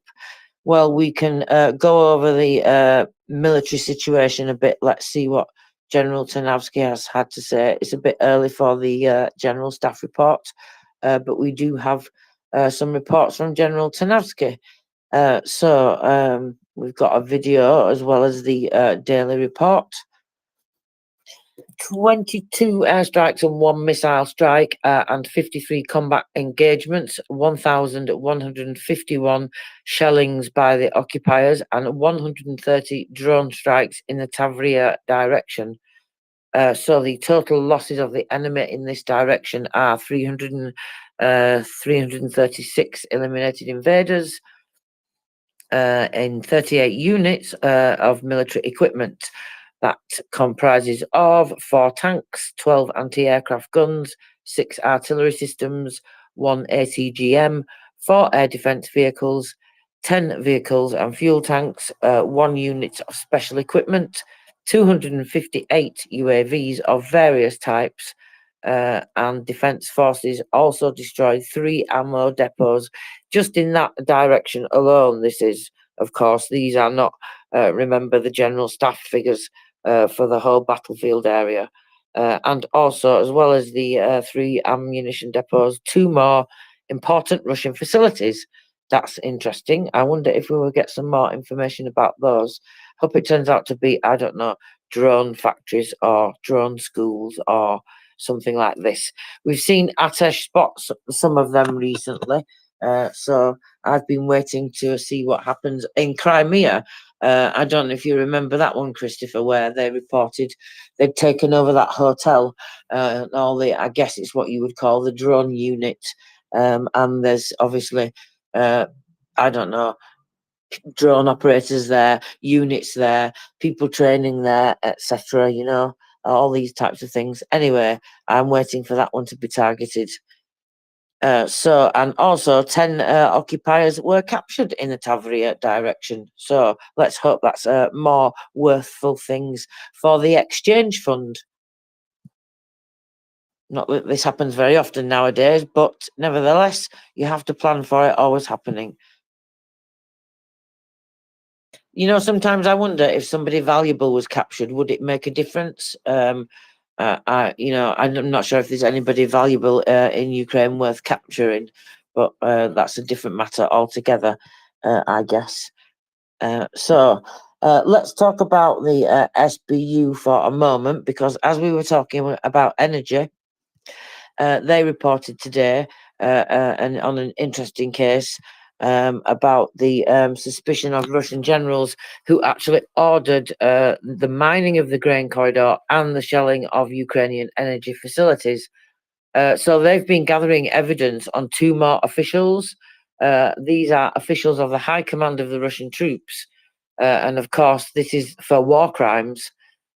So we've got Vice Admiral Serhiy Pinchuk, the first deputy commander, Chief of Staff of the Black Sea Fleet of the Russian Navy, Major General Ole Pichelu, Deputy Commander of Long Range Aviation of the Air and Space Forces.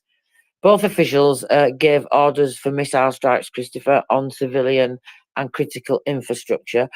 So I would, but you know, I would so love to sit in a courtroom, right, and hear all the details of exactly what information they've got. You know, because they must have information to be able to build this case about, I don't know, verbal or written commands or both, or digital or all of the above, maybe, you know, instructions etc., to carry out these operations. Sorry, I was just drinking coffee then. So, according to the investigation, these two are actually among the organisers of the massive missile strikes. So it's not just a case of them giving instructions to particular units. They are the organisers of these massive missile strikes from October the 10th to January 2023. During this time, the occupiers fired dozens of air and sea-based cruise missiles of the KH-101, 3M14 caliber and KH-22 supersonic missiles at the energy infrastructure. As a result of the enemy attacks, more than 50 civilians died and more than 110 were seriously wounded. Among the dead and hospitalized were minor children. Sir He Pingchuk also ordered the sea routes from the Bosphorus to Odessa to be replaced in order to block the grain corridor. The Russian admiral personally commanded the shelling of the port infrastructure and the coastal facilities, and also the agro-industrial complexes of Ukraine. And of course, as we know, they hope to disrupt the export of the grain. Well, this is what they've been doing the whole time, as well as destroy logistics centres, transportation and storage. So, on the basis of the collected evidence, they've been notified of suspicion under 4 articles of the Criminal Code. Part 3 of Article 111, encroachment on territorial integrity and inviolability of Ukraine. Part 2 of Article 437, planning, preparation, unleashing and waging an aggressive war. We've got Part 1 of Article 438, violations and of laws and customs of war, which of course is war crimes, and also Part 2 of that Article 438 as well. That's interesting. I have to look at that. So charged with 2 different parts of that same Article 438, which is the war crimes. Comprehensive measures are underway to bring both perpetrators to justice for committing other crimes against our state. Good. So I hope that they manage to get hold of these guys, or maybe I just hope that life gets worse for them in Russia and their positions become more untenable. Maybe they will fall out of a window in Russia, Christopher. That would also be an option I would be happy to accept. Yeah, these are kind of some naughty beggars, aren't they? Yeah, very naughty beggars indeed. And you notice how they emphasise that there are more crimes to come. So what else can there be, other than attacking the grain corridor and the infrastructure and civilian infrastructure? I'm intrigued what else it is that they can be, unless it's just other different operations to do the same thing in different areas. But doesn't that cover everything? Attacking civilian infrastructure and critical infrastructure. Doesn't everything come into that category somehow, that they would have attacked in Ukraine, even if it was just a different operation? So I'm intrigued to find out what else it is that these guys are guilty of. But anyway, sorry, I just got sidetracked into the SBU there because I thought it was relevant, seeing as we were talking about the energy. It just reminded me of that case there. So there's an update from Odessa. The number of people killed as a result of the drone hitting a house in Odessa has unfortunately increased to 6. Of course, we expect this throughout the day. I guess, this is how these things go. But if it makes you feel any better, I'm also looking at a new video of Russian equipment burning. So. Oh, that's a shame. Thank you. That is a shame indeed. What else am I looking at? So apparently the Russians have been trying to show some American weapon that they've captured, that they reckon that they've captured.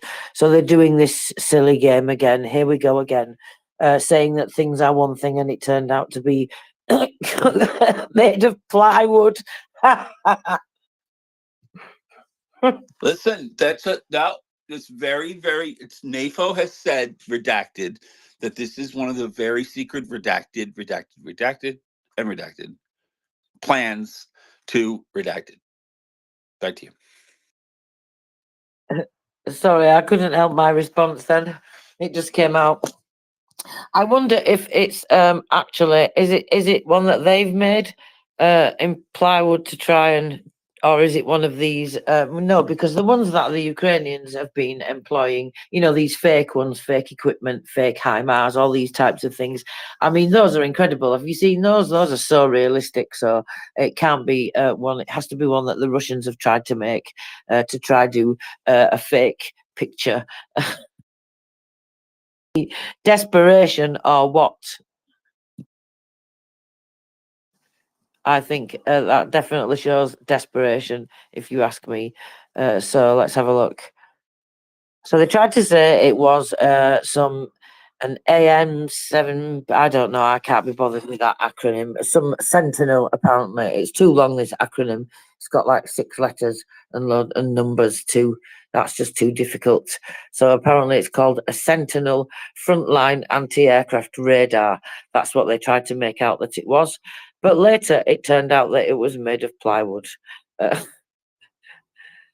That's just absolutely hysterical. So either they fell for it. I mean, if they fell for one that's that rudimentarily made, that basic, then I don't know. Sorry, I know that we should never underestimate them. Many people say that have much more knowledge than I do, and they're absolutely right. But at the same time, I just cannot help but laugh when they do ridiculous things like that. So apparently, according to the deep state map, they're saying that there's been some advancement of the occupiers in the Kupiansk direction. Well, I don't know. Let's see if we can find out some more information about that, shall we? I think. Sorry, we should have a look and see if they are reporting anything. Ooh, what's the Air Force reporting? The commander of the Air Force is reporting. The enemy continues to attack in the eastern direction with the use of guided aerial bombs from tactical aircraft. There has just been a combat use of anti-aircraft guided missiles against 2 enemy Su-34 and Su-35 aircraft. We are waiting for confirmation of the desired result. This is the commander of the Air Forces, Mikhailo Oleshchuk, and this has just been reported literally. So does that means 2 more then? That means more have been taken down. It's becoming more and more difficult for the invaders to fly, and we need more systems and more weapons to clear our skies. P.S. Dear representatives of the media, you are also warriors on the information front. Together to victory. Well, that's very intriguing, isn't it, Christopher? And very cryptic, kind of. Combat use Dan has got of his hand. Dan's got anti-aircraft. his hand up. Sorry, thank you very much, Christopher. Go ahead, Dan. Welcome. Oh, yeah. Sorry to interrupt. Good morning, or afternoon. Anyways, yeah, Tracy. My brain is going. You mentioned the plywood thing. I'm getting so fed up. You know, I'm gonna find an American company that makes those fake plastic eggs. I'm gonna really look around. You know what I'm talking about? They look real. People, those fake plastic eggs, and I'm gonna ask people to save their empty cardboard egg cartons and start loading up a case, and I'm gonna mail them to Russia. That's where my brain is at this morning. So send them fake eggs. They'll get eggs, but there won't be anything in them. I wanted to ask a question. Have you heard anything about Budanov lately? I mean, what about him? No, we spoke to the press recently. I've got an article somewhere that I think I've saved that he was speaking to the press. I think Mockers and a couple of other people had spoken about that. But apart from that, I've not heard anything specific about him. No, did you have a specific question in mind, or you just generally wanted to know? No, I've seen things here and there in the last week and a half that sneaky things are up, and I just wondered if anybody's heard anything. I'm sure if something's going on, they're not going to talk about it. So what we don't know is always good too. We will find out very soon, I am sure, because when they're able to tell us, they usually do. So let me see. Nothing reported by Defence Intelligence. I'm just checking to see if they have actually reported any spooky things going on. But yes, we always like to keep on top of that. I'll let you know if I come across anything though, Dan. But thank you for alerting me to looking out for it. By the way, I'm using my pink phone, and now Robert calls that my pink bat lady phone. And I got a pink pen stylus that I can use to tap things. So yeah. So I'm using the pink phone. When I say I'm using the pink phone, you know I'm on my Batman excursion. Thank you, Dan. Latin, welcome. Hey, Tracy. As I drop my phone. Yeah, so following the situation and some of what you've been discussing, you know, I think it's important probably, I'm going to bring up a subject that is, I don't know, I think it's something we need to look at directly because misinformation is a big part of what many of us are here for, right? Like combating it, making sure that correct information is out there to the extent that we can, and open source contribute to that effort. And I'll say that in the last couple of days, I've seen even among some, well, one in particular, I won't mention who, but in one in particular, pro-Ukraine open source person questioning the veracity of these Ukrainian numbers. To the incident that you were referring to just now, Tracy. So I woke up this morning and saw the Ukrainian Air Force confirming at 8 a.m. local time another Su-34. And then the one that you're talking about just recently, so that one is yet to be officially claimed. But that one sounds like an attack on what sounds like a very typical formation on the Russian side, which is 2 Su-34s and 2 Su-35s, probably more than likely flying in a combat air patrol / suppression of enemy air defense role. So kind of in a escort role to the Su-34s. And if that was a successful engagement by Ukrainian standards, that would be 4 shot down aircraft. Now that's a big if, but there are 4 targets, and General Oleshchuk is saying, okay, now we're waiting to hear if there was a successful outcome. The ideal successful outcome there from the Ukrainian point of view clearly is to shoot down the entire flight of aircraft, which they've done before, if not complete. Well, there was the incident over Belgorod last year where they shot down 2 Su-34s and 1 of the Su-35s. So let's wait and see what happens there. But I think it is important to look at and consider whether these numbers are accurate and what does that really mean. And I'll just share my thoughts on it. Anybody who wants to share their thoughts, I'd love to hear it. I think that we all know about that term, the fog of war. We also know that the good guys sometimes lie. But that said, I don't think any of us in open source are in a position to be saying this number is inaccurate. We can look at the veracity of individual claims. We can look at video evidence of a shoot down and take each one of those individually. But overall, there is clearly something happening because here's what we do know: Russian tactical aviation using a weapon that is, and I've gone into some explanations of this before. I won't go through the whole spiel again, but a weapon that I believe, and some other people that I know believe, due to the fact that it wasn't really properly developed and some of its characteristics, exposes the launch aircraft more so to ground defenses. And that is a Ukrainian integrated air defense system that is very robust, and it is developing by the day. It is evolving.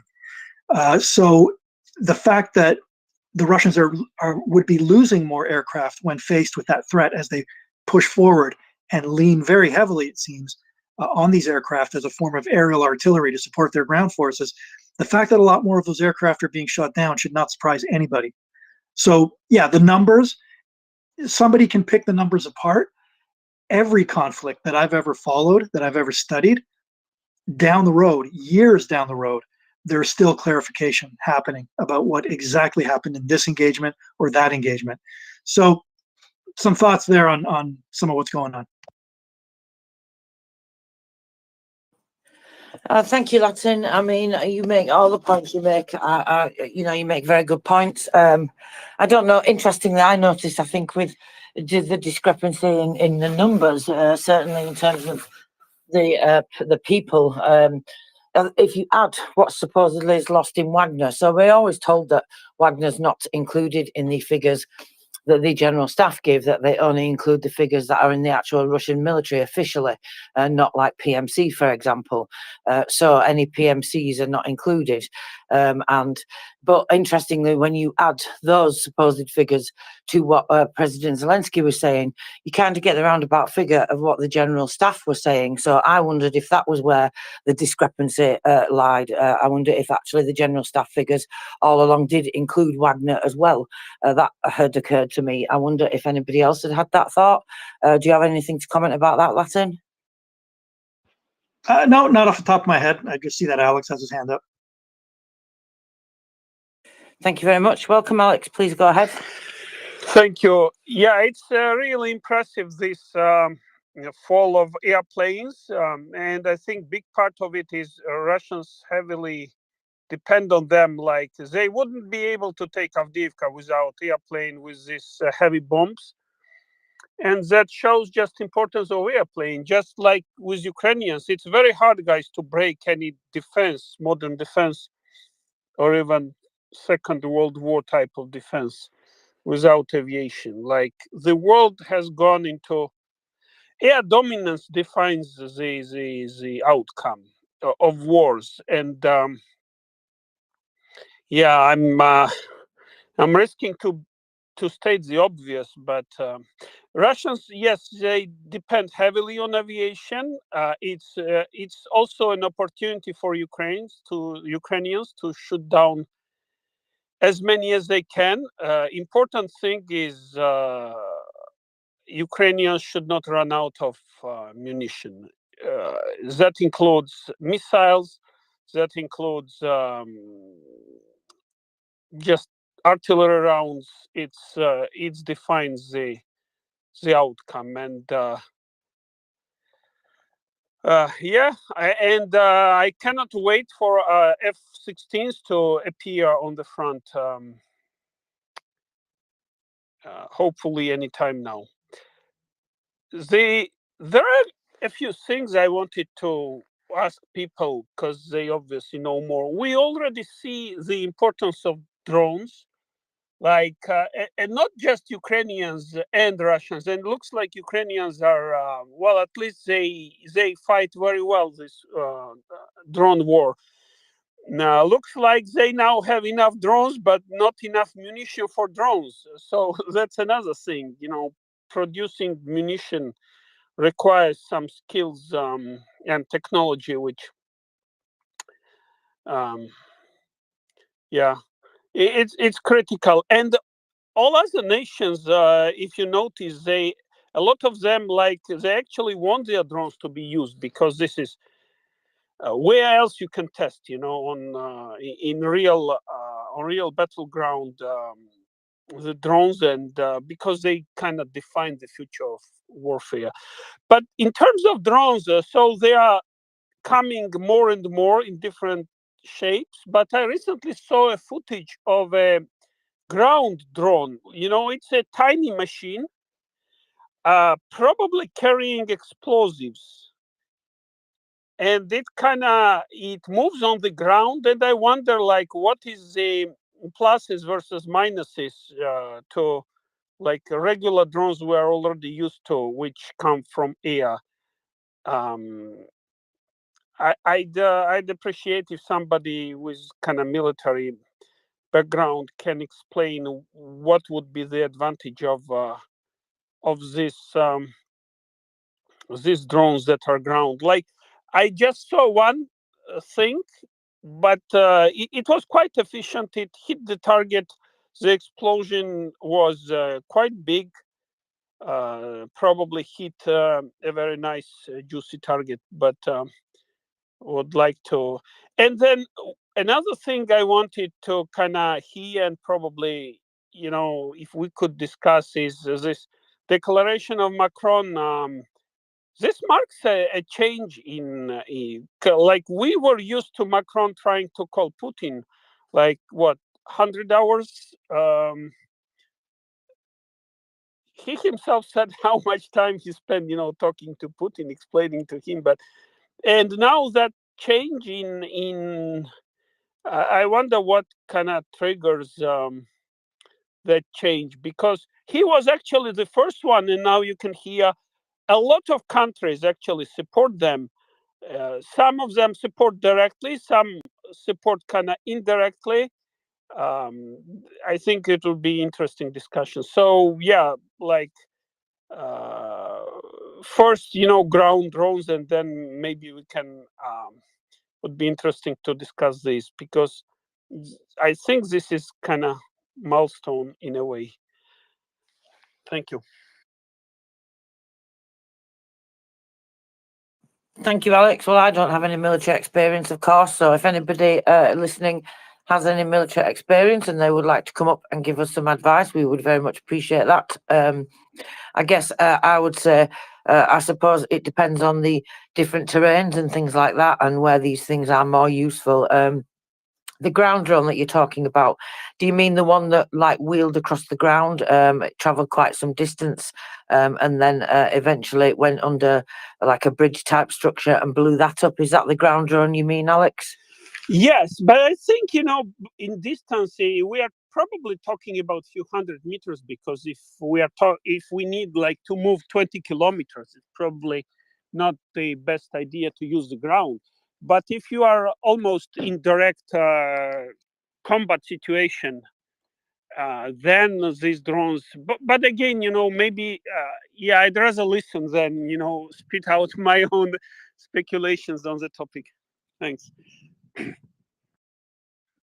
Thank you. Yeah, I remember that video. I'm remembering off the top of my head, so I could be completely wrong, but I thought it travelled a few kilometres.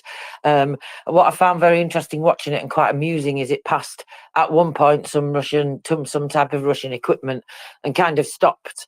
And you almost got the impression, I mean, obviously they're looking around with the camera from the drone, and the drone that was following it was just brilliant. It kind of stopped and hesitated as if it's like looking, and then travelled along, and then eventually went under the bridge. It seemed quite remote where it was going. The ground was quite rough, so I guess it has to be useful in some kind of a way, other than maybe it's just less easy to spot in a situation where the air is saturated with both Russian and Ukrainian drones. I don't know. That's something that occurred to me because it seemed to be able to trundle along unnoticed, even when it passed the Russian equipment at one point. So I thought that was quite interesting. Maybe that's something why they use it as opposed to a drone flying under the bridge with an explosive. I don't know, maybe it can carry more weight or a bigger explosive item than drones are able to. I've seen ground drones that are like stretchers as well, that are able to go and evacuate people, injured people. So there's all different types of ground drones that are coming through as well. So I do think it's something. And actually, General Maliuk, in his statement recently, he talked about the SBU owning the land, the sea, and the air in terms of drones. So there's some very interesting things going on, I think, that we're not getting to find out about just yet, of course, Alex.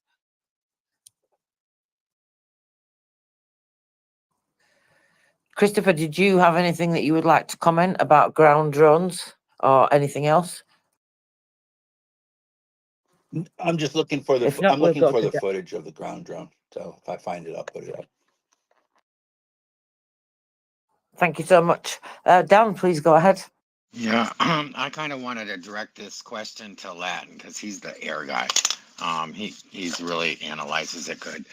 I'm coming from a standpoint where I know dick squat about airplanes, haven't been on one in ages. So my question is, I mean, it's obvious to me when I'm looking at all the news, all the downed airplanes that the Ukrainians, or I don't care whoever, but all the Russian aircraft that they're losing. And I don't know if that's great numbers or not. I think it's pretty significant. Is this a good way to like whittle down their inventory? So by the time Ukraine gets up and running, and they're kind of probably up and running now with their drones, but when they're up and running, like with F-16s or anything else, is this a good strategic tactic to kind of clean out the inventory of your enemy before you get housed with more equipment? I understand they were training. I don't want to get into the Air Force stuff too much, but I'm just curious. I don't know anything about this stuff. So if Lad could, I sent him a DM if he could answer my question. It sounds like a dumb question, but you know what? That's the only way you'll learn.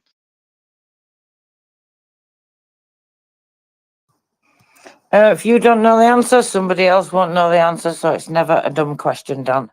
But Latin has dropped down, so if he's listening, maybe we'll come back up and answer that question for you. So at the moment, I was just looking to see what I could find on my profile. I've posted that picture, that video somewhere of that ground drone on my profile that we're talking about, the one that travels. I was just trying to find it, Christopher. I didn't find it quite yet, but I did just located it. I'll put it on. Oh, you are amazing. Thank you so much. Well, I did just repost another one, though, interestingly as well, a Ukrainian ground drone with the ability to install 6 TM-62 anti-tank mines at once. In theory, even one such drone in several measures can replace a fairly decent area of territory through which the enemy can potentially advance. So I think that's pretty good as well. So there's a video of that.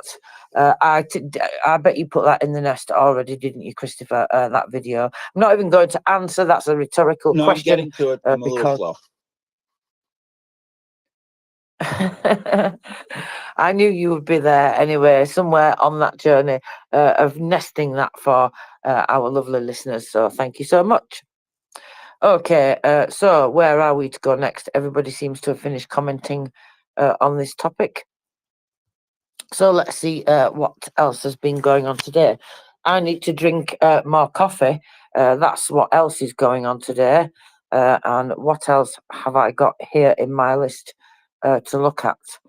So sorry, I'm just scrolling down my list to see. Oh yes, let's look at this.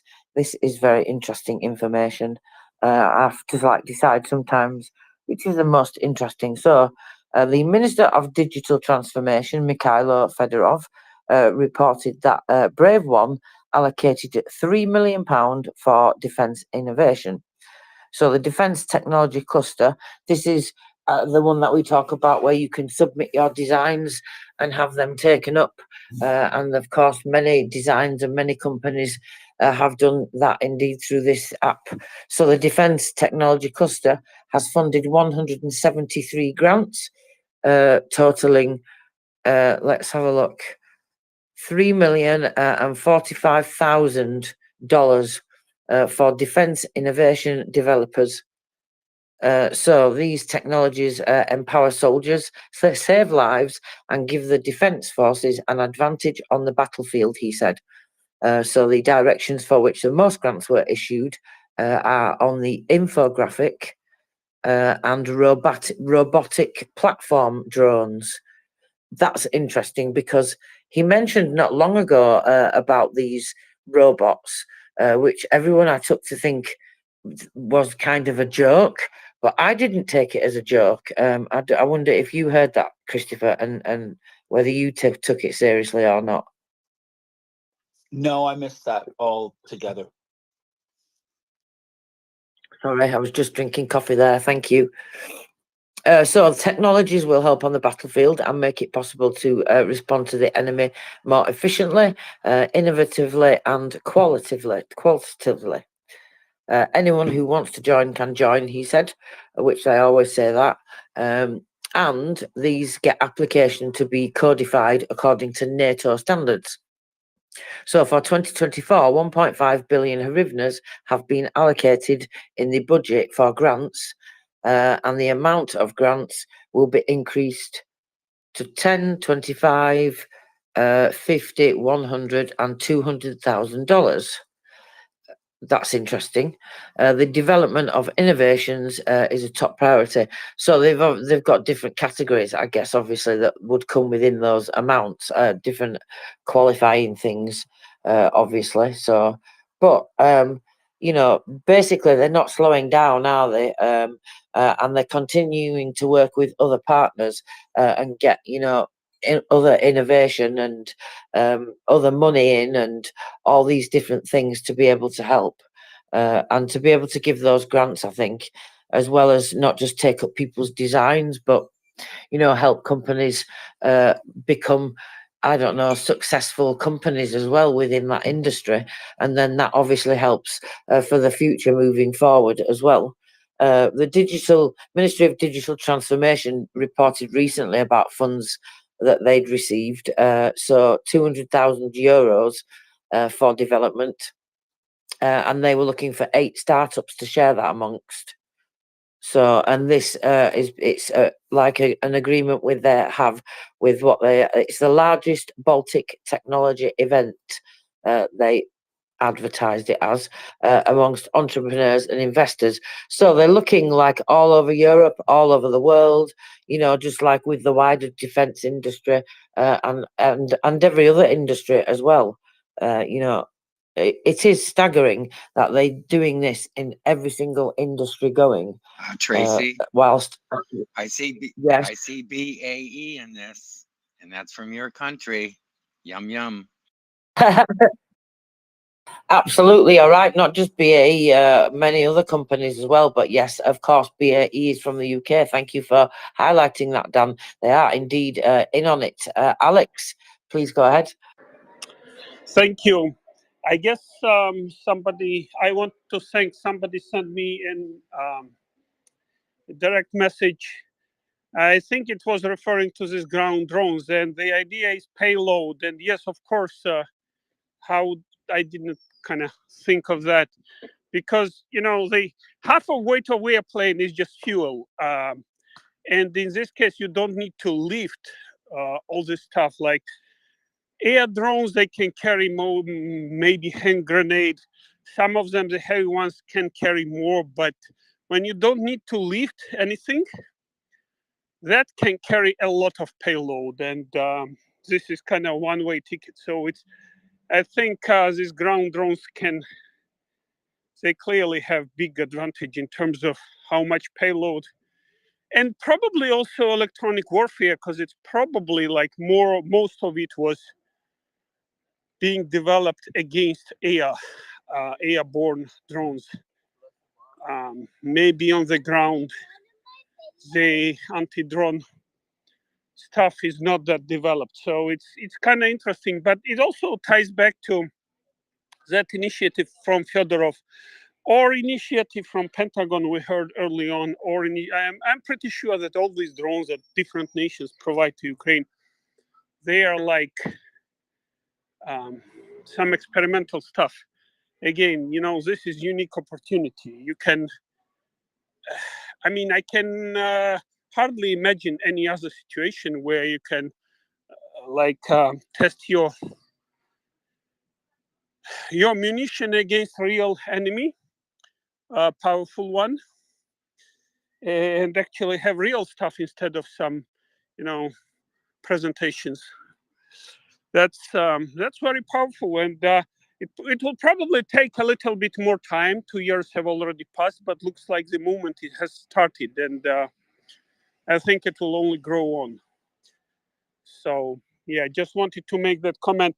Couple of things which I also think are very interesting and kind of important. One is like Finland just announced, maybe I misread it, but it looks like they officially announced they're gonna go nuke. Like they're gonna go develop nuclear weapon. Or at least this is what I heard. And is it like, this is a kudos to Trump and his followers. They are kind of with the idiotic policy. They are basically triggering nuclear arms race. Again, if you cannot rely on ally like US, you have to rely on nuclear weapon. And Finland is what, like 4 million population. Now think if Ukraine can be outnumbered with people by Russia, and we are talking about what, 40 million Ukrainians. Now think about 4 million Finlands sharing this huge border with Russia. And they joined NATO, but now turns out that the biggest shareholder in NATO is kind of flip-flopping. That's not good. That means all your strategic calculation on how you're going to build your defense need to be revisited. And this is what probably is going on in European countries, especially in Nordic countries, where you can have like $1.5 trillion sovereign wealth fund in Norway with what, 4 million population? Think about what Russian invasion would do to that. I am not surprised that they are very active helping Ukraine, because every Russian killed in Ukraine will not be able to come to Norway. And same to Finland, and same to any other country. Nobody's too far. These guys are taking, toilets.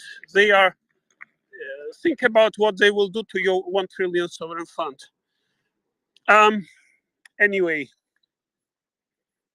Yeah, and Macron made an interesting comment, and I thought it was like, first I was fear that, you remember when Biden was saying things, and some of his, paper pushers like Sullivan had to said that what president said, he didn't really mean what he said, but something else.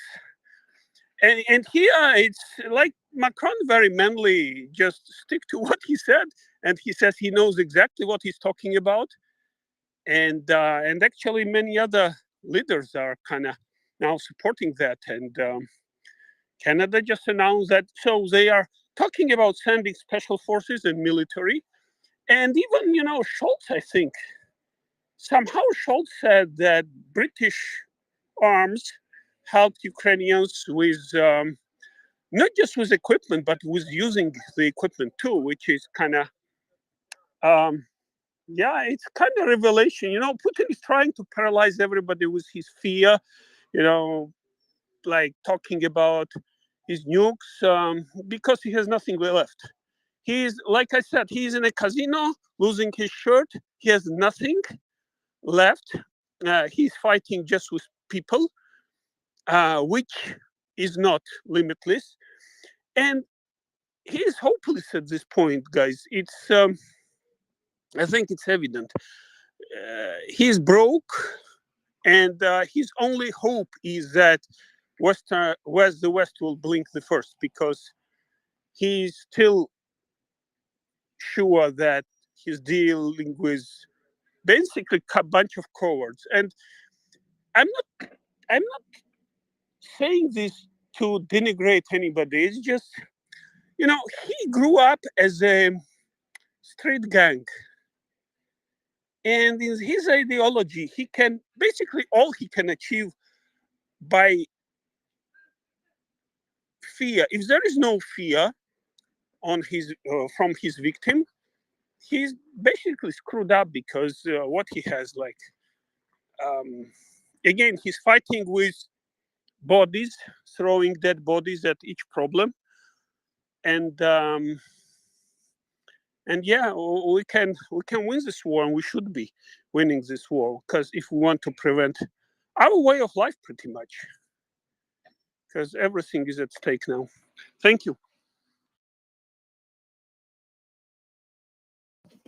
Thank you very much, Alex. Welcome, Jenny. Please go ahead. Thank you. I had to take a nap, and I woke up and hearing something about nuclear weapons. Putin threatens with nuclear weapons all the time. If Sweden were to join NATO, he was going to use nuclear weapons. He was going to bomb both Sweden and Finland.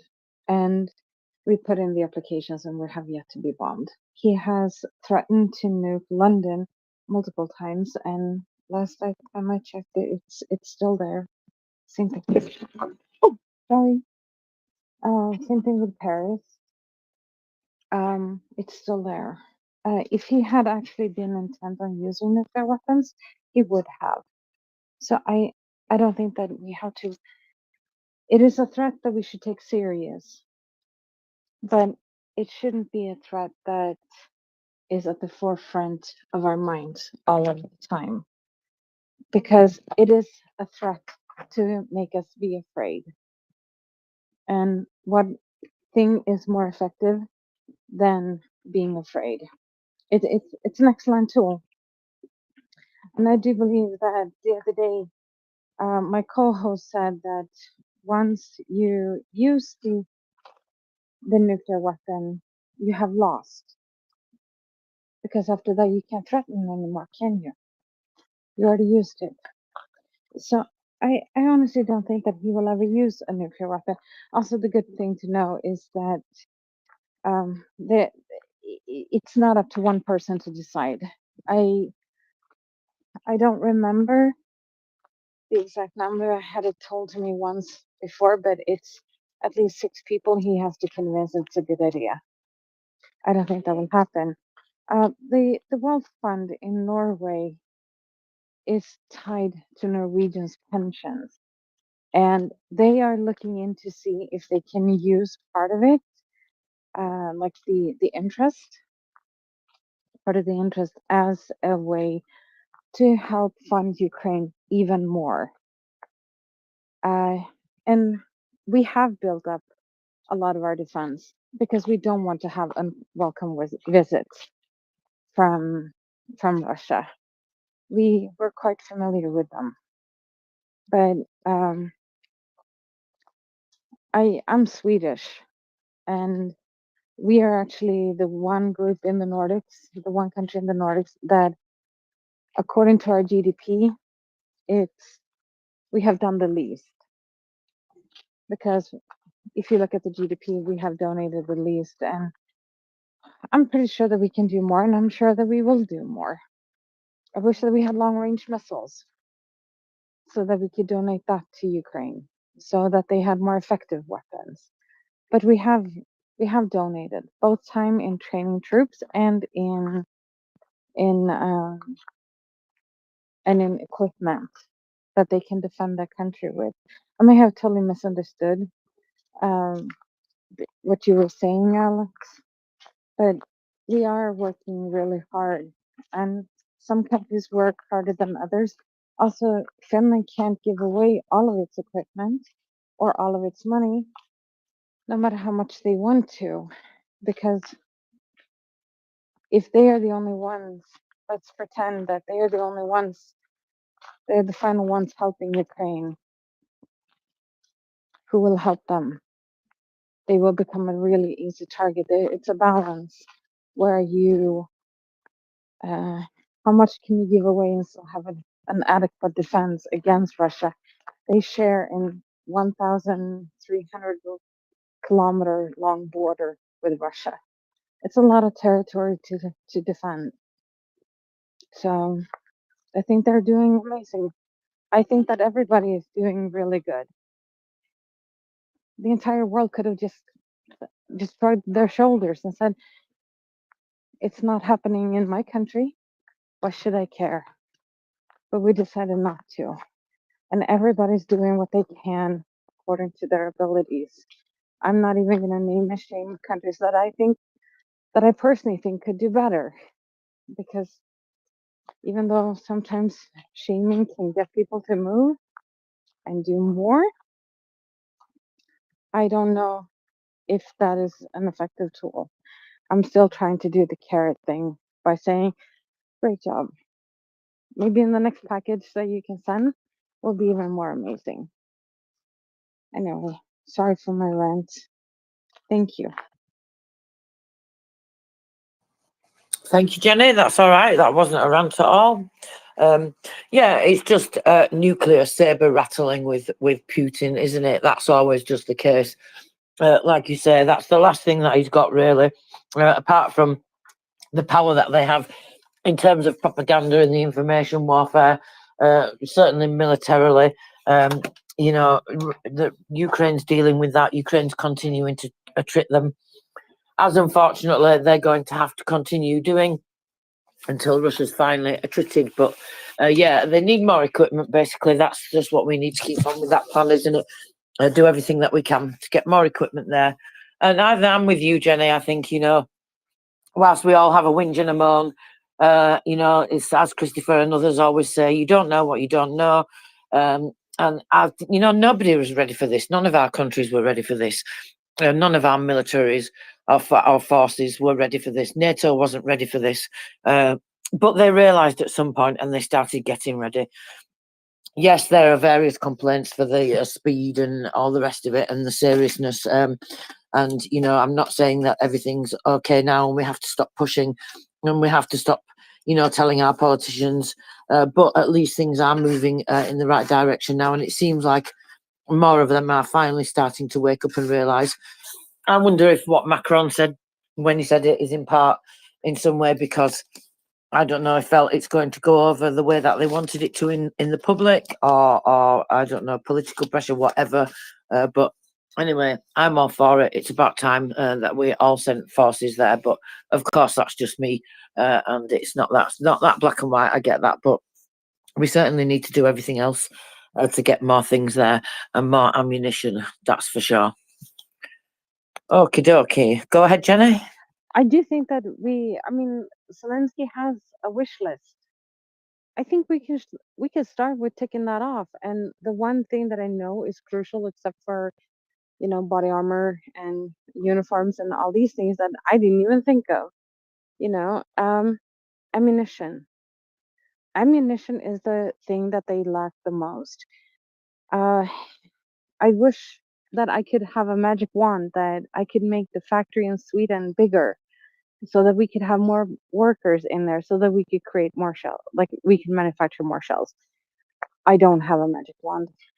Actually, my magic wand, I wouldn't spend time wasting time and a wish on that. I would wish for the Russians to go home and for the Russians to stand up to their dictator that they have, because at this point he is a dictator. And if you want to emphasize the Richard part of his name of that title, then fine, go ahead, do that. I do that sometimes when I'm petty, but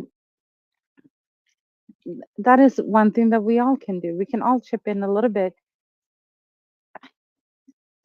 I feel really powerless most of the time, and then I realize like I can only do as much as I can do. And as long as I do my best, even though that my part may not be enough or my part is sorely lacking I'm falling short, because nobody can do there's not a single person that can do everything. But if everybody chips in a little bit, it will make a big difference. And you know, if everybody does something, at least that will be a difference.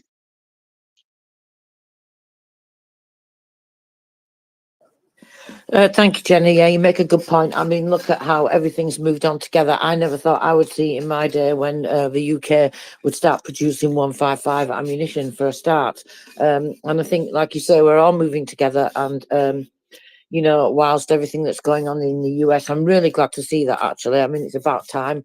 I'm really pleased to see that. Of course, it's just absolutely heartbreaking that the reason why where we are, but definitely there's a lot going on, and I think, you know, we are doing as much as we can do. And as you said, these things are incredibly difficult. Some things we're doing that take years and years and years are being done in a very short space of time, and we're learning lots of lessons from Ukraine and Ukrainians in that regard. Just, I think, you know, this is why other countries have got the confidence in them to make the various agreements and cooperations with companies like BAE and Rheinmetall and others like that in the defence industry and in that defence cluster that they've got going on, those meetings that they've been having. the first time was in Ukraine, wasn't it? And then in the US, and then they had all those people come over from, what do they call it, Arizona Defense Industry. That's like a group of all different companies that came over and worked really closely with the Ministry of Internal Affairs, as well as like the military and stuff like that. So that I found really interesting. And as you said, countries are doing what they can. They're ramping up to the capacity that they have. And if that's what they're doing, then that's definitely fantastic. And we need to praise that and keep, advocating for more of it, as you said, in places where we do see that those differences can be made. But, we will sort it out. We will deal with it because we just have to. That's it. End of story. Simple as. There's no two ways about it. As slow as some people might be making it, we're going to have to deal with it, and we're going to have to face it. And democracy is under attack. And whether they recognise it or not, this is where they're going to go eventually. So let's drag them along. That's what I say. Let's get those stragglers and get them in line and let them all see where we are. Dan, please go ahead.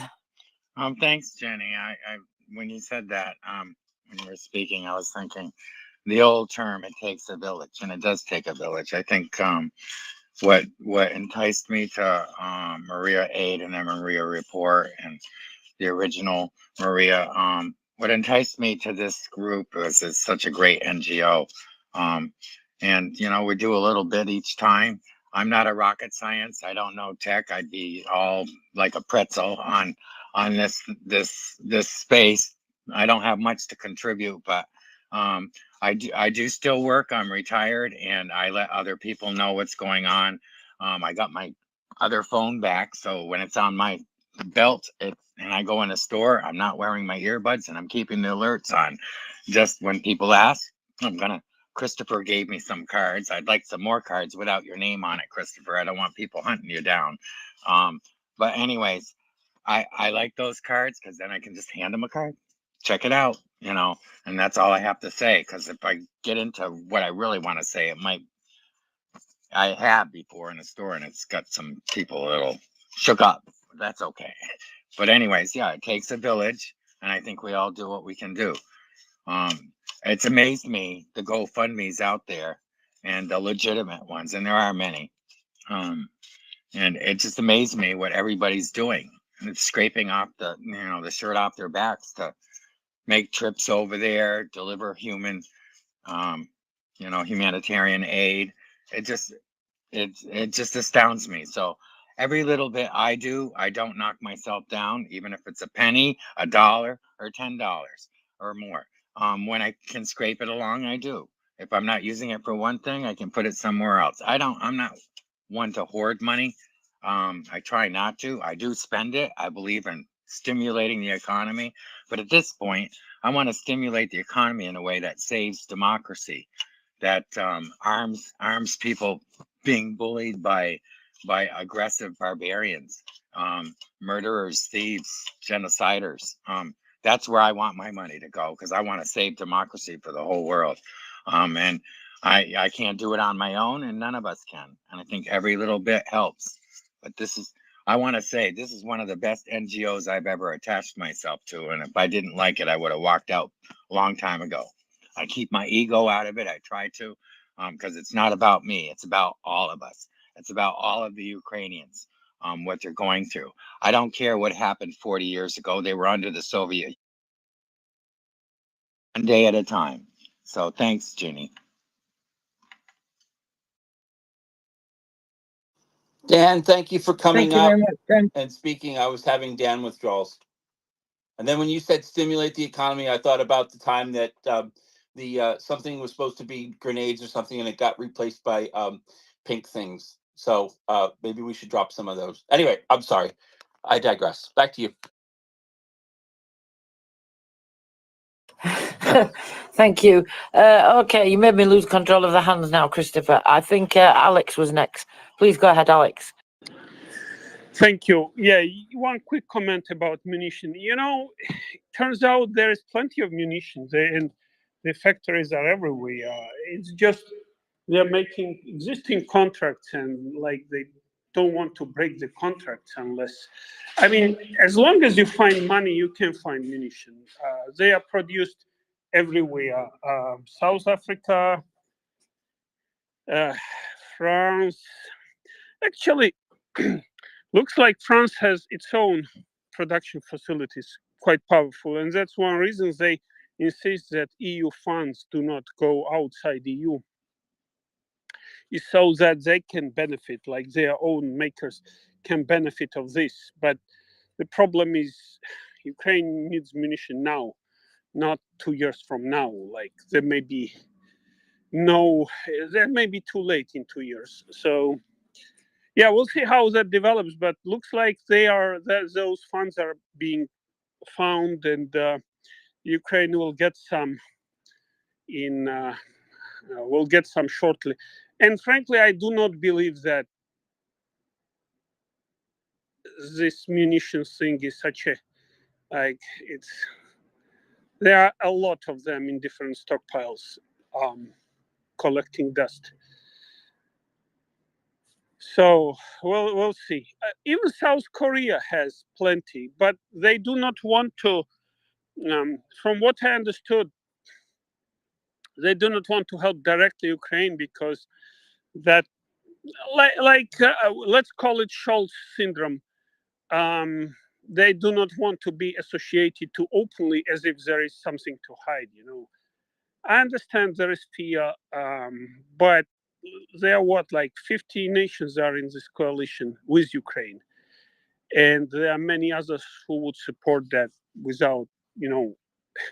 So if there is a middleman who can sell, who can buy it from South Africa or South Korea and give it to Ukraine, that's problem solved, right? Just political will needs to be there, and looks like there will be some. Thank you. Thank you very much, Alex. Go ahead, Terry. All right. I just wanted to comment to what Dan and Jenny were referring to about what I was saying to Christopher when he first came up about this feeling of helplessness because we want to solve it all and yet we can't. But how we all have our own little corner where we can help, even if it's a tiny bit, those tiny bits. This business about, I can't remember the thing to do with, it takes the whole village. Is that to raise a child or something? And even when we look at something as big as those 50 countries, so what Alex was saying about we can find that ammo, we've just got to all keep pushing our governments to say, forget about our own what we can do here. How can we gather it all together? And as you were saying, Dan, this space is just, I've spent the last week being quite quiet because I have been so overwhelmed, but slowly listening to everybody on here again and thinking, yep, the reason why we as human beings are all so diverse is because we all have our own talents and we just need to find them and use them in the best way we can. We don't have to be everything. Otherwise, it would be impossible. We're all human. So I just wanted to say, yep, I'm so grateful for this space. Thank you, Dan, for what you were saying. And thank you, Jenny, as well. I just love some of the things you've been saying. And yet we just all have to keep pushing forward. Much as we all hate the fact that it's going on so long, we have to some extent accept that, but just push as hard as we can in our own spheres. That's all I'll say. Thank you very much. Okay, on to Mette. Welcome, Mette.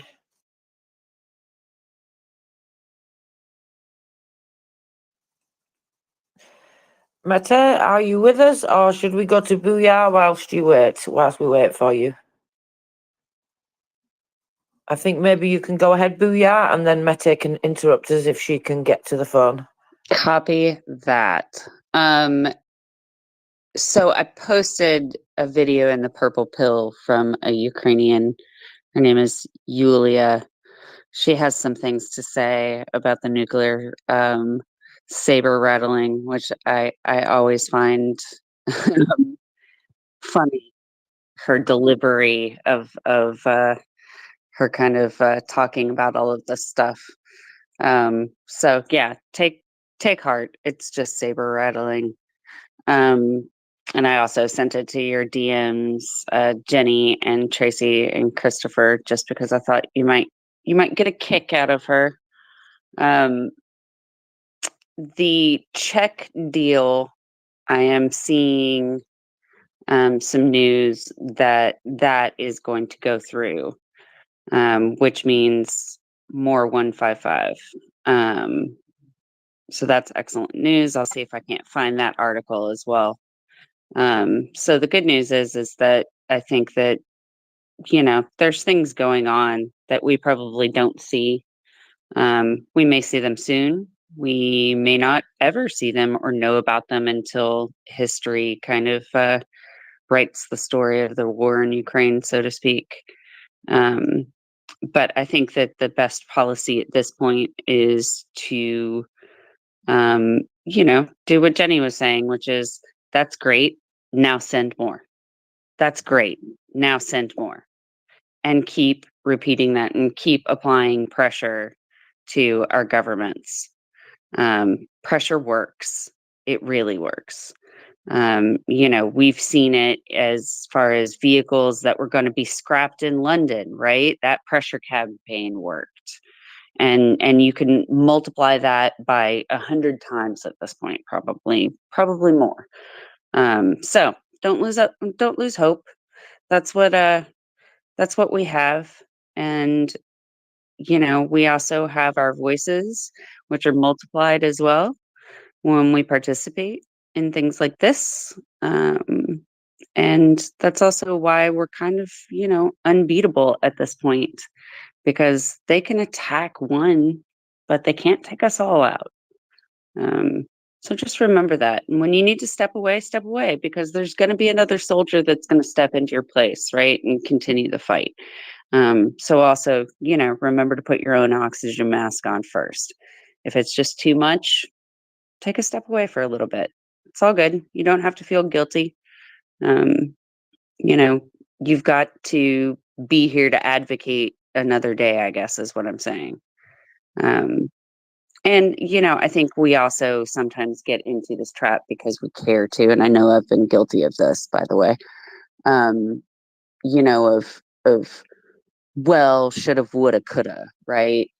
And here's the thing,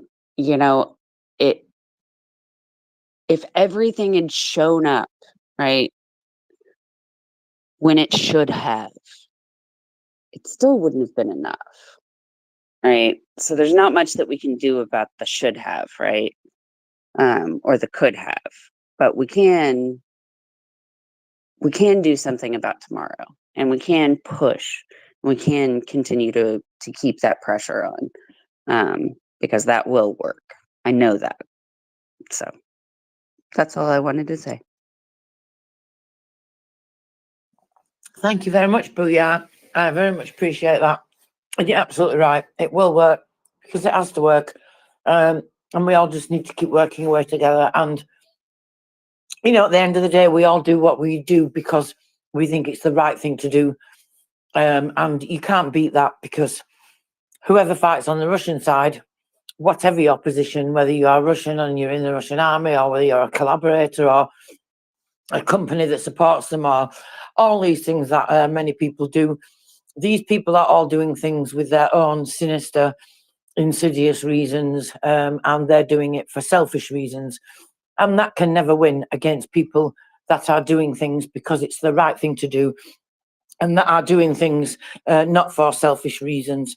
And that's what we're all doing here, supporting Ukrainians because it's the right thing to do and because that's what we want to do. Did you want to follow up on that, Booyah, before we go to the rest of the hands? Yeah, I just wanted to say we're also smarter and better looking. So, we've got that going for us. Absolutely, 100%. Thank you very much for adding that. Mete, are you with us now? Okay, we will wait for Mete to come back. Jenny, please go ahead. Sorry for the sticky fingers. No problem, Mete. Go ahead. Welcome. Can I go ahead? Oh, thank you. Yeah, and thank you for all the girls here, Jenny and Tracy and Bulja and everyone. Finland is not a big country, but we have share the largest border with Russia, and Finland taking on nukes I think, is a great idea, because then we could sort of put a full stop for any suggestions from Putler. And for the other one, also I think I like the idea that we we should just draw people to the border, or armed forces to the border, just to draw armed forces from Russia to the borders, and then they are away from the Ukrainians. Also, we are a little country, and we are not an industrial country really, but we have five-folded our ramp up on the 155. So I think we had one line doing them a bit slowly. Now we have 5 lines doing them on 24/7, and every country has their capability, and I hope that everyone just does that. That's what they can, because we have to save Ukraine. I don't want one more casualty in Ukraine, not one more. So that was my rant. Thank you.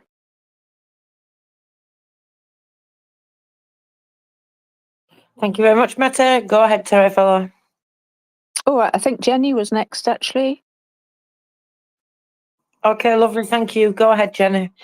I just wanted to say they're like little small things. I'm not like a rich person, so I can rarely donate money, but I can donate my time, and I can tell others what to donate. I did not know that there was like a best use by date on band-aids and dressings. Now you guys know, like the whatever they're using in the hospitals, it has a best use before date. I had no idea. I did not think that a band-aid could go bad, but hey, I'm learning as I'm going. And we actually did in 2022 here in Sweden, all of the hospitals went through all of their stock and got rid of, I don't remember how many containers worth of stuff that they sent to Ukraine, because frankly, a band-aid doesn't go bad, but they can't use it in a hospital because of whatever regulations. And then there's a couple of guys from Stockholm. I don't know where they go to ask for these things, but they go around and getting all kinds of medical equipment, and they're getting decommissioned ambulances from different places in Sweden, and they drive them down to Ukraine, fully loaded with all kinds of medical stuff. And so check with your local politician, council member, the one that's in charge of hospitals and doctors' offices and stuff, and see if they have things that are about to go bad, like band-aids, because that can be sent on to Ukraine. And it won't take you more than like it will take you 10, 15 minutes out of your day. So if you can spare that, do it. That was it. Thank you. Thank you very much, Jenny. That's an excellent suggestion. I've written to my local politicians about that. I've not had any luck, but that doesn't mean that I won't keep trying. And actually, Chris Windley, he managed to arrange a collection just like that in the UK and sent over some equipment. I think something to do with his wife and somewhere that she works. I'm not sure if it was a hospital or something like that. But they collected some equipment, just exactly like you said, medical stuff like that together. And that shipment got sent over So thank you very much for reminding me and other people of that, Jenny. It's a great suggestion. Terry Feller, please go ahead. Thank you. And thank you, Jenny. That's a great idea. Maybe we could all just, go along to our local hospitals, find somebody to talk to or whatever, or even our local doctor's surgeries. Yeah, everywhere might help. I might do something like that. I'm trying to think what I was going. Oh yes. Again, this space helping us all and everything. One of the things that I was saying to Christopher again right at the beginning of your two sessions was about the fact that having come back from London and gone on the rally, and it took me a while to recover physically, but it took me longer emotionally. Part of that emotional stuff was the fact that when I came back and looked at all the tweets that I'd missed out on that day, there are all these fundraisers and bits and pieces. And I ended up, one of the reasons for feeling overwhelmed was I shouldn't have spent all that money going down to London and doing all of that. I should have stayed at home and just donated my money. But actually, I've managed to rationalize it, I suppose, with myself that I actually am deliberately trying to move myself on to end up getting to Ukraine is one of the things, but also I wanted to be there to support Ukrainians. And while I was down there, I did. So I'm only broke for another week. And then I will be able to donate. Normally, I even do the Toonie Tuesday thing with the $2 and everything. But I thought, but what I did do was share every one of those fundraisers and reposted and everything. So I guess our own abilities can fluctuate as well at times.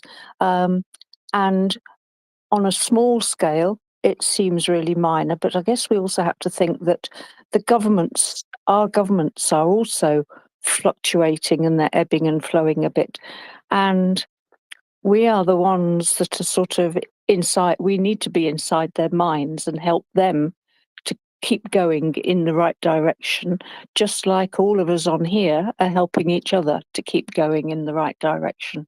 So it's just this fluctuation that we all have and that every tiny bit helps. Thank you.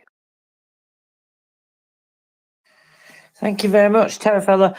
And yeah, absolutely right. And we have to keep going. And it is right, I think, that we keep showing our politicians that that's one of the reasons why I say not just to show appreciation and to thank them for what they've done, and just because that's polite and well-mannered and, just decent human nature to do those things, that it also keeps them inspired as well and keeps them knowing that we know what's going on. Very often half their job is worrying about how the public are going to take things, the optics and all these things they have to worry about, no matter whether you agree with that or not. But that's what they have to do. So if we can make those considerations for them somewhat easier, then that gives them the ability to then focus on the real problem more, I think, and takes one problem away from them. And it also gives them the knowledge that, the public know what's going on, so that they can make those right decisions, and we must keep them inspired as well. So I think, yeah, absolutely right. It's really important to do that. And, I'm like you, I feel sometimes guilty for spending money. I don't expect anybody else to feel this way. It's just me. I don't need a lot of luxuries in life, so a lot of my spare funds I do choose to donate, and that's just me, and I don't expect everybody else to do that. But I'm like you, sometimes I don't want to buy things for myself because I feel, I don't need these things in life really. They're just luxuries. I can live without them. But I don't think Ukrainians would want us to do that, Terry fella. So, from what I've learned, I will just speak from my own experience. From what I've seen and learned from Ukrainians, they would want us to do quite the opposite and still live life, because they're fighting for the peace and the freedom that we're all taking for granted right now, and I have been guilty of at times for taking for granted, all of us, I think, in one way or another. So I think we must live life, maybe not live life to the full, because that would not be quite right, would it? But to live life and to enjoy those things whilst we can.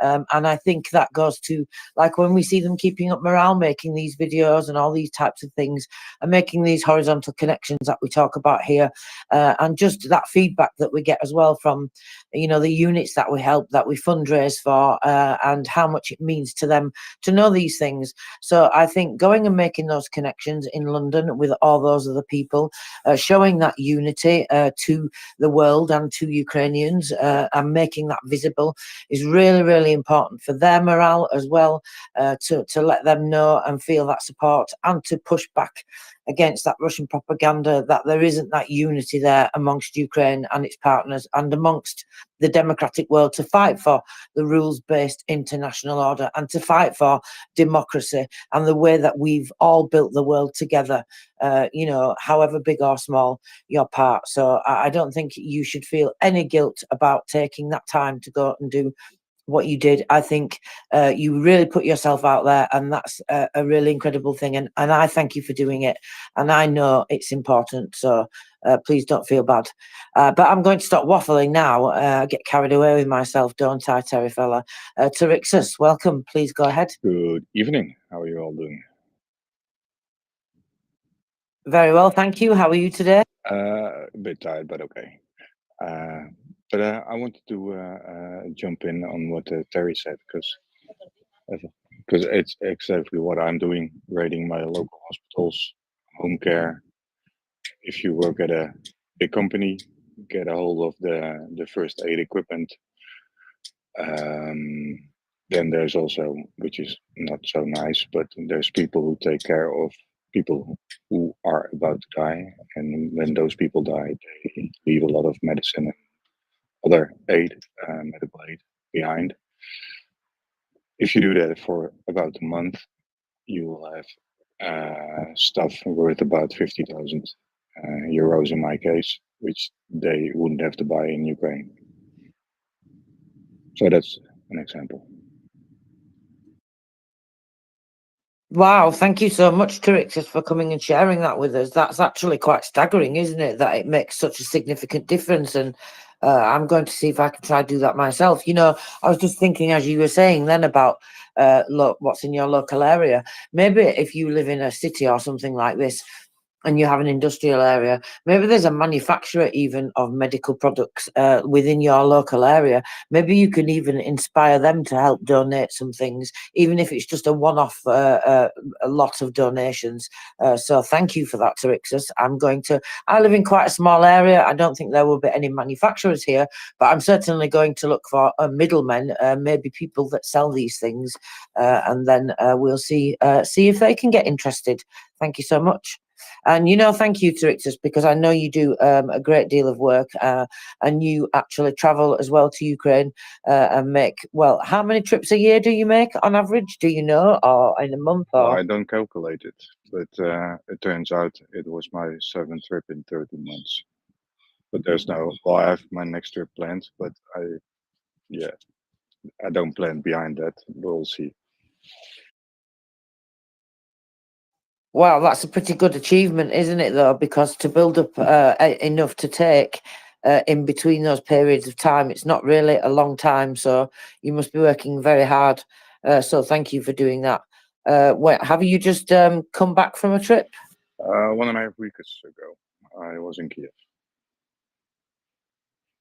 And was that medical equipment that you took then? Yes, and phones and laptops and some types of batteries that goes into ambulances for power and lightning and lights in the back of the ambulances, but mostly medical. Yes. Thank you so much for sharing that, Tarixus, and thank you so much for everything that you do. You know, you do incredible stuff, and it's definitely very much needed.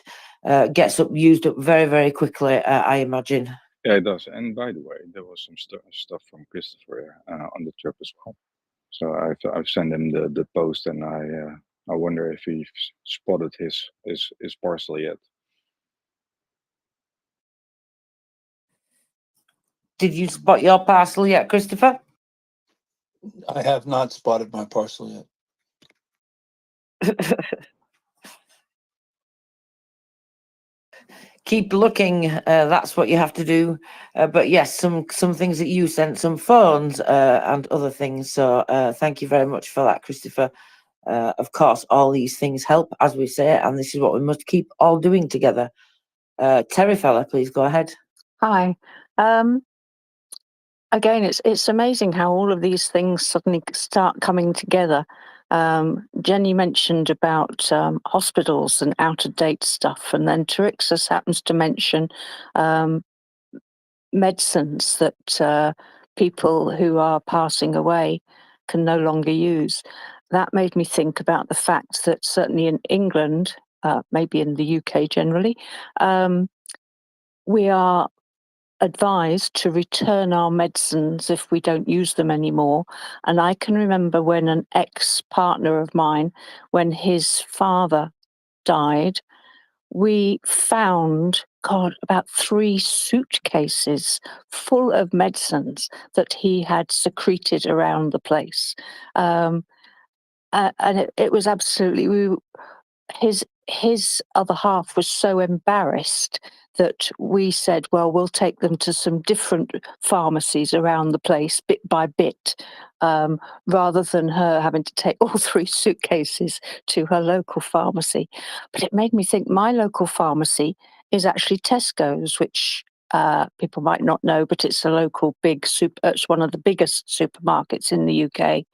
And I thought maybe I can go and have a word with that local pharmacy and ask them whether they would consider putting up some notices saying, if you return your medicines here, we can send them out to the UK, out to Ukraine from the UK. And I mean, I would only do it in Tesco's because that's all I ever go to. But, you know, there's loads of other supermarkets that maybe do the same thing, and our local pharmacies as well. So it's funny, my brain is now back in gear and I'm beginning to think again. And just by listening to you lot. So thank you. Thank you very much. Yeah, I say that's like a big worldwide brainstorming event as well. We come up with new ideas and ways to inspire each other. And that, I think, as well, is very important. It goes back to that community thing that we talk about. And as you say, that raise a village, you know, I often say now we have to get over this idea of these boundaries and think of ourselves as a world community, especially in terms of democracy, fighting for survival now as well.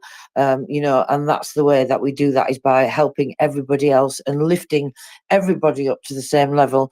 And the Air Force, by the way, have just confirmed the downing of another aircraft. So regarding the combat work that I reported an hour ago, the Eastern Air Command confirms the downing of the fighter bomber Su-34, but just one at this stage, not more than one. So we wait for more information, but we have another one confirmed to be down. So we're showing a little map as well. The commander of the Air Force is giving us a little map as to where it was. So I will post that for everybody to have a look at. So that's definitely good news, isn't it? More planes down. I'm losing track, losing count now. I have to make a note somewhere in my file of list of things to talk about. So I wonder if Latin is going to come back and join us, if he's even listening. But if you are Latin, there you go. That's the confirmation, at least of one anyway, that you were waiting for. So I don't know if there's anything you would like to talk about, Christopher, or if you would just like me to continue. If you would like to raise a topic, guys, you can come up and raise a topic. There's less news coming through on a weekend due to, well, I mean, lots of places just don't do work, lots of government places don't do work, and various different things don't go on over weekends. So there's sometimes less news. It's a little bit slower pace. That gives us more chance to have wider conversations about particular topics. If there's something that you'd like to discuss in detail, maybe you've got some questions, or maybe you just want to give us your comments, you can come up to the panel now. We have a few spaces left, so now is a good time. And also you can DM Christopher and I as well. If you don't want to come up to the panel and you don't want to speak, you can DM us in the background. We will speak out your questions. We will tell everybody what your questions are, raise them to the panel, tell everybody your comments, etc. And of course, we'll keep you anonymous unless you give us permission to do otherwise. Dan, please go ahead. I just wanted to ask Christopher, last weekend he was in the middle of starting some borscht. I wonder how it came out. Very well. It made about 12 quarts, so a little over 11.5 liters of it. I've passed 4 of those on to my person, and the rest of them, I will probably hold one out, and then I will freeze the rest of them. But yes, very, very much, very well. Did I send you? I must not have sent you anything. I'll send pictures.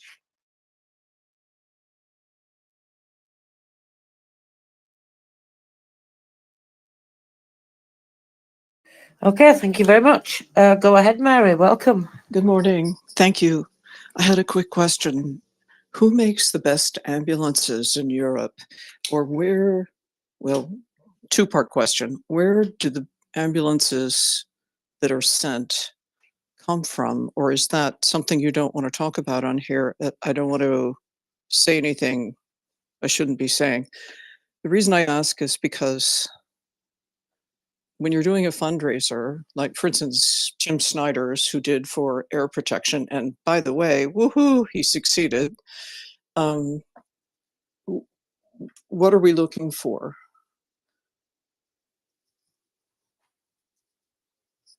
Do you understand? Is that clear? I'm trying to figure out what's the best kind of ambulance, and are there innovations being made along the way? And can we raise money for some of those? Should we target particular countries? We're not sending them from the US, as far as I know, which is where I am. I mean, it would be more efficient to do it from Europe.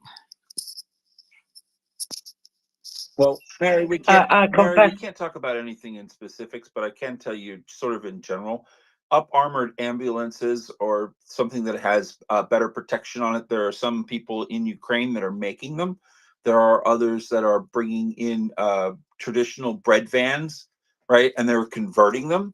So those are possibilities. Anything that can be made into a little bit, anything that has the basic shape of the contours of being able to get the kinds of equipment in there that would be necessary. Now, depends. Are you talking about ambulances that are going to be for longer hauling from not on the front lines, but maybe back in a receiving area or a triage area where then they can go take the patients back through into something that a place where they can have continued care or more sophisticated care? Those are going to be different than the ones that are being used to interdict and to remove casualties directly from the front line, closer to the front line areas. And, you know, really from what we hear from people like Language Learner, and I would go ahead, if you were curious, I would go ahead and DM him, or, you know, take a look and listen to some of his posts that he has on SoundCloud, that he talks a lot about the need for the armored ambulances and stuff. I think he's probably the best resource, but I mean, I hope that helps a little bit. Back to you. Tremendous. Thank you very much.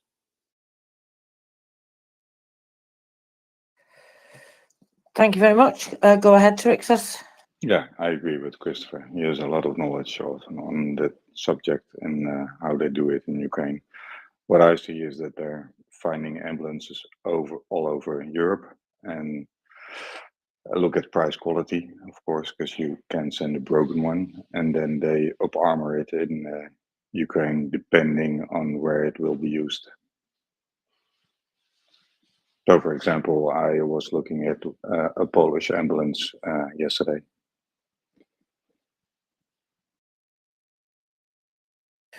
Yeah, and of course, you know, there's other people doing that and raising funds and doing that as well. And Radu, of course, is doing that. He's done, a great deal of work in that regard. So there is all sorts of various things going on. And then there's like various different schemes that people are donating them. I do see as well countries donating them to specific areas, specific regions of Ukraine. France has done some of that. Germany's done some of that. So it's all going on all across the board. But of course, it's good to know and good to talk about these things because we can ask these questions to our governments as well. Especially, I'm reminded of like the recent scheme in the UK to scrap various vehicles, and then obviously the campaign to get them sent across to Ukraine rather than them be scrapped. So, of course, all these things are a huge help. So, Christopher, shall we talk about the SBU? It is SBU Day after all. Oh, it is SBU Day. But before we do that, I wanted to read out a Beefeater post, if I might. Sure, go ahead. So I'm gonna pop the. Let me get my. Dan, you're giving me a thumbs down. Dan. That was a mistake. Sorry. All right, very good. Just checking. I'm watching you, Dan. I see you. I'm doing the finger thing with the eyes there, buddy. I got you. Let me see if I can put this one in the nest so that we can follow along. Beefeater has been extremely prolific lately. I mean, just really very prolific about his posting in the last week. It's almost as if he squirreled them all away, finished them all up, put the finishing touches on them, a little bit of gilding, a little bit of touch-up paint, and then went whoop and sent them all out. Anyway, this is talking about EU Parliament condemns Russian interference in Europe. And we've had that, we've been having this sort of discussion this morning, all the way, probably from lunchtime, I guess, London time, all the way up through now, about the misinformation, disinformation, and the kind of tales that are being told by people who are interested in causing and fomenting disunity amongst people in the free world. That's to their advantage, and he writes a lot. Beefeater does write a lot about this. So I'm just going to read through the first part of this post. I've stuck it up in the nest. It's the first card. It'll hang out there for a little bit, and then people can follow along. And if you're not following Beefeater, do give the gentleman a follow. He is a remarkable little.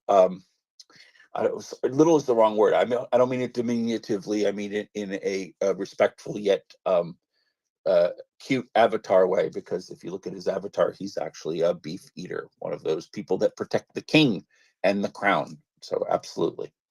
So February 24, 2024, European MEPs. Are the MEPs? What is that? Members of European Parliament, I guess. Okay. Condemned continuous Russian efforts to undermine European democracy. And he says this thread connects the dots. Leading reports 2017 through 2024 to interfere in Spain and Catalonia.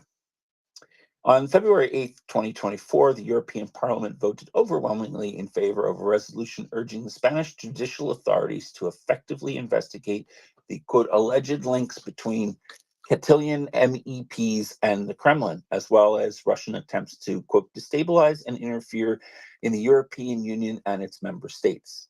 Now, you do remember from a couple of weeks, so is it a couple of weeks already? A week and a half? The Russian helicopter pilot that brought over was executed, found dead in Spain. He accidentally shot himself 6 times, apparently, allegedly.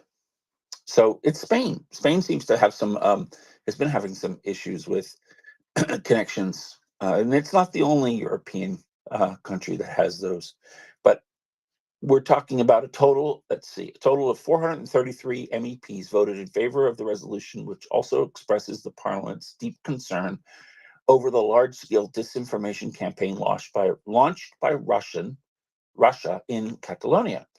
56 of those MEPs voted against the resolutions, while 18 abstained.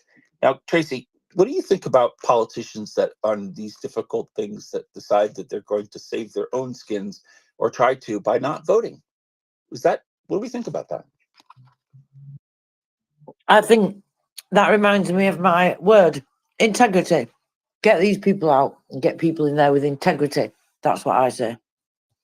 Excellent. Couldn't have said it better myself. I have disappointment. A lot of our Congress people here in the United States seem to think that showing up and then not voting is an acceptable behavior. And they get paid by my taxes last time I checked. And that's not acceptable. Let's see. The resolution was put forward by the Conservative European People's Party and the Liberals of the Renew Europe and argues that alleged Russian interference in Catalonia is part of a broader strategy in the Kremlin to promote internal destabilization and disunity in the EU. EU Parliament expressed a complete outrage and grave concern. Now, they do a lot of this expressing, Tracy, of outrage and concern, but I want to see what they're actually going to do, right? Because there's one thing to stand around and stomp your feet like a 2-year-old or lay on the ground pounding your fists and screaming, but that doesn't do any good. Every time my person used to do that, I would just be like, that's up to you. You do that. You go do be you. But you're not getting whatever you want, whatever you're screaming about until your behavior changes. So let's see what. Exactly. I can only see you doing it. Absolutely. Now, and then I'm continuing on here with his post, his Beefeater's post. With the Kremlin attempting to sow divisions between European citizens, the text highlights how Moscow is recruiting some MEPs as influence agents and has created a dependent relationship with certain European political parties, including through funding, which then acts as amplifiers of Russian propaganda and serves Russia's interest. Of course, we've seen this is like a broken record. This is like a skipping record. This is like a rinse and repeat. Do it again. It's like trying to open the refrigerator and thinking that there's going to be something new there 2 minutes later. No. Okay. Expressing deep concern over recent media reports that Latvian MEP Tatjana Danoka has allegedly acted as an informant for Russian security service FSB. Ooh, that's a naughty beggar, Tracy. Naughty, very naughty. The resolution stresses. I bet the SBU would have would take care of this right, quick, fast, in a hurry. The resolution stresses. Quick shout. Yeah. Book them. Yep, book them, Dano. So where are we here? The resolution stresses it's imperative for both the European Parliament and the Latvian authorities to thoroughly investigate the matter, to determine any appropriate sanctions and criminal proceedings. I bet you could tell me what they the codes are in the Ukrainian law book on what that would be appropriate. Seems like there's probably some of them that are right up there. They start with 111. At the same time, the resolution. Absolutely. Yeah. Or 110. Plus mitigating circumstances under treason. Yes. I'm sorry, under yes, absolutely. Under what? Martial law. That's it. There you go. I'm getting ready for tonight, Tracy. I'm having some coffee. I've got another pot on the way. It's going to be put in the freezer and then put in the fridge. I might even make ice cubes. Russia is targeting a number of EU countries. Referring to regular revelations across Europe for many years, the MEPs are outraged that Russia, often in breach of EU member state legislation, has found ways to provide significant funding to political parties, politicians, officials, and movements in several democratic countries to interfere and gain leverage in their democratic processes. This includes giving bank loans, purchase and commercial agreements, and facilitating financial activities. The text also lists examples of recent Russian interference attempts in the various countries, including of the supplying of narratives to far-right political parties and actors in Germany and France, with the aim of subverting public support for Ukraine, but also in Slovakia, MEPs are also concerned about widespread disinformation and illegal content spread on the social media platform X, formerly known as Twitter. Looking at Moscow's support for separatist movements in Europe, MEPs are extremely concerned about alleged revelations between Katylian secessionists, including the representatives of the regional Katylian government, as well as former regional president and current MEP Charles Piedmont on the one hand and the Russian administration on the other. So that's one of three. Y'all can go ahead and click through and get the rest of it, because the threads too, and there's Katylian in Russia, and then there's Spanish in Russia interference, and he goes into those in specifics in his next couple of threads. So go ahead, give Beefeater a follow, and take a look at some of the other things that he's been putting out there. He's been he has Lavrov. Genocide's ambassador, Lavrov. Let's see else on his. He's very. I mean, his entire thread. I'm sorry, his entire timeline is always filled with his research and his reporting on, or amplifying others that are doing that research and reporting on the various ways that Russia tries to infiltrate the free world. Basically, it's not just Ukraine, but it's also every place that they can possibly get themselves into to try to be disruptive. They don't not necessarily looking to take anything over, but they certainly will take the opportunity at any point in time to make a mess of things as much as they can, and then say, "Oh, that wasn't us." Anyway, back to you, Tracy.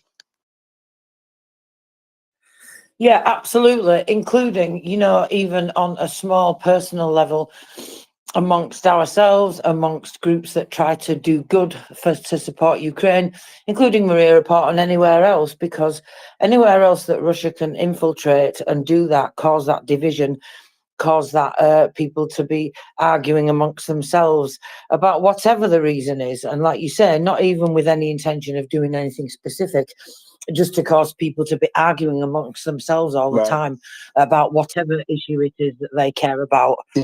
Sorry, carry on. Aurora Borealis, you know her account, right? She posts this infographic up. In 14 days, the armed forces shot down 14 planes worth over $1.1 billion. I guess money is not really a thing in Russia because none of it goes to its citizens, really. Anyway, Ruth, hi. I saw you. Your hands up. Go ahead, please. Hello. It's a bit of a subject change. Can you hear me to start with? 5 by 5. Good. Well, this is about Hungary and my least favorite Hungarian, maybe, apart from their president. It's their no, apart from their prime minister. It's Köver Laszlo, and he used to be the Speaker of the Parliament. And he really doesn't like Sweden. For example, he's been criticizing Sweden for a TV program that was sent 10 years ago or so, since he didn't like it. And he's been doing whatever he could to stop the Swedish NATO accession. And now he is standing in for the president. But what happens then? Well, there is, of course, a stand-in from him as the Speaker of the Parliament. And that's, as long as he was the Speaker of the Parliament, he had to sign off as a Speaker on the Hungarian acceptance of Sweden into NATO. He didn't. Instead, he went to stand in for the president. And of course, the presidents also have to sign that document. But what if there is a stand-in for him as the Speaker of the House. His name is Sandor Lasek. I like him a lot better because today he signed. Bruce, can I ask you? I know Yeah. exactly what you're talking about, but could you back up and tell people, please, for folks who don't know, what exactly is the conundrum? Because this is really fascinating. This is like Yeah, this is like well, 3D I'm chess. getting there. Well, okay. Yeah, I'm getting there. So today, his replacement, Sandor Lasek, he signed the bill from the parliament that would accept Sweden into NATO, but he didn't turn it over into the president's office. He keeps walking around with it because tomorrow or the day after, the new president will be sworn in, and the man I don't really like. Well, I do like his mustaches. They are excellent. But apart from that, I don't like much about them. Karver Laszlo, he's going back to be the Speaker of the Parliament. But then it's already signed. And he can't do anything about it anymore. Because he will no longer be president. And the new president will be signing the final Hungarian signature to accept Sweden into NATO. It's a devious plan from them, but it seems to work. So he's going to walk around with this document and hand it over to the new president to sign whenever he's sworn in. I didn't see this coming, but it's hopefully the final few yards of the path of Hungary's acceptance of Sweden into NATO. That's just what I wanted to say. Yeah, no, it's good. I just I wonder, was this thought out beforehand, or did people just stumble into this scheme? I have no clue, but it fits perfectly with him not wanting to sign it. Maybe he asked for a favor to not having to sign it, since he's been so openly critical about both the bill and Sweden in general. Or maybe they just bypassed him. I don't know. But he doesn't have to sign, and he can't stop it anymore. It's excellent.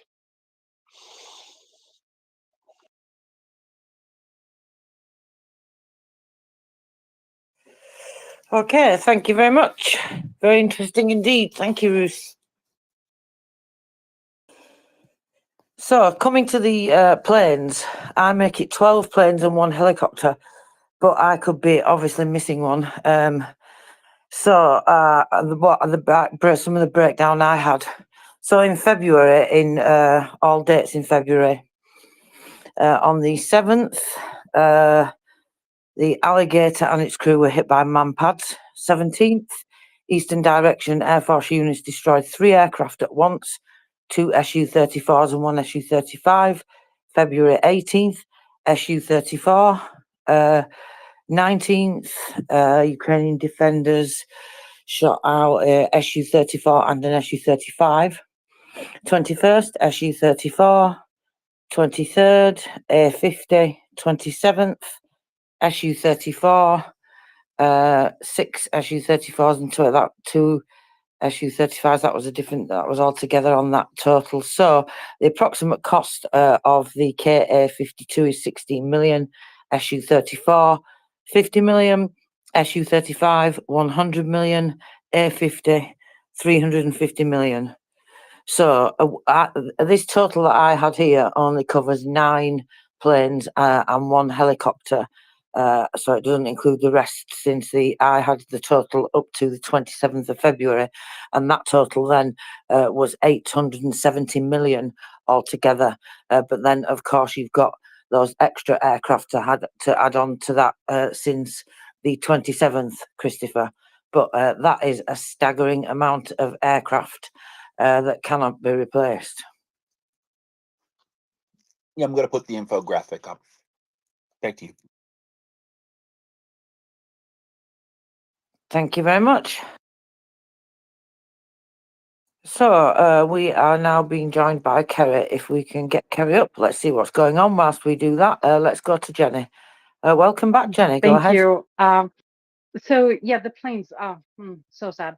That is actually I think it's easier to replace the planes than is the pilots. The training and the experience that they have, all gone, gone, and it's going to take time to replace that experience. And when you look at the AWACS, that is not easily replaced because that is highly specialized people that are reading the instruments and everything. So yeah, think of me as Luke. Oh, that is so sad. Anyways, other news. Thank you. I like that, Jenny. Anyway, other news. You're absolutely right. No, and it's a really good point about the pilots. Yeah, it's obviously much more difficult to replace them. Oh dear, what a shame. Never mind. Anyway, have they even got any pilots left? I don't think they have. Not in. Didn't they send all the cadets to the front line or something like that? Again, what a shame. But it's good to know though, because whilst we wait for Ukraine to get further long-range weapons, to be able to take these things out in airfields, then this is what we need to see. And actually, I'm waiting for news about the further confirmation about those helicopters to be added. Was it somewhere in Crimea? I think recently, when our resident boomologist reported that. So we will wait for more confirmation on that. Go ahead, Bruce.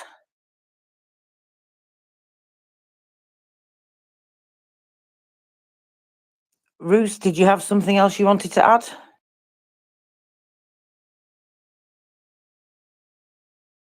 Maybe not. Just jump in when you can. Kerry, were you able to join us? I'm here. Did Can you you lose hear me? me? Can you hear me okay, Tracy? Got you loud and clear, Kerry. Welcome. Oh, fantastic. I was just going to mention about, I'm trying to get back to it now, but I was looking at, it was on Chris's site about the jamming taking place over, I think it was the Baltics. Have you been looking at that at all, Tracy? About the what taking place over the Baltic, sorry? The jamming, it's affecting aerial navigation. It's affecting airspace. No, I know what you mean actually, but yeah, go ahead, Kerry. Please explain to everybody. Yeah, Thank you. let me just try and find it again quickly, darling. If I can't do it in a few seconds from what I'm looking at now, I will go quiet and then I'll put my hand up again. Wait, I think I've got, okay. So this was 9 hours ago, but 1 hour same. This was still continuing. So we're on hour 36 of this electronic warfare attack, or month 3, if you so will. So Poland, Sweden and Germany absolutely blasted by presumably Russian GPS jamming in the past day.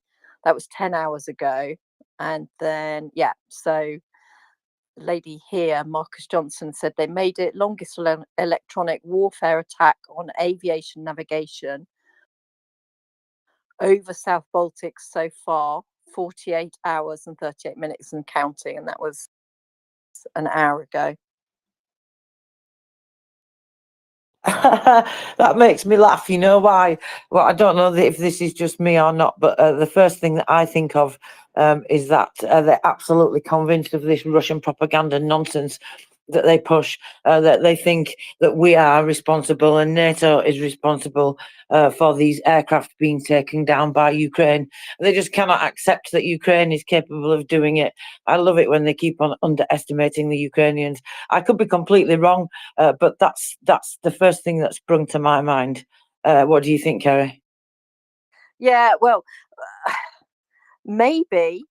Hadn't thought about that actually. I hadn't even thought about it from that side of things. That is interesting. Yes. I mean, I'm making an assumption that it's an attack by the Russians on the Baltics. But yeah, that is interesting. Thank you very much, Kerry. Jenny, go ahead. It is an attack on the Baltics. They're jamming the signal, so it's harder for the planes to navigate. There was one day then when it was particularly bad and they had to ground planes in Sweden, so they couldn't take off and land because it wasn't safe to do so. And I would imagine that it comes out of Königsberg, which is the city I will call it now. I will not call it by the Russian name. It's Königsberg. Just saying. Thank you. Thank you, Jenny. Vanessa, welcome back.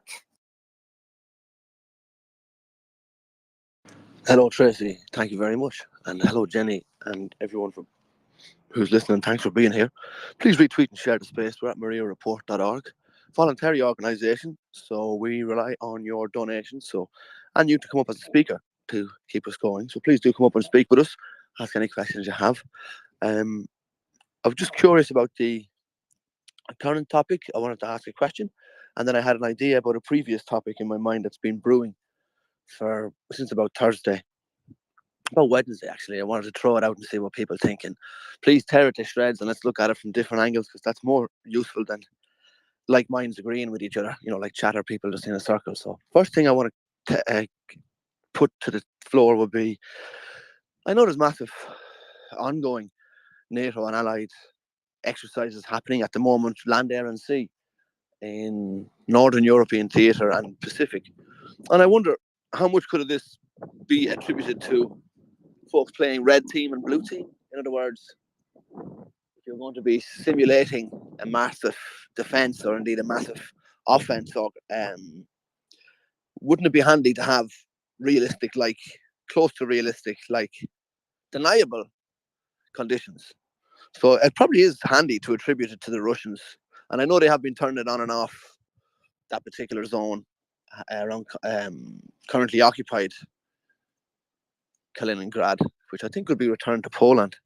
But or was it the Czechs had said that NATO was going to create a Czech city for NATO? I'm not sure, but either way, I think that has been happening in the war, and so it could indeed be the Russian, their own signal jamming, or it could indeed be something working to look like the signal jamming of the Russians to simulate something for the current exercises. Now, far be it from me to suggest that NATO and allied free nations would ever do something to disrupt aviation, public civilian aviation. So I want to shy away from that naughty Russians. But it might be handy if you were doing an exercise to have it realistic with aviation and other problems. That's just an errant thought.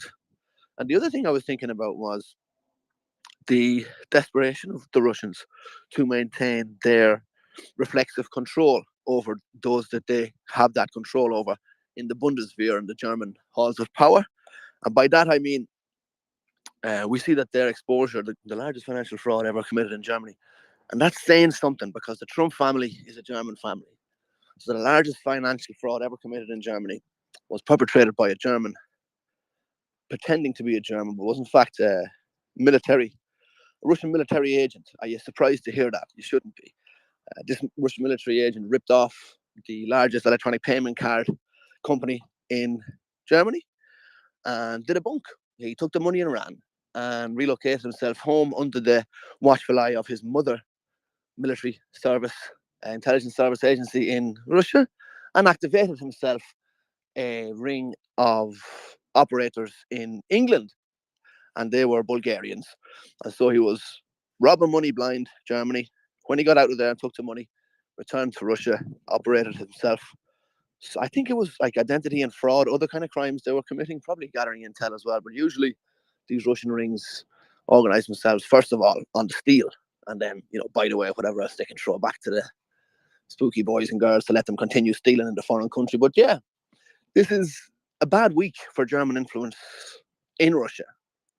Sorry, vice versa, Russian influence in Germany. And I think we should examine the leak that came in the media, not the content of the leak, which is, of course, what the Russian disinformation needs you to focus on, the new shiny thing, such as when Snowden made his leak. Well, the interesting thing wasn't that he's a thief.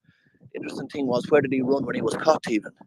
So same here. The interesting thing really isn't the guts of a conversation that we are not supposed to hear about. It's a private conversation. And so that initial breach of trust makes me turn my nose in disgust that someone should steal something like that and then try to release it for an influence. I am fucking disgusted. Number one. Number two, apart from that breach, what would be the aim?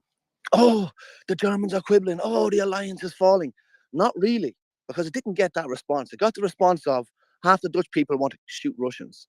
They said the Dutch released a very well timed survey, I think it was Thursday, to say actually boots on the ground in Ukraine is 50-50, quite popular with the Dutch people. And France pretty much the same, said actually, we're not that afraid of the Russian bullshit. We've seen what you're about for the last 24 months. Butchering men, women and children, taking 19% of Ukraine.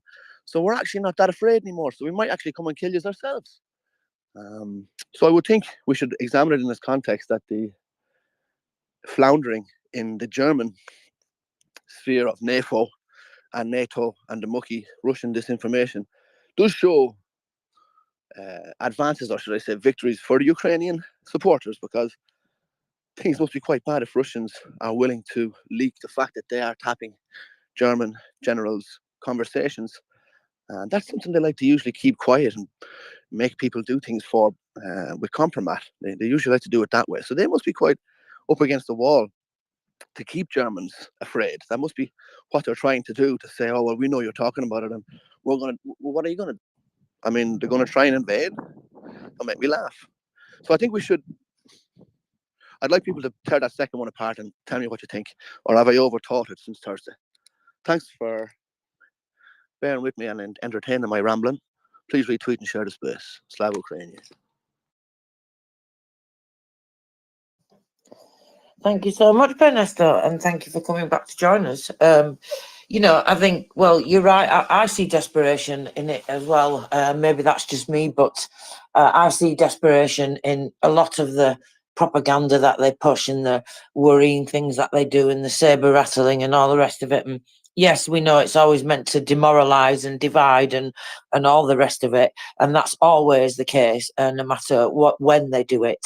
But I do think every time the intensity builds up, every time they release videos of prisoners of war being shot, or things like this, every time they do those things with maximum emotional pressure, I always see desperation in it, because one, they're always losing on the battlefield, and even when they think they're winning, or they're saying that they're winning, it's just tiny small areas which over the whole battle, over the whole war, are irrelevant. They're not winning any battles when they win these parts of the territory that they take. So they're not winning the war, and they're not winning any battles either. They're just winning on a small local level, a tiny piece of ground that the Ukrainians have chosen to tactically retreat from anyway, because it's not worth expending Ukrainian lives over. They're not going to expend Ukrainian lives for some rubble, when they can do a tactical retreat and have a much more control over the battlefield and over the front line. Retreat to previously prepared positions that are of higher ground, and of course that doesn't mean that they're winning and everything's easy. I'm not trying to say that for a moment, because we know how difficult it is. And if Ukraine doesn't get the things that they need, they will not be able to continue to hold that line as they are doing. Benesto, do you wanted to follow up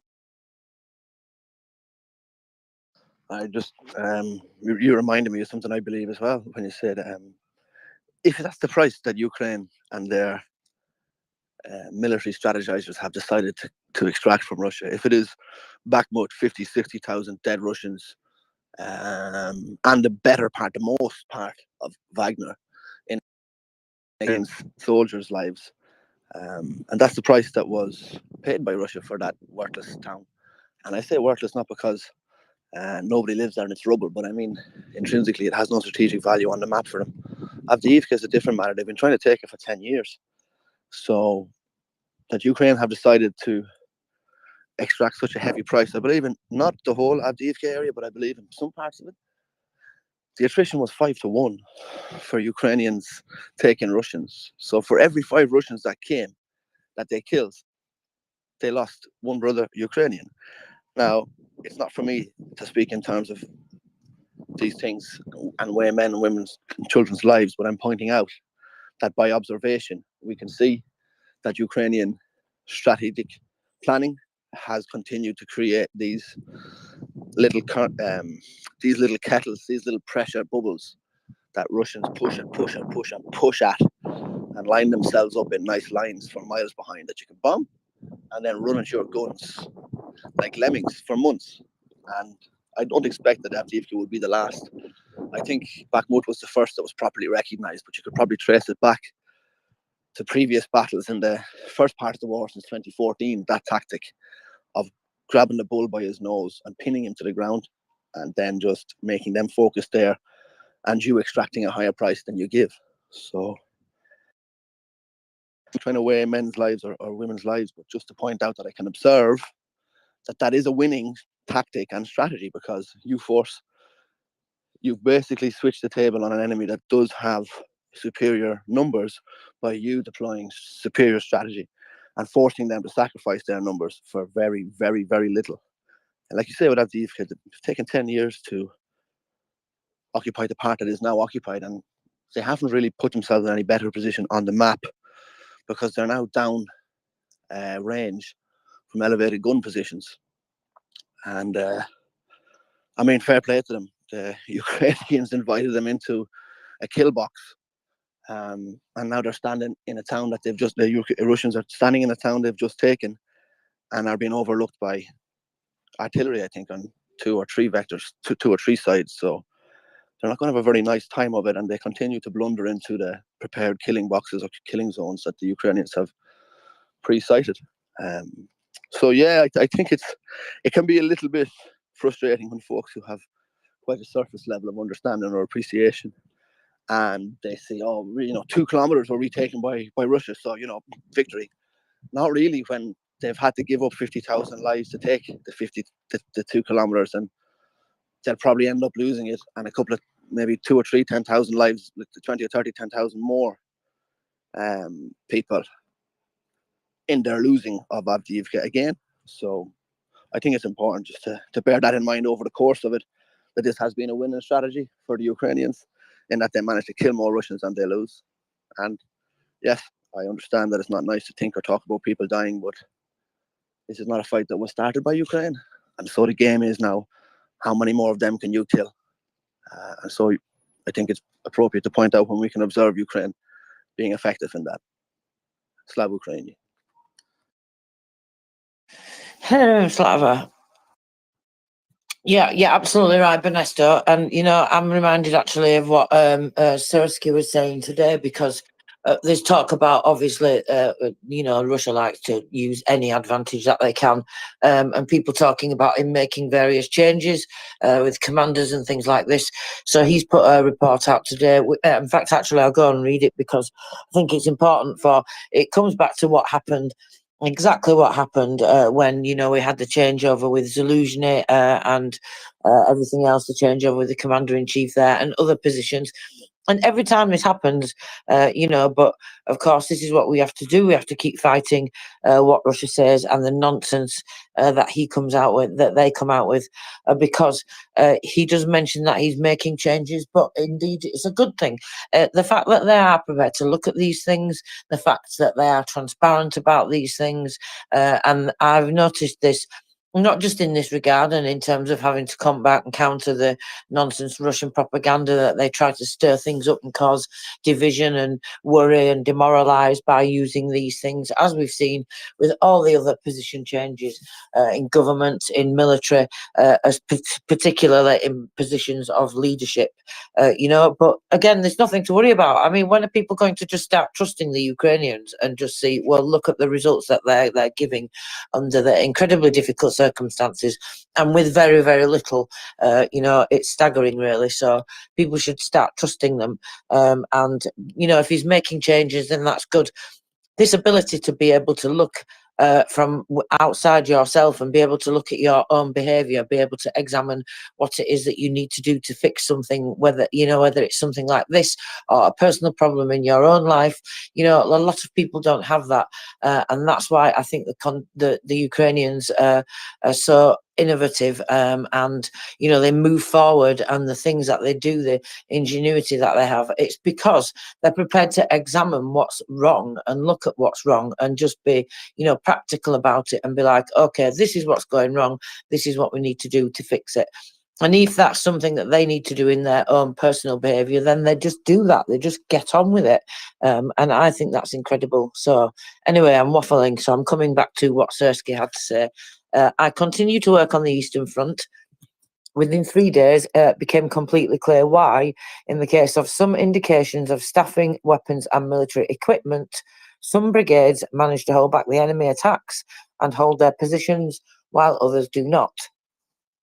First of all, it depends on the brigade commander, his level of training, experience and ability to make adequate and balanced decisions, and of course the understanding of the full responsibility for the performance of assigned tasks and for the life and health of his subordinates.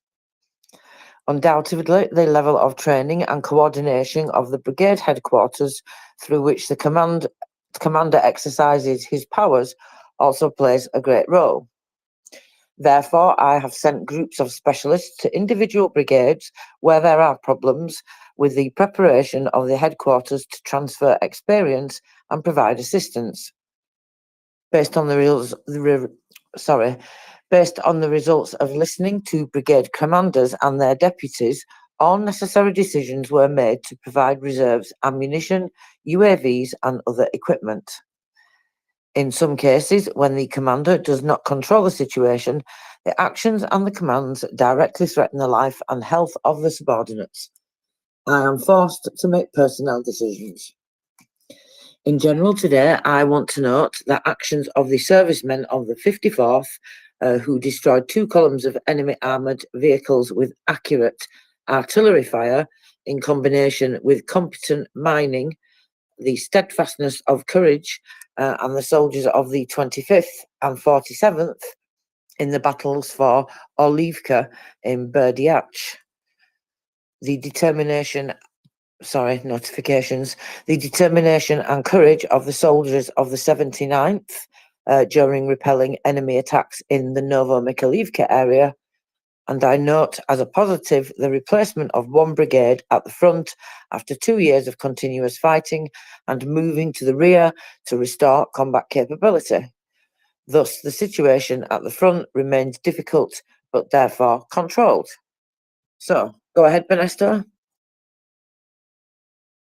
I think it's wonderful to hear from the new commander-in-chief, and also the detail, and as you just mentioned earlier, the honesty with which the man speaks. I also feel for General Zaluzhny, because I feel he had been working with what he had and had done an extremely good job.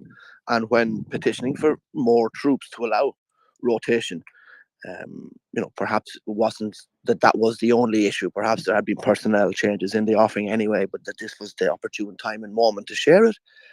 So I don't really fully buy that it was all Zaluzhny wanted men. He wasn't giving them.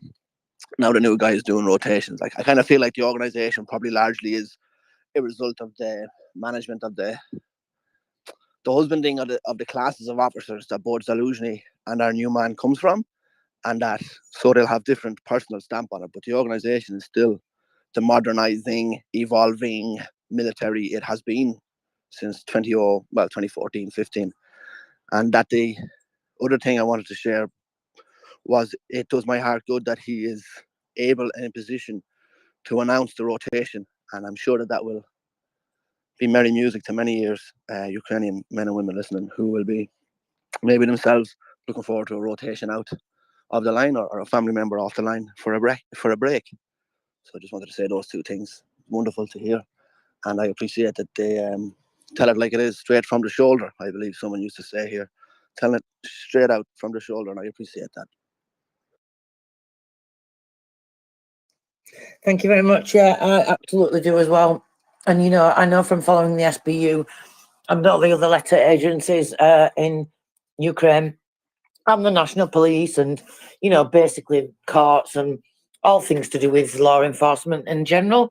I exactly see that when they find people that are doing wrong in these agencies, even in their own agencies and within other state agencies, they highlight it and they do something about it.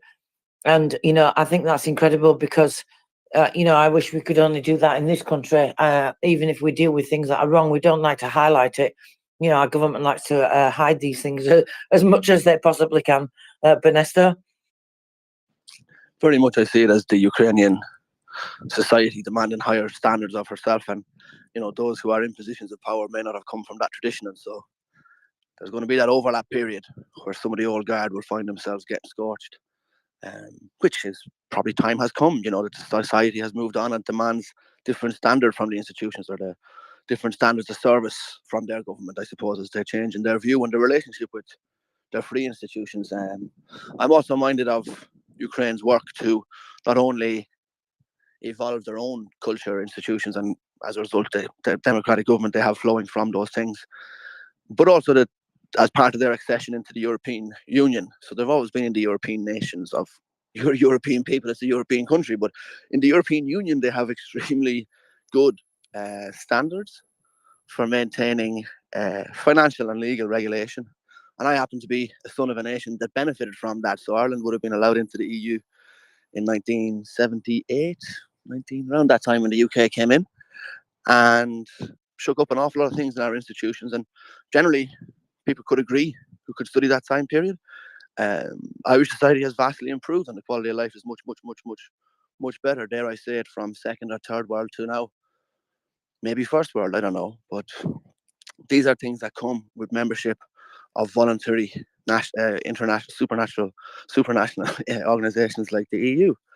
And I think that Ukraine is not just eyeing that up for herself, but it's from a place of wanting to have more accountability and wanting to have a better service from their own free institutions. So it's something we should congratulate them on, and then support them as they continue to struggle with old guard or old traditions or traditional kickbacks that have to be paid. If you want that job, well, then you got to pay whatever. Person X needs to get their 35%, or you don't get the job, or maybe your car blows up or something. So it takes time to breed that out, and locking them up and giving stern sentences can be a very encouraging thing.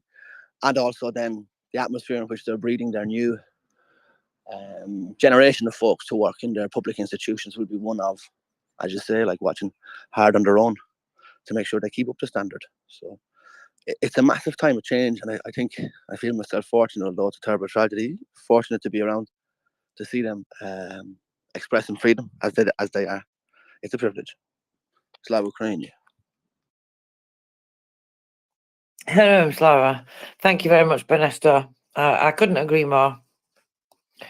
So, Christopher, do you have something you would like to talk about? I always think I should give you a chance because I make you always have to butt in all the time, but I just keep talking.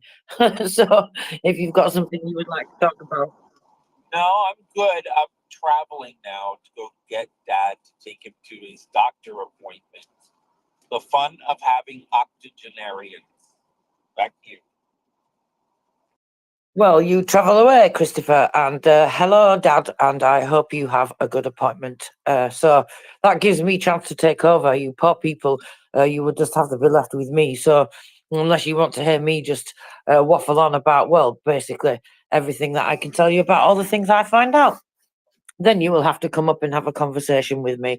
But I will take this opportunity to just give a quick public service announcement, because we do have a special guest coming up. Now, we are going to be joined by Danilo. He's the company commander of the 13th Battalion of the 95th Air Assault Brigade of the Ukrainian Air Assault Forces. So if you don't know who these guys are, well, these are incredible, these guys. One of the most prestigious units in the Ukrainian army. And if you don't know who they are, just, well, Google them, have a look, see what you find, because these guys have done some incredible things, and you can get to hear about some of those insights about the things they are able to tell us about, of course, when he's joined by us. So when will this be happening, I hear you ask? Well, I shall tell you. 11 a.m. Pacific, 2 p.m. Eastern, 7 p.m. UTC, 10 p.m. Berlin, and 9 p.m. Kyiv. And also, excitingly, at the very same time, we are going to be announcing what we will be collecting for in our next fundraiser. So if you want to find out about that firsthand, you want to be one of the first people to hear that, then you must definitely stick around. Now, please consider to retweeting that if you haven't already. And if you have, you can quote tweet it, share it with everybody, let everybody know, put it on all your social medias. Let's get lots of people here, because it's an absolute privilege and an honour to be able to hear from these guys, well, from all the units, and any of the units. First of all, for them to take time of their, precious downtime, if you will, to come and speak to us. Well, that's just such a generous thing to do, given the circumstances that they're living under, and how much more precious that downtime will be, given what they have to deal with on a daily basis.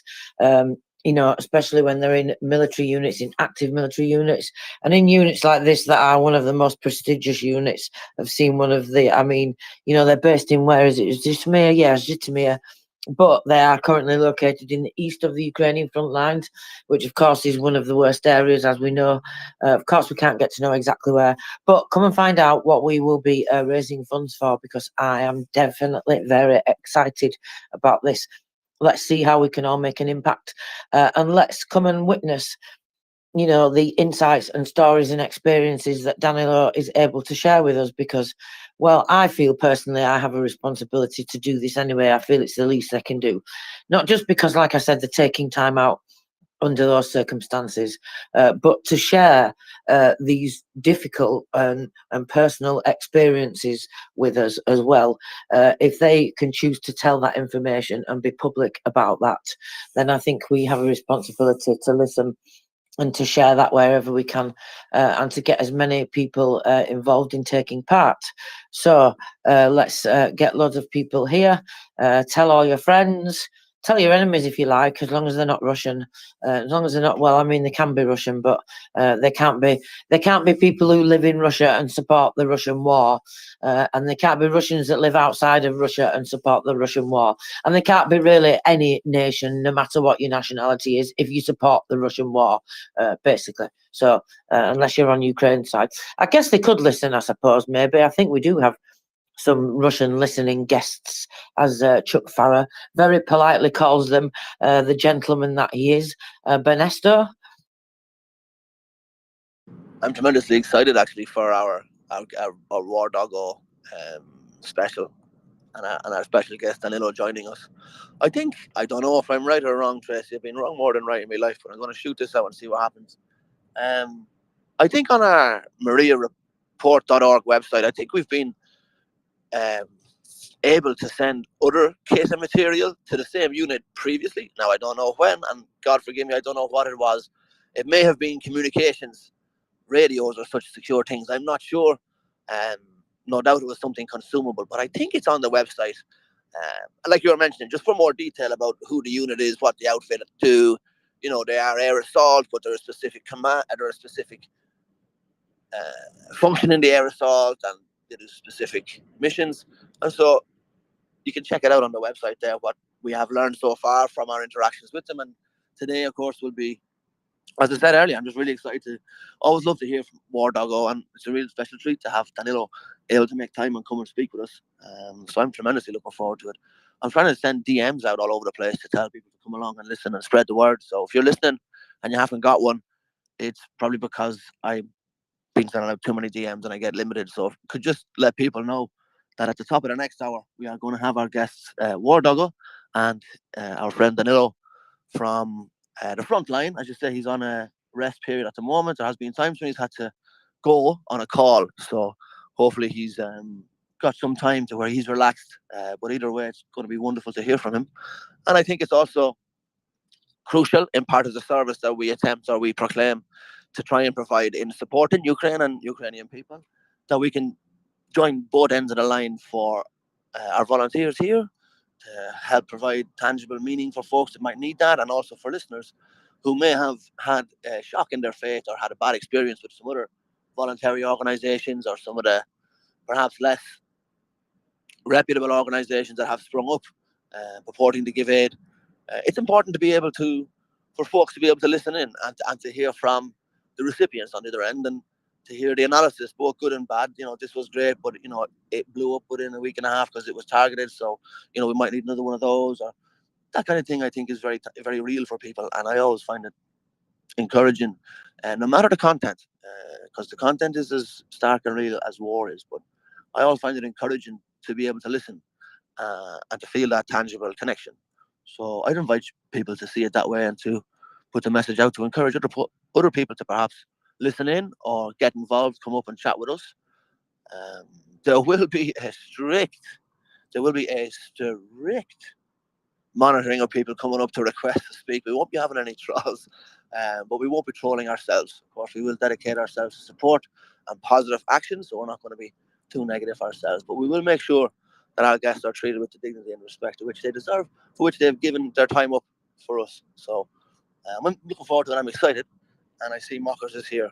Good evening, man. Happy Saturday. I hope you're well. Slava Ukraine. Hello, Slava. Welcome, Mockers. Hello. So, am I right in thinking I go away for an afternoon, I have a nap, I get up, I have a shower, and when I get out of the shower, there's another aircraft been shot down? Another one? Another one, Mockers. I blooming lost count. Is it 14 or 15 now within the last 2 weeks? 15, 1-5. Oh, beautiful. How they're doing this, you know what? I don't care. I hope they do this every day until Russia have no aircraft left. Because just what incredible results they're having. And well, you can't say that they're not making a real impact with this in particular. I mean, just how much of the Russian Air Force are going to be keen to go back out like tomorrow? Right, boys, saddle up. We'll get you out on a sortie in a minute, will you? Eckers like. We can't go anywhere. Just getting shot down all the damn time. And whatever it is, it's certainly got a good range because either it's being moved around, following where the aircraft are supposed to be, or it's got a cracking range on it and it can hit them wherever they are because, well, it sure is, isn't it? How effective is that? I also hear that there's a major fire going on currently somewhere in, oh yeah, Moscow.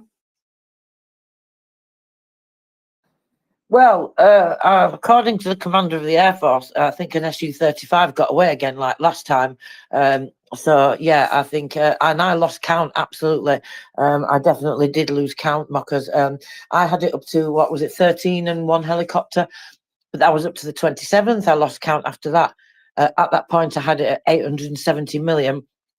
So that's a staggering amount. And whilst you're here, actually, do you have any update on the supposed loss of these helicopters in, was it somewhere in Crimea?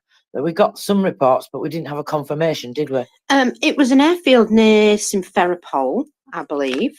And there were 3 Ka-52 helicopters said to be damaged and possibly beyond repair at that point. And also there was supposedly damage to an aircraft, but they didn't say what type. And they said they would try and confirm that, Atesh were trying to confirm, I think, if there was damage to an aircraft at that base at the same time. But they definitely said 3 Ka-52 helicopters. So handbags and shoes for any of the ladies around there, I suppose. Dead alligators. So if you include them, we're getting further to like 20 types of aircraft altogether in less than 2 weeks. Well, yes. Yeah, they've done a cracking job, haven't they? Excellent work. Doesn't matter whether they're in the air or on the ground, they ain't safe. It's absolutely brilliant, isn't it? And I'm like you, because I don't really care what it is, whether they've got one of these things and it's moving around, or 2 of these things and they're just having them in different places, or whatever it is that they're up to. In fact, I think Space aliens. Go ahead. Space aliens. It's them. They've made a deal with the space aliens. Do you remember? They were visited last year. We saw what was a UFO over the battlefield as well, just recently. So yeah, It's the space aliens. Must be. Oh, yeah, absolutely bang on. No, the secret's out. I was just going to say maybe it's better that we don't know. And now the secret's out. Oh, well, never mind. You heard it first. Vanessa. Sorry, go ahead, Mockers. I just said you heard it here first, folks. It's the aliens. And what were you saying about this fire in Moscow? Is that all you know at the moment? Just a fire? Yeah, I've just finished doing my hair and stuff because I've got to go to work, unfortunately, tonight. I know, more work. It's just rude, isn't it? So, yeah, I do believe there was a large explosion. Let me just check what somebody else told me about it. So, a powerful explosion in the Lomonovsky district of the Leningrad region. So that is on the outskirts of Moscow, and it's not inside the inner circles of Moscow, but explosion and large fire. So I'm assuming that there's something there that might have been interesting to blow up. Well, thank you very much for the update. Whilst you are getting ready to go and do paid work, you are very talented indeed. I say this about Christopher, both of you do paid work and co-hosting and all these other things at the same time. I'm just not capable of multitasking on that level, I'm afraid. So I'll just stick to waffling. I'm joking aside, thank you for that update, Mockers. We will have to see if the Minister of Unexplained Fires is around to tell us more about what's going on whilst you get ready to do paid work. Bernesto, please go ahead. It's always marvelous to hear, Marcus. Thanks for coming on. I wish you good luck tonight. I hope you have a good night on the job. I wanted to just say that it hasn't escaped my attention that this week we've had an awful lot of support for the position of providing more munitions and longer range. We've seen it from Denmark, we've seen it from the Netherlands, we've seen it from France. Germany, of course, being attempting to do the same thing with a little bit of local politics thrown into the mix, as has been their habit since the start. But conspicuous in their silence is our friends in Westminster. And I can only deduce from that there's nothing going on at all. And that would be the only deduction I would have. For something completely different, I'm entertaining the idea that it may not be an air-based platform, so I don't think it might be ammunition strapped to an existing Ukrainian Air Force plane or helicopter, nor do I think it's the F-16 platform. I subscribe to the idea that it might be something based on a truck, whether a flatbed or something more substantial, like a heavier truck, with something jury-rigged onto the back, some kind of missile platform for delivering freedom at a rate of 1,000 miles an hour with extreme dissemination at the end. That's what's my own personal inkling. Just from watching what they were developing last year and last summer and videos they may have put out now. Not anything else to base that on, just my own inkling. And someone said about, I think it was Mockers, how keen are these pilots going to be to get back into the friggin' planes tomorrow and fly them again? Number one, they may not know. They may keep these people in splendid isolation and silence, but unlikely because their OPSEC is so poor. So they may know and they may have no other choice. Or they may know and think that they are safe because they're flying ostensibly a different or safe route. And then I come to the speculation about the signals interference. It is, of course, possible Ukrainians could be duping their aircraft, Russian aircraft, into thinking that they are, in fact, somewhere safe instead of where they are, which is somewhere not safe. And then they get visited by an extremely large explosion. That's the last thing that they realise. That's just my own speculation. Enjoy the night. Stay safe. Slava Ukraine. Hello, Slava. Thank you very much, Bernesto. Have a good night.